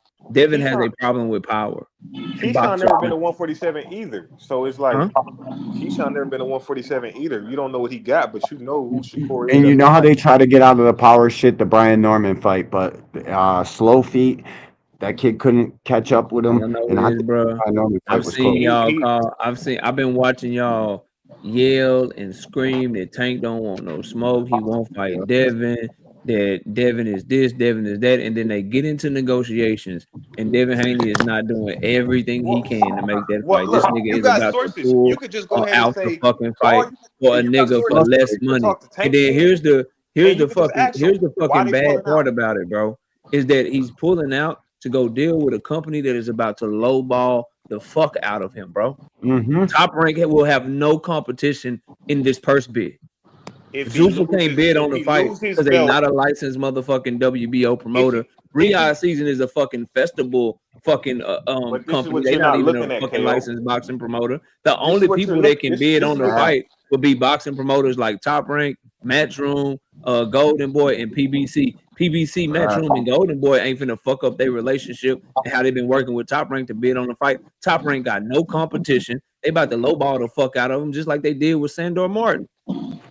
At the And end of the then when day, you show that 75-25 shit, cool. You want 75-25 of whatever they bid, then they're gonna take 30% taxes from your ass before you even get paid. Then you gotta pay your daddy's fucking he lifestyle. cannot fuck around and get stripped because he waiting on Shakur. Why not? He said he don't care about the fuck belts. around He and said he get want the stripped biggest and better because he fight. waiting You on know, Tank. dude, the You cannot get WBO don't stripped, give a bro. fuck about his fight with Shakur. They No, care I'm just about a saying. 147 title defense, bro. What I'm saying, D1, is he cannot wait and get stripped trying to negotiate with Tank or Shakur. What do you mean? Yeah, Number one, that's the problem right there. That word. What leg does he have to stand on to even negotiate with Tank in the first place? You Well, take the that's fucking okay. offer. So he gonna fight his mandatory. Ah, If you Okay, all don't like right. him, I mean, if you don't like go the fight fight, your mandatory for if he far don't less fight the money mandatory, instead of the fight you've been saying you want for the and past 5-6 let's years. just say this, Which is literally Devin Haney fans always call fights the biggest fight. Oh, Devin versus this person, the biggest fight in boxing. if he Devin don't versus that fight his person, the biggest fight in mandatory, boxing. This is the one fucking time that is true. And knockout. now all of a sudden if he you fight gotta go anybody fight your else mandatory. besides But You you Keyshawn didn't know give a why fuck they about your say? mandatory 2 weeks ago when Bill Haney was on Najee come shit on, crying man. about Come on, Shakur. man. He didn't care Yo, about You his you don't know, talk mandatory. right, bro. When You he don't went to talk. Sean Zattel shit You and he don't have a left off, this conversation. nigga didn't pouring want to out fight narratives. Keyshawn so bad when it came to Shakur. He ran off of Sean Zattel's interview, bro. I could do the same bro, thing you you know doing, why they KO. say I could do the that same every thing you fight doing, with Come fam. that on, fam. Like GL, you you really got some not talking no background, bro. facts. You just saying a lot of stuff I to paint a think that's narrative. you. I could I'm not literally talking just no sit there and facts. do that too. Okay, Yo, you when know why Shakur, they say okay, every listen, Let me fight's the paint this biggest narrative I'm fight for not in you. talking boxing facts. for Okay, let them? me paint this narrative for you. A Go day ahead. before they finna strip Tank Davis from for Kid Austin, whatever that is, he get on Twitter and want to call out Devin Haney. Can I paint that narrative? Okay, he got a lot of shit going on, but he's trying to have negotiations. He got court dates and all this shit. We don't even know if he can fight. I could paint that narrative. Man, We just frequent don't know. flyer said all that Let him bullshit. finish. Let him We finish, just don't please. know. Knockout got something in the clip. I've never All right, seen so Tank. let me show you how this shit work. All right, so the stuff you bring up about his court dates. That man had court dates from 2020 to 2023 and had multiple fights. Miss me with the court date shit. Had That y'all case that calling he him had out. in February 2020, that shit didn't get resolved all the way to 2023, and that nigga fought multiple Exactly. times. Miss me with the court date shit. That's number one. You said you want to hear facts. Here are the facts. The first report that came out that Keyshawn Davis was going to be Devin Haney's mandatory was from Lance Pugmire on June the 2nd. Since then, Devin Haney went on Fight Hype and Fight Hub on June the 12th. He went on Sean Zattel on June the 17th. He went on Cigar Talk on June the 17th as well. He made multiple appearances on the Boxing Voice. He went by Bumside Bummiest Brand in the Land after that time. And he went by CeeLo Green shit. He went by Bum from the Bottom, Bitch from the Bottom shit. And on all those times that he went by there, knowing that Keyshawn Davis was Devin Haney's mandatory, he pushed for the Shakur Stevenson fight. At the end of the day, KO, He told Keyshawn Davis to his face that he wanted Shakur Stevenson first. That Shakur was the bigger fight, and that Keyshawn would be on the list, but they were going to keep trying to go after the Shakur Stevenson fight. Right. I say all that to say they didn't give a fuck about that WBO mandatory when they was chasing Shakur. But now you because want me they to had a believe that month and a care so much half. about the WBO mandatory when it's Tank Davis on the They table? had a month and a half. Now they just told What them are they you got talking 2 about? weeks. They got 2 weeks. They're caught red-handed, bro. They're Okay. caught They had a red-handed. All right, bro. you know they date KO. It was Great August job, 1st. knockout. They They're had Okay, an caught. bro. August Look it 1st up. Okay. date. Okay. Okay, now Nah, they bro. got 2 Nah, weeks. bro. They have all the facts you laid out, knockout. It's a certified duck. Now There they ain't got no 2 other way Okay, to weeks. bro. say it. Okay.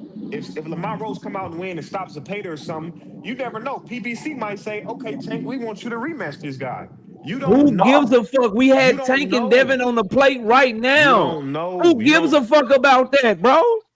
Man, Tank ain't calling no shots, bro. That's what y'all need to understand. He do what PBC tell him to do. He don't call Man, no you shots, out your bro. damn mind. So hold If on. people, So Tank fellas, Davis, Cam will be right back. Tank Davis Don't worry says, about I'm going after Big Nose next. And then immediately after that, Tank Davis's team is trying to make a fight with Devin Haney, but Tank Davis don't call no shot. Yeah, Tank don't want to fight though. Nigga, didn't like 4 or 5 fights ago, he said, I want to fight Shakur next.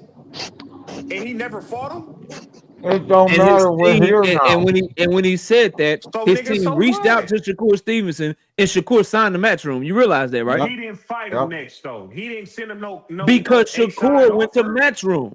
So he what? can't fight Devin next because Devin is trying to fight Keyshawn. Niggas got to play ball. He wanted Lomachenko. He couldn't fight Lomachenko next because Lomachenko retired. Right, right. So he waited till the nigga retired. I mean, listen, you ain't gotta understand it. You can What run do with you your mean he waited till he retired? And Lomachenko was the IBF world champion who had just stopped George Kambosos, who never been stopped before, even though he got beat up 24 straight rounds by your guy. But when he negotiated with Loma, Loma wasn't retired. Loma retired and let his belt go to get out of the fucking fight with Tank Davis after everything was pretty much already agreed to.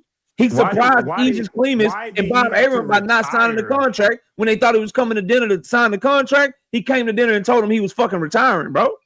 So why did he have to retire to get out of the Tank fight? Couldn't he just turn it down? Like everything is narrative based around here. But listen, no, it ain't, bro. That's not a narrative, bro. He was in negotiation with Lomachenko. He was in negotiation with Tank. Aegis Clemus said, Loma doesn't care how much you offer him. If he doesn't feel like fighting, he's not fighting, and he's choosing to retire. That's not a narrative. That's what the fuck happened, bro. Yep. Man, bro. Shakur Stevenson being reached out to by Tank Davis and then going to sign the Matchroom. That's not a narrative. That fucking happened. Devin Haney right now in negotiation with Tank Davis and pulling out and going to Keyshawn. That's not a narrative. That's what the fuck is happening, bro. He signed the Matchroom. Did Tank send him an offer? Bro. He can't send him an guys offer. have listen, bro. There's no sending of any offers. You gotta agree to terms. Oh, you can't. When you have Canelo Alvarez, when you have Tank Davis, when you have Earl Spence at his apex, when you have fucking Manny Pacquiao at his apex, when you have Ray Leonard, when you have Mike Tyson, it's certain guys that when they call you, when they reach out to negotiate a fight, you stop everything you're doing. The problem that Devin Haney is having, the problem that Shakur Stevenson is having, is that they have no problem. And I'm gonna leave Shakur out of this. Fuck Shakur. We'll just focus on Devin. The problem, that's your guy. The problem that Devin Haney has with me is that when it came time to just not have any negotiation leverage with George Kambosos, he got on his motherfucking knees. He took whatever they were offering him. He took his ass to Australia. He stopped everything he was doing because he wanted it bad enough. But when it comes to Tank Davis, magically he got options. Magically he don't accept his place. Magically he don't want it bad enough no more. All right. So Devin's ducking the 135 It's a duck, bro. It's cool. Yeah. We can run with that. Devin ducking a 135 pounder that want to fight him at No. Don't say that. Devin's ducking the biggest fight of his career, where he made things personal with one of the biggest names in boxing, and instead of standing on what he said, he's going to go fight a nigga who's doing debo skits. You one of the few niggas that believe that fight was gonna happen, bro. You one of the few niggas that believe that shit. A lot of niggas on YouTube. Oh, you guys lie to yourself and think somebody's worried about Devin Haney. Why would Tank fear fighting him? On YouTube called it cap before it did. But you and a lot of other people want to run with it so that it make Tank look good. Okay, let him look good. Just go fight, Tank. Fight somebody. See, you've been conditioned by Devin Haney lovers, you got bro. a lot of competitive You've been fights lied down to. there, Tank. You got a lot of competitive fights down there, Tank. Just jump in the ring. Jump in the ring. All right. How's he gonna get the top guy in the ring when the other top guy thinks he's the man too? Every Devin Haney fan I've talked to since 2021 have pushed and wanted this Tank Davis fight so bad, but we get them to finally start negotiating and working on a fight, and now y'all just seem cool with them not fighting. We didn't believe it. That's crazy. So Tank Davis team verifies it. Devin Haney verifies it. Everybody fucking verifies they in negotiations, but y'all just somehow magically don't believe it. But No, let we Bill don't Haney believe that come out shit. tomorrow and tell you niggas that they got $100 million deal. You'll believe that shit. No, I You'll don't believe believe that that shit. shit either. Let Bill I Haney don't say, believe look, that man, either. we sent a counter offer to Tank Davis don't for believe that $45 either. million, but he didn't want it. You'll believe that shit. I don't You believe believe that that either. shit. Let I one of don't these believe bum that from the either. bottom, hungry hippo ass channels tell you that Devin Haney got a 2-fight deal for Javante Davis and Keyshawn Davis. Y'all will believe that shit though. I ain't believing it till I see somebody fight. I'm tired of them niggas tweeting. I'm tired of talking about Tank, Devin, and Shakur. If I'm being honest, I ain't even brought them niggas Now you up all tired of talking day. about Devin. Okay. Yeah, because all them But niggas you that be on believe Twitter. whatever the fuck Bill say Nah, out of right, his bro. goddamn mouth. I don't care Okay. nothing about what Bill say, or I don't Or care nothing matter about of what fact, Tank you say. believe whatever the fuck frequent flyer say out of I his don't care mouth. what I don't Nah, care bro, it's about cool. what nothing Devin tweet, what Haney's Bill Haney say, what I know Tank y'all. Davis I know this tweet. wasn't on y'all 2020. I know this wasn't on y'all 2026 bucket list, bro. Y'all didn't expect Tank Davis to pull this nigga card like this. I Oh my understand, bro. God. Okay. I know Yeah. y'all was. I know y'all was Okay. expecting a whole different All type right. of So let me ask you this. Let me ask you this, 2026, KO. bro. I get it, Let, fam. let, let me ask you this though, the KO, since Mhm. Tank can fight. Why haven't Tank fought in 15 months, 16 months? Why he ain't fought? What you mean? Why he ain't fought in 15, 16 months? What's the reason why he hasn't had a Because boxing match? he had some stuff that he had to take care of outside the ring, bro. Everybody knows that.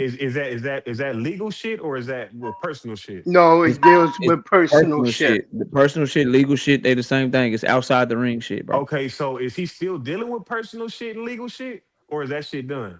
No, Apparently he he still not. has some stuff that he's dealing with, So if it was stopping him back then, what's is not not stopping going him to be now? reaching out to people. They're not going to Man, be yeah, no, holding dates. They're not going to be that's trash. negotiating fights if they don't think Nah, their fighter's going to fight. It's been reported now that's for where it months don't that make sense, they were KO. optimistic that they could set something up for him in That's where it September, don't make October. sense Where right have you there, been, KO. bro? Where That's have where you it don't make been? sense. Lance That's where it don't make Pugmire, sense. Jake Donovan, Dan Rayfield, they all reported the same thing, that PBC is planning to Tank Davis return in the fall because they're optimistic they'll be able to get it done. Have you missed that, bro? Where have you been at? They are optimistic. That doesn't mean it is true and guaranteed to be true. I've been listening to your videos, your shorts, and you've been saying the judge been doing this, the judge been doing that, bullshitting with his case. So that leads me to believe that the nigga still can't fight. Why couldn't he fight? I'm interested. You should bring this up. It's funny because that Baltimore case, it hasn't been updated since May. Just so you know. Facts. Just so you know. So Bro, and he's Tank Davis' fought with team working cases on before. fights and the way that he's acting out here, he wouldn't be out here like this, talking like this, bro, if things weren't going good right now, bro. You got to read the motherfucking room. They're not wasting people's time. The only people that waste people's time in negotiations is your guy, bro. Bro. So Facts. if he the only person that wastes people's It's a time, duck, I've bro. heard It's a duck. It's laid out, bro. You Tank killed has that one. called. I heard Tank that's called many of people, They hate your ass, and bro. he didn't call their ass back. So was Tank wasting their time when Tank called them for a fight and didn't call The back? only person that's ever said anything like that was Shakur Stevenson. And when he got Steven Lamont Espinoza in Roach his face, said- he didn't keep that same energy. Espinoza exposed him. He exposed the fact that they actually tried to make the fight with Shakur Stevenson Lamont Roach 2 too. motherfucking times, bro. Lamont Roach took what he was offered. Lamont Frank Roach Martin took took what he was offered, and offered. the first conversation that you're talking about was a conversation between Tank Davis and Lamont Roach directly, where they just said, "Hey, bro, we gonna have to fight one day." Just like Lamont Roach and Shakur Stevenson said, "Hey, bro, we'll fight one day." When they was kind of cool a little bit, that was just the two fighters talking, bro. There wasn't no offer, no negotiations. You got to go back and do more research to deal with somebody like me, bro. I've heard Lamont Roach Real say shit, bro. that Tank called him earlier, like 2021, some shit like that. 22, he said. 22 or some shit like that, Yeah.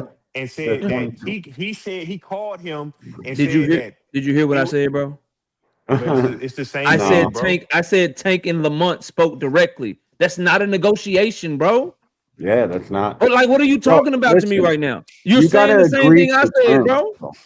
That's not the only. Negotiations happen, then you gotta agree to terms. That's not a then an negotiation. offer. When two fighters say, like, if Tank and Devin said everything they said to each other, but it never got verified that Tank Davis' team ever reached out, then that's just them popping shit on Twitter. Yeah. But the fact that Tank Davis said, "What, nigga? I want you next. Ring, ring." And then Devin said, "Damn, I think Tank grew some balls. His team actually reached out to me." Then the same day, your guy Bill Haney is on the Boxing Voice saying, "Yeah, we're in negotiations. It's further than it's ever been, but I can't say anything else because I don't want to mess this up. Then he doubles down on Inside the Ring. The interview was actually earlier this week, but they just finally put it on YouTube. But if you got the Zone Ultimate, you could have watched it when they first did it. But he actually said Tank is number 1 on the list. Mike Carpenter tries to say that fight is not going to happen. We don't believe that fight is going to happen. And he literally said, no, Al Heyman ain't just making calls and just calling us for no fucking reason. Put it like this, bro. Like, come on, bro. Like, what are we doing, bro? Like, do y'all want to see this nigga fight or not?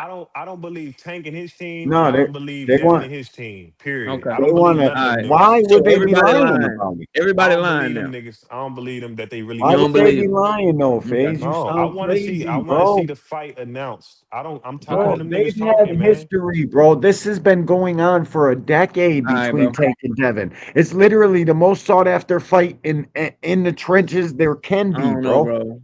I'm just I different, bro. mean, listen, I'm For not my gonna favorite lie. fighter, bro. When I've been you saying do it, when you violate saying like that Devin Devin did need with to tanking take his on Father's Day, bro, you should We be gotta pushing your fight. favorite fighter to stand and on nigga, that shit, he was bro. Nah, bro. already. We He was gotta fight, bro. You already. talk You about got my to mom you already. should be pushing on him to stand on that It's shit, bro. on Not forever, bro. this that put you pussyfooting around, bro.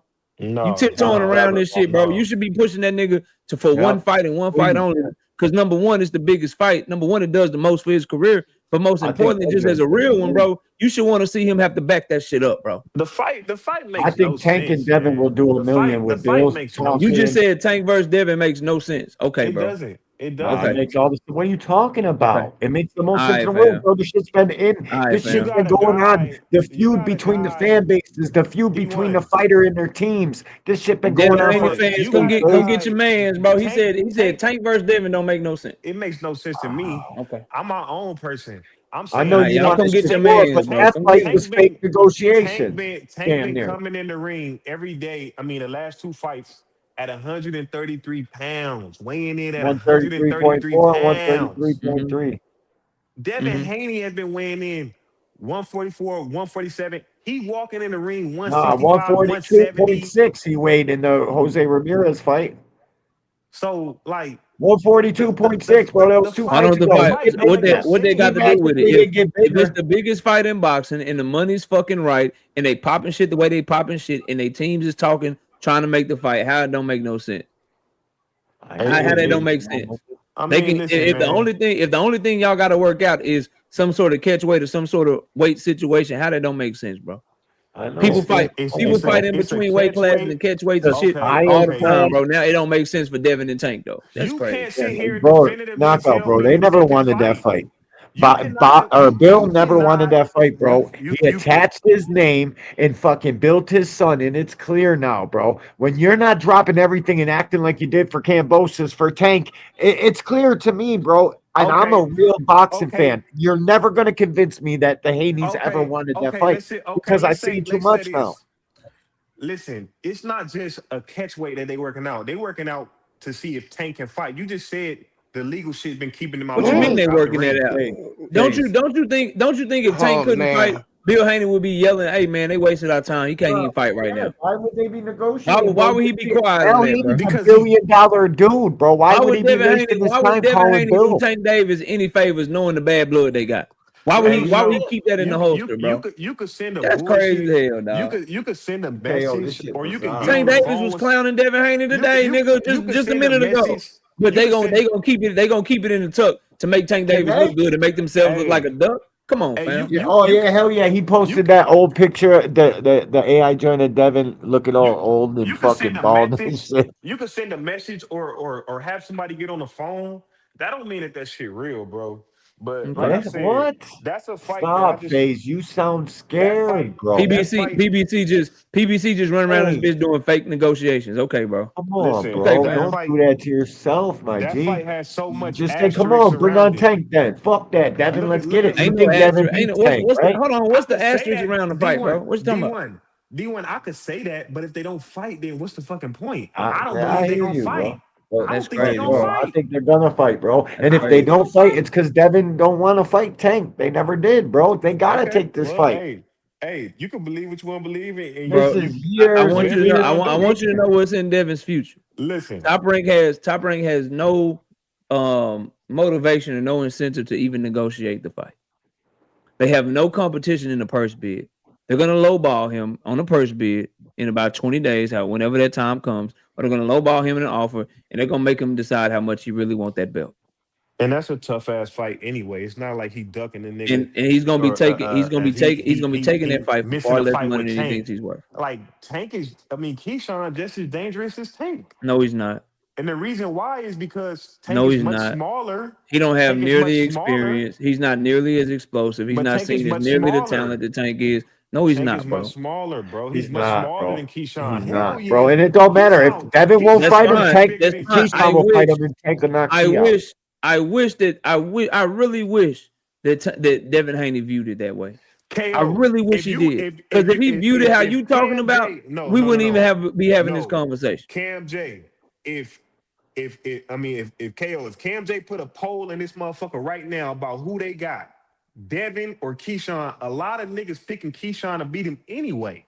Out of hate though. No, bro, they feel It's a like good Devin, fight, bro. they Keyshawn feel got like feet, bro. You they guys feel are like putting too much into that clinching shit with they feel like that's not what no, I'm no, saying, no, bro. no, I'm not D1, saying. See, D1. this is what you They feel like misunderstand. Devin is chinny. Devin and Keyshawn is a good fight.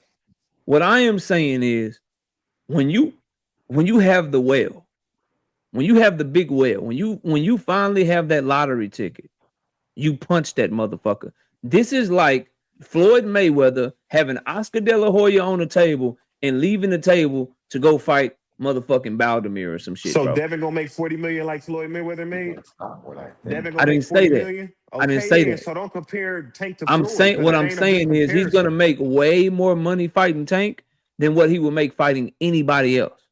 That's true. He need his leverage. So then though, why? bro. So then if Devin Haney, well, let's just take out what we think. If we both know that to be true, and Devin Haney hasn't said anything about the weight was a problem, a rehydration clause was the problem, or Tank can't fight right now. If you know that this is the biggest fight he can make the most money, why is he trying to go and make way less money fighting Keyshawn? Man, because he cannot drag out negotiations past a month and lose his belt and then Tank not have the fight. If Devin Haney hasn't said that negotiations are dragging out, that he can't fight. If he hasn't said any other stuff that you're saying, let's just use what we know is happening. Let's just go off of what they said. If they're both saying that the negotiations are real and that Tank Davis is the big fight and the best fight, why would they go the Keyshawn Davis route? It's got to be uncertainty about that belt, bro. It's got to be uncertainty about losing that belt. So if they now care about the belt right now, but they didn't care about the belt when it was Shakur, what do we say to that? The reason why is because Shakur already had a contract. Everything was in place, and he had 45 days to take the fight. How long do you think it takes to put a contract together, bro, for boxing match? It's not together though, KO, and he only got 2 weeks. Cam will be back in a minute. I can't let you up. Okay. Cam will be It's back not in a together, minute. and he only got 2 weeks. All right, fam. It's not like they can't fight right after. Okay. He could fight Keyshawn. What if he gotta lose worry to about him Keyshawn? Then he lose, nigga. It's over. So why take that risk? Why not just take the bigger? Why not just take the bigger and better fight that's on the table? And let's say that what y'all are saying is true, right? Let's say that, and then this is how you know it's cap, right? Because I hear niggas say that Devin's gonna fight in September, October, and then him and Tank gonna fight January 2nd. So Devin gonna do a 2-month turnaround in the biggest fight of his motherfucking life. Fuck out of here with that shit. Like niggas just be making shit up, bro. It's to try to make this nigga look good, fam, when he ducking. Facts, dog. Bro, he ducking wreck, fam. He's ducking wreck, the biggest wreck in the world, bro. September to January is 4 months, bro. So it's September to 5 January is months. 4 months. But it's not practical when these guys fight once every It's fucking already months. July 2nd. They have 20 days to negotiate. If this fight get done, it'd probably be done in August sometime. So him and Keyshawn will fight probably in October, early November. But we supposed to believe that he's doing that, then gonna turn right around and fight Tank in January. We supposed to believe that the PBC, one of the biggest promotions in boxing, is about to have Christmas week, and then they gonna have a fight for their biggest star on the day after New Year's, after everybody done spent their fucking September. failure. I think September. It should be a summer fight. I think September. I think he fight Keyshawn in September if they make the fight. But like I They're not say, gonna I'm not. fight, I'm not bro. giving Devin Listen, no he's out not here. gonna How can fight they make Keyshawn either. Keyshawn You fight want in to bet? September when it's already July 2nd and Ryan Garcia is already fighting in September? They're not finna try to compete with that. No. They can fight They're gonna September drop that belt, 27th. bro. Top rank is not in a rush to get this fight done. You notice there have been no stories that Top Rank has reached out to Devin Haney and they're in negotiations right now. No. You know why they're not reaching out? They just won't let the be. clock tick on his ass. That's what I'm Just saying. They go to about to purse strings. Sandor. They about to Sandor Martin your boy again, my Yup. nigga. 1.9 mil and shit. They about to 1.8 Sandor million. Martin your boy again, bro. Again. If he go ahead and lose that belt, Here fucking come the around, Hanos fine All right, fucking bro. that's on him. balls. Niggas Nobody want to gonna fight Soda so show. pop bad. Then when it industry finally get here, Nobody gonna be there for I Devin heard if he loses niggas belt arguing left because and right Tank for won a Shakur over perfect. Keyshawn. Shakur over Keyshawn. Shakur over Keyshawn. Now here we are, and it's Devin. He got It's 2 weeks, Keyshawn bro. over Tank. Y'all He got crazy as 2 hell, bro. Yeah, weeks. bro. It's Yo, y'all crazy. can hear me, yo? That shit Yeah, lame, we can man. hear your That's crazy lying as ass. fuck, Let's hear what bro. you got to say too. Yo, what's good Squirming with all y'all, over the man? place. Damn, Cam, What's good? you Your been on boy for like Duck 7 hours.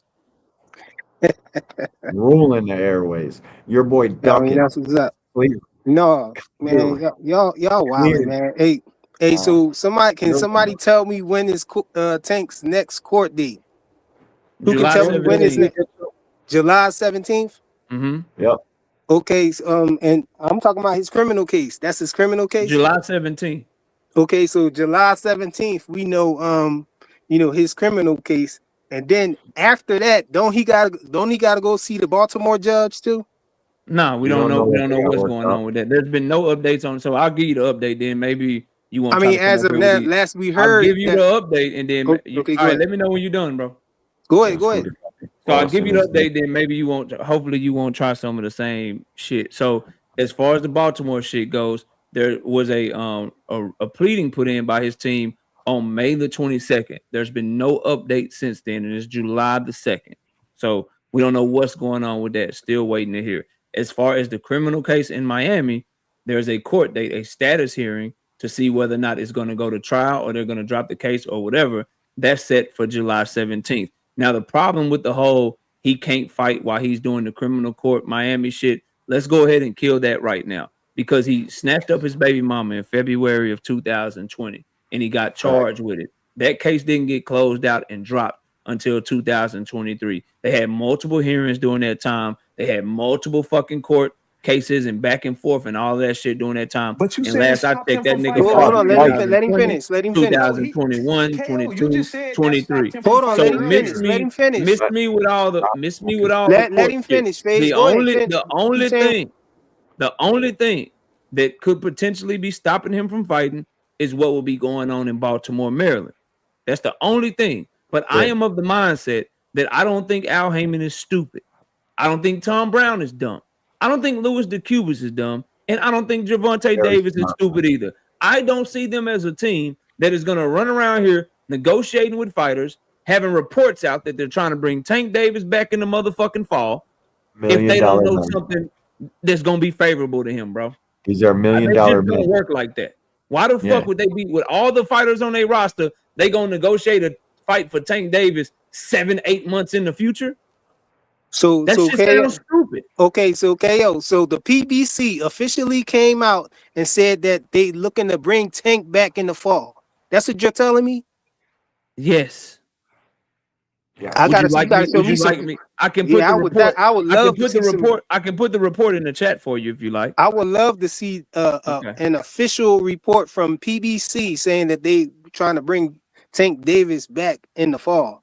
But even if they did came out and said that they was trying to bring Tank Davis back in the fall, we know that this judge in Baltimore don't like Tank, Man, bro. you guys are scary, No, bro. listen to me. Don't try to talk and This yap is and try to sad, bro. and We've try been to curve fucking it and building this everything. fight We for know 8 that years, and now you guys are and squirming. KO know Fucking too, and soft KO as know shit. too that the judge, whatever the judge was saying, she want Tank Davis in the courtroom basically, bro. So he ain't gonna be able to skate past that without actually going to court in Baltimore. So why would they try to set up a fight for Tank and put out money and stuff, securing venues and all of that stuff and paying for the fight when they know that it's a possibility that this judge in Baltimore can make Tank sit down for a while and screw up the whole plans. Y'all not making 100, sense, bro. The 100% logical thing fact. would be that Tank team would be reaching out to try to secure a fight for Tank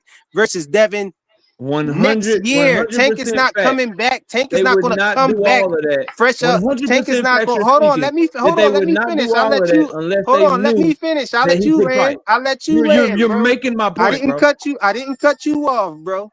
But when So you get to talking, you talk I for didn't 10 cut minutes you straight off, about bro. I didn't bullshit. cut you So I off, have bro. to interject and say I what I did just not said. cut you But off, go bro. ahead. I didn't cut you off, bro. So I appreciate it if you pay me the same respect. So Tank Davis is he more than likely Take your his team time. Compose yourself. Take your more time. than likely his team is negotiating a fight for him for next year. They're not going to be negotiating a fight for him in the next few months for Tank to come back and fight somebody like Devin Haney after being off for almost 2 years, bro. What kind of sense do that make? Like you said, I don't think that the people who represent the PBC are dumb at all, bro. They would definitely not do that, bro. Are you So done? if they wasn't, then why would? Hold on, please. Are you done? I landed. Here's the problem with everything you just said. Number one, if they're not dumb, then they wouldn't be trying to make fights for him at all in the first place until they knew this shit was cleared up. We can both agree that they are privy to information that you and I don't have. So they'll know more than you and I do. So the fact that they're reaching out to him and trying to make the fight right now, you know that because Devin Haney is the one that said, nah, we just gonna wait till January. Bill Haney is the one that said, I'm tired of G Money, January 2027, Debo versus Tank. They didn't blame Tank for it. They didn't say, well, we got to do this because his team said he can't fight right now. We got to do this because his team said he won't be ready until next year. You think that if that was the case, you think Bill Haney and Devin Haney would just be quiet on that shit when they know how this shit makes them look, bro? Look at That's look the at dumbest shit. That's the dumbest shit that's the dumbest shit that you could even fathom up, bro, in my opinion. The fact of the matter is, bro, they're not trying to negotiate for no fight for Tank Davis unless they're confident that he can fight. These reports are not coming out for no reason. He's not on Twitter showing pictures of him training, popping shit the way he popping shit if he's worried about something. Just like he knew the whole time when niggas was saying that he was a motherfucking fugitive and he was running around this bitch running around, but he knew the whole time that his lawyer had already reached out to the DA on multiple fucking occasions. He knew that shit and people thought he was dumb as fuck. Yo, why the fuck is this nigga posting pictures? Why the fuck is he running around this bitch posting Instagram stories and shit when he's supposed to be a fugitive on the run and the marshals is looking for him? That's because he knew some shit that we didn't know, that his lawyer was already working to get the shit taken care of. So what I am telling you is I don't believe that you have people as reputable and as high up and as smart as PBC's people reaching out to Devin Haney or anybody for a Tank Davis fight next year. That would be dumb as fuck. They would spend their time actually working on fights for this year, and then when Tank Davis is able to fight, they'll start working on fights for him. They've never done that before. You can't go one time where they're like, yeah, nigga, we want to reach out to you for Tank Davis for a fight 9 months from now. Boxing don't work that way, bro. Y'all just making shit up because this nigga is doing the exact opposite of what he said he wanted to do with motherfucking Shakur Stevenson and Keyshawn Davis. He didn't want to fight as mandatory. He didn't want to defend against Keyshawn because Shakur was the better fighter. Shakur was the bigger fight. Shakur was the one that everybody, quote unquote, wanted to see. But then when it comes to Tank Davis, you flip your logic on your motherfucking head, and now all of a sudden you care about your mandatory, but Tank is a bigger name than Shakur, though. Tank is a better fight than Shakur, though. Tank is a fight that people want to see you in more than a fucking Shakur fight. So why the same logic don't apply? And if I say the same thing to you that I said to FaZe, if any of what you're saying is true, you got me fucked up if you want me to believe that Bill Haney will be quiet about it. He'd say that shit before you say it and at least try to give you something to talk with. Y'all are having to make inferences. Y'all are having to try to read a motherfucker mind. And y'all are having to sit up here and try to tell us what you think Bill Haney might be thinking or what you think might be going on with Devin Haney and so forth and so on, because you know the nigga got y'all looking crazy than the motherfucker right now. The same thing. Hold on, FaZe. Hold on, FaZe. Let me and him talk. We having a conversation. You that's it, KO. You landed. Let me know when it's cool. I'm free to talk. You're done? Okay, I guess you're done. First of all, man, you adding extra mustard to it and make it to try to spin a narrative to say that Bill Haney said he's tired of G Money and this is why he's fighting Keyshawn Davis or something. He never said nothing like that. Bill Haney never came out and said that they was going in this direction to fight Keyshawn Davis as a result of him being tired of the negotiations with Tank or putting nothing on Tank or anything like that. And also, I think it's crazy that you're spinning this narrative that Tank was not worried about anything because his lawyers, had already reached out as if he wasn't a dang fugitive. When they caught up with him, they snatched that man. They grabbed him. He was a fugitive.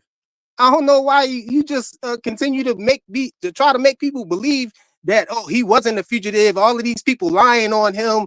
The news reports are lying. TMZ. All these people just telling lies in order for this narrative that Tank Davis never was a fugitive and he was just walking around scot-free because he knew his lawyers had handled it and he ain't had nothing to worry about. When they caught up with that man, they arrested him. They took him into custody. He was a fugitive, bro. Y'all be acting delusional with these things, these narratives y'all be spinning. Man, they locked that man up when they caught up with him. Threw him in jail. They put the handcuffs on him and threw him in jail. So for you to say that he was walking around scot-free because his lawyers handled it and all of that, and like somebody just was lying on him is dishonest, bro, to say the least.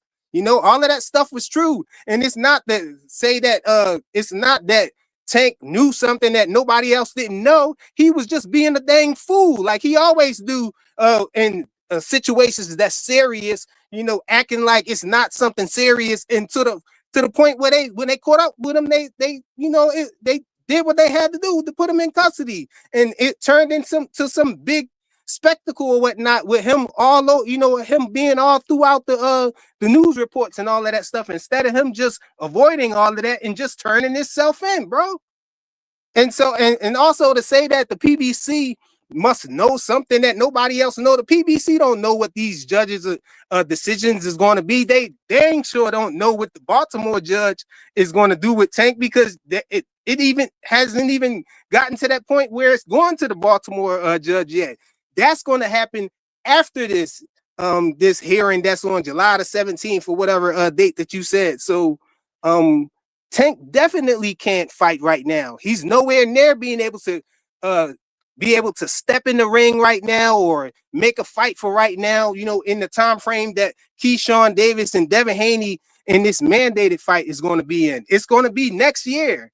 I was even doubting January the 2nd being a fight date for them.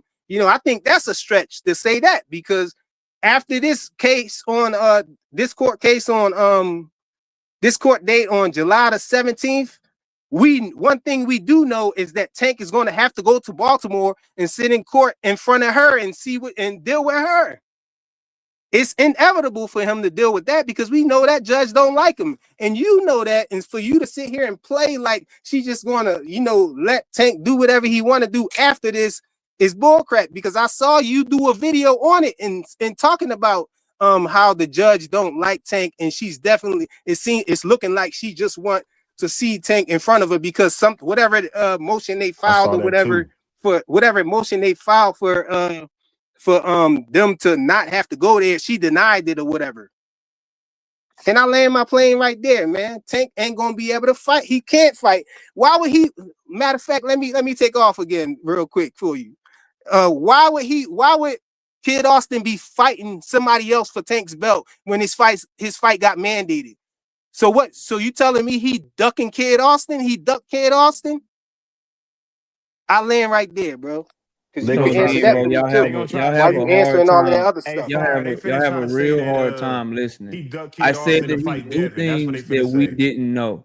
Case in point, did anybody up here know that his lawyer had already reached out to the DA before he got arrested? Because I didn't know that. Did y'all know that? I would assume y'all didn't know that either. So the point I'm simply making to you, bro, is that there are things going on behind the scenes that we don't have access to. The judge in Baltimore, Maryland could have already seen Tank. They could have already made a decision. They haven't updated the public record yet. The DA and the fucking and D Free used to be in law enforcement. He can tell you this if he wants to chime in. The DA in Florida and the DA and the Tank Davis defense attorney, they were ordered by the judge before this hearing to have talks, to pass information back and forth, to do discovery. They could have already decided that they're either going to trial or not going to trial. We don't know because the docket haven't been updated. So when I say that there's a plenty of things going on behind the scenes that you don't know about, that I don't know about, I proved it with what I said about his lawyer reaching out to the DA. He knew that because it's his motherfucking lawyer. But I didn't know that. Say what it I'm is, not done talking. You can't say what it is. You just I'm not done talking. Yo, let him I'm land, not bro. done talking. Let him land because I got some So more. the point that I'm simply making is this. I don't believe that Gervonta Davis's team is reaching out for fights with fighters and trying to negotiate fights unless they're extremely confident that he can fight. And I stand on that. As far as what you said about Floyd Schofield, you are not ducking Floyd Schofield by trying to fight a fighter that's a better fighter than him. That is not a duck. You can't duck Floyd Schofield by trying to work on a fight with Devin the Dream Haney, bro. One is a 3-division former undisputed champion. The other one's never been a world champion. One is probably the biggest fight in boxing right now. The other one would just be a comeback fight and people would just be showing up because it's Tank Davis, bro. The fact of the matter is, if Tank Davis can't fight, if Tank Davis is bullshitting, if his team was reaching out for no reason, then tell Bill Haney and Devin Haney to say that. Tell them to say that because they will not say that. They haven't said that. I'm sorry, bro. He's ducking, fam. It's just that simple. They're in negotiations. He pulls away from the table for fucking Keyshawn Davis right now to go deal with a promoter that he said he never wanted to work with again to me directly. To me directly, bro. And y'all are sitting up here praising this nigga when he's about to get somewhere between $1 and $2 million to fight Keyshawn Davis. Top Rank is about to lowball the fuck out of him. And y'all are making an excuse for him, trying to say, well, Tank can't fight. He can't do this. He can't do that. Nigga, PBC is not dumb enough to do that shit, bro. Straight up. Oh, Straight up. okay. They're not dumb enough to negotiate that shit like that, bro. They wouldn't do it. They wouldn't block off dates. You got to block off dates, bro. Lance Pugmire is one of the most accurate people in boxing. He's reporting that Tank Davis is supposed to come back in the fall. But now all of a sudden, because Devin is deciding that he wants to go another direction, now the nigga can't fight at all. Why weren't niggas saying this shit when they first went into negotiations? Nobody don't know. Wait. Hold on, Fade. Y'all sound crazy, bro. Hold on, Fade. Y'all sound crazy. Your boy's a duck. Hold on, Fade. Ducking, Let's get it, Fade. He's First ducking. of okay, so I like your logic. I like your logic. Yeah, you're right. I like your logic that he can't be ducking a fighter, by trying to fight a that's more dangerous than he is and all of that stuff. It sounded cute and all of that. The only problem is Senior told us that Tank had already relinquished it. You know what I'm saying? That they was already fighting somebody else for the belt because Tank already said that he wasn't going to fight them, and it was a done deal before Tank even got into the argument the next couple days or whatever later with Shakur and all of them stuff. So Tank did that stuff before he got into an argument with Devin Haney and all of that stuff. So you can't hide behind that, bro. If it's a duck, it's a duck, like you said. That man ducked then. And also, when you talking about Baltimore and everything, you talking about he could have went and stood before the judge in Baltimore already before. Nah, negative. It don't go that way, bro.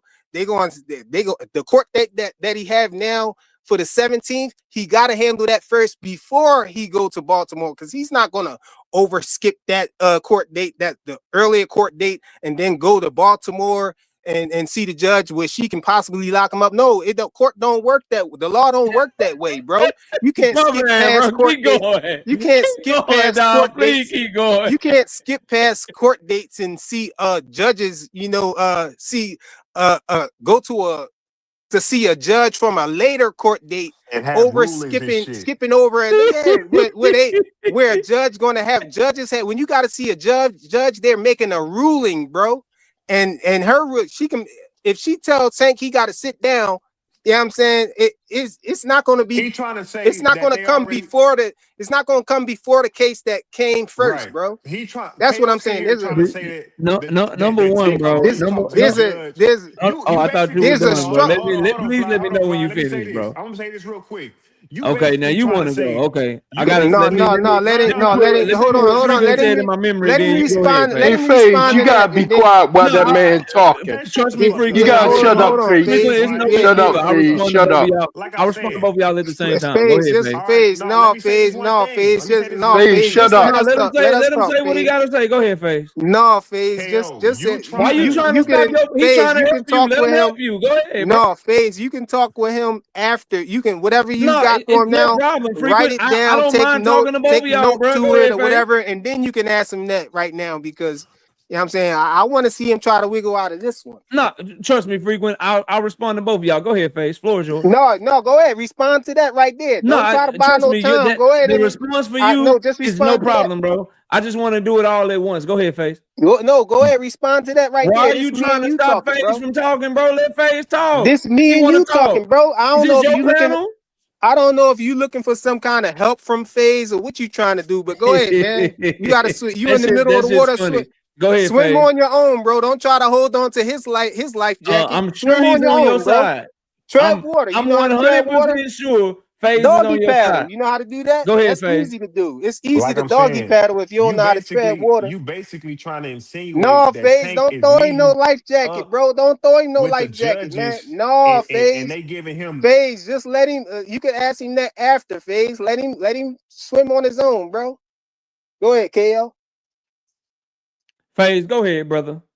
Yo, don't let Frequent bully you, bro. Go ahead, hey, fam. man. If that's it, man, that's it, man. Go ahead. That's not it. I'm gonna respond to both of y'all at the same time. I think I might FaZe, be done you don't with want him. to talk? Okay, fine. I'm done with him then. Oh, FaZe, you off mute. Go ahead. I'll catch y'all later. I'm done with him, man. No, don't go nowhere, nigga. Don't go he nowhere. well done cooked already. No, he don't want to answer. Don't leave. Don't do it. Don't leave. Hey, man, what's up with him? I don't got all day. I'm on borrowed time, bro. I got things to do. I got stuff to tend to, man. You gonna answer the questions? Let's go. Let's get it, bro. Right where you at? You trying to buy time and you trying to buy time and reach for life jackets and reach for help and stuff. Go ahead, man. Swim on your own, bro. Let's get it. You gotta chill. Swim on your own. Chill, bro. You gotta chill. You gotta no, chill, you gotta chill. Wait, just chill. All I'm saying is this. Bro. He don't get that much time. He gotta go ahead and answer, bro. Let him answer. So everything you said was stupid as fuck. That's why I was so confident in just letting FaZe talk so I could respond to both of y'all at the same time. Number one, whatever you said about how a nigga gotta wait till July 17th before he do some shit in Baltimore, Maryland. No, nigga, your legal team. That's why you have different legal teams. They can work on multiple things at once for you. The fuck is you talking about? He got a whole different lawyer for the Baltimore shit than the lawyer that he got for the Florida shit. The lawyer for the Florida shit is named Simon T. Steckel. The lawyer for the Baltimore shit is the same lawyer he's had for that case because that case has been around since all the way in October, November 2020 or some shit. The thing that I'm telling you is they put a motion in on May the 22nd. It's July 2nd. There's nothing new to report. So we don't know what happened because they could be keeping it from the public record because they don't have to release everything to us at the same time. You're just fucking wrong. He don't have to wait for the status hearing on July 17th to do something with the shit that's going on in Baltimore. Because like I told you, bro, the judge, as part of the status hearing, when he gave them the continuance, he ordered both sides to fucking talk to each other, to come to an agreement, because the city of motherfucking Miami, Florida don't want to do a goddamn motherfucking domestic violence trial with a jury and shit because that costs money, nigga. They'd rather it not go to trial for a fucking misdemeanor, bro. So what the fuck are you talking about? That he got to wait till July 17th before he can handle the Baltimore shit. The legal system don't work that way. That's why all the civil shit is going on right now. It's been like 5 updates on the civil court shit because there's no order to the shit. That's why when you facing multiple charges, if you got the money, you go get different lawyers for the different shit. He got a lawyer that specializes in civil proceedings, so it's a different lawyer handling that shit. He got a lawyer that specializes in motherfucking criminal shit. Simon T. Steckel used to be a prosecutor for 20 years, so he's handling the motherfucking criminal shit. He got fucking local lawyers in Baltimore, Maryland, that's handling shit for him for the Baltimore case. Everything you said was stupid. So don't sit here and act like, oh, this nigga KO, he's waiting on me. He need more time. No, nigga, you said a bunch of shit that wasn't really even worth responding to you. That's why D-Free made the face at your ass that he made at you. This shit didn't make no sense. So how about we do this? Because D-Free used to be a law enforcement officer. How about I shut the fuck up? How about you shut the fuck up? And we let D-Free tell us what makes the most sense, since he actually used to work in the fucking judicial system in motherfucking Washington, D.C. How about we do that? No. How about you how about you address the Floyd Schofield part right there about Tank dropping the belt then, or getting put in recess or whatever he did to allow for Floyd Schofield to fight for the belt before, a few days before he even got into the argument on Twitter to negotiate with Devin and Shakur and all of that stuff. And we don't need D-Free because I work for the judicial system right now for 14 years, and I know what the hell I'm talking about, and probably more than what he do, because he probably worked some years down the line. I just came from working for the first judicial district in Philadelphia today. So we don't need D-Free. You can't throw no lifeline to D-Free. I'm still here. You're facing me. Address the situation with Floyd Schofield. Address the situation with Floyd Schofield. I'll answer your Floyd Schofield and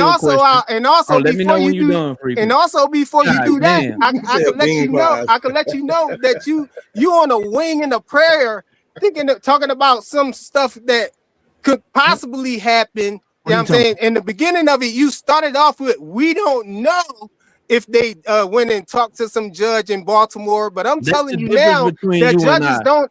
I'm telling you now that judges don't I'm telling you now that judges don't overstep each other's jurisdiction. So a court date that's in July, a judge, exactly, a judge that has a court date that's further down the line, or a situation that's pending after a court date, they're not going to overstep them and make a ruling on the person before the court date that's earlier. They're going to let that judge deal with make their ruling, and then they will have to come and stand in front of that judge. It don't work like that, bro. You sound crazy, and I'll you just sound use crazy this, now. Go ahead and answer this Floyd Schofield. I'll answer the Floyd. I'm gonna tell nigga. I talk how I want to talk. One, two. I'm gonna answer them in order. About that. So you can leave this shit alone. Number one, the Floyd Schofield question is simple. If he ends up fighting someone lesser than Floyd Schofield, then that is going to be a duck to me. But as of right now, if you drop your belt and Floyd Schofield is fighting Lucas Body or whatever, and we can confirm, bro, stop cutting me the fuck off, bro. If we can confirm, which we can, that he was negotiating with Devin Haney these past 2 weeks, I'm not calling the nigga a duck for dropping his belt and then getting into negotiations to try to make a fight that we all want to see more. That's the answer. That answer ain't changing. As far as what you said about the judicial system, they need to fire your ass, because that was, again, the stupidest shit I ever heard. And you can use this case to point to it. If Althea Handy gave a fuck about stepping on Milton Hirsch's toes, the two judges in this case, why the fuck did she issue a bench warrant in the first place while he was in the middle of this motherfucking case? Nigga, you sound stupid. To make sure that he come there right after that, dummy. I didn't cut you off. And she didn't do it just once. She did it twice. So if it was, oh, we not going to step on your toes. Oh, we worried about your jurisdiction, so we going to do this. Nigga, she wouldn't have sent him a bench warrant. She don't give a fuck about what's going on in Florida. The only thing she give a fuck about is if she can use what's going on in Florida to fuck him up in Baltimore. That's what she care about, bro. She ain't worried about that shit you talking about. Oh, I don't want to step on their toes out there in Miami, Florida. She don't give a fuck about that. Do you know what a bench warrant is, they wouldn't still be doing shit. She say, hey, your probation is on hold until you get done. No, She still want that nigga to answer to her every month. He still got to check in with his probation officer. And if she want his ass there, he still got to find a way to try to work that shit out too. You sound completely stupid when you say shit like that, bro. No, you sound like you don't know what and a the bench fact of the warrant matter is, dog, that on that Baltimore case, again, May 22nd was the last time that we've had an update for the public record. July 2nd is today. We don't know over the last month what has happened. We don't know what's going on in the Miami case. All we have is what's on the docket. They sometimes keep things in the docket back. You should know this, that they don't want to have for public consumption yet because they're doing discovery. The DA, the prosecutor, and the defense team, they have to negotiate. All this shit happens behind the scenes in the legal system all the fucking time. You sound crazy to work for the judicial system and not know something so fucking basic, bro. No, that's with all you- I'm telling you. And you cutting all me of off this- again. Oh, I thought you was done. You No, I'm not paused. Go done. ahead. So to wrap it up for you, Gervonta Tank Davis, his case in Miami, Florida, the status hearing is the 17th. In Baltimore, Maryland, we don't know what's going on because the last time we have anything of record was May the 22nd. They could have nothing going on. They could have worked something out that hasn't been updated to the record yet, where she allows him to work and extended his probation. They could have negotiated a surrender for him to turn himself in. We don't fucking know. I'm not like you, bro. I'm not gonna act like I know shit I don't know. As far as the Miami, Florida shit, we still don't know.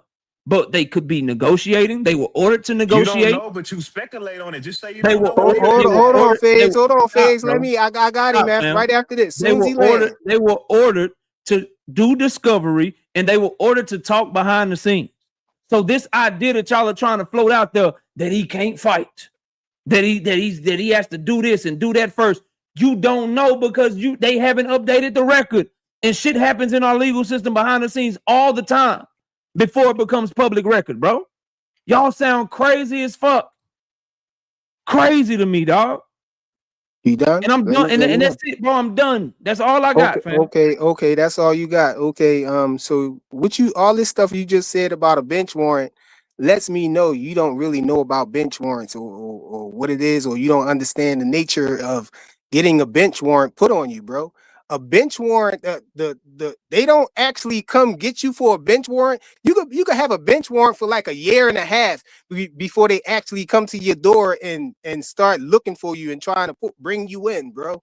A bench warrant is mainly just to get you to come into court, or to the judge put out a bench warrant on him so that to make sure that right after that court hearing, they're gonna bring him to the judge in Baltimore. When you got a bench warrant and you show up for a court date or whatever, that's not related to that bench warrant or whatever, they're gonna hear your case. The judge gonna make their ruling, but then immediately after that, they're gonna take you into custody and take you to the other courtroom, to the other judge. That's why she put the bench warrant on him, to make sure that when he go to court, if the whole situation gets settled, then he won't get to go scot-free or disappear because he's in court. We already got you in here, and you have a bench warrant on you to be in front of this other judge. So now we're going to take you there. That's what the bench warrant is for. It's not overstepping boundaries or nothing like that. She's putting a trap out there so he can't get away. So we won't have to deal with him being a fugitive again. You know what I'm saying? Just ignoring the bench warrant and just, thinking he could do whatever he want to do. So once he go to that court hearing on the 17th, that bench warrant is going to make sure that he don't just walk away once the judge makes a ruling. If they don't make him sit down there, they just going to take him, make him go there. That's what the bench warrant is for.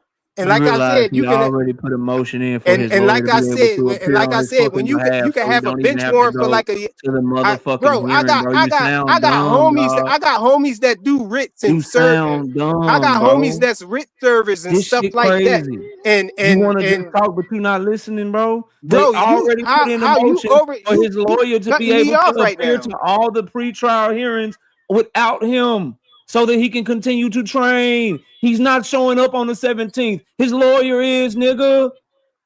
The fuck are you talking about, bro? If the judge when he have a hearing, he's not gonna have the luxury of not showing up for the hearing, bro. What do you mean they already filed the motion and the judge accepted it?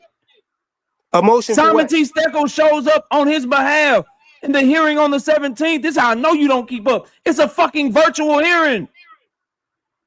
The fuck are you talking about? You don't listen to nothing. Okay, so it's a virtual, but the virtual hearing on the 17th is not the actual court date. That's the court date. You drowning, man. That's Stop. the court. You drowning. You are drowning. Listen to me. You drowning, freak. Wait, stop. I see you guys want to try to help you and all of that stuff. No, I'm trying to help you. You drowning. No, shut up, man. You can barely talk. Now you drowning, nigga. You are drowning. Okay, I'm drowning. But the court date on the 7th. The court date on the 7th. The court date. Hold on. The court date on the 17th. The court date on the 17th, from my understanding, is just a court date to see if he's going to have to go to trial or not. So what I'm saying is, if he has to go to trial and this court situation goes to trial, that's where the bench warrant. Been in jail before, bro? You ever been in jail? No, he ain't. No, because he don't know shit. You sound crazy as hell, bro. So fucking. I would sound crazy to a bunch of people who don't know how the trial system works. Do you not understand, bro, that all the court dates he had from 2020 to 2023, he rarely showed up, bro? Like, do you not know that, bro? Like, he had multiple cases that he was fighting from 2020. He had the shit with his baby mama in February, and he had the car wreck shit that he had later that year. Man, and those cases went on for years, and you never saw him in court. You saw him in training camp fighting. When you have trial, what are you talking about, bro? When you can afford, when you have a trial, when you have a trial, you should court like some regular nigga. You can't be that dumb to not know that when you have a trial, you have to be in the courtroom. No, you don't. You can't be that slow. No, you do not. No, you do not. No, you don't, bro. No, you don't. Bro, you sound crazy. Bro, so you telling me you could be on? So you telling? So you telling me you could be on trial? So you could be on trial and not be in custody? My nigga, you do not. You could be on trial and not be in custody and not be at the court date. TV shit, bro. It depends on. Do you not? It depends on the fucking case. If it's a murder case and you didn't get no bail, yes, nigga, you show up in your trial. But for like misdemeanors and shit, bro, you don't have to show up. It's case dependent, my nigga. But you work for the justice system, no. That nigga clean the floors. He do not know nothing about that bro. shit. No. Listen. If you're on trial on a criminal case, if your criminal case goes to trial, if it's a criminal, you have to be there, y'all. If it's a criminal case on a misdemeanor, you do not have to be on. You do not have to be in a courtroom on a trial because it's a misdemeanor. 9 times out of 10, you're probably not going to serve any time. You're not going to trial either. When you have the type of money that Tank Davis has, 9 times out of 10, and you can afford the lawyers, 9 times out of 10, you're probably not going to serve any time. That's why you're going into trials, because you're not going to serve any time, and you're going to get a plea deal, if anything. So you do not have to show up to court. You can have your lawyer show up for you, and they will arrange that all before the trial comes. They will arrange that before the trial comes. So saying that you have to be in a courtroom during the trial is not true. That's what you have your lawyer for, to talk all those things out and negotiate all those things out before because Tank made Devin Duckham, and so we got to move all this shit. My bad, man. Why are we talking about Tank and he not in the ring? Abdullah fighting him raw, bro. Nobody don't give a fuck about this nigga in his court cases, bro. Like, nigga don't care nothing about this nigga court cases and what he got going on. Get in the ring. Fight a lineal guy. Fight somebody. He tried. Your guy ducked him. Man, fake call-outs and all that shit. That shit don't but Tank ducked, I guess if he ducked Tank, then Tank ducked to my right, Floyd Schofield, then I guess.